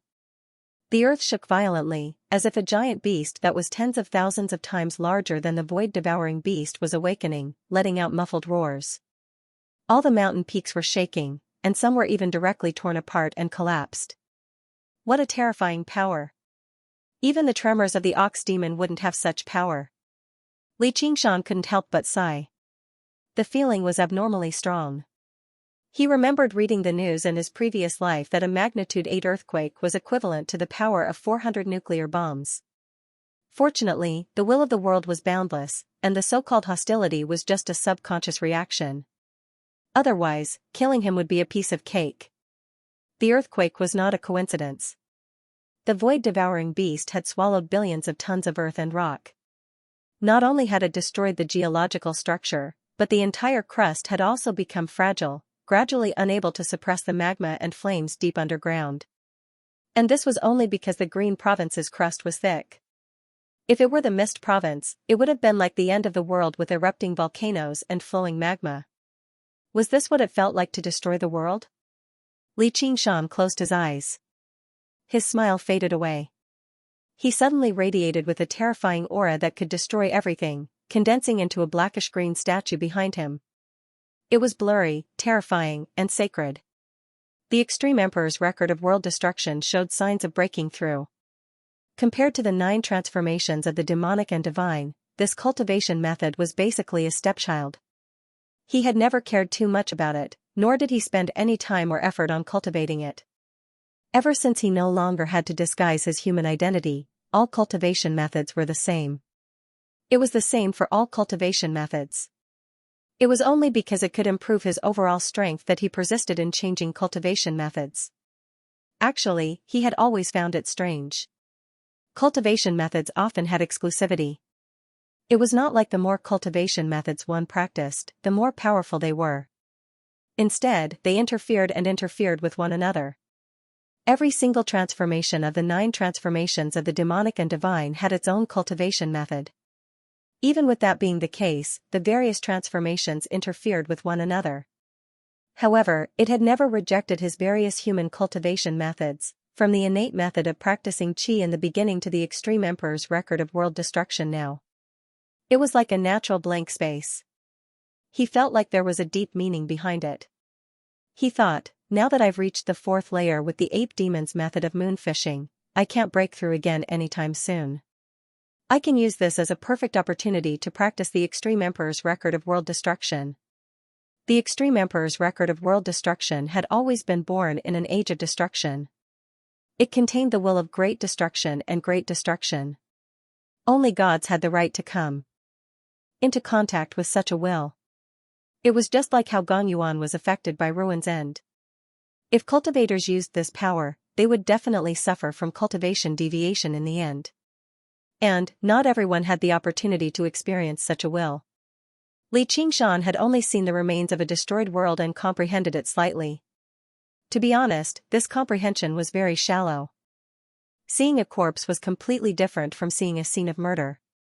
But in that moment, he gained an even deeper and greater comprehension, which was to personally destroy a world, surpassing the creator of the Extreme Emperor's record of world destruction. The Extreme Emperor's record of world destruction began to make a qualitative breakthrough. He vaguely understood that if he could push this cultivation method to the limit, its power would not be any weaker than any of its current transformations. If it were not for his fortuitous encounter in space, it would have been impossible for him to comprehend this. If it were not for the space-devouring beast, even Li Qingshan would not be able to destroy a world. The legendary world of freedom wielded both creation and destruction. Unknowingly, Li Qingshan had also taken on this role, creating a miniature world as he destroyed the 9 provinces. The Extreme Emperor's destruction and the Extreme Emperor's restoration. Perhaps they've always been 2 sides of the same coin. Li Qingshan murmured to himself. The statue behind him became slightly clearer. The Chan Monastery of Devanaga. Suddenly, a crack appeared on the benevolent and plump face of a giant Buddha that had been chiseled out of a mountain. Crack! The worshipping monks were taken aback. Only then did they feel the mountains tremble and the bell ring. Why is there an earthquake in the Green Province? The dauntless monk walked out of the grand hall. Buddhist light condensed in his eyes, and he unleashed the eye of the heaven, gazing towards the source of the earthquake. He immediately saw the mountainous, all-devouring space-devouring beast, as well as Li Qingshan on the space-devouring beast. The dauntless monk shuddered. He cried out involuntarily, "The world of freedom!" Others might not be able to recognize the blurry statue, but as an eminent monk of Buddhism, how could he not recognize it? This was a god with great abilities among Buddhism, standing at the apex of the 3,000 worlds, yet he persisted in opposing Buddhism, obstructing the Buddhist Dharma, and rebelling against Buddhism. As a result, he was also known as the World of Freedom Demon Lord. He was the greatest enemy of the Buddha who carried the red flag and opposed the red flag. Just what sins has our Chan monastery of Devanaga committed? The so-called enemies of Buddha did not mean destroying a few temples and killing a few monks. Only by desecrating the Buddhist Dharma and destroying the foundation of Buddhism would it count. It had nothing to do with strength or weakness. Therefore, the enemies of Buddha usually had a deep connection with Buddhism. Some of them were even practitioners of Buddhism. This was the case for the White-Bone Bodhisattva and the Mahasvara. Perhaps it was precisely because of this that even though the Buddha had boundless divine powers, he was unable to destroy it. This only demonstrated just how rare the enemy of Buddha was, yet two had appeared consecutively now, and they were both disciples of the Chan monastery of Devanaga. Even with the dauntless monk's mental fortitude, he basically wanted to cry. The Mahasvara was obviously a Buddhist deity, but not a single temple would worship his idol. Moreover, all those who worshipped him were condemned as heretics and had to find ways to ban them. Naturally, Xianxia didn't believe in the Mahasvara. The indigo divine statues behind him were similar to the Seven Treasures Buddhist king's incarnation of the Seven Treasures Buddhas. They weren't real deities descending to the mortal world, but they possessed great power. However, the Seven Treasures monk king had to cultivate and worship for hundreds of years before he was able to condense the Seven Treasures Buddha incarnation. He, on the other hand, relied entirely on his chi to sense and transform into a demon with a single thought. It was certain that no matter if it was the Extreme Emperor's records of world destruction or the Extreme Emperor's records of world destruction, this move did not exist. How could the despairing people of the apocalypse understand the true meaning of great destruction? In the end, they would only descend into madness. Anyone who had even a shred of reverence and faith in the great freedom heavenly demon master would not be able to display his might. After a long time, Xianxia opened his eyes and retracted his aura. The statue of a god dissipated, not knowing that he had also been labeled as the enemy of Buddha. As a result, when he arrived at the Chan monastery of Devanaga on the space-devouring beast and saw the dauntless monk angrily berate the enemy of the Buddha, he rubbed his head in confusion. "Monk, have you gone mad? Enemy of Buddha is little and, okay? When did I become the enemy of Buddha? Is it contagious?" Xianxia even felt a little wronged. He had always respected Buddha, although he had killed monks and destroyed temples. Now, you want to destroy the world, but you can't slander me like this. The alarms in the temple rang and all the monks looked miserable as if a great disaster was about to befall them. Based on past experience, nothing good would come from the arrival of this person. The dauntless monk did not want to say anything more. He only felt like his heart had died. "If you enter the temple, I'll throw my life at you." "Yo. Look at how ignorant you are. I won't listen to such words. Let's see what you have to fight me with." Xianxia had specially come to the Chan monastery of Devanaga, and that was with good intentions, yet he was actually turned away at the entrance. It was far too detestable. He crushed the entrance with a stomp and tried to force his way in. "Traitorous disciple. Don't try to be unreasonable." The unraging monk rushed over in a hurry, blocking in front of Xianxia. "Master. I've already been expelled from the sect. I'm not even a layman disciple anymore." The unraging monk sighed. He was haggard, and his colossal body had thinned slightly too. Xianxia couldn't bear to see this. Forget it, forget it. There's nothing much to see in this monk temple anyway. I'm here for something important. Let's go. I'll treat you to a drink." The unraging monk grabbed his arm and took a step, arriving in a small town outside the mountain. The sky was hazy, and it began to drizzle. The town was deathly silent. Xianxia asked, "Little Anne?" The unraging monk shook his head. "The hungry ghost realm." The tattered banner was soaked by the rain very soon. It hung down, and the two of them entered the small tavern that was filled with dust. Xianxia lifted up his bowl, and the unraging monk had already downed several bowls.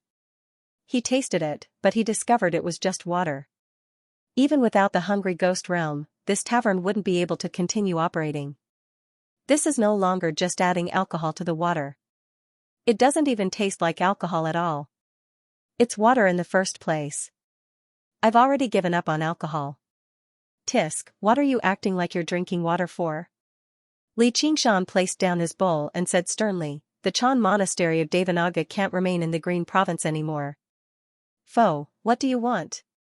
Before the unraging monk could say anything, the dauntless monk's furious bellow rang out from outside, causing the entire room to fill with dust.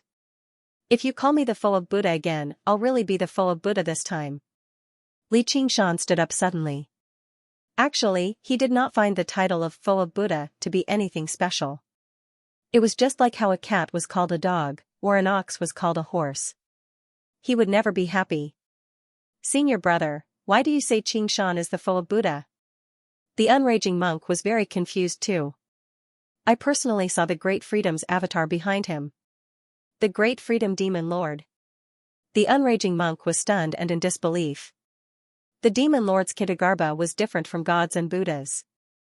Even those who worshipped the Great Freedom Demon Lord could not condense an avatar like that. What does Great Freedom have to do with me? Only then did Li Qingshan confirm the name of the avatar, but he did not revere it at all.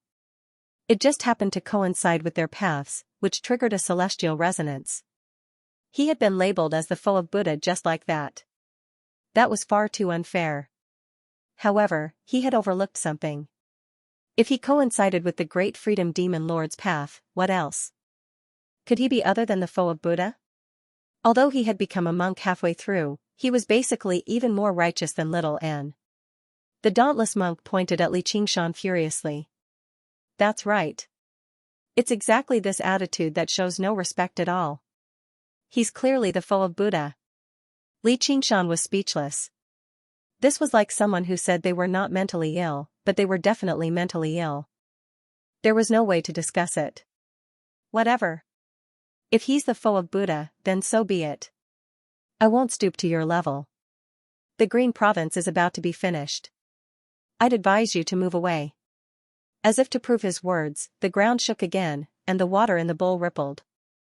The dauntless monk roared furiously, "It's you." Li Qingshan shrugged. "It's me. The destruction of the world, and the lives are plunged into misery and suffering. Do you know what kind of sin this is? This is war. It's always the innocent and weak who suffer first. However, I wasn't the one who started this war." Li Qingshan remained calm. Since he had made up his mind, there was no need for him to pretend to be compassionate anymore. Entrusting the fate of his women and children to the benevolence of the enemy was not something a man should do. No matter how many innocents he slaughtered, no matter how many sins he shouldered, it would never change. The dauntless monk was rendered speechless from anger. The unraging monk opened his mouth, wanting to say something, but he ended up sighing. Li Qingshan pointed at the bowl of water and said slowly, "The Buddha believes that a bowl of water contains 48,000 insects." This line of poetry was about how there were countless insects that were difficult to see with the naked eye in the water. Even drinking the water carried the sin of killing, which required chanting scriptures to expiate. Are all life equal, or are they not? Li Qingshan seemed like he was asking a question, but he also seemed like he was muttering to himself. If they were equal, then killing insects was no different from killing people. They were born with a body of heinous sin. If they were not equal, then the difference between mortals and immortals and Buddhas was probably even greater than the difference between insects and mortals. As a result, killing all life was as normal as drinking water. The dauntless monk and the unraging monk both possessed great wisdom, so they immediately understood what he was trying to say. They looked at one another, and there was only one word in their eyes. Enemies of the Buddha. This was questioning the Buddhist Dharma from the very foundation, slandering the Buddhist Dharma. Li Qingshan drank all the water in the bowl and smiled. "I'll call you master one more time. Our fate as master and disciple has come to an end. P.S. I bow and thank the new alliance leader of Student ANK Glacier Burial. I hope you can keep up the good work and reach new heights." Haha. With a thump, Li Qingshan tore through the air and took off. The unraging monk stared at the empty bowl on the table and remained silent for a very long time. Once upon a time, he had hoped to change Li Qingshan, to lead him onto the orthodox path of Buddhism so that he could inherit his legacy. In a daze, so many years had passed. Only then did he discover that Li Qingshan had never changed. He had only become stronger and stronger. However, he was the unraging monk after all. He smiled in a self-deprecating manner. "Senior brother, you accept a foe of Buddha, and I accept a foe of Buddha. You can say, we're going through thick and thin together." The dauntless monk shot a vicious glance at him and also smiled bitterly. Both of them had their own beliefs. What Li Qingshan wanted to do definitely could not be tolerated by Buddhism, which added the title of foe of Buddha to him. Maintaining a master-disciple relationship like this would only hinder the unraging monk's cultivation, so he might as well just cut it off. Rumble. A bolt of lightning split the air and struck him. Li Qingshan could sense the hostility of the world grow stronger. Even cultivators would tremble in fear when faced with the obscure will of heaven, but when he recalled the situation in the miniature world, he became even more filled with lofty sentiments. Fighting against the heavens and pitting one's life against fate was an endless joy. He returned to Deep Blue's little fatty's back and continued devouring. He had already carved out a great valley outside the Chan monastery of Devanaga.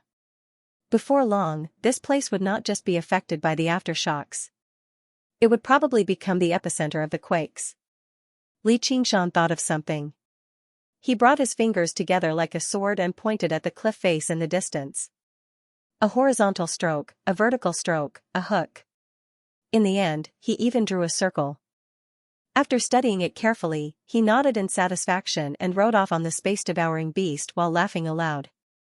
The dauntless monk and the unraging monk returned to the monastery.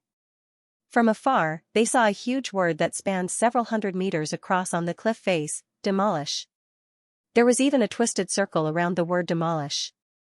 The dauntless monk was utterly furious, but as he gazed at the great valley outside and sensed the earthquakes that became more and more frequent, he had already decided to listen to Li Qingshan's suggestion and leave the Green Province, a place of trouble.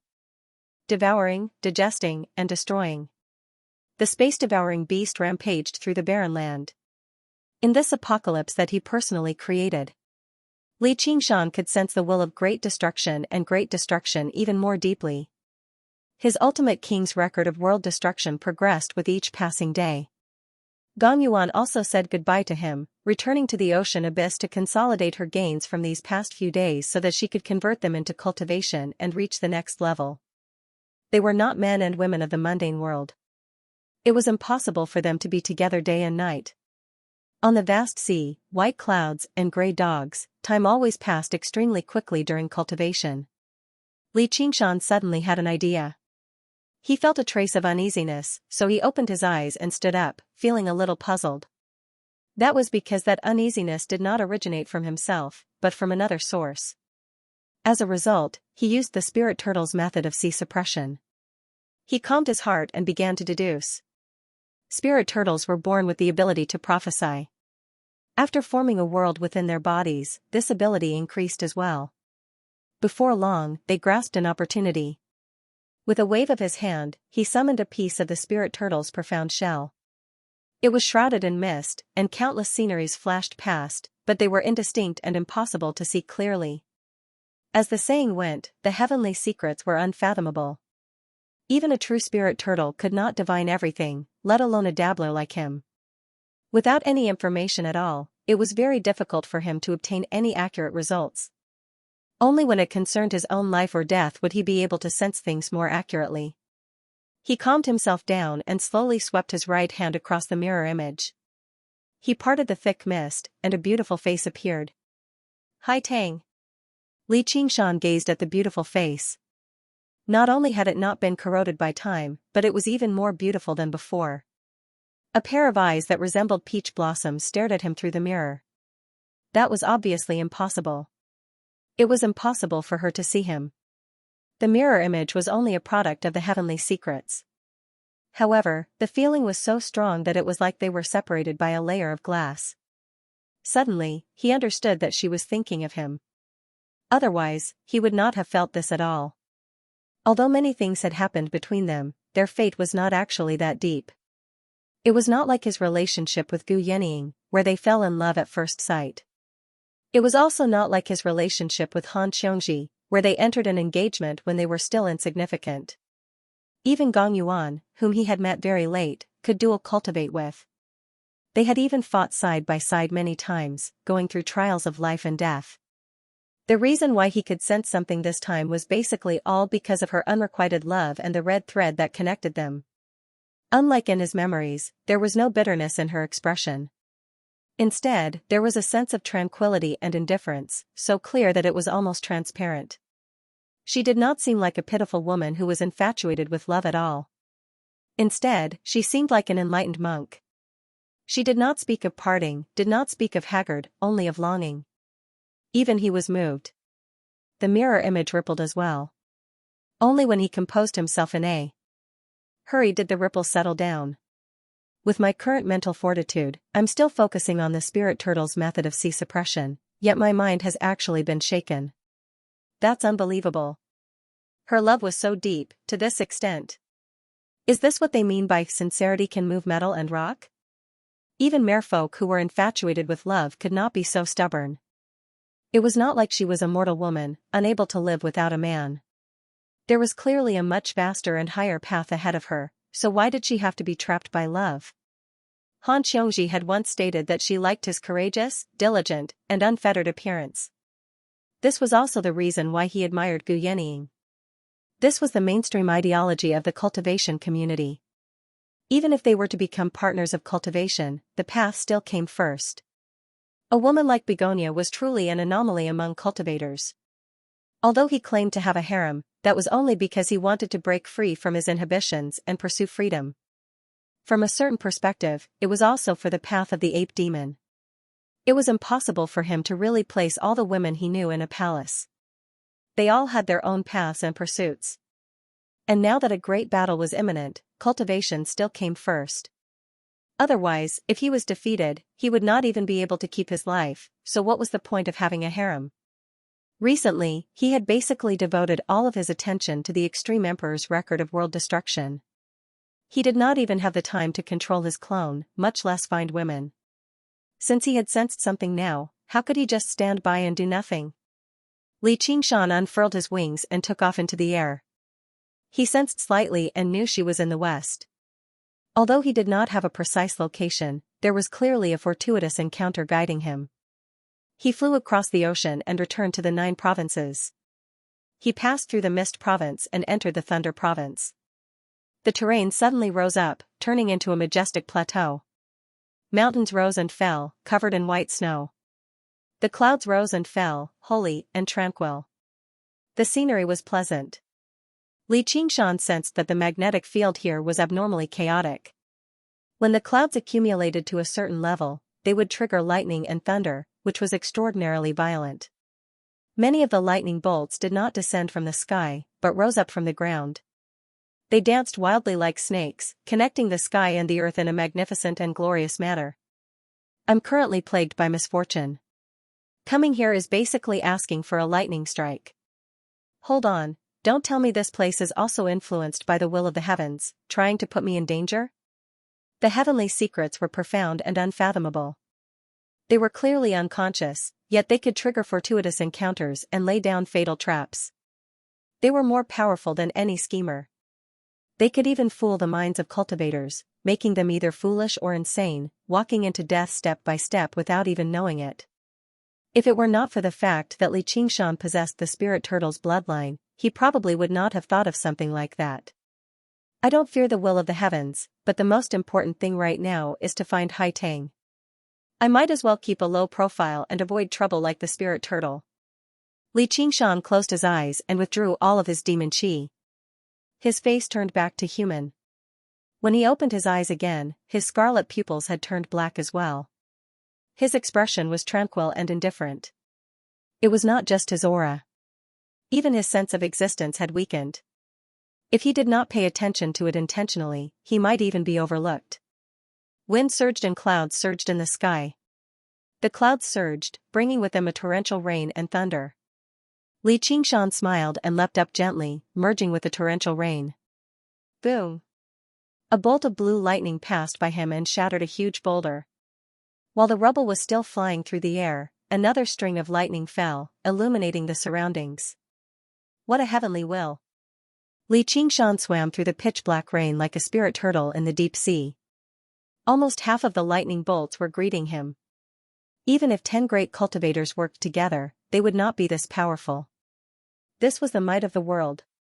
However, not a single bolt of lightning could hit him. It was as if even the mysterious will of the heavens could not lock onto him right now, allowing him to move freely through the pool of lightning. Haha, what can the will of the heavens do to me?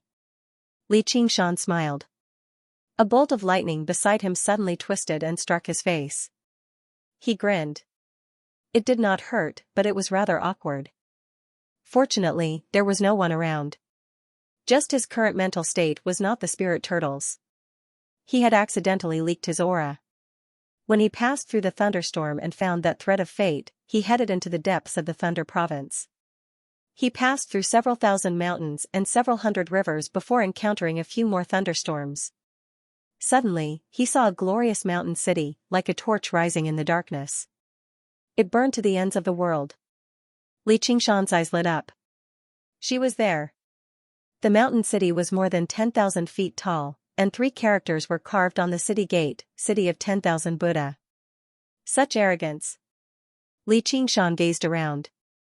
The Buddha statues he had seen in the Chan monastery of Devanaga earlier were actually everywhere here. Apart from the pavilions, terraces, and palaces, the entire mountain city was filled with Buddha statues of various sizes. Not just 10,000, but hundreds of millions. Not even the Lingua temple could compare to the dense Buddhist light that gathered in the mountain. But what is Haitang doing here? Could it be that she has converted to Buddhism? Alright. I've just ascended to the throne of Buddha, and now I've come to a den of thieves. The city gate was open, as if it was waiting for him. Who is it? A low shout came from the city gate. The other guards were also alarmed. They only relaxed when they saw that there was no one in front of the city gate. Who are you talking about? Don't make a fuss. Could it be that I'm seeing things? I clearly saw. That's enough. You must be seeing things. In this kind of weather, even cultivators would not casually go out. Besides, so what if there were people? Are they supposed to come to the city and wreak havoc? This is the city of myriad Buddhas of Xiliang. Coming in here is basically walking into a trap. Look at the sky. It's going to thunder again. Let's prepare to cultivate with the thunder. Before they knew it, the dark clouds had descended upon the city, drowning even the royal palace on the mountain. However, not a single drop of rain fell. It was as if something was brewing. A guard suddenly suppressed his voice. I heard that a foe of Buddha has appeared in the Green Province. She was originally the princess of the Chu kingdom of the Green Province, but she's resurrected somehow. She's taken over the capital of the Scarlet Province and slaughtered everyone in the city. All the guards felt chills down their spines. A monster seemed to be lurking in the dark clouds, staring at them. The Thunder Province had always revered the Buddhist Dharma. Basically everyone worshipped the Buddha. Even the king of Xiliang had been founded by monks. Did that not make him the greatest target of the foe of Buddha?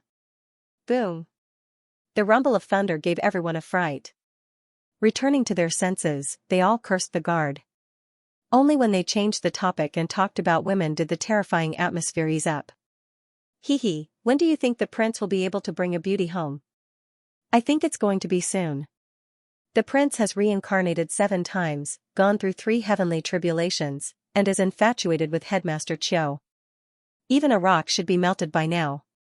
High up in the mountain city, in an exquisite pavilion with a different style from other buildings, a woman was lying lazily in a tent. Her heart was throbbing inexplicably. Or rather, when that name was once again circulating in her ears, the throbbing never subsided. Do you still remember me? Maybe you don't. That's okay, as long as I remember you. She muttered to herself. A smile floated on her red lips. She was as beautiful as a flower. A voice interrupted her thoughts. Headmaster, that Prince Songyang is here again. I think he wrote a new love poem? Yes, I know. Ask him to wait. A moment later, the tent rose. The woman did not bother to dress up. She casually put on a long robe and walked out of the boudoir. The pavilion was filled with singing and dancing. The sound of music could only serve as a foil to the laughter. It was a noisy scene of the mortal world. As her figure appeared, the laughter suddenly quieted down. Everyone's eyes were attracted to her, regardless of gender or age.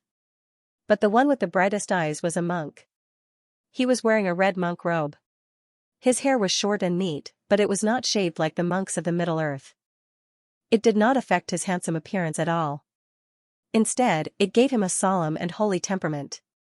The women in the pavilion looked at him with passionate eyes. The men were very respectful and bowed to him from afar. But he was unmoved. When the woman appeared, he immediately came forward, put his palms together and bowed. "Hai Tang, you are getting more and more beautiful." His eyes were sincere, without lust. He did not hide the admiration in his heart and did not care about other people's eyes.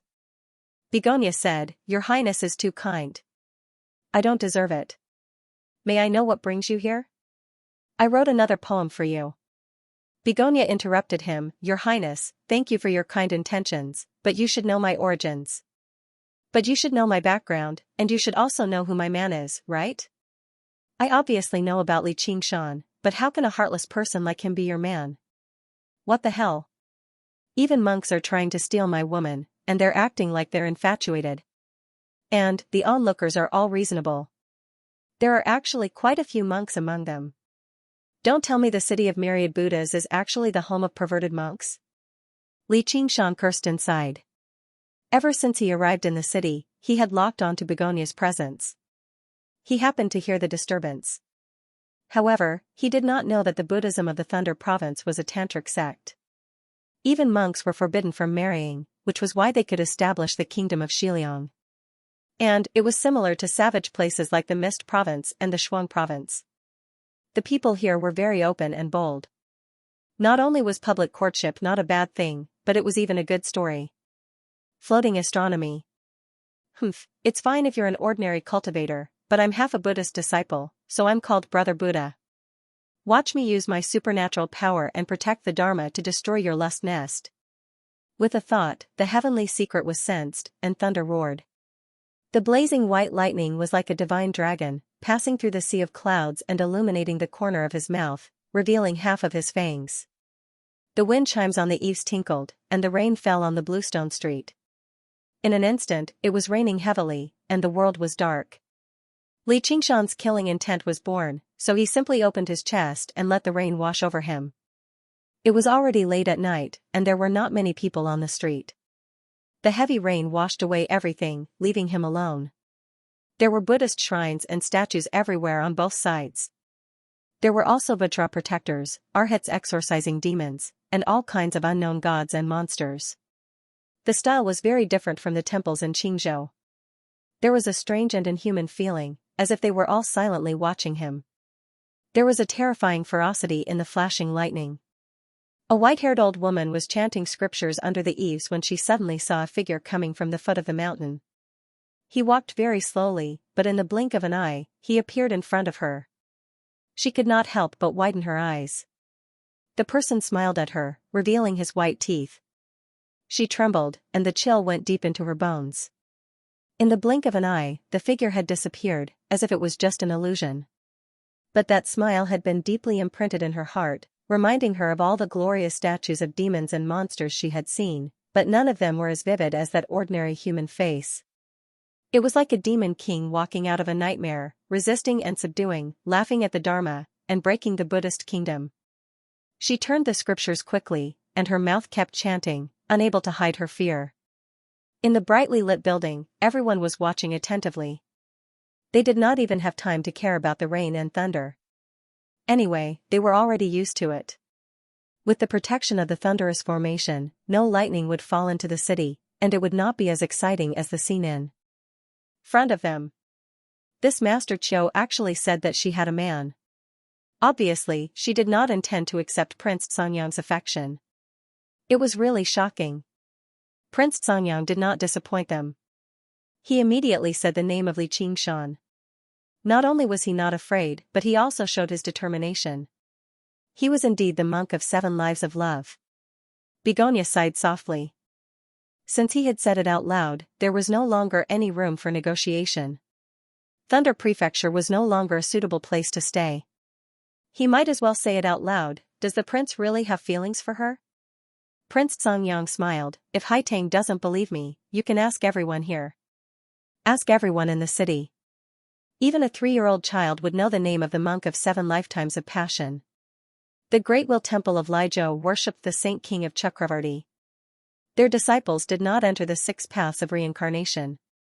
When their lifespan was about to come to an end, they would condense their psyche into a tiny bit of true spirit and place it into the body of a newborn, turning it into a spirit child. Although it was impossible to retain all the experience and memories. However, they were much stronger than ordinary cultivators. If one life was not enough, they would be reincarnated again. It was called Little Samsara. With this continuous accumulation, as long as they did not fall along the way, everyone had the chance to become a Buddha. These people were known as living Buddhas. After countless years of accumulation, the number of reincarnated living Buddhas in Thunder Province was simply innumerable. This was the true meaning of the city of myriad Buddhas. This Prince Xianxia had cultivated for 7 lifetimes, and each of his lifetimes was filled with lingering experiences. Moreover, he was handsome and had a brilliant literary talent. He was the dream lover of all the women in Thunder Province. His love poems were sung everywhere, so he was known as the monk of 7 lifetimes of passion. Asking him if he had feelings was like asking a monk if he had Buddha in his heart. Many people jeered, if the prince was heartless, then there would be no more lovers in the world. Begonia said, I am not asking anyone else, I am only asking you. Prince Xianxia was slightly moved and smiled warmly. Indeed, you are the woman who understands me the best. The feelings of a cultivator are naturally different from worldly feelings, but they are even better than worldly feelings. If you can become my partner, you will be the queen of Xiliang Kingdom in the future, and I swear that I will never marry another woman. These words made the people in the building gasp. The women were full of envy and unwillingness, but the men were moved by the power. Prince Xianxia had reincarnated for 7 lifetimes. In his 6th lifetime, he even became the host of the Great Will Temple and could almost ascend to heaven. In his 7th lifetime, he chose a prince as his spirit child. Not only would he ascend to the throne, he would also continue to host the Great Will Temple. He would have unparalleled power and could be said to be the first person in Thunder Province. Begonia only needed to nod her head and she would be above everyone else. With the support of the Great Will Temple and the entire Xiliang Kingdom, it would not be difficult to go through the 3rd heaven's trial. It was like ascending to heaven in a single bound. Not to mention women, even men would not be able to refuse such conditions. Prince Xianxia ignored the reactions of the people around him and stared at Begonia affectionately. Haitang, does this prove my feelings? Perhaps my feelings are not perfect, but I am confident that it is better than Li Qingshan's half-hearted feelings. I am afraid that he has already forgotten about you. Outside the building, there was a surge of people. Even if it was a storm, it could not stop the enthusiasm of the crowd. The building was completely surrounded. Li Qingshan quietly came to the outside of the building and hid in the crowd. When he heard this, he was furious, this bastard bald donkey. It's fine if he wants to poach me, but he also wants to step on me to ascend to the throne. Prince Xianxia's conditions were indeed excellent, but he was not worried that Begonia would accept it. If she changed her mind so easily, then he would not have come to Lijiao at all. In the beginning, they would not have been so involved, and they would have missed each other in the vast sea of people. Yes, he may have forgotten about me. There have always been a lot of women around him, and it is true that he is half-hearted. No, maybe he has never valued love so much. Begonia mercilessly criticized Li Qingshan. He was simply a scumbag among scumbags. Everyone felt that leaving such a man was simply doing justice on behalf of heaven. Li Qingshan's face darkened, but he had to admit that she did not wrongly accuse him. He could hear the deep feelings in her words, so he listened quietly. A smile appeared on Prince Xianxia's face. His persistence for a few years had finally paid off. A few years might be a long time for mortals, but for him who had reincarnation of the 7th reincarnation, it was nothing. There were not many female cultivators to begin with, and those who could reach such a cultivation level were even rarer. Moreover, she was born with beauty and peerless elegance. She also cultivated the bewitching technique, which further enhanced her beauty to the extreme. As long as he had her, he would not put ordinary women in his eyes. It would be of great benefit to his cultivation of the great happiness dhyana. Tantric Buddhism was regarded as an outside path by other sects, and this great happiness dhyana was close to the demonic path. Only those with great wisdom and perseverance could cultivate it. In the midst of love and desire, one would understand the Buddhist principle that sex is emptiness, emptiness is sex. In the end, one must transcend. But he felt that he had a clear conscience. This was also of great benefit to Begonia. If she could break free of sex and convert to Buddhism, it would be even more beneficial, and she would be his natural Taoist companion. Begonia finished in one breath, paused, and suddenly changed the topic. But what does this have to do with me? What does it have to do with you? Prince Xianxia was stunned. Begonia said, why must you calculate the pros and cons, and why must there be a return? I am in love with him, but that is my own business.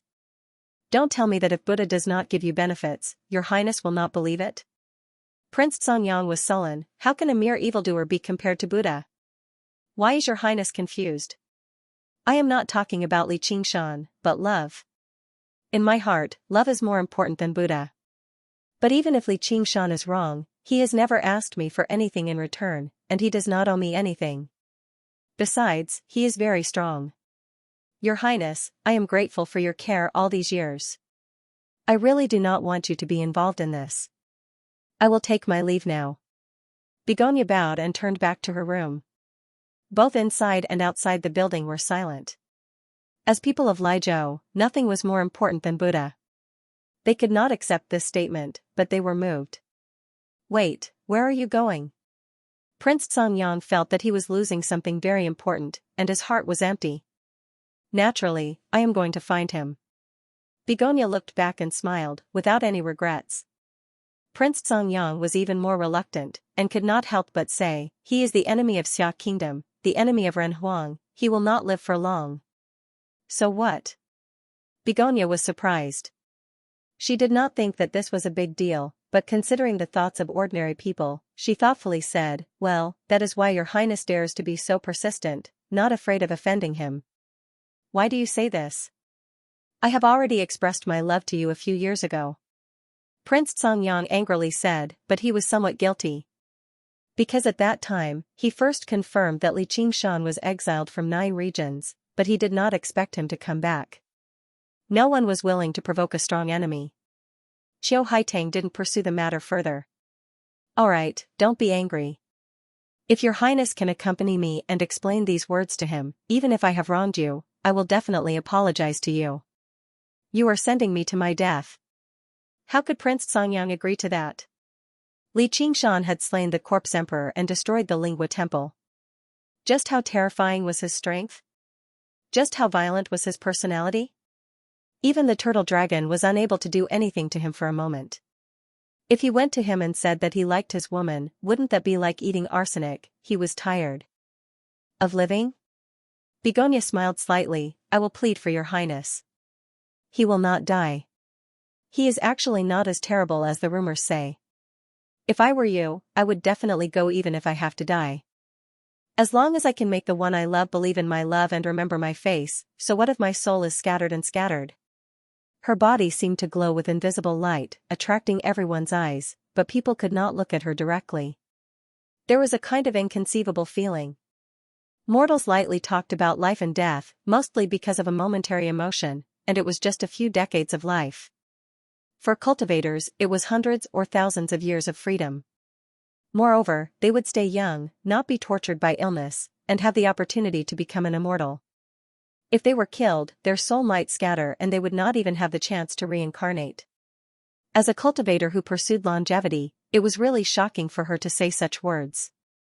Prince Xianxia's complexion changed several times. This time, not only could he not get her, even the title of Monk of 7 Lives of Love would be greatly damaged. His wisdom, cultivation, and status were all much higher than hers, but in terms of the word love, he was far inferior. He felt as if he had been slapped in the face. Xianxia sighed in his heart, well, this woman is getting crazier and crazier. Previously, she was just a young girl infatuated with literature and art, but now she is almost a saint of love. But, I like it. To be continued. The wind and rain were gloomy, the lights were dim, and the thunder stopped temporarily. Qiu Haitang raised her head slightly, giving off a dignified feeling. Prince Xianxia sighed, Ba, I understand, but I only have one request. Begonia smiled, Prince, please say it. Please don't put yourself in danger.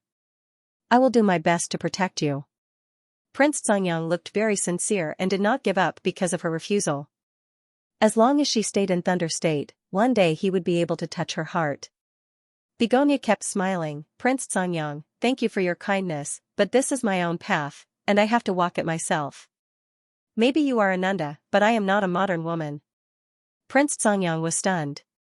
This was the story that he had been thinking about, but he had never mentioned it to anyone. How did she know? Ananda was one of the 10 disciples of Buddha. His face was like a full moon, and his eyes were like lotus flowers. He was loved by the modern woman and tried to marry him, which almost made Ananda break the precepts. Later, he was enlightened by Buddha and became a monk. It could be said that everyone was happy.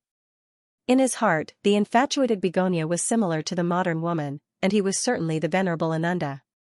Well, since this is your choice, how can I stop you? When you set off, please let me send you. Of course. In the crowd, Li Qingshan smiled and looked gentle, which was very different from when he went up the mountain.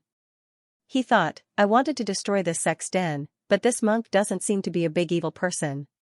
It's normal for him to like a beauty. I am not so stingy, so I will let you go.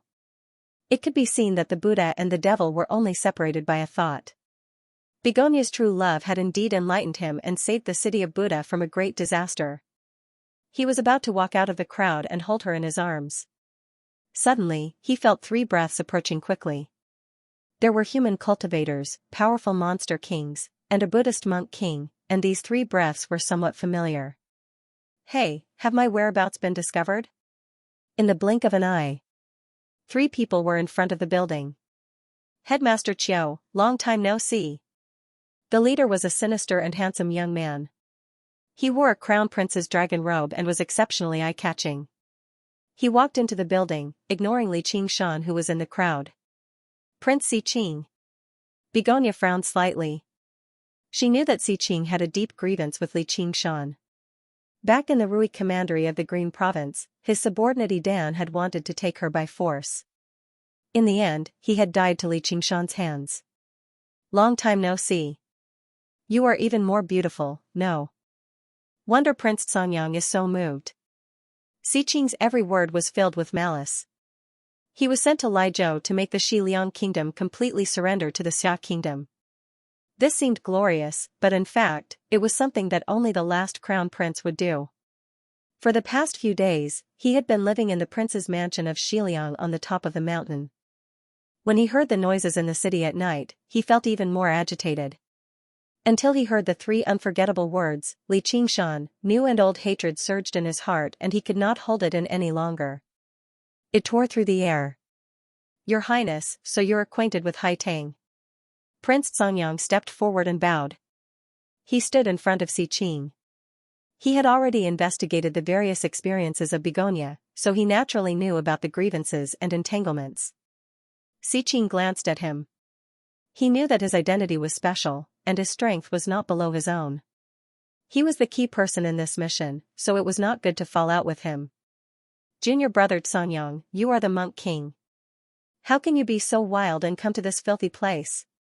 A low voice that sounded like a great bell was heard, overshadowing the rolling thunder. The left master put his palms together and stood outside the building. It was obvious that he was unwilling to enter this filthy place. Si Qing was only the representative of the Xia kingdom, and the Xiliang kingdom revered Buddhism. The left master, the supreme of Buddhism in the 9 states, was the core figure of the mission. Prince Xianxia's ears were buzzing, as if he was bearing the weight of thousands of kilograms. He could only try his best to hold on, so how could he speak? As a Buddhist, the left master reprimanded him according to the Buddhist precepts.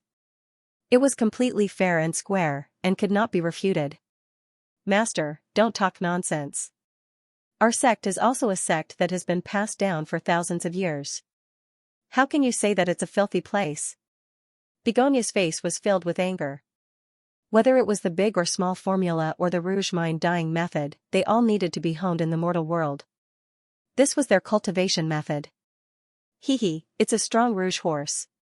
I really want to ride it. Prince Xianxia, I didn't want to meddle in this matter, but since this woman said this name, I must fulfill your wish. If you don't succeed, I'm afraid I'll take it away from you. The Frost Wolf King crossed his arms and leaned against the door frame. He looked at Begonia from head to toe without hiding it. His tone was cold, and his hatred was even more obvious than Xianxia's. Li Qingshan made a trip to Shuangzhou. Not only did he help Gu Yinying take away the rock feather that he had been planning for many years, but he also beat him up and took away his Shuangzhou cauldron and the wolf totem, as well as a wolf fang necklace that looked like a summer ring.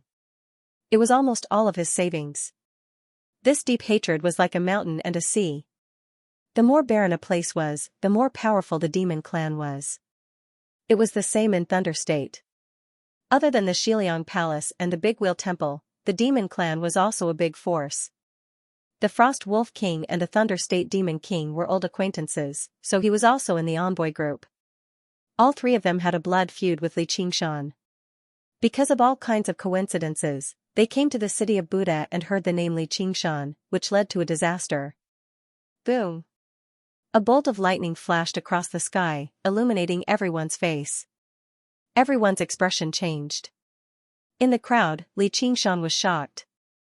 Don't tell me this is the legendary luxurious gift bag? Heavens, I thank your 8 generations of ancestors. The Frost Wolf King felt a little uneasy with his strong instinct. He carefully sensed it, but it seemed to be an illusion. Then he focused his eyes on Begonia. Based on his identity, it was not appropriate for him to take revenge like this. But since he encountered it, he would not let it go easily. Li Qingshan, no matter how strong you are, you can't protect your woman now. But, the lightning in Thunder State is really fierce. Li Qingshan also felt the heaviness and terror of the will of heaven.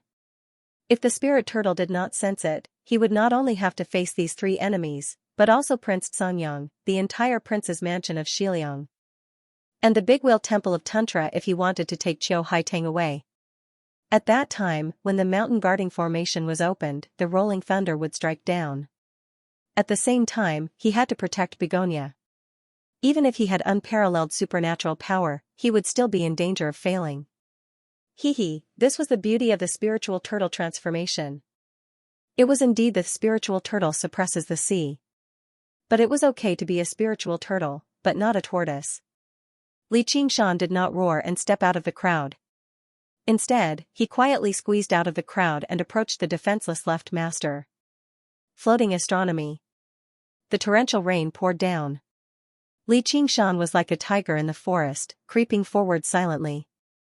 The left imperial preceptor's body glowed with a faint golden light, faintly turning into a golden bell that repelled the rain 3 feet away. Prince Xianxia was suppressed by the aura and didn't know what to do. The arrival of the Taizu Emperor meant that the Thunder State had to surrender. He couldn't deal with the 3 of them, be it in terms of status or strength. Even if he could do anything, no one would offend the Skyfrost Wolf King, Xiqing Crown Prince, and the great Xia dynasty behind them for a woman. Begonia's face was as calm as water, but she was fearless. She looked at the red ring on her wrist.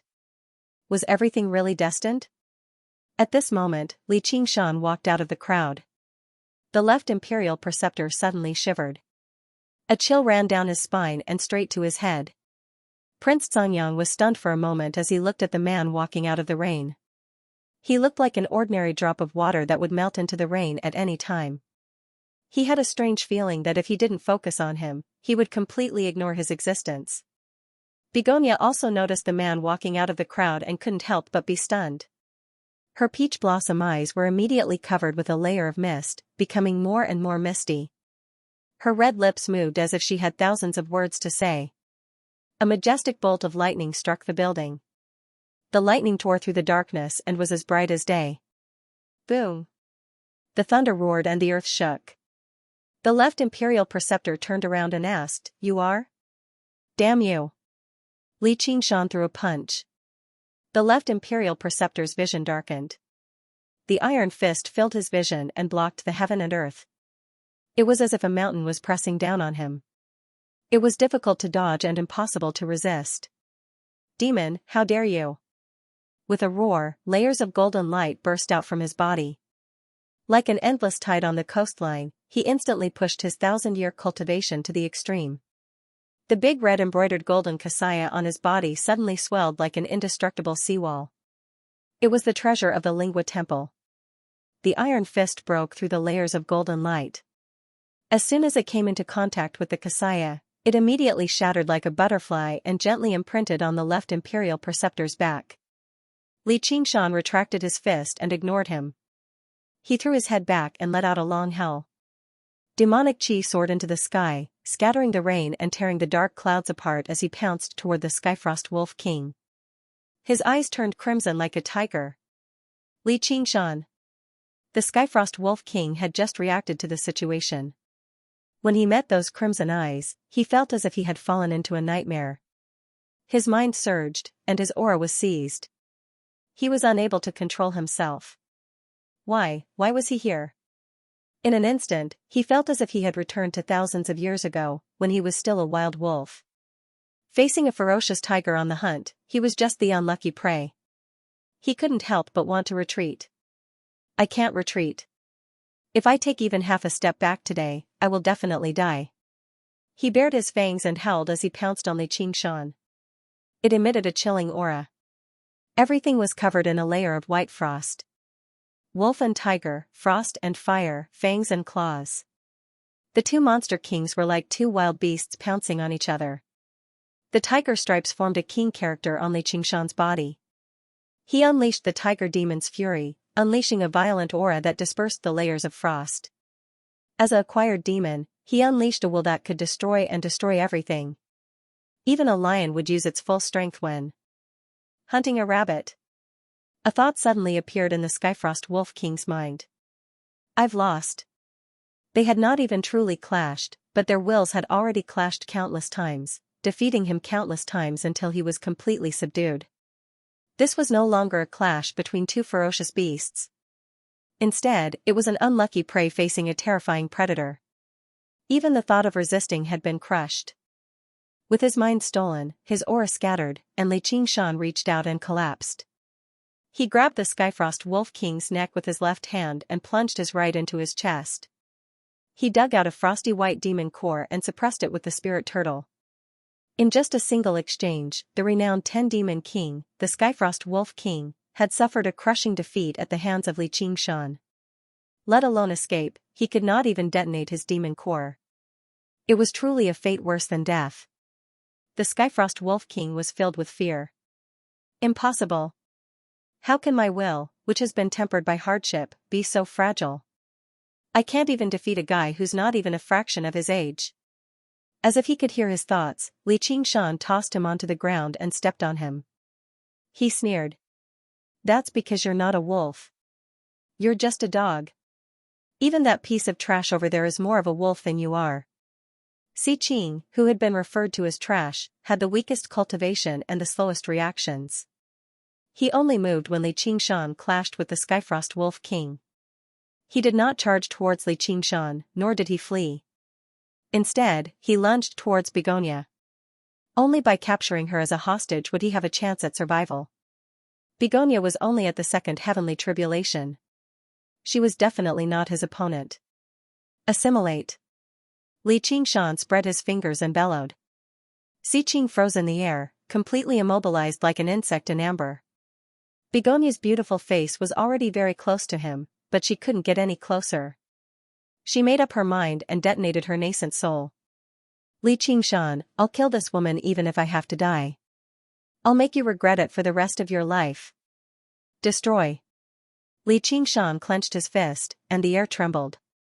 Xiqing was pulverized, and even his nascent soul was completely destroyed. Even Gong Yuan had to admit that she wouldn't be able to withstand a single attack from Xianxia. With such a huge difference in power, it was impossible for him to die with her. The lightning falling from the sky was blocked by the formation of the city of Buddha.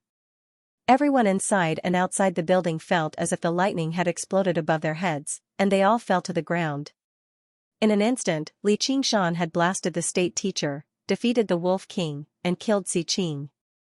The sound of thunder lingered in the air, but it hadn't completely disappeared yet. The Skyfrost Wolf King knew that his life was in danger, and he roared with indignation, "Li Qingshan, kill me if you want. How dare you humiliate me?" "Humiliate you? Ha, I'm not as senseless as you.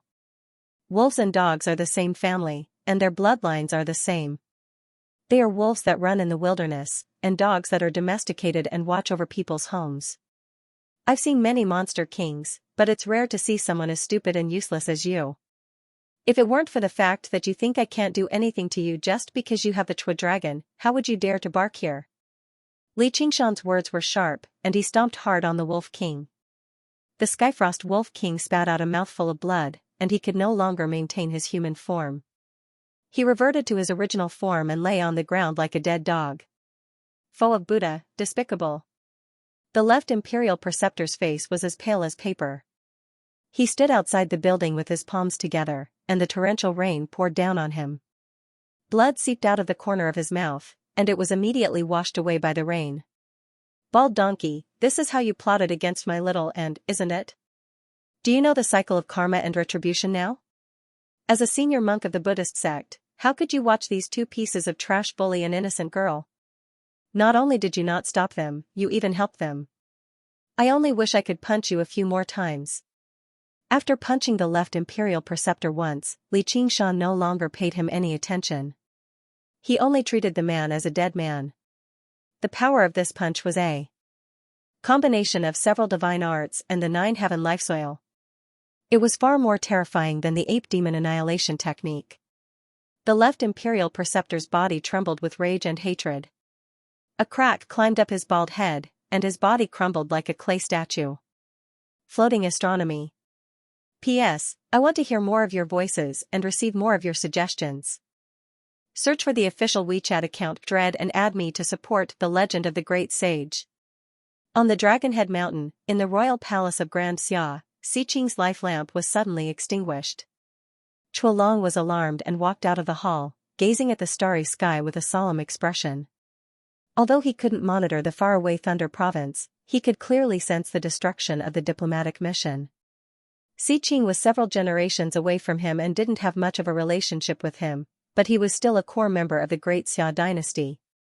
The Skyfrost Wolf King had followed him for many years and had always been loyal. No one could compare to him. The left Imperial Advisor was the head of the Buddhist sections. Not only was he the core fighting force of the Great Xia, but he was also related to the layout of the human realm. The murderer was certain. Apart from that person, who else in the world could kill them? Who would dare to kill them? Immediately, an uncontrollable rage rose in him as he muttered that name, Li Qingshan. Suddenly, his heart trembled and he raised his head, gazing into the depths of the sky. He caressed the Dragon Province cauldron in his hand and felt the immense and indescribable will of the world. Is it the will of the heavens? Otherwise, it would be too much of a coincidence. The diplomatic mission to Thunder Province wasn't a difficult mission, and it would only take 2 or 3 days at most. How could he have met Li Qingshan? As far as he knew, Li Qingshan had always been cultivating in the South Sea and couldn't have known about this diplomatic mission. Even if he knew, he wouldn't have stopped his cultivation because he didn't care about the left Imperial Advisor and the others. Chualong took a deep breath and calmed the anger and hatred in his heart. With my cultivation, I shouldn't have such a strong emotional reaction. He understood that as long as they were in a world, they would be bound and influenced by all sorts of tangible and intangible things. Even though he was bound and influenced by all kinds of tangible and intangible restrictions, he was no exception. The heavens wanted to kill him with a borrowed knife, causing him and Li Qingshan to form an irreconcilable enmity. The heavens will have to submit to my will sooner or later. But this is good. The heavens are on my side. If I can kill that Li Qingshan, I will be blessed by the heavens and the speed of refining the 9 provinces will be greatly increased. Li Qingshan, since you dare to stay, don't ever think of leaving Jiuzhou again. With lofty ambitions and restrained killing intent, he smashed the railing and cracked it. At the same time, hundreds of thousands of miles away, in the Thousand Buddha city of Thunder Province, wisps of golden light flowed out from the cracks on the left advisor's body. It circulated and dissipated in midair, dyeing half of the mountain city golden. Countless residents knelt on the ground, kowtowing endlessly. They thought that this was the manifestation of the Buddha, but they had no idea that this was the end of a generation of monk kings. Li Qingshan extended his hand and fished out a shiny, golden saraira as well as a sumaru ring. As the abbot of the Lingua temple, there must be a lot of good things inside. Then, he collected the Skyfrost Wolf King and Si Ching sumaru rings with a wave of his hand. Actually, this kind of harvest was nothing to him now. But kill your enemies and take everything they have. It was always a happy thing. The left imperial tutor's strength was the strongest, not to mention his temperament and will.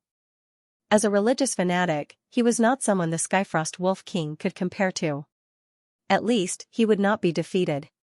If he unleashed his various Buddhist treasures and secret techniques, even if Li Qingshan wanted to kill him with a single punch, it would not be that easy. However, Li Qingshan did not fight with him. Instead, he launched a surprise attack. He punched him directly in order to take revenge for what he did to him. The physique of a human cultivator was already very difficult to compare with that of a demon. Even the zombie emperor, who had a strong physique, was smashed by Li Qingshan with one punch. Now that his cultivation had improved, he was many times stronger than before. Naturally, it was not something the left imperial tutor could withstand. Heaven's will is only SOSO. Li Qingshan pointed his middle finger at the sky. Rumble. Thunder rumbled continuously, and the world was as bright as day. The cloud mountain turned into a sea of thunder and surged toward the Thousand Buddha city, as if it was going to crush the mountain. At the top of the mountain, the king of Xiliang Palace was shocked. He had been in thunder state for so many years, but he had never seen such a violent thunderstorm. Even the mountain guarding formation was shaken. It blocked the thunderstorm and gathered and absorbed it. The Xia ambassadors died here, how am I going to explain this? A thought flashed through his mind, my thunderous lion formation can borrow the power of the thunder.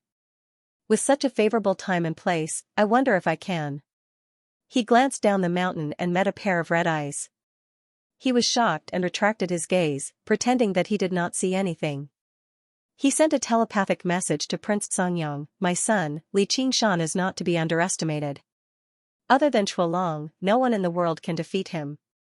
Be careful and do not make him your enemy. He had already made up his mind to not get involved in this war. Although remaining neutral would not be welcomed by both sides, joining either side would risk the destruction of the country. All the meticulous and ingenious plans had a problem. If any part went wrong, it would lead to the collapse of the whole plan. Prince Songyang was such a key part. When Li Qingshan was fighting with the Frost Wolf King, he instinctively wanted to help.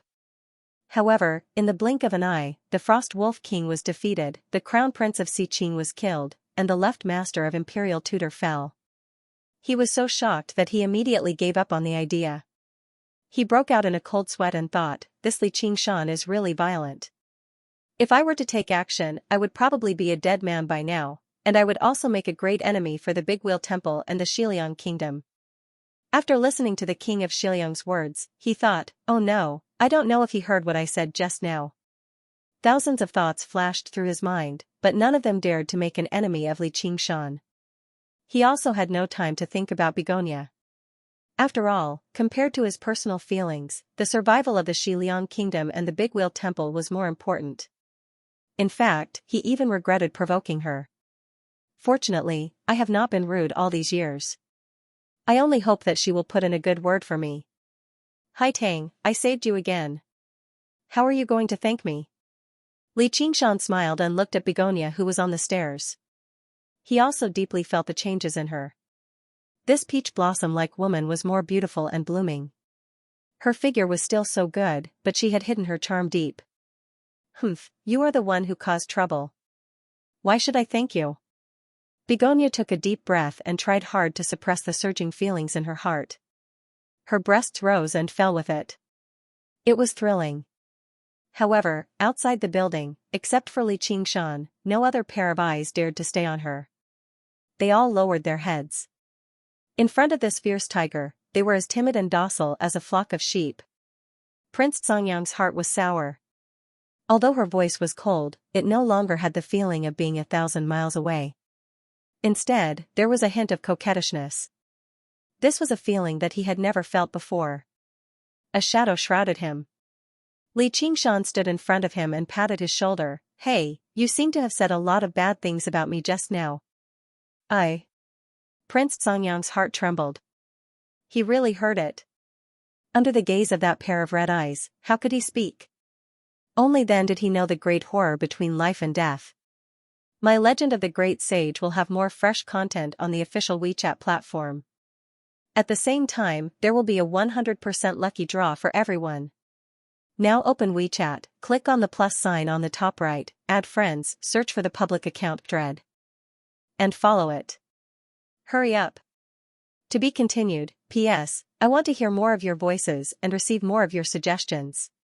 Search for the WeChat account Dread and add me to give more support to the Legend of the Great Sage.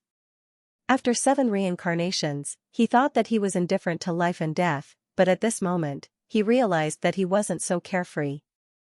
An uncontrollable sense of shame caused his face to turn red.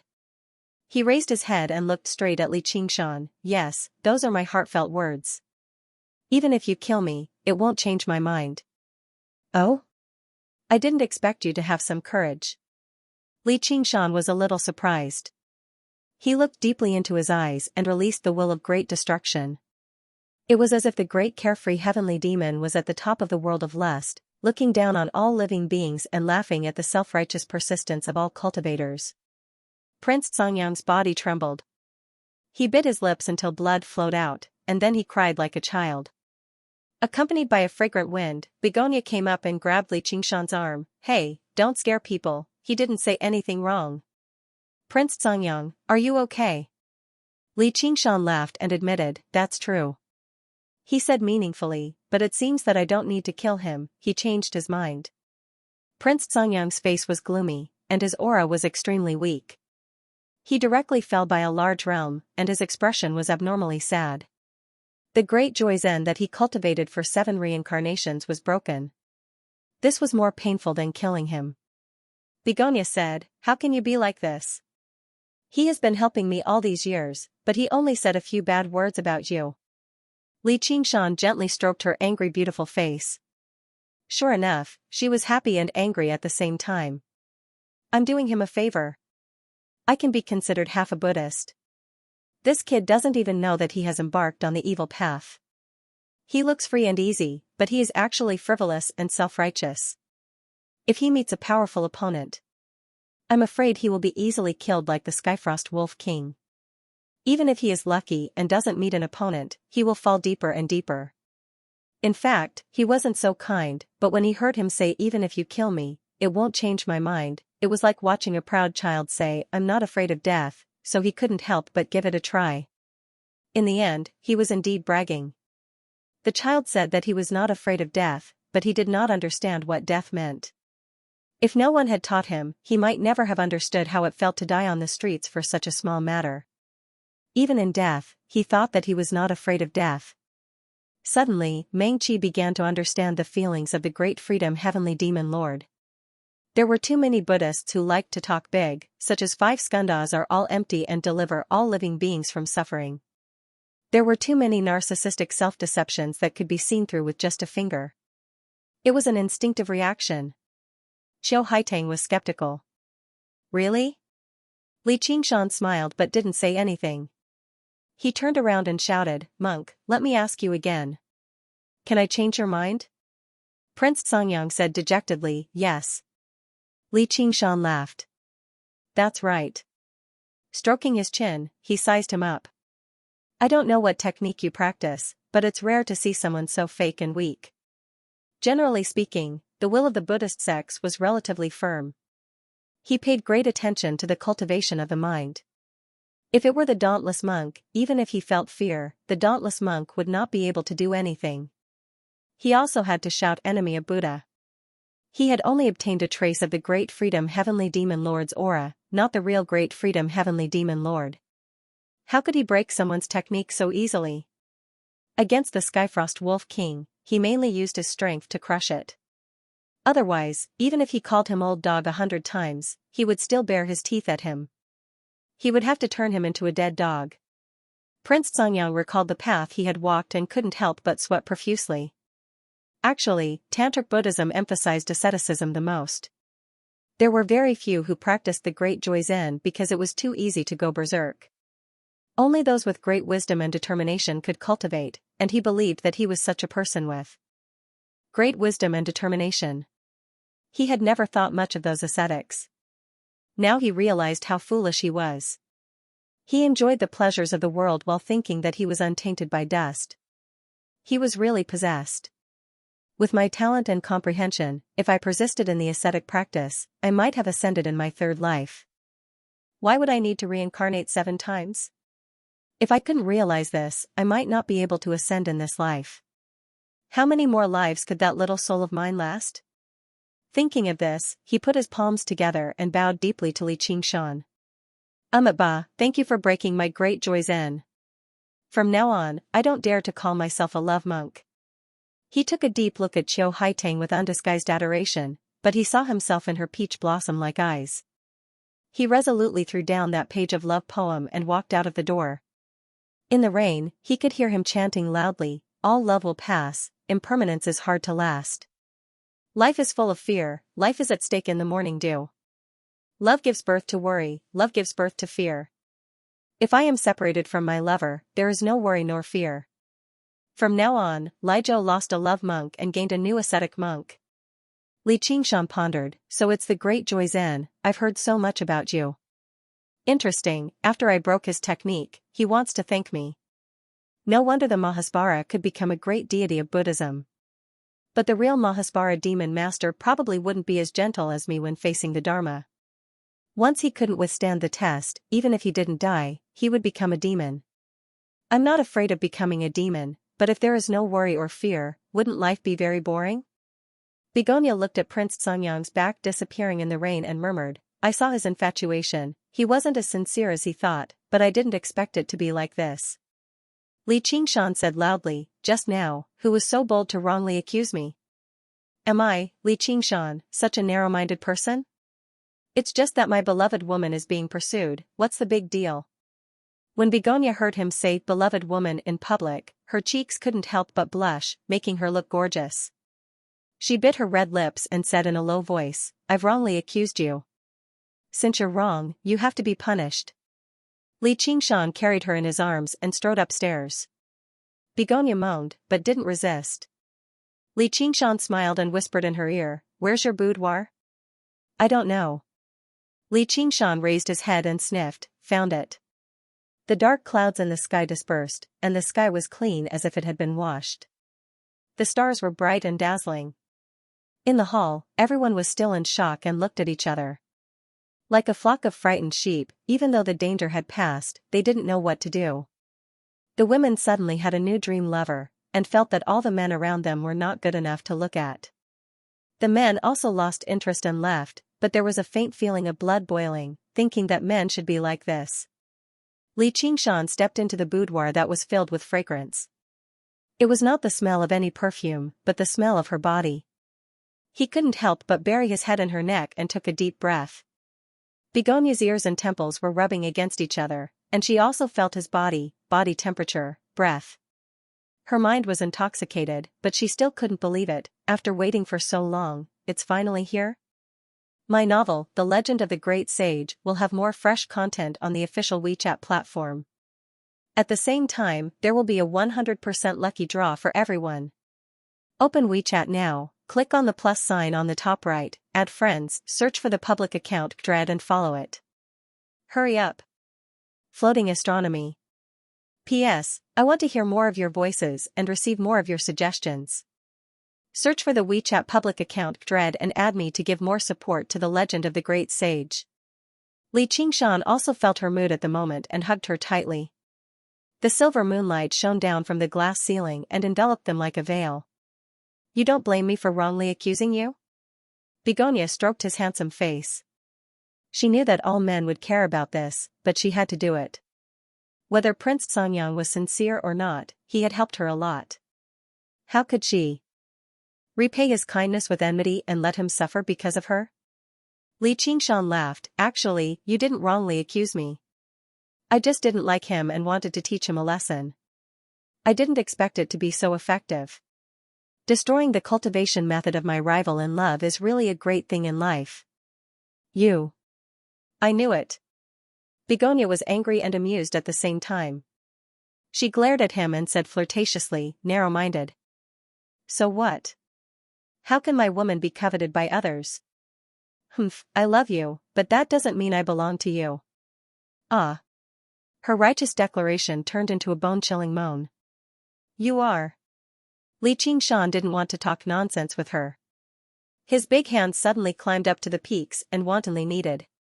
Even though they were separated by a few layers of clothing, the soft and bouncy sensation was extremely pleasurable to the touch. You bully me like this. Aren't you afraid that I will fall in love with someone else? Begonia said intermittently. She felt a fire burning in her chest. Her face was flushed and her eyes were like silk, making her even more alluring. Then I wouldn't be here. Li Qingshan laughed. Yes, Master Qingshan has many women. Why would he care about an ugly woman like me? Begonia pretended to be resentful. If you are ugly, there is no beauty in this world. But, maybe there are some parts that I didn't see. Very ugly, let me check carefully. Li Qingshan carried her to the side of the bed. Qiu Haiteng gazed at him in a daze before sinking into the soft bed like a cloud. He had prepared for this day for a long time, but he was still a little flustered. She grabbed his hand that was unbuckling her belt and whispered his name. Qingshan. He was infatuated and full of longing. When Li Qingshan heard this call, he felt like his heart was about to be drunk. He felt a sense of pity and suppressed his desires. He also felt that he was too impatient. They hadn't seen each other for many years. She hadn't even seen him yet. Wanting to do something good the moment she saw him was a little too lustful. He slowed down his movements and held her soft, red hand. He asked, Haiteng, why did you come to Thunder State? Begonia pulled out her hairpin, letting her hair down like a cloud. She nestled in his arms and said, it's because of little Anne. She started a massacre in the various states. Although I hadn't come to Qingzhou, I felt that Qingzhou was truly too unstable. There was even a gate of hungry ghosts open, and there was no sign of human activity. It was no longer the mortal world and wasn't suitable for cultivation, so I wanted to change to a safer place. Yongzhou and Yunzhou were out of the question. The Dragon Province obviously wasn't a bad choice either. I still had to go to a desolate place. Originally, the Mist Province wasn't bad, but it was too close to the Gate of Hungry Ghosts. The Frost Province was too barren, and the Wolf King was known for his lust. There was no one to keep him in check, so I could only come to Thunder State in the end. This is a desolate place, but the people here are open, cheerful, and passionate. The scenery is excellent too, and the Buddhist Dharma of Tantra prevails here. Basically all the great cultivators are monk kings and Dharma kings. There are strict rules of Buddhism, so it's not easy for people to covet it. A love monk like Prince Xianxia really is an anomaly, but he won't do anything too excessive. Li Qingshan listened with a smile. Her voice was soft, sweet, and filled with affection. Even if he listened to it for 3 days and 3 nights, he would not get tired, not to mention that she was in his arms, allowing him to do whatever he wanted. Haiteng already knows how to protect herself. I'm very glad. Humph, I obviously know how to protect myself. When I was Sect Master Lu, you were still a wild kid. Sigh, I'm only protecting myself like this so that you can bully me like this. What's the point? Begonia glanced at his large hand that wandered around her body and endured the throbbing in her heart. I haven't asked you yet. Why did you come to Thunder State? Li Qingshan lifted her chin and pressed his forehead against hers. Their eyes met. I could sense that you were thinking of me, and I also sensed that you were in danger, so I came looking for you. Really? Li Qingshan smiled. If I lie, may the heavens strike me with lightning. Why would the current you be afraid of being struck by lightning? You're probably eager for the heavenly tribulation to descend and ascend. Begonia said disapprovingly, but her eyes were filled with tenderness. She took out a jade talisman from her bosom. It still carried her warmth. This was what Li Qingshan had left for her. She could crush it and send a message when she was in danger. Just now, when she was hesitating about whether she should do this or not, he walked out from the crowd. It was like he had jumped out of her head. Her emotions were indescribable. She could not help but think back to the many times they had met and how he had saved her from danger time and time again. Li Qingshan thanked the spirit turtle's omen once again. If he had waited for her to crush the jade talisman before rushing to Thunder State, the situation would have been very passive. It would not have been as easy and casual. Who doesn't want to ascend among cultivators? Begonia suddenly thought that if he ascended, with her weak cultivation, she would never be able to catch up to him. Amidst this endless sweetness, she felt a stabbing pain from the depths of her heart. She could not help herself, and two clear streams of tears fell like rain. What's wrong? Li Qingshan was surprised. He hurriedly wiped away her tears, but the more he wiped, the more tears flowed. Begonia frowned and shook her head. It's nothing. I just thought of Prince Songyang's poem. All love meets, impermanence rarely lasts. Love gives birth to sorrow, love gives birth to fear. I thought I had already gotten over it, but I never thought I would be so reluctant to part. We've just met, and I already feel the pain of parting. You really know how to ruin my cultivation.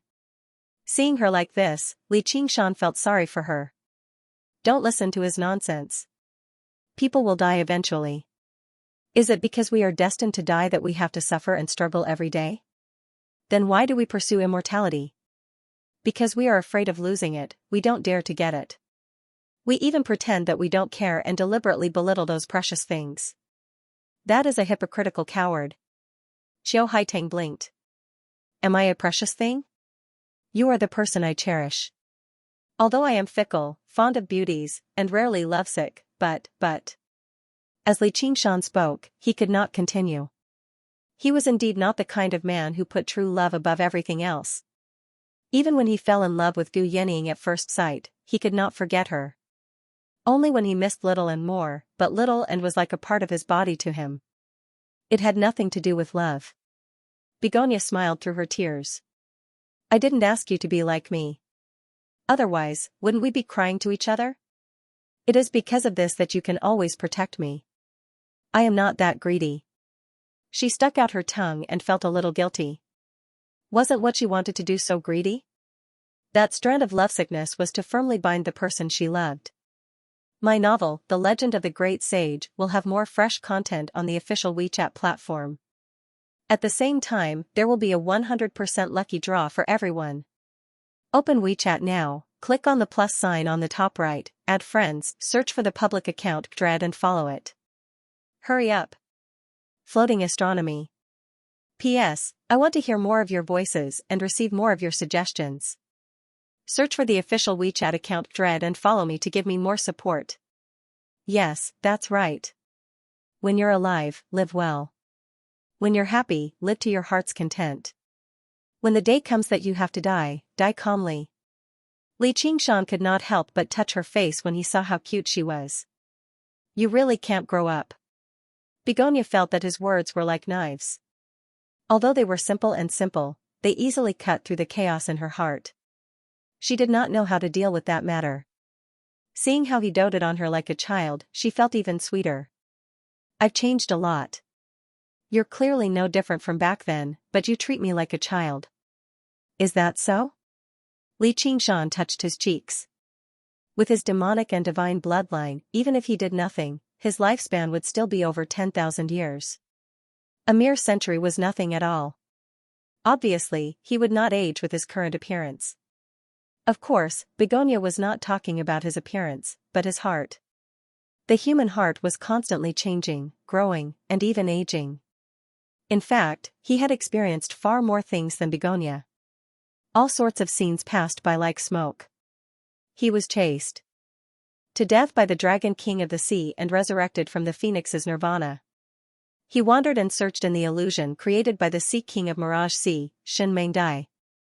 He was a husband, a father, the lord of the world, and a world god in the small world. He traversed billions of kilometers of the void and was with the stars in the sky. Anyone who experienced all of these might have a drastic change in personality. At the very least, they would become a little more mature. However, he did not change. He was not mature and did not age. Instead, a lively and cheerful ape fiend was born in his heart. He became more and more willful. He kissed her ear gently and smiled. Isn't that good? It's better than changing after being scolded by someone.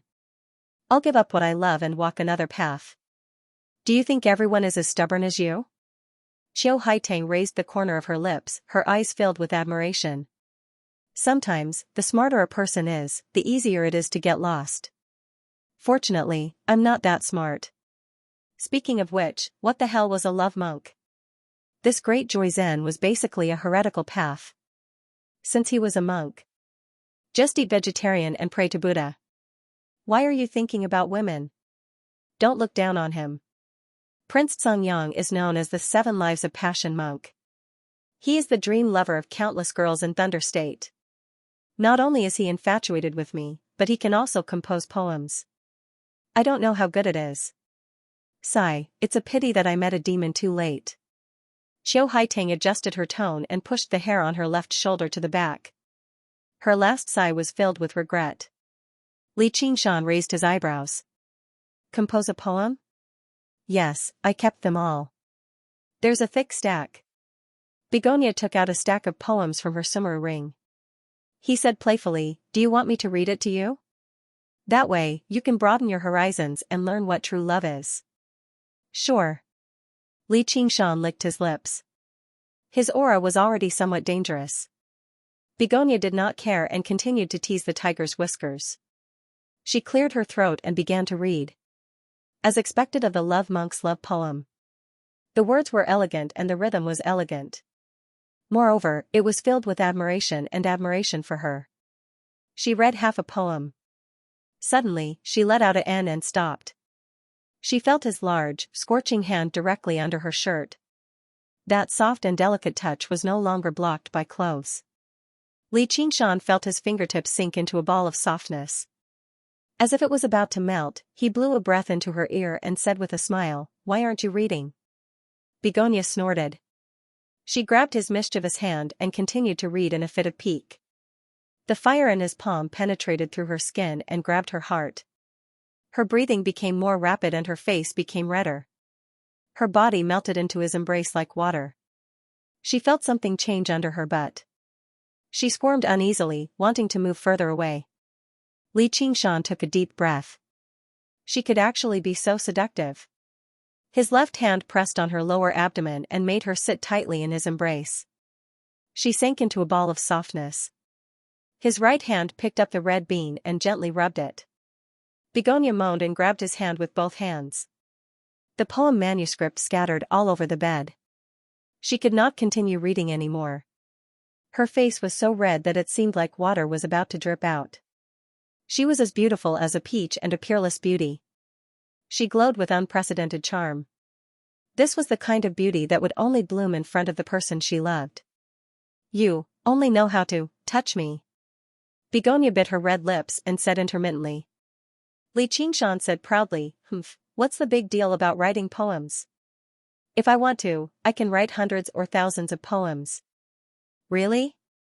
Begonia's face was full of disbelief. I don't want hundreds or thousands of poems. Listen up. Although Li Qingshan was not a poet in his previous life, he still remembered many of those famous poems. However, cultivation relied on strength and not talent. Copying novels could gather wish power, but copying poems was useless. However, as a transmigrator, how could he admit defeat in a place like this? So he said loudly, if life is only as long as we first met. He glanced at her and saw that she was slightly startled, as if she was surprised. He could not help but feel proud. Although this poem of mine is common, it is very effective against ignorant and artistic young girls. Why does the autumn wind grieve the painting fan? Begonia rested her chin on her hand and listened quietly. Ordinary changes change the heart of an old friend, but the heart of an old friend is fickle.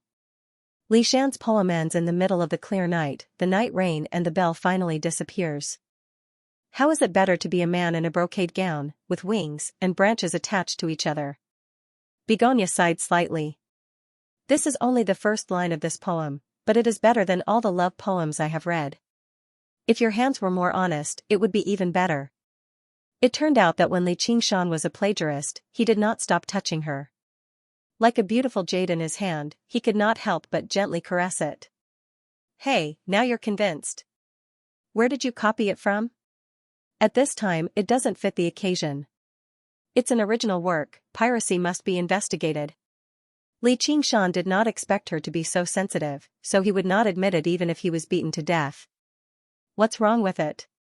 I was thinking of you, worried that you might have a change of heart, so I wrote this poem. Humph, I don't believe it. If you have the ability, then copy it. Yo, I saw through you, so you're angry from embarrassment. Begonia laughed. Suddenly, through her clothes, she pressed down on his hand that was covering her chest, and pressed it down deeply. Li Qingshan did not use so much force, afraid that he would hurt her tender skin. But he heard her say seriously, "This heart of mine will not change. Are you willing to give your heart to me?" How could Li Qingshan say he was not willing? Don't regret it. Begonia seemed to be implying something. I have no regrets in my life. Begonia stared at him, and suddenly smiled. Then she made up her mind. Since you said so, you can't blame me. I'm doing this to gain your affection. Blinking her eyes, her red lips opened and closed, and her voice was clear and firm. Take me. Li Qingshan could not bear it any more, and kissed her red lips that were as tender as the petals of a flower. The novel will have more fresh content on the official WeChat platform. At the same time, there will be a 100% lucky draw for everyone. Open WeChat now, click on the plus sign on the top right, add friends, search for the public account Dread and follow it. Hurry up. To be continued. P.S. I want to hear more of your voices and receive more of your suggestions. Search for the official WeChat account Dread and add me to give more support to the legend of the great sage. Begonia moaned and closed her eyes. She had rehearsed this scene countless times in her heart. When she was aroused, the rouge heart in her body would surge, and her charm would rise to a higher level. Even Li Qingshan, who was used to seeing beauties in the world, felt dazzled. Although they had known each other for many years, he felt as if spring had returned and peach blossoms had appeared for the first time. This was no longer a matter of attracting the attention of the opposite sex with her stunning appearance and graceful figure. It was the so-called beauty of the Buddhists. Before Li Qingshan could react, Begonia took the initiative to hug his neck and put her fragrant tongue into his mouth passionately and clumsily. Her peach blossom eyes were full of intoxication and confusion, and she almost wrapped her whole body around him. Haitang? Li Qingshan was a little surprised. Although he thought that his charm was amazing, it should not reach the level of a human-shaped aphrodisiac. At her level of cultivation, no matter how addicted she was, there was still a trace of clarity in her mind. However, he did not know that all these years, she had been practicing the rouge dyeing method and had put all her effort into the red line of yearning. In order to condense that strand of yearning red thread, one had to pay a price that was not as simple as virginity. There also needed to be a feeling of yearning, like a silkworm spitting out silk, slowly wrapping around that rouge heart. That was why it was called yearning red thread. Being emotionless could deceive others, but not oneself. If one did not have a sincere heart, how could there be a sense of yearning? Therefore, whether it was successful or not, one had to first pay a heart and endure the pain of yearning. It was like hurting oneself before hurting the enemy. It was precisely because of this that the rouge dyeing method had been passed down for many years, and countless female cultivators had practiced this method. But very few people were willing to practice this method. If they had such thoughts, they might as well practice the other methods in the method, and then they could play with men in the palm of their hands. Was it fun to turn oneself into a love-struck fool? Everyone liked to gain, but they were stingy with giving. This was true for wealth, and even more so for feelings. Only in this way could they be in an invincible position. In the words of Li Qingshan's previous life, once he got serious, he would lose. However, she had sacrificed everything, like a moth flying into a flame. Even when Li Qingshan had been exiled to space, his yearning had never stopped for a single moment. Instead, it had become even purer. He had suffered all the pain of yearning, but he had no regrets. This was also a strange thing. Any woman who was able to cultivate this yearning dye the red thread. It was impossible for a man to resist this enchantment that was specially prepared for him. It was inevitable that they would blend in like water and milk, implicating each other. Begonia was no exception. Many years ago, from the moment she cultivated yearning dye red thread, she couldn't wait to find Xianxia. However, perhaps it was because of the bad fate of the human face peach blossom physique that they were separated from each other, unable to meet. Thus, Begonia could only continue to condense that yearning dye red thread, forcefully forming that yearning red thread into a yearning net. At this moment, she could no longer endure it. It was basically like she was suffering from the backlash of the technique. The effects were probably something that even the creator of this cultivation method could not imagine. Xianxia had no idea that he had already fallen into a yearning net. His heart was filled with tenderness and concern, which instead overwhelmed his lust. He felt like she seemed to be suffering from chi deviation, so he used the spirit turtle's method of chi suppression to calm her down. Begonia cleared her head slightly. She could not help but feel extremely embarrassed. She turned her head away. "What are you looking at?" Even the tone of her voice had changed. It seemed like she was about to cry. Xianxia felt like a cat had scratched his heart. It was truly indescribable. If it were not for the fact that he was worried about her, his bestial nature would have erupted already. Begonia also felt like the yearning dye the red thread had reached a point where she had no choice but to use it. She felt both anxious and embarrassed, conflicted in all sorts of pain. If she begged him, how was she supposed to say it? She gritted her teeth. "It's useless." "What?" Xianxia was taken aback. He had never heard of something like that in his life. He was unable to wrap his head around it at all. "How useless?" "Fuck." Xianxia raised an eyebrow. Without any more hesitation, he slid his index finger across her chest. Her bodice, together with the belt of flowers, split open, and a pair of jade rabbits leapt out. She was even prouder than he had imagined, but her waist just happened to be slender and slender, forming an enchanting curve. His heart skipped a beat.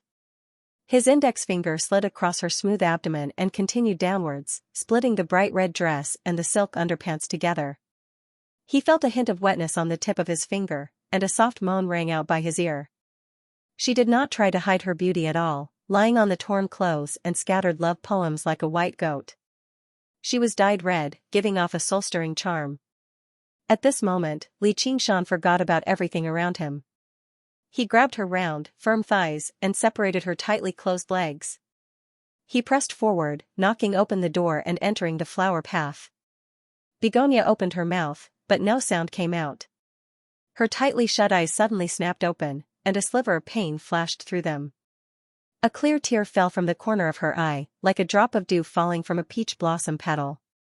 The drop of red was dyed red by yearning.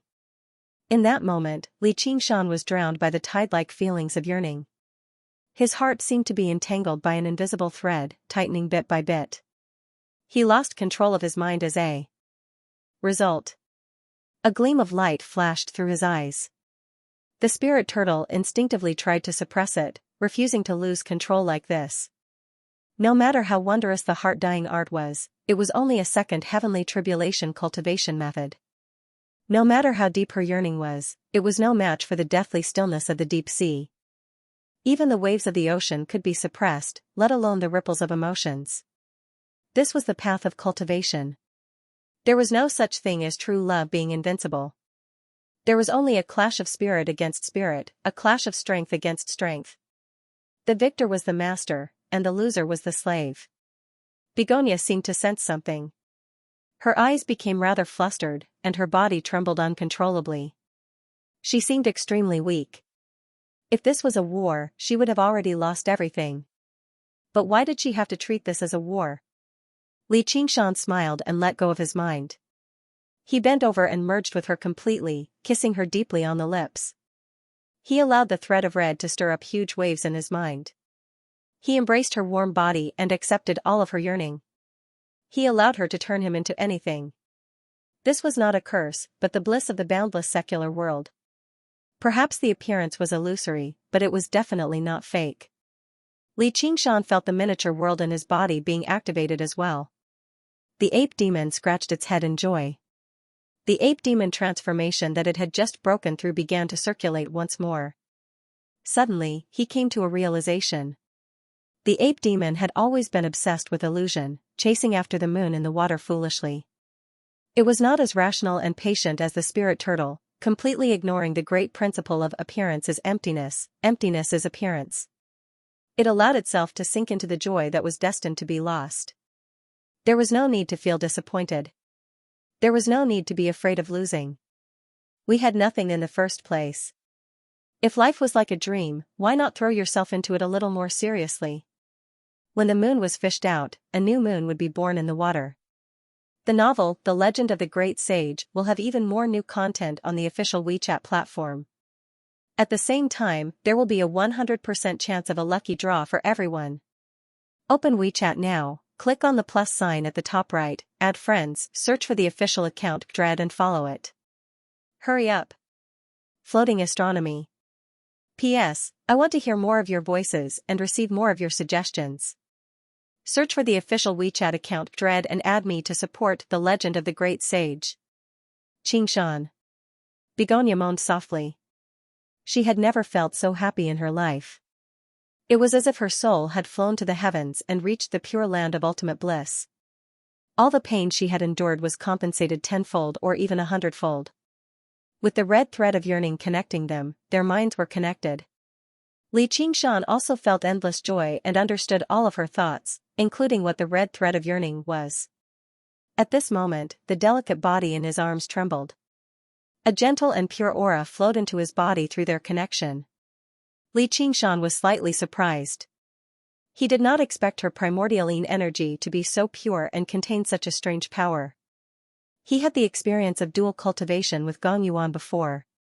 Gong Yuan's cultivation was far above hers, but the benefits she received were not as good. Moreover, this power was surging and endless, as if it wanted to hollow out her body. Her aura rapidly weakened, and her white skin was dyed a sickly red. But she was completely unaware of it, or perhaps she was deliberately letting it go. Her snow-white arms hugged him tightly, and her legs wrapped around his waist. She did not care about her deformed breasts, as if she wanted to melt her entire body into his. In an instant, she transferred all of her cultivation into Li Qingshan's body. It was not just a golden elixir, but also all of her essence, qi, and spirit. Li Qingshan's mind changed, and he unreservedly absorbed all the primordialine energy. Then, he used the small world in his body to absorb, transform, and refine it. Then, he kissed her lips again, transferring a scorching aura to her, forming a perfect cycle. So this is the real dual cultivation. Gong Yuan and I just happen to have compatible cultivation techniques. I helped her suppress her inner demons and obtained the power of the ruin's end from her. Even if we did not have intercourse, it would have the same effect.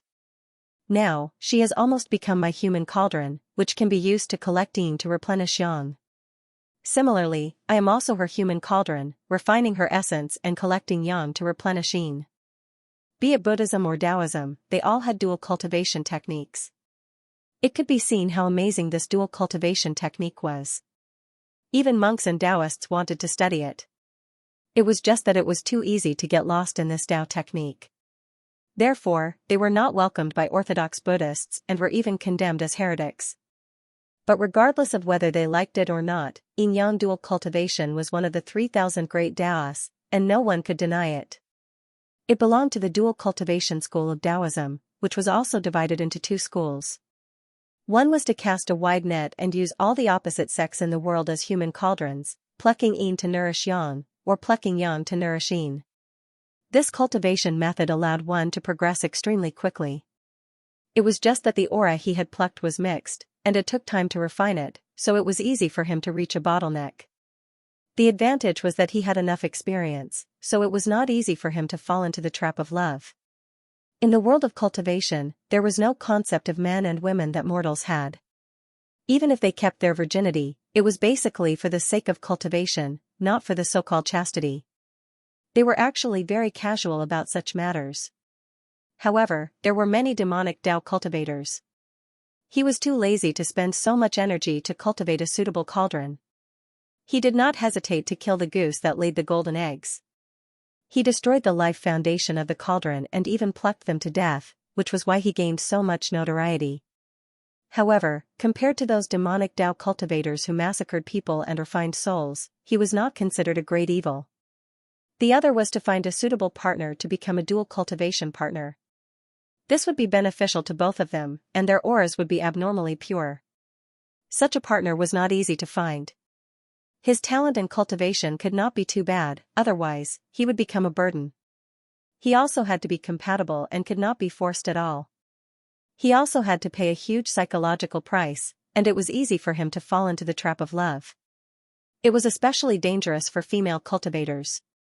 Speaking of which, there were not many male cultivators who were willing to take this path. As the saying went, men can be relied on, pigs can climb trees. No matter what era or world, men will become bad when they have money was the truth of the world. And cultivators were not just rich. In fact, no matter man or woman, no one could guarantee that their heart would not change on the path of cultivation. Once there was a problem with his dual cultivation partner, or himself, it would be much more tragic than a divorce. Damage to the soul would be considered light, and from then on, he would no longer believe that love was absolute. It would be better to take the previous path from the beginning. Staining the red thread with rouge could be considered as a great guarantee for female cultivators who took this path. However, the staining the heart with rouge technique mainly focused on the first path. There were many techniques that could properly govern the harem. It could be said that one could be a slut, but also a virtuous woman. Most of the sect's disciples chose the first path. They could choose a suitable cauldron from among the people who came, and they could also obtain a large amount of resources. They could even live happily for a while. It could be said that it was beneficial but not costly. However, Begonia was different. Not only was her talent extraordinary, but she also valued the word love more than anything else. The boundless secular world was only a way to sharpen her temperament.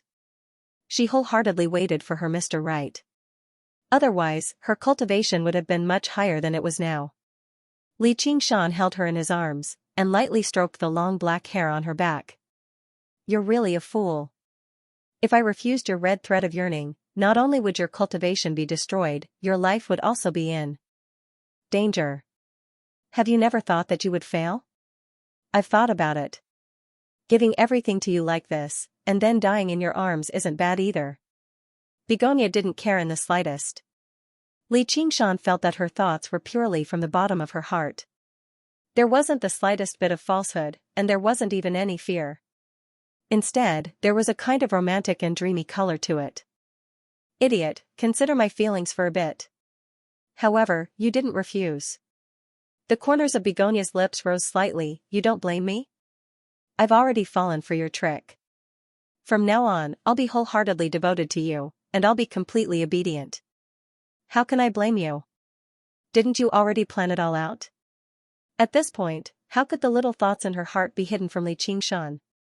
It was really infuriating and funny at the same time. "Then, will it be of any use?" Begonia probed.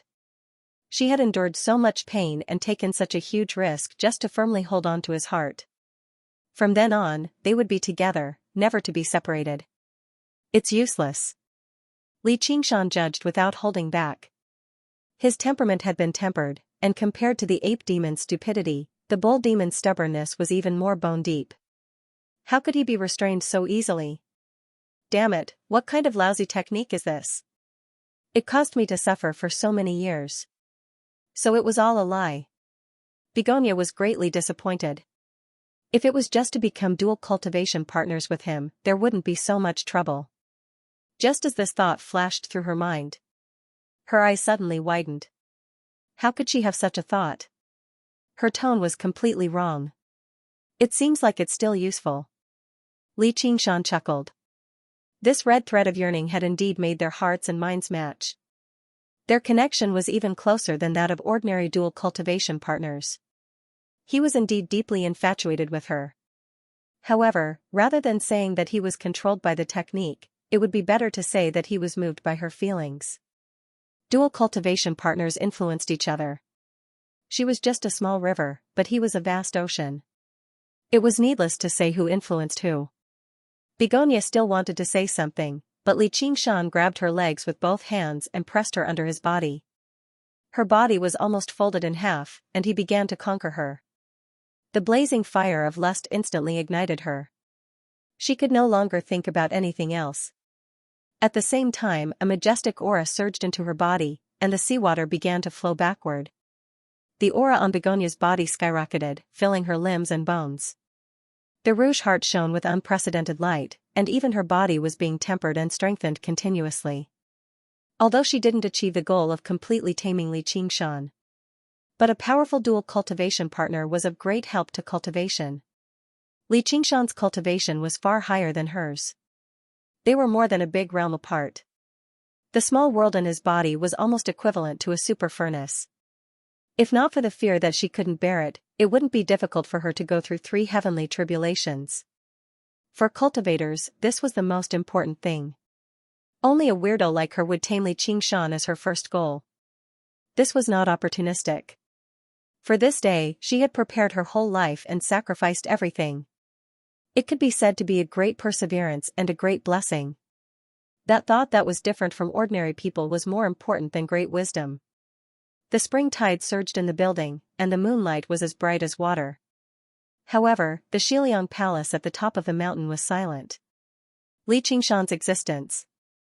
It made everyone feel uneasy, even if he said he didn't mean any harm. But who could sleep well when a fierce tiger was lying on the bed? The king of Xiliang stepped into the main hall and closed the door with a wave of his sleeve. The main hall was deep and dark, and only the amethyst in the middle of the main hall glowed with a faint light. The king of Xiliang bowed respectfully to the amethyst. "Fellow cultivator, what can I do for you?" The figure of Chuolong appeared on the amethyst. His power was not enough to interfere with a desolate place like Lizhou, but the Xia kingdom naturally had a way to contact the lords of various states. The king of Xiliang was nervous. The Xia kingdom's diplomatic corps was destroyed in the city of Buddha, and this responsibility could not be avoided. If Chuolong ordered him to attack Li Qingshan, what should he do? It was safer to be a fence-sitter, but he would inevitably be bullied on both sides. Unexpectedly, Chuolong did not ask about Si Qing and the others, but only asked, "Where is he?" The king of Xiliang answered honestly, "He is still in the city, at a place called the Tower, meeting with the headmaster, Begonia." "Heh, a disaster is imminent, and you still don't know it, and you are still immersed in those mediocre women." Chuolong seemed to have everything under his control, as if he was not affected by the massacre of the diplomatic corps. The king of Xiliang had seen Begonia many times, and he did not think much of the term mediocre women. If it was not for his concerns, he would also want to bring her into the palace. Reality proved that his concerns were right. It was best not to look at Li Qingshan's women, to avoid trouble. He thought to himself, "I don't know if he is facing a disaster. If you want me to help you punish him, I'm afraid I will be the first to face a disaster." Chuolong seemed to see through his thoughts. "Don't worry, I won't let you do something like throwing an egg against a rock. He is my opponent." The king of Xiliang heaved a sigh of relief. "Then why did you come?" Chuolong said, "I have a declaration of war. Help me spread it throughout Lizhou, and let everyone know." Declaration of war? The king of Xiliang was shocked. If a declaration of war was useful, why did he need cultivation? Was it just to vent his anger? That was too unwise. Not only would he not be able to hurt Li Qingshan, but he would also expose his hostility and be mocked by him. "You don't have to be surprised, you will understand in the future." He thought that he could use the destruction of the world to threaten me, and instead help to gather the hearts of the people. On the 15th of October, on the day of my wedding, I will offer sacrifices to the heavens at Dragon Head Mountain, gather the heroes of the world, and kill this evil person. The king of Xiliang immediately understood Chuolong's meaning, and was shocked. He was indeed the first emperor. If that was the case, Li Qingshan would not be able to survive. He lowered his head deeply. "Yes, your majesty. The novel, The Legend of the Great Sage, will have more new content on the official WeChat platform. At the same time, there will be a 100% lucky draw for everyone. Open WeChat now, click on the plus sign on the top right, add friends, search for the public account Dread and follow it.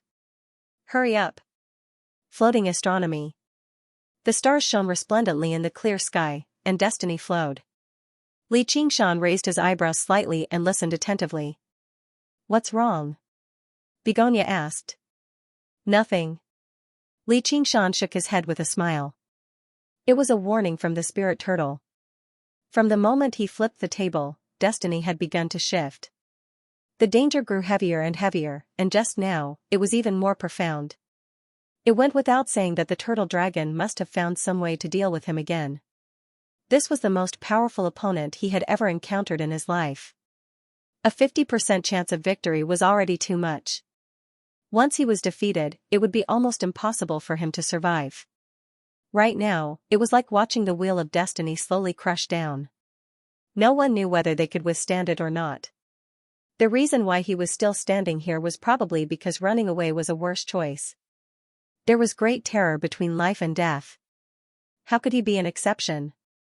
However, there was no need to say anything to make her worry. Begonia sighed gently. She knew he did not want to share this with a woman, no, with anyone. She could only lean into his arms and give him some more gentleness. Li Qingshan pulled her into his arms and closed his eyes. A while later, his breathing calmed down, and he gradually fell asleep. At the same time, a declaration against Li Qingshan spread through the world. Traitor Li is of insignificant birth. He defies common sense, killing his brother and bullying his sister-in-law. A burly figure tore at the clothes of a beautiful woman. A man bled from all 7 orifices. Beside the bed, dying with his eyes wide open. Bloodthirsty and warlike. Wherever he goes, trouble follows. The burly figure walked out of the bloodied village, stepping over the wilderness littered with corpses and reducing a city to ruins. His eyes became redder and redder, and his figure twisted viciously. He was no longer humanoid. Destroy the demon cavern and open the gates of hell. Demon folk invade. Ghosts and corpses dance wildly. The twisted, vicious-looking figure sat on a throne piled high from a mountain of corpses. His scarlet eyes gazed down at the world that had been transformed into a demon cavern and ghost domain. The corner of his lips curled into a terrifying smile, baring his fangs. He slaughters the people. He destroys the world. It was barren for tens of thousands of kilometers. The ground cracked, volcanoes erupted, and lava flowed like rivers of fire. Black smoke rose into the air. It was like a beacon. This traitor is envied by both men and gods, and is tolerated by the world. He is guilty of the most heinous crimes. A terrifying demon king that was as majestic as a mountain stood in this apocalyptic scene, its horns curved like the moon. Spreading his wings like the clouds, he opened his arms wide and laughed maniacally, as if mocking the powerlessness of the heavens. Alas, the world no longer exists, where can I entrust myself? Heaven and earth collapsed, and all living beings were annihilated. Countless creatures fled in fear, but they were devoured by the earth fire. Drowned by the flood. My emperor is the descendant of Yu the Great, the descendant of the true dragon, the ancestor of great Xia. Punish the people and return to the 9 regions. Tens of thousands of rays of light appeared in the sky. A deity descended from the sky on a dragon, his sword pointed straight at the demon king. Everyone looked up in anticipation. One man's arms are strong, the world's voice is the same, the southern sea border. Northern tundra. Angry wind and clouds, I raise the dragon flag, I respectfully await heaven's punishment. General Su executed the king. Under the boundless glory, the deity raised the dragon flag high. All living beings waved their arms, as if they were the children of heaven, the king of the world. The dragon fights in the wild, its blood is yellow and black. The dark cry causes the mountains to collapse, the roar causes the wind and clouds to change, the anger of all living beings destroys the evil, the dragon chi rushes the world to peace. The deity carried the will of heaven, stepped on the golden dragon, and led all living beings to kill the demon king. He was truly the savior of the world. My emperor said, I swear to kill this villain, as per the law. The face of the deity suddenly became clear, it was really the ancestor of great Xia, Si Long. In his dreams, these scenes repeatedly replayed. Li Qingshan frowned, as if he was trapped in a nightmare. He really transformed into that terrifying demon king, filled with a terrifying will to destroy everything, and wanted to fight with Xilong to determine the winner. However, every time, the dream collapsed at this point, and he returned to the beginning of the declaration, once again experiencing this dream that was both real and illusory. There was a stuffy breath in his chest, as if there was a mountain pressing on it. Li Qingshan, are you afraid? Li Qingshan, are you afraid? Li Qingshan, are you afraid? A voice drifted, repeatedly echoing in his dreams. Sometimes it was an old man, sometimes it was a young child. Sometimes it was a cold questioning, and sometimes it was a light teasing. Li Qingshan instantly calmed down. That's not me, what's there to be afraid of? A butterfly fluttered into the dream. 7 colors flickered, flowing light fluttered, and laughter rang out. All the scenes froze, collapsed, and turned into a boundless golden wheat field. In the waist-high wheat field, he was no longer the terrifying demon king, but the village boy again. He shouted angrily, "Shen Mengdai, it's your doing." It was rare for him to sleep, but someone still appeared in his dreams, and it was this kind of nightmare. It was really despicable. The boy suddenly grabbed, and the butterfly passed through his fingers, flying around him. What do you think of the story just now? The boy asked, was that declaration written by Xilong? Guess what happened in the end? I understand, he wanted to gather the hearts of the world to help him refine the 9 provinces. He, who was once the god of the world and the king of the world, immediately understood Xilong's strategy. This was something impossible, even the revered chivalrous king in the small world couldn't do it. The hearts of people were complicated and changeable, not to mention the hearts of the people. However, Xilong had the chance to do it, not only because of the 5,000 years of foundation of Great Xia and the blessing of the heavens, but more importantly, a common enemy. Without a world-destroying demon king, there would be no savior. Fear and hatred were far more powerful than worship and love to unite the hearts of people. This was an unbreakable plot. From the moment he flipped the table, he stood on the opposite side of the world. However, if he didn't do this, he would have no chance of winning. This move was neither a bad move nor a good one, it was just a checkmate. Xilong not only didn't compromise, but also issued a declaration of war. Step by step, there was no turning back for both sides. King against king, death. In such a story, it must be the hero who defeated the evil demon king. How sad. Hey, talking to yourself, full of lies. There will always be more fools than wise people, and lies are always more acceptable than the truth. There are no complicated causes and effects, no tangled right and wrong. Even if it is the so-called truth, you did want to destroy this world, didn't you? Of course, you had no other choice. Compared to that man, you were obviously more chivalrous and benevolent, and you didn't see the people as ants, and you wanted to protect this world. But in the end, you became the most terrifying and evil existence. How ironic. Because I'm not a good person, there's no need to feel sorry for myself. Why did you call me in my dream? Please turn back. You want to persuade me to give up being enemies with Xilong? You're thinking too much, I'm just turning back. Li Qingshan suddenly turned back, and a woman holding a paper umbrella stood close to him, her back facing him. The umbrella was full of flowers, blooming and withering, covering most of her body, but it was not as eye-catching as the lips under the umbrella. The butterfly stopped on her shoulder. Shen Mengdai? The lips were slightly raised, and the dream was shattered. Li Qingshan suddenly woke up, the voice still echoing in his mind. I've waited for you for a long time, the 15th of October, don't break your promise. Time passed, and the clouds changed. The 15th of October arrived in the blink of an eye. What a heavy snow. Amidst the praises, a man ascended to the peak of the mountain. The biting cold wind rolled up large snowflakes and hit his bare chest. It was as if he had fallen into a ball of fire and immediately evaporated, shrouding him in a hazy mist. His face was blurred, but his tall and straight figure was like a red flag inserted on the peak of the mountain, his clothes and red hair flying in the wind. He looked around and saw that the world had turned into a world of ice and snow. Everything was white, leaving only a boundless expanse of snow. It was not yet dawn, but it was already snow-white. However, if a mortal was here, they would not be able to see more than 10 steps and would be frozen into an ice sculpture in less than 15 minutes. His scarlet eyes focused. His gaze pierced through the snow and saw a white palace surrounded by mountains. It was not because it was covered in snow. There was not a single snowflake on the palace.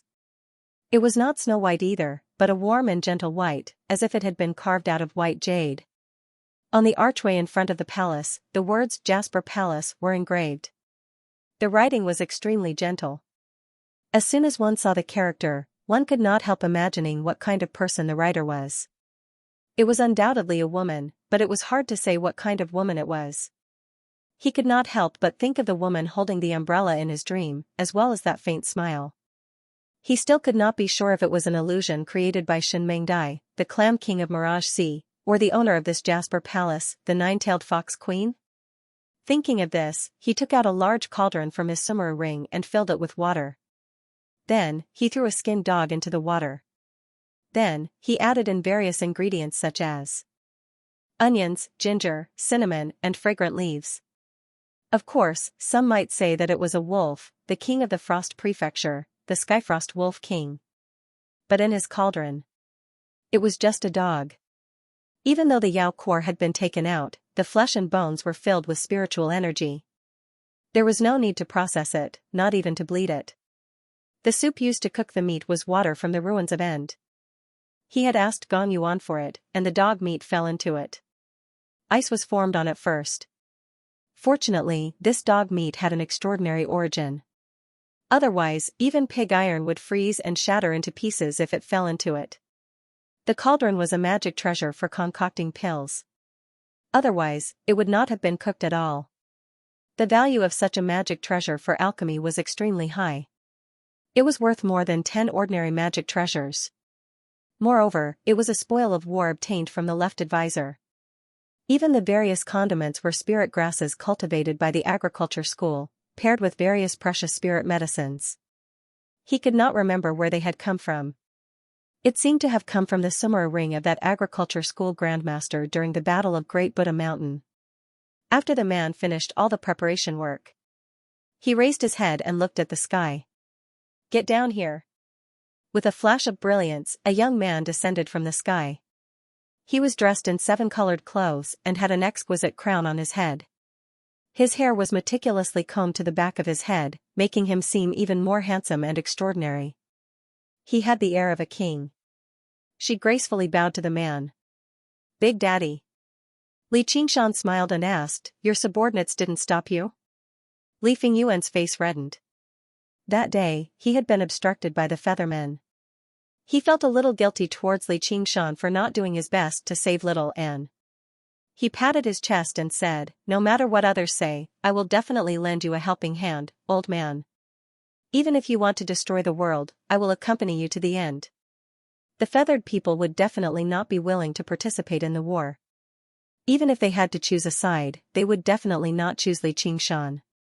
After all, if the world was destroyed, there was no point in floating in the sky. Li Qingshan really felt that he was a little like the great demon king in the war declaration. Originally, he felt that the demon king in the various stories was all kinds of cruel and vicious, yet he had a group of smart and powerful supporters. He felt that it was incomprehensible, but now he understood a little. However, he did not feel that Li Fengyuan had wronged him regarding the matter of little Anne. Even as father and son, they were still individuals. They had their own judgments and choices. There was no need for them to be like mortals who played the role of filial piety and learned to be grateful. He lightly patted Li Fingyuan's head. "Who asked you to accompany me to destroy the world? Quickly cook it." "Ah? I need to conserve my strength. This meat is not easy to cook. I need to use your phoenix fire in case the taste is not good enough." Li Qingshan explained seriously. Li Fengyuan asked in disbelief, "You called me here just to ask me to cook meat for you? I am the divine bird feathered people king after all." "So much nonsense. Do you want to eat it?" "Yes." Li Fengyuan immediately refined the large cauldron and activated the phoenix fire to cook the meat. In a moment, the water boiled and gurgled. A strange fragrance spread out. "Turn the fire down." "Yes." This noble phoenix became the dog meat chef obediently and looked at the cauldron with envy. Li Qingshan held his chin and pondered. Li Fengyuan did not dare to disturb him, but he heard him muttering to himself, as the great demon king, how can I not have the 4 heavenly kings? I got it. Suddenly, he slapped his thigh and pointed at Li Fengyuan. I confer you the cooking heavenly king. Li Fengyuan. Do you have any objections? No, no. Then what kind of heavenly king am I? Du Yening suddenly appeared on the mountain peak and walked over elegantly. Li Fengyuan was shocked by her. If he had not seen it with his own eyes, he would not have believed that someone could be so fast. You are the wind lookout heavenly king. Li Qingshan said confidently. Oh, am I in charge of keeping watch? Du Yening came to the front of the large cauldron and sighed. My poor Uncle Wolf.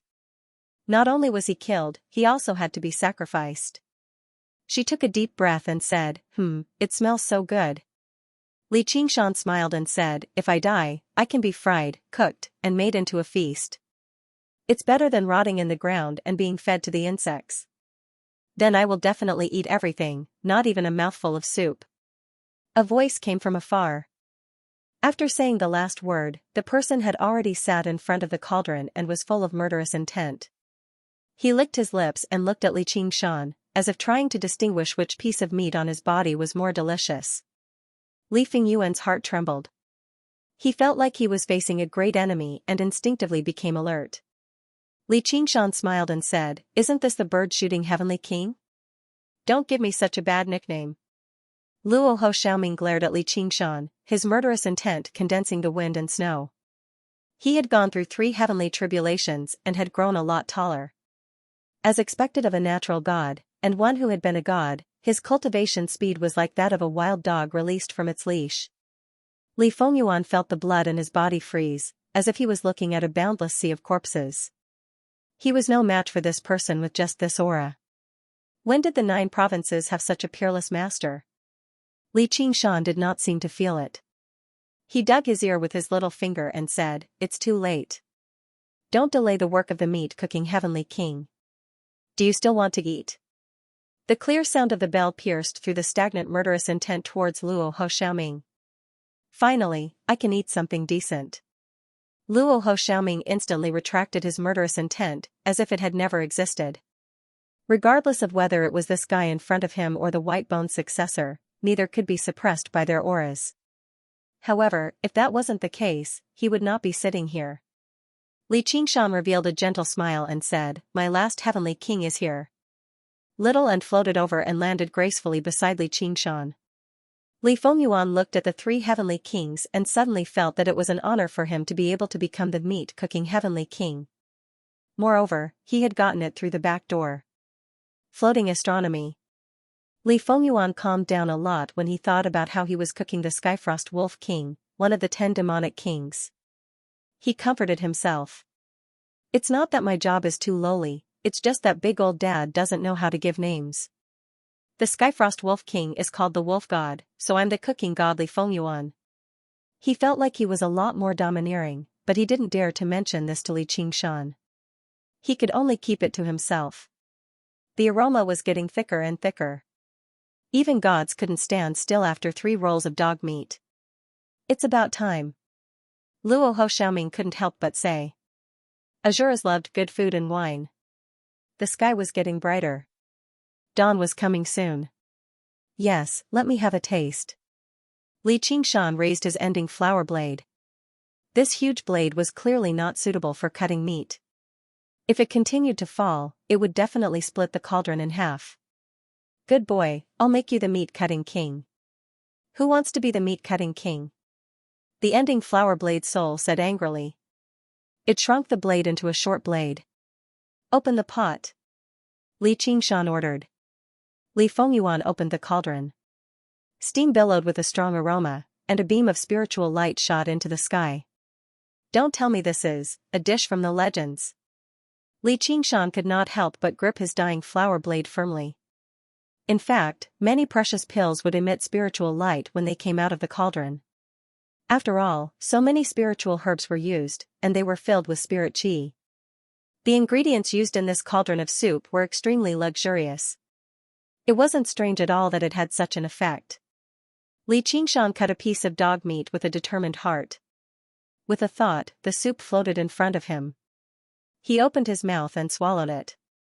It was as if a beam of spiritual light passed through his temples, and an extremely delicious taste bloomed on his tongue. A warm current flowed into his stomach. The dog meat was tender and chewy. Even with his teeth, he had to chew a few times before he could swallow it. He took out a jar of 1,000-year spirit wine from somewhere and took a deep gulp. The world of ice and snow seemed to turn into a scorching summer. Awesome! Li Qingshan gave Li Fengyuan a thumbs up. As expected of my king of cooking meat. Li Fengyuan gathered his courage and said, you can also call him the cooking god Heavenly King. What kind of name is that? Li Qingshan did not think much of it. They began to distribute the wine and meat. The 4 heavenly kings each had a share, and the atmosphere immediately became lively. Li Fengyuan didn't care whether he was called Heavenly King of Cooking or Heavenly King of Cooking. He ate without any manners. Little and was mainly responsible for gnawing on the bones. Actually, with just a glance, the bones in his hands would turn into samadhi flames of white bone and then be sucked into his mouth. Li Qingshan rubbed her head tenderly. Cultivating the path of white bone and great beauty had deprived her of many pleasures in life. Then, he handed the imperial advisor of the left Saraira to her. You can have this as a side dish. Du Yenying smiled and said, most people who attend weddings will have to leave their stomachs full for a feast. Instead, we started eating first. Hee, dog meat can't make it to the banquet. I'm afraid the host won't welcome an unwelcome guest like me. I'd better eat and drink to my heart's content before visiting. Must you go? Li Qingshan smiled and raised his wine goblet, clinking it against hers. I must go. Men have to fight to the death. Why do women have so much nonsense to say? Luo Ho Xiaoming was burning with fighting spirit. From his death until now, he had finally eaten a proper meal, but he had yet to experience a proper battle. He had long since reached the end of his patience. Azura could go without food, but they could not go without battle. They could go without friends. But they could not go without enemies. Pretend I didn't say anything. Du Yenying shrugged elegantly. Only these two would treat her like a woman, or perhaps they would make her seem more like a woman by setting her off. Actually, she had long since anticipated this result. However, in a team, there would always be someone who objected. Chuolong had sent out 1,000,000 declarations. Every single declaration could be considered a spiritual artifact. Even illiterate people and non-humans could understand them, and their minds would be bewitched. Coupled with the influence of the mysterious will of heaven, the hearts of all living beings in the world had already fallen to Chuolong's side. The hearts of all living beings in the world had already fallen to Chuolong's side. If this went on, the longer it dragged on, the more disadvantageous the situation would be. Right now, declarations could not affect the will of cultivators. Once today passed, Chuolong would complete the World Alliance meeting, and it would be hard to shake him. Only when Chuolong was far away from Dragon Head Mountain and gave his all to give him a fatal blow would he have a chance to win. However, how could Chuolong not think of such a simple matter? Therefore, this opportunity was clearly bait. Even though he knew it was bait, he still had to swallow it. This was the so-called overt plot. It could only be said that as expected of Emperor Taizu. Li Fengyuan ate happily and praised, this is really too delicious. Big old father, this won't be your last meal, right? Li Qingshan was taken aback. He studied him up and down. You jinx, that mocking face of yours. You really are my son after all. If I become the emperor, I'll definitely make you a little bastard crown prince. Come, let's go. Li Fengyuan's face turned red and he rubbed his head. Not at all, compared to big old father, I am still far from you. Li Qingshan laughed and said, it's good that you know. No matter how many tricks that Chuolong has, he was still forced to this step by big old father. He had no choice but to take the risk and gamble with me. Yenying, the enemy is hard to deal with, but it is not that scary. There is a person in my hometown who said, look down on the enemy strategically, but take the enemy seriously tactically. Fighting against the heavens, fighting against the earth, and fighting against people is endless joy. You have to learn to enjoy it. Those 1,000,000 spirit weapon declarations consumed a lot of resources, and they had to be distributed to the world. Even with Great Xia dynasty's accumulation, it was not easy. Whether it was bait or a trap, there was a risk. Chuelong did not need to take the risk at all. He could stay in the imperial court and crush them with his momentum. But now, he had to worry about whether the 9 provinces could still be refined into a blessed land after he completed his momentum. At that time, the people he wanted to crush would not come obediently to their deaths. The final reward was a world that was on the verge of collapse and an unpredictable powerful enemy. Therefore, if he wanted to stop the destruction of the world and completely eliminate Li Qingshan, he had to reveal a flaw and give Li Qingshan a chance to deal a fatal blow. That's a great idea. Luo Ho Xiaoming's eyes lit up. If that person reaches the Azura realm, he will definitely be a powerful Azura. The joy of fighting? It's enough for you to experience it. Gu Yening smiled slightly. Of course, she understood that the battle between the 2 men had already begun. Strategy, planning, confrontation, probing. Mobilizing all resources, using all methods. Forcing the other party step by step, and also putting themselves in a desperate situation step by step. Neither side had any hesitation. From the moment they found out about each other's existence, they swore to kill each other. All the compromises and concessions in between were fake. Today, in a direct confrontation, they would definitely fight to the death. Li Fengyuan listened from the side and felt his blood boiling. He disregarded life and death. Suddenly, he heard Little and say, Qingshan, actually, I can kill all living beings. Kill all living beings?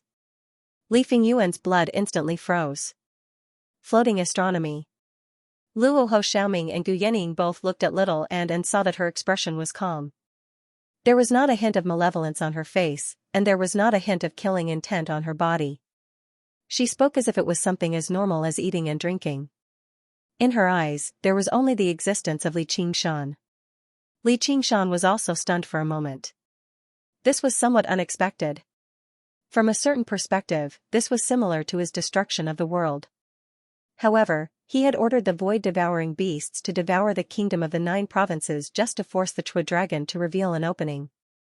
Although it had caused a lot of destruction, it was basically a barren land with almost no living beings. If he could defeat the Chua dragon here, then everything would end here. Even though he was determined to kill, he was trying his best to avoid unnecessary killing. I don't agree. This is too much. Li Fengyuan ignored his fear of Little and suddenly stood up. A phoenix was ultimately a benevolent bird. Li Qingshan ignored him and asked with a smile, what do you think? Luo Ho Xiaoming drank a mouthful of wine and glanced at Li Qingshan. He did not answer. Gu Yening played with the wine cup with her slender fingers. Even if we support you, will you retreat today? Why don't you wait until after today? If you can't defeat the Chua dragon and survive, then we can discuss it again. Yening knows me best. Li Qingshan laughed loudly, his voice shaking the mountains. At this point, if he retreated, his momentum would definitely decline. He might as well just leave the kingdom of the 9 provinces. There was no need to drag everyone down with him. Little and lowered her head, feeling slightly disappointed. I know that you are worried about my safety and don't want me to take the risk. So even though you know my decision, you still have to say it. Li Qingshan spread out his arms and pulled her into his embrace. He kissed her tender little face heavily. Xiaoan's face blossomed into a smile, which was slightly red. It was like a melting iceberg and a blooming spring flower. So, I'm the only fool? Li Fengyuan pointed at his own nose and asked in disbelief. My foolish son. Just cook your meat. Li Fengyuan sat down dejectedly. Once again, he felt that he did not live up to his title of king of cooking meat. Li Qingshan waved his hand and erected a barrier with the spirit turtle's profound shell. Today is indeed a good opportunity. When the Clam King of Mirage Sea ascended, she specifically left behind a clone. For the sake of dealing with Hui Long, he had gone to the Dragon Province many years ago. I originally thought that she was going to turn the Grand Xia Imperial Court upside down, but there's been no news from her. She's probably waiting for the Chua dragon's true body to descend. A few days ago, she appeared in my dream and specially reminded me to come today. He described the dream in detail, especially the last scene of the dream. No wonder you're so determined. However, I was a little confused. Jade Palace was the nine-tailed fox queen's territory after all. Could a mere clam king of Mirage Sea really set up a powerful ambush there? Even if he really wanted to deal with Chuelong, the Skyfrost Wolf King wouldn't even be able to take a single blow from him. So, could this be a trap specially set up to lure you here? Du Yening's eyes narrowed slightly. She gazed at the distant Jade Palace and said, "The umbrella-wielding person you saw at the end of your dream is most likely the nine-tailed fox queen. It's said that she carries an umbrella like that all year round." Li Qingshan shrugged with a relaxed expression. Perhaps she convinced the nine-tailed fox queen to lend us a hand. He licked his lips. Have you seen the nine-tailed fox queen before? I heard that she's the greatest beauty in the world. Is that true? Du Yening said in exasperation, when Huilong met the nine-tailed fox queen, not even 80 generations of your ancestors had been born. She may not have held a wedding with Huilong, but she's already the empress of the Grand Xia dynasty. She's been receiving tributes from the Grand Xia dynasty for the past 5,000 years, so why would she turn against you? If the Clam King of Mirage Sea really had a plan, why didn't she explain it clearly? So that we could cooperate. Li Qingshan said, perhaps she was afraid that Huilong would sense it, so she couldn't say it clearly, just in case she divulged the heavenly secrets. Speaking of which, why are you so excited? Or maybe she was afraid that you would sense it. Don't tell me you've been charmed. Du Yening's eyes were like lightning as she examined Li Qingshan. How am I excited? Tell me, little Anne. Is she excited? Yes. Little Anne nodded seriously. See, you still won't admit it. Li Qingshan smiled smugly. Hey, is this the time to discuss my emotions? Li Qingshan, I'm very suspicious of your mental state right now. How is that possible? It's not like I've never seen a woman before. Li Qingshan could not help but think back to the golden wheat field, when she looked back and smiled under the umbrella. He clearly did not see her complete appearance, but it just happened to be so clear. Have I really fallen for her charms? He shook his head and tossed this thought out of his head. Also, why would the Clam King of Mirage Sea help Huilong against me? Luo Ho Xiaoming said, wait, I have a question. The nine-tailed fox queen you speak of, is it the boasting of a normal fox spirit, or a real nine-tailed fox from the Green Hill country? Li Qingshan said, is there a difference? She's just a fox spirit anyway. There's a huge difference, like a snake and a dragon. If she's a real nine-tailed fox, then it wouldn't be strange at all for you to be charmed. Even the Clam King of Mirage Sea you speak of might have been charmed. Li Qingshan raised his eyebrows. That powerful? Nine-tailed foxes are a race even rarer than dragons and phoenixes. They're born with the beauty of the world and the beauty of all things. Their charms are hard to resist, and they can even be used on all living beings. It's said that nine-tailed foxes rely on their charms to cast spells. King Yu's wife, Tushan, is a nine-tailed fox. That Huilong claimed to be a descendant of Yu the Great because of this story. He must have been charmed as well. No wonder he divided this world into 9 provinces and established some great xia. He must have wanted to please her. Gu Yening said, that's what I'm worried about. How can a normal fox spirit make Huilong so obsessed? I don't think a certain someone can stop them if they work together. Otherwise, let's just go kill all living beings. Luo Ho Xiaoming said, however, if it really is a nine-tailed fox, then it's too strange. This race is different from dragons and phoenixes. Most of them are concentrated in the Green Hill country and rarely wander outside. Also, according to you, she passed the 3rd heavenly tribulation 5,000 years ago, so how is it possible that she hasn't ascended yet? There were many divine beasts and strange beasts in this world. And it was even ruled by the dragon race for a long time. However, these talented races cultivated very quickly. Whether it was ascension or being buried in the tribulation thunder, this world couldn't accommodate them. It was the same for the nine-tailed fox. Du Yening said, I think she doesn't want to ascend to the path of demonic beasts and has been waiting for Huilong to return. Although the nine-tailed fox will choose her partner, she's not known for her loyalty. Why would she waste 5,000 years in this place for a mere Huilong? Was it a trap or an opportunity? All doubts were focused on the nine-tailed fox empress, which would determine the outcome of this battle. Even with Gu Yannying's insight and Luo Xiaoming's knowledge, they couldn't make a judgment in a short time. Li Qingshan's eyes flashed. Very well, the nine-tailed fox empress is mine. Gu Yannying held her forehead and sighed. Hey, little brother Qingshan, are you listening to us? Of course I'm listening. Looks like the nine-tailed fox empress really is the #1 beauty of the 9 provinces. Humph, a puny Huilong dares to provoke me. I'll eat your dog, kill your entire family, and sleep with your wife. Li Qingshan had an evil look on his face. He was already imagining the taste of the fruits of victory. Little and, this bastard must have been charmed. He must have been charmed. Yes. Little and nodded seriously. Dawn was breaking in the east. Li Qingshan stood up and gazed into the distance. Thank you for your wonderful analysis. It gave me a new understanding of the situation. However, I still have to make a choice.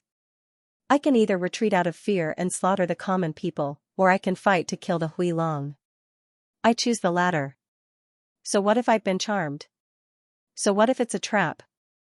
The Huilong won't obediently wash his neck and wait for death. In any case, I think I can fight. Luo Xiaoming picked up the cauldron and drank the soup in one gulp. Then let's fight.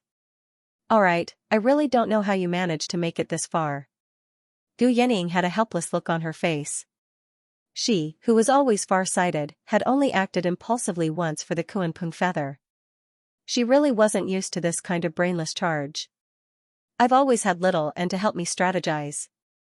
Of course, there's also my sharp intuition, it's coming. Li Qingshan's eyes flashed. The sun rose in the east. A huge dragon flew over the horizon, its golden head splitting the sea of clouds. Upon closer inspection, it wasn't a true dragon, but a fleet. The flagship at the front was unprecedentedly huge. The Huilong stood at the bow of the ship with his hands behind his back. What a lame name. Li Qingshan was disdainful. It was a pity that the laws of the world suppressed the space-devouring beasts as soon as they entered the Dragon Province, or they would have never taken a few ships seriously. A hawk's cry tore through the sky. The hawk spread its wings and circled above the mountains. Its sharp eyes stared at the cauldron for cooking meat. Even though it was not on good terms with the Skyfrost Wolf King, it could not help but sympathize with its loss. There was another long cry. Li Qingshan roared at the sky with great vigor. Not only did his murderousness overwhelm the hawk's cry, it even enveloped the fleet that flew over. On the Emperor Dragon King, the 3 ducal ministers and 9 ministers, as well as all the civil and military officials who had come with Chuolong to escort the bride, all had grave expressions on their faces when they heard this roar. They had already witnessed his terror on Dragon Head Mountain. Now that the death of the left minister and the others had added to his infamy, it was terrifying. Chuolong looked down at the boundless land and came face to face with a pair of blazing red eyes. Their gazes collided intensely in the air. He smiled and turned around. My beloved subjects, watch how I will capture and kill this thief today. He took in the reactions of his subjects. After all, this was only a secondary world. Even though there were many geniuses, there were still natural limitations. However, he had no plans on relying on them today. Once he returned to the human realm, they would become his most important subordinates, so he had to demonstrate the bearing of a wise ruler. The right minister bowed. May the emperor succeed in this battle and offer this traitor's head as a sacrifice to the heavens. The subjects all said, may the emperor succeed in this battle and offer this traitor's head as a sacrifice to the heavens. Chuolong's smile became even wider. Today is a joyous day for me, so there's no need for me to be so murderous. If he's willing to become my mount and atone for his sins, it's not like I can't spare him. Let's see what he chooses. Our emperor is benevolent, but that wretched demon probably won't be so easy to subdue. Then all I can do is strike quickly. As they chatted, the insufferably terrifying Demon King seemed to already be in the bag. He could destroy it with a wave of his hand. Fury flashed through Li Fingyuan's eyes when he heard those words clearly. That damned Chuolong actually wanted his first father to be his mount. What wishful thinking! Gu Yannying rested her chin on her hand and looked at the soaring eagle in the sky. Her mind seemed to have gone to the faraway void. Luo Ho Xiaoming's expression remained the same. He rubbed his belly and burped. Li Qingshan stood with his arms crossed, like a statue, or more like a banner, with a cold smile on his face. The fleet broke through the sea of clouds and flew over. The sun rose in the east and snow fell in the west. The bright sunlight dyed the snowflakes golden. It was as if a golden leaf was fluttering between the heavens and the earth, beautiful and magnificent, adding a touch of dreamy color to the Jasper Palace. The fleet finally stopped in midair. Chuelong led the ministers down from the Emperor Dragon King and walked to the front of Fine Jade Palace. Even though there weren't as many formalities, they were full of sincerity and respect. Their faces were full of smiles. He seemed to have forgotten about Li Qingshan and was completely immersed in the joy of his wedding. A faintly discernible fragrance filled the air. She walked up the incense stairs alone and knocked on the door of the White Jade Palace. Clang, clang, clang. Even with his temperament, at this moment, he faintly felt a little excited. That graceful figure had appeared countless times in his dreams, but her appearance was always changing, like the thousands of withered flowers blooming on the umbrella. It made him doubt if he had really seen such a woman. He thought to himself, "Me Rao, I'm back." Even if it wasn't to refine the 9 provinces, he would definitely come back for that promise. "You want to marry me and be your empress? But you're clearly not the emperor. You don't count as someone who claims to be." The paper umbrella kept spinning. The surprise on the woman's face seemed real and fake, and the corner of her mouth was faintly discernible. "I swear, I will definitely become a true emperor and make you a true empress." The man's face was solemn and full of admiration. As the supreme ruler of the world, at this moment, he was like a mortal confessing to his goddess, saying that he would definitely give her a good life. "Why me? Don't you have many women? For example, that Bai Xiaoa. She definitely wants to be your empress. She wants to eat me up." The woman licked her lips, which became even more beautiful and rosy, revealing her snow-white fangs. "Me Rao, in my heart, even if all the women in the world were added together, they wouldn't compare to a single hair of yours. As long as you nod, I will only belong to you." The man's heart palpitated. He took a step forward and wanted to grab the woman's sleeve, blocking with the paper umbrella. "Ai, but, you ascended to the human realm, and I ascended to the beast realm. How can we be husband and wife?" The woman sighed and frowned. The man felt his heart was about to break. He wanted nothing more than to hug her in his arms and comfort her.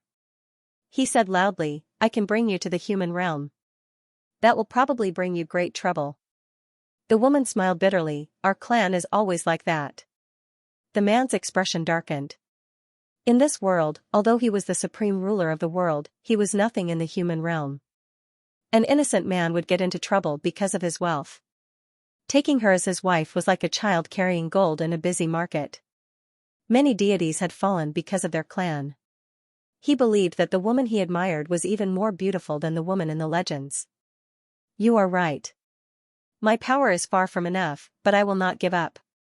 When I return to the human realm, when I have more power and can think of a better way, I will come back to find you. Are you willing to stay in this world and wait for me?" The man hesitated. He also felt that his request was a bit excessive. Her talent was far above his, how could she stay in this world for long? "I am not willing." The woman rejected without hesitation. "Yeah, I was being delusional. How can I, Chuelong?" As if struck by lightning, the man smiled bitterly and lowered his head. He was full of unwillingness. "But I will wait." The woman looked up at the sky. She was a bit helpless, but more than that, she was determined. Really? The man felt as if he had risen from hell to heaven. He stared at her in disbelief. Unable to hold back his emotions, he opened his arms and hugged her. The woman pointed her index finger at his forehead and chuckled, "Lecher, don't be rude. I am not your wife. In my heart, you already are." The sound of the palace gate opening woke Chuelong up from his memories. Looking at the white figure behind the gate, his smile froze. On a faraway mountain, Li Qingshan was also staring at the palace gate. He temporarily put aside his grudge with Chuelong and looked forward to seeing the appearance of the greatest beauty in the world. He muttered in his mind, damn it, bastard, move aside. Luo Ho Xiaoming pondered, the country of Green Hill has 3 great clans, namely Tushan, Pure Fox, and Yusu. Which clan does this 9-tailed fox empress belong to? Gu Yinying replied, it should be the Yusu clan. I heard that her surname is Sumi Rao. That's troublesome. Qingshan, you should calm down. What is it? The 3 clans each have their own strengths. Tushan is virtuous, good at understanding people's hearts, and good at housekeeping. Pure Fox is intelligent, proficient in illusory techniques, and unpredictable. All of them are good candidates. Only the Yusu clan is sly, cunning, and good at seduction. They produce women who want to see the world in chaos and often bring disaster to others. Most of the 9-tailed fox's bad reputation was created by them. Even I don't want to be tainted by them. Got it. Li Qingshan responded, but the interest in his eyes grew stronger. Luo Ho Xiaoming thought that he had miscalculated. If he accepted this warning, he would not be Li Qingshan. He was no better than someone who wished for the world to be in chaos. Bang! The white jade doors of Jadeite Palace opened completely. A beautiful woman stood at the door. Her hair was as white as snow, and her clothes were as white as a fairy's. Her sleeves were decorated with white velvet that fluttered in the wind. Snowflakes danced around her like an ice fairy that had fallen into the mortal world. She held a large axe in her hand. It was translucent and ferocious. Her pure white eyes stared at the Feng Long outside the door, freezing his thoughts. Xiao Yi. The Feng Long's expression changed. He had not expected to meet her here. Frost Feather Moth King. Li Qingshan was shocked. The white-haired woman was the Frost Feather Moth King he had saved from Ice Sword Cliff. Didn't she have a grudge against the 9-tailed fox queen? He had entrusted Xianxia to her in the past because he did not want Xianxia to have anything to do with the Great Xia. He had not expected her to be in Jadeite Palace. The howling of the snowstorm grew stronger, and the chill was bone-chilling. The Frost Feather Moth King unfurled her white feather clothes. Her white hair danced in the wind as she swung her profound ice divine axe. The snowstorm spun rapidly with the axe as the center. The ice and snow turned into a tornado that shot into the sky like a furious white dragon. Feng Long. The Frost Feather Moth King's voice was filled with bone-chilling hatred. She seized the opening that the Feng Long revealed due to his emotions and swung her profound ice divine axe down. The snow tornado tilted like a collapsing pillar. It was unstoppable. The officials caught up and shouted, "Protect the king, or watch out for the monster's sneak attack." Did the Clam King of Mirage Sea send me here to work together against the Feng Long? The axe is powerful, and the axe technique is exquisite. It seems that she has recovered her strength and gained control of the weapon soul in the axe. There are probably not many people in the world who can block it. But this is far from enough to defeat the Feng Long. Li Qingshan shook his head. He did not think the Frost Feather Moth King's attack would work. He had no intention of rushing forward to cooperate. Chuolong's expression returned to normal. He waved his right sleeve and ordered the officials to retreat. His left hand formed a sword with his fingers, which instantly pierced through the wind and snow and landed on the Frost Feather Moth King's forehead. The scene seemed to freeze, and the ministers stopped in their tracks with different expressions. The profound ice divine axe stopped above the Hui Dragon's head, unable to descend any further. Boom! The falling snow tornado collapsed in an instant, and the condensed ice and snow were like a huge avalanche, smashing a 1,000-feet-long trench on the ground. The Emperor Dragon King was also within the attack range. A faint golden barrier rose up and easily blocked all the attacks. Xiao Yi, long time no see. The flying dragon slowly withdrew its sword fingers, ignoring the profound ice divine axe above its head. It looked straight at the Frost Feather Moth King with gentle eyes. "Tuo Long, you finally dare to attack me directly. And here I thought you were plotting something." The Frost Feather Moth King's lips curled into a cold smile. He returned to his cold and emotionless appearance. He took a step back and let the door open. He raised his arm and said, "Since you've passed my test, please come in. Today is your wedding day, don't miss the hour." Li Qingshan repeatedly simulated the flying dragon's sword finger in his mind, estimating the flying dragon's strength. As expected, the difference in strength is too great. It's not something a single weapon can make up for. He said to Gu Yenying and the others, "You guys wait outside. I'm going to drink a cup of wine and crash the place." The flying dragon nodded. "Yes, today is indeed not the time to reminisce. If I've wronged you in the past, I'll do my best to make it up to you. Please forgive me." He glanced behind him. An enormous aura entered the dragon province. The corner of his mouth curled into a smile, and then he stepped into Jasper Palace. The ministers behind him followed in a line, holding all kinds of rare treasures in their hands, which were covered with red silk. Those were the betrothal gifts that the flying dragon had meticulously prepared. The frost feather moth king's eyes were slightly dazed. Suddenly, a pleasantly surprised voice sounded, "Xiaoyi, it's really you." His scarlet hair flew in the wind and snow, and he was the last to step into Jasper Palace. He hugged Bai Xiaoyi tightly in his arms, which was blazing like a ball of fire. "It's that evildoer. Fellow Taoists, be careful." The ministers of Great Xia turned pale with fright. They did not expect him to come so urgently and so quickly, as if they were facing a great enemy. Facing him at such a close distance, it was as if their lives were hanging by a thread, and they could not afford to be careless. The flying dragon frowned. It was unknown whether it was because of his subordinate's performance, or because of Bai Xiaoyi, who was in Li Qingshan's arms. Li Qingshan easily suppressed all of Bai Xiaoyi's resistance, and said with a smile, "You bunch of trash, stop acting like that. I was invited openly." He then said to Bai Xiaoyi affectionately, "Xiaoyi, that heartless man doesn't want you, but I don't mind you. Just give in to me." Bai Xiaoyi could not help but look at the flying dragon with some kind of expectation. The flying dragon's brows relaxed, and he cupped his hands. "So it's fellow Daoist Li. Please forgive me for not going out to welcome you. Since you're here, come with me to welcome the bride, and then return to Mount Longshou for a cup of wedding wine. Mi Rao must have arranged for Xiaoyi to welcome the guests to test my intentions. She must be watching from the palace now.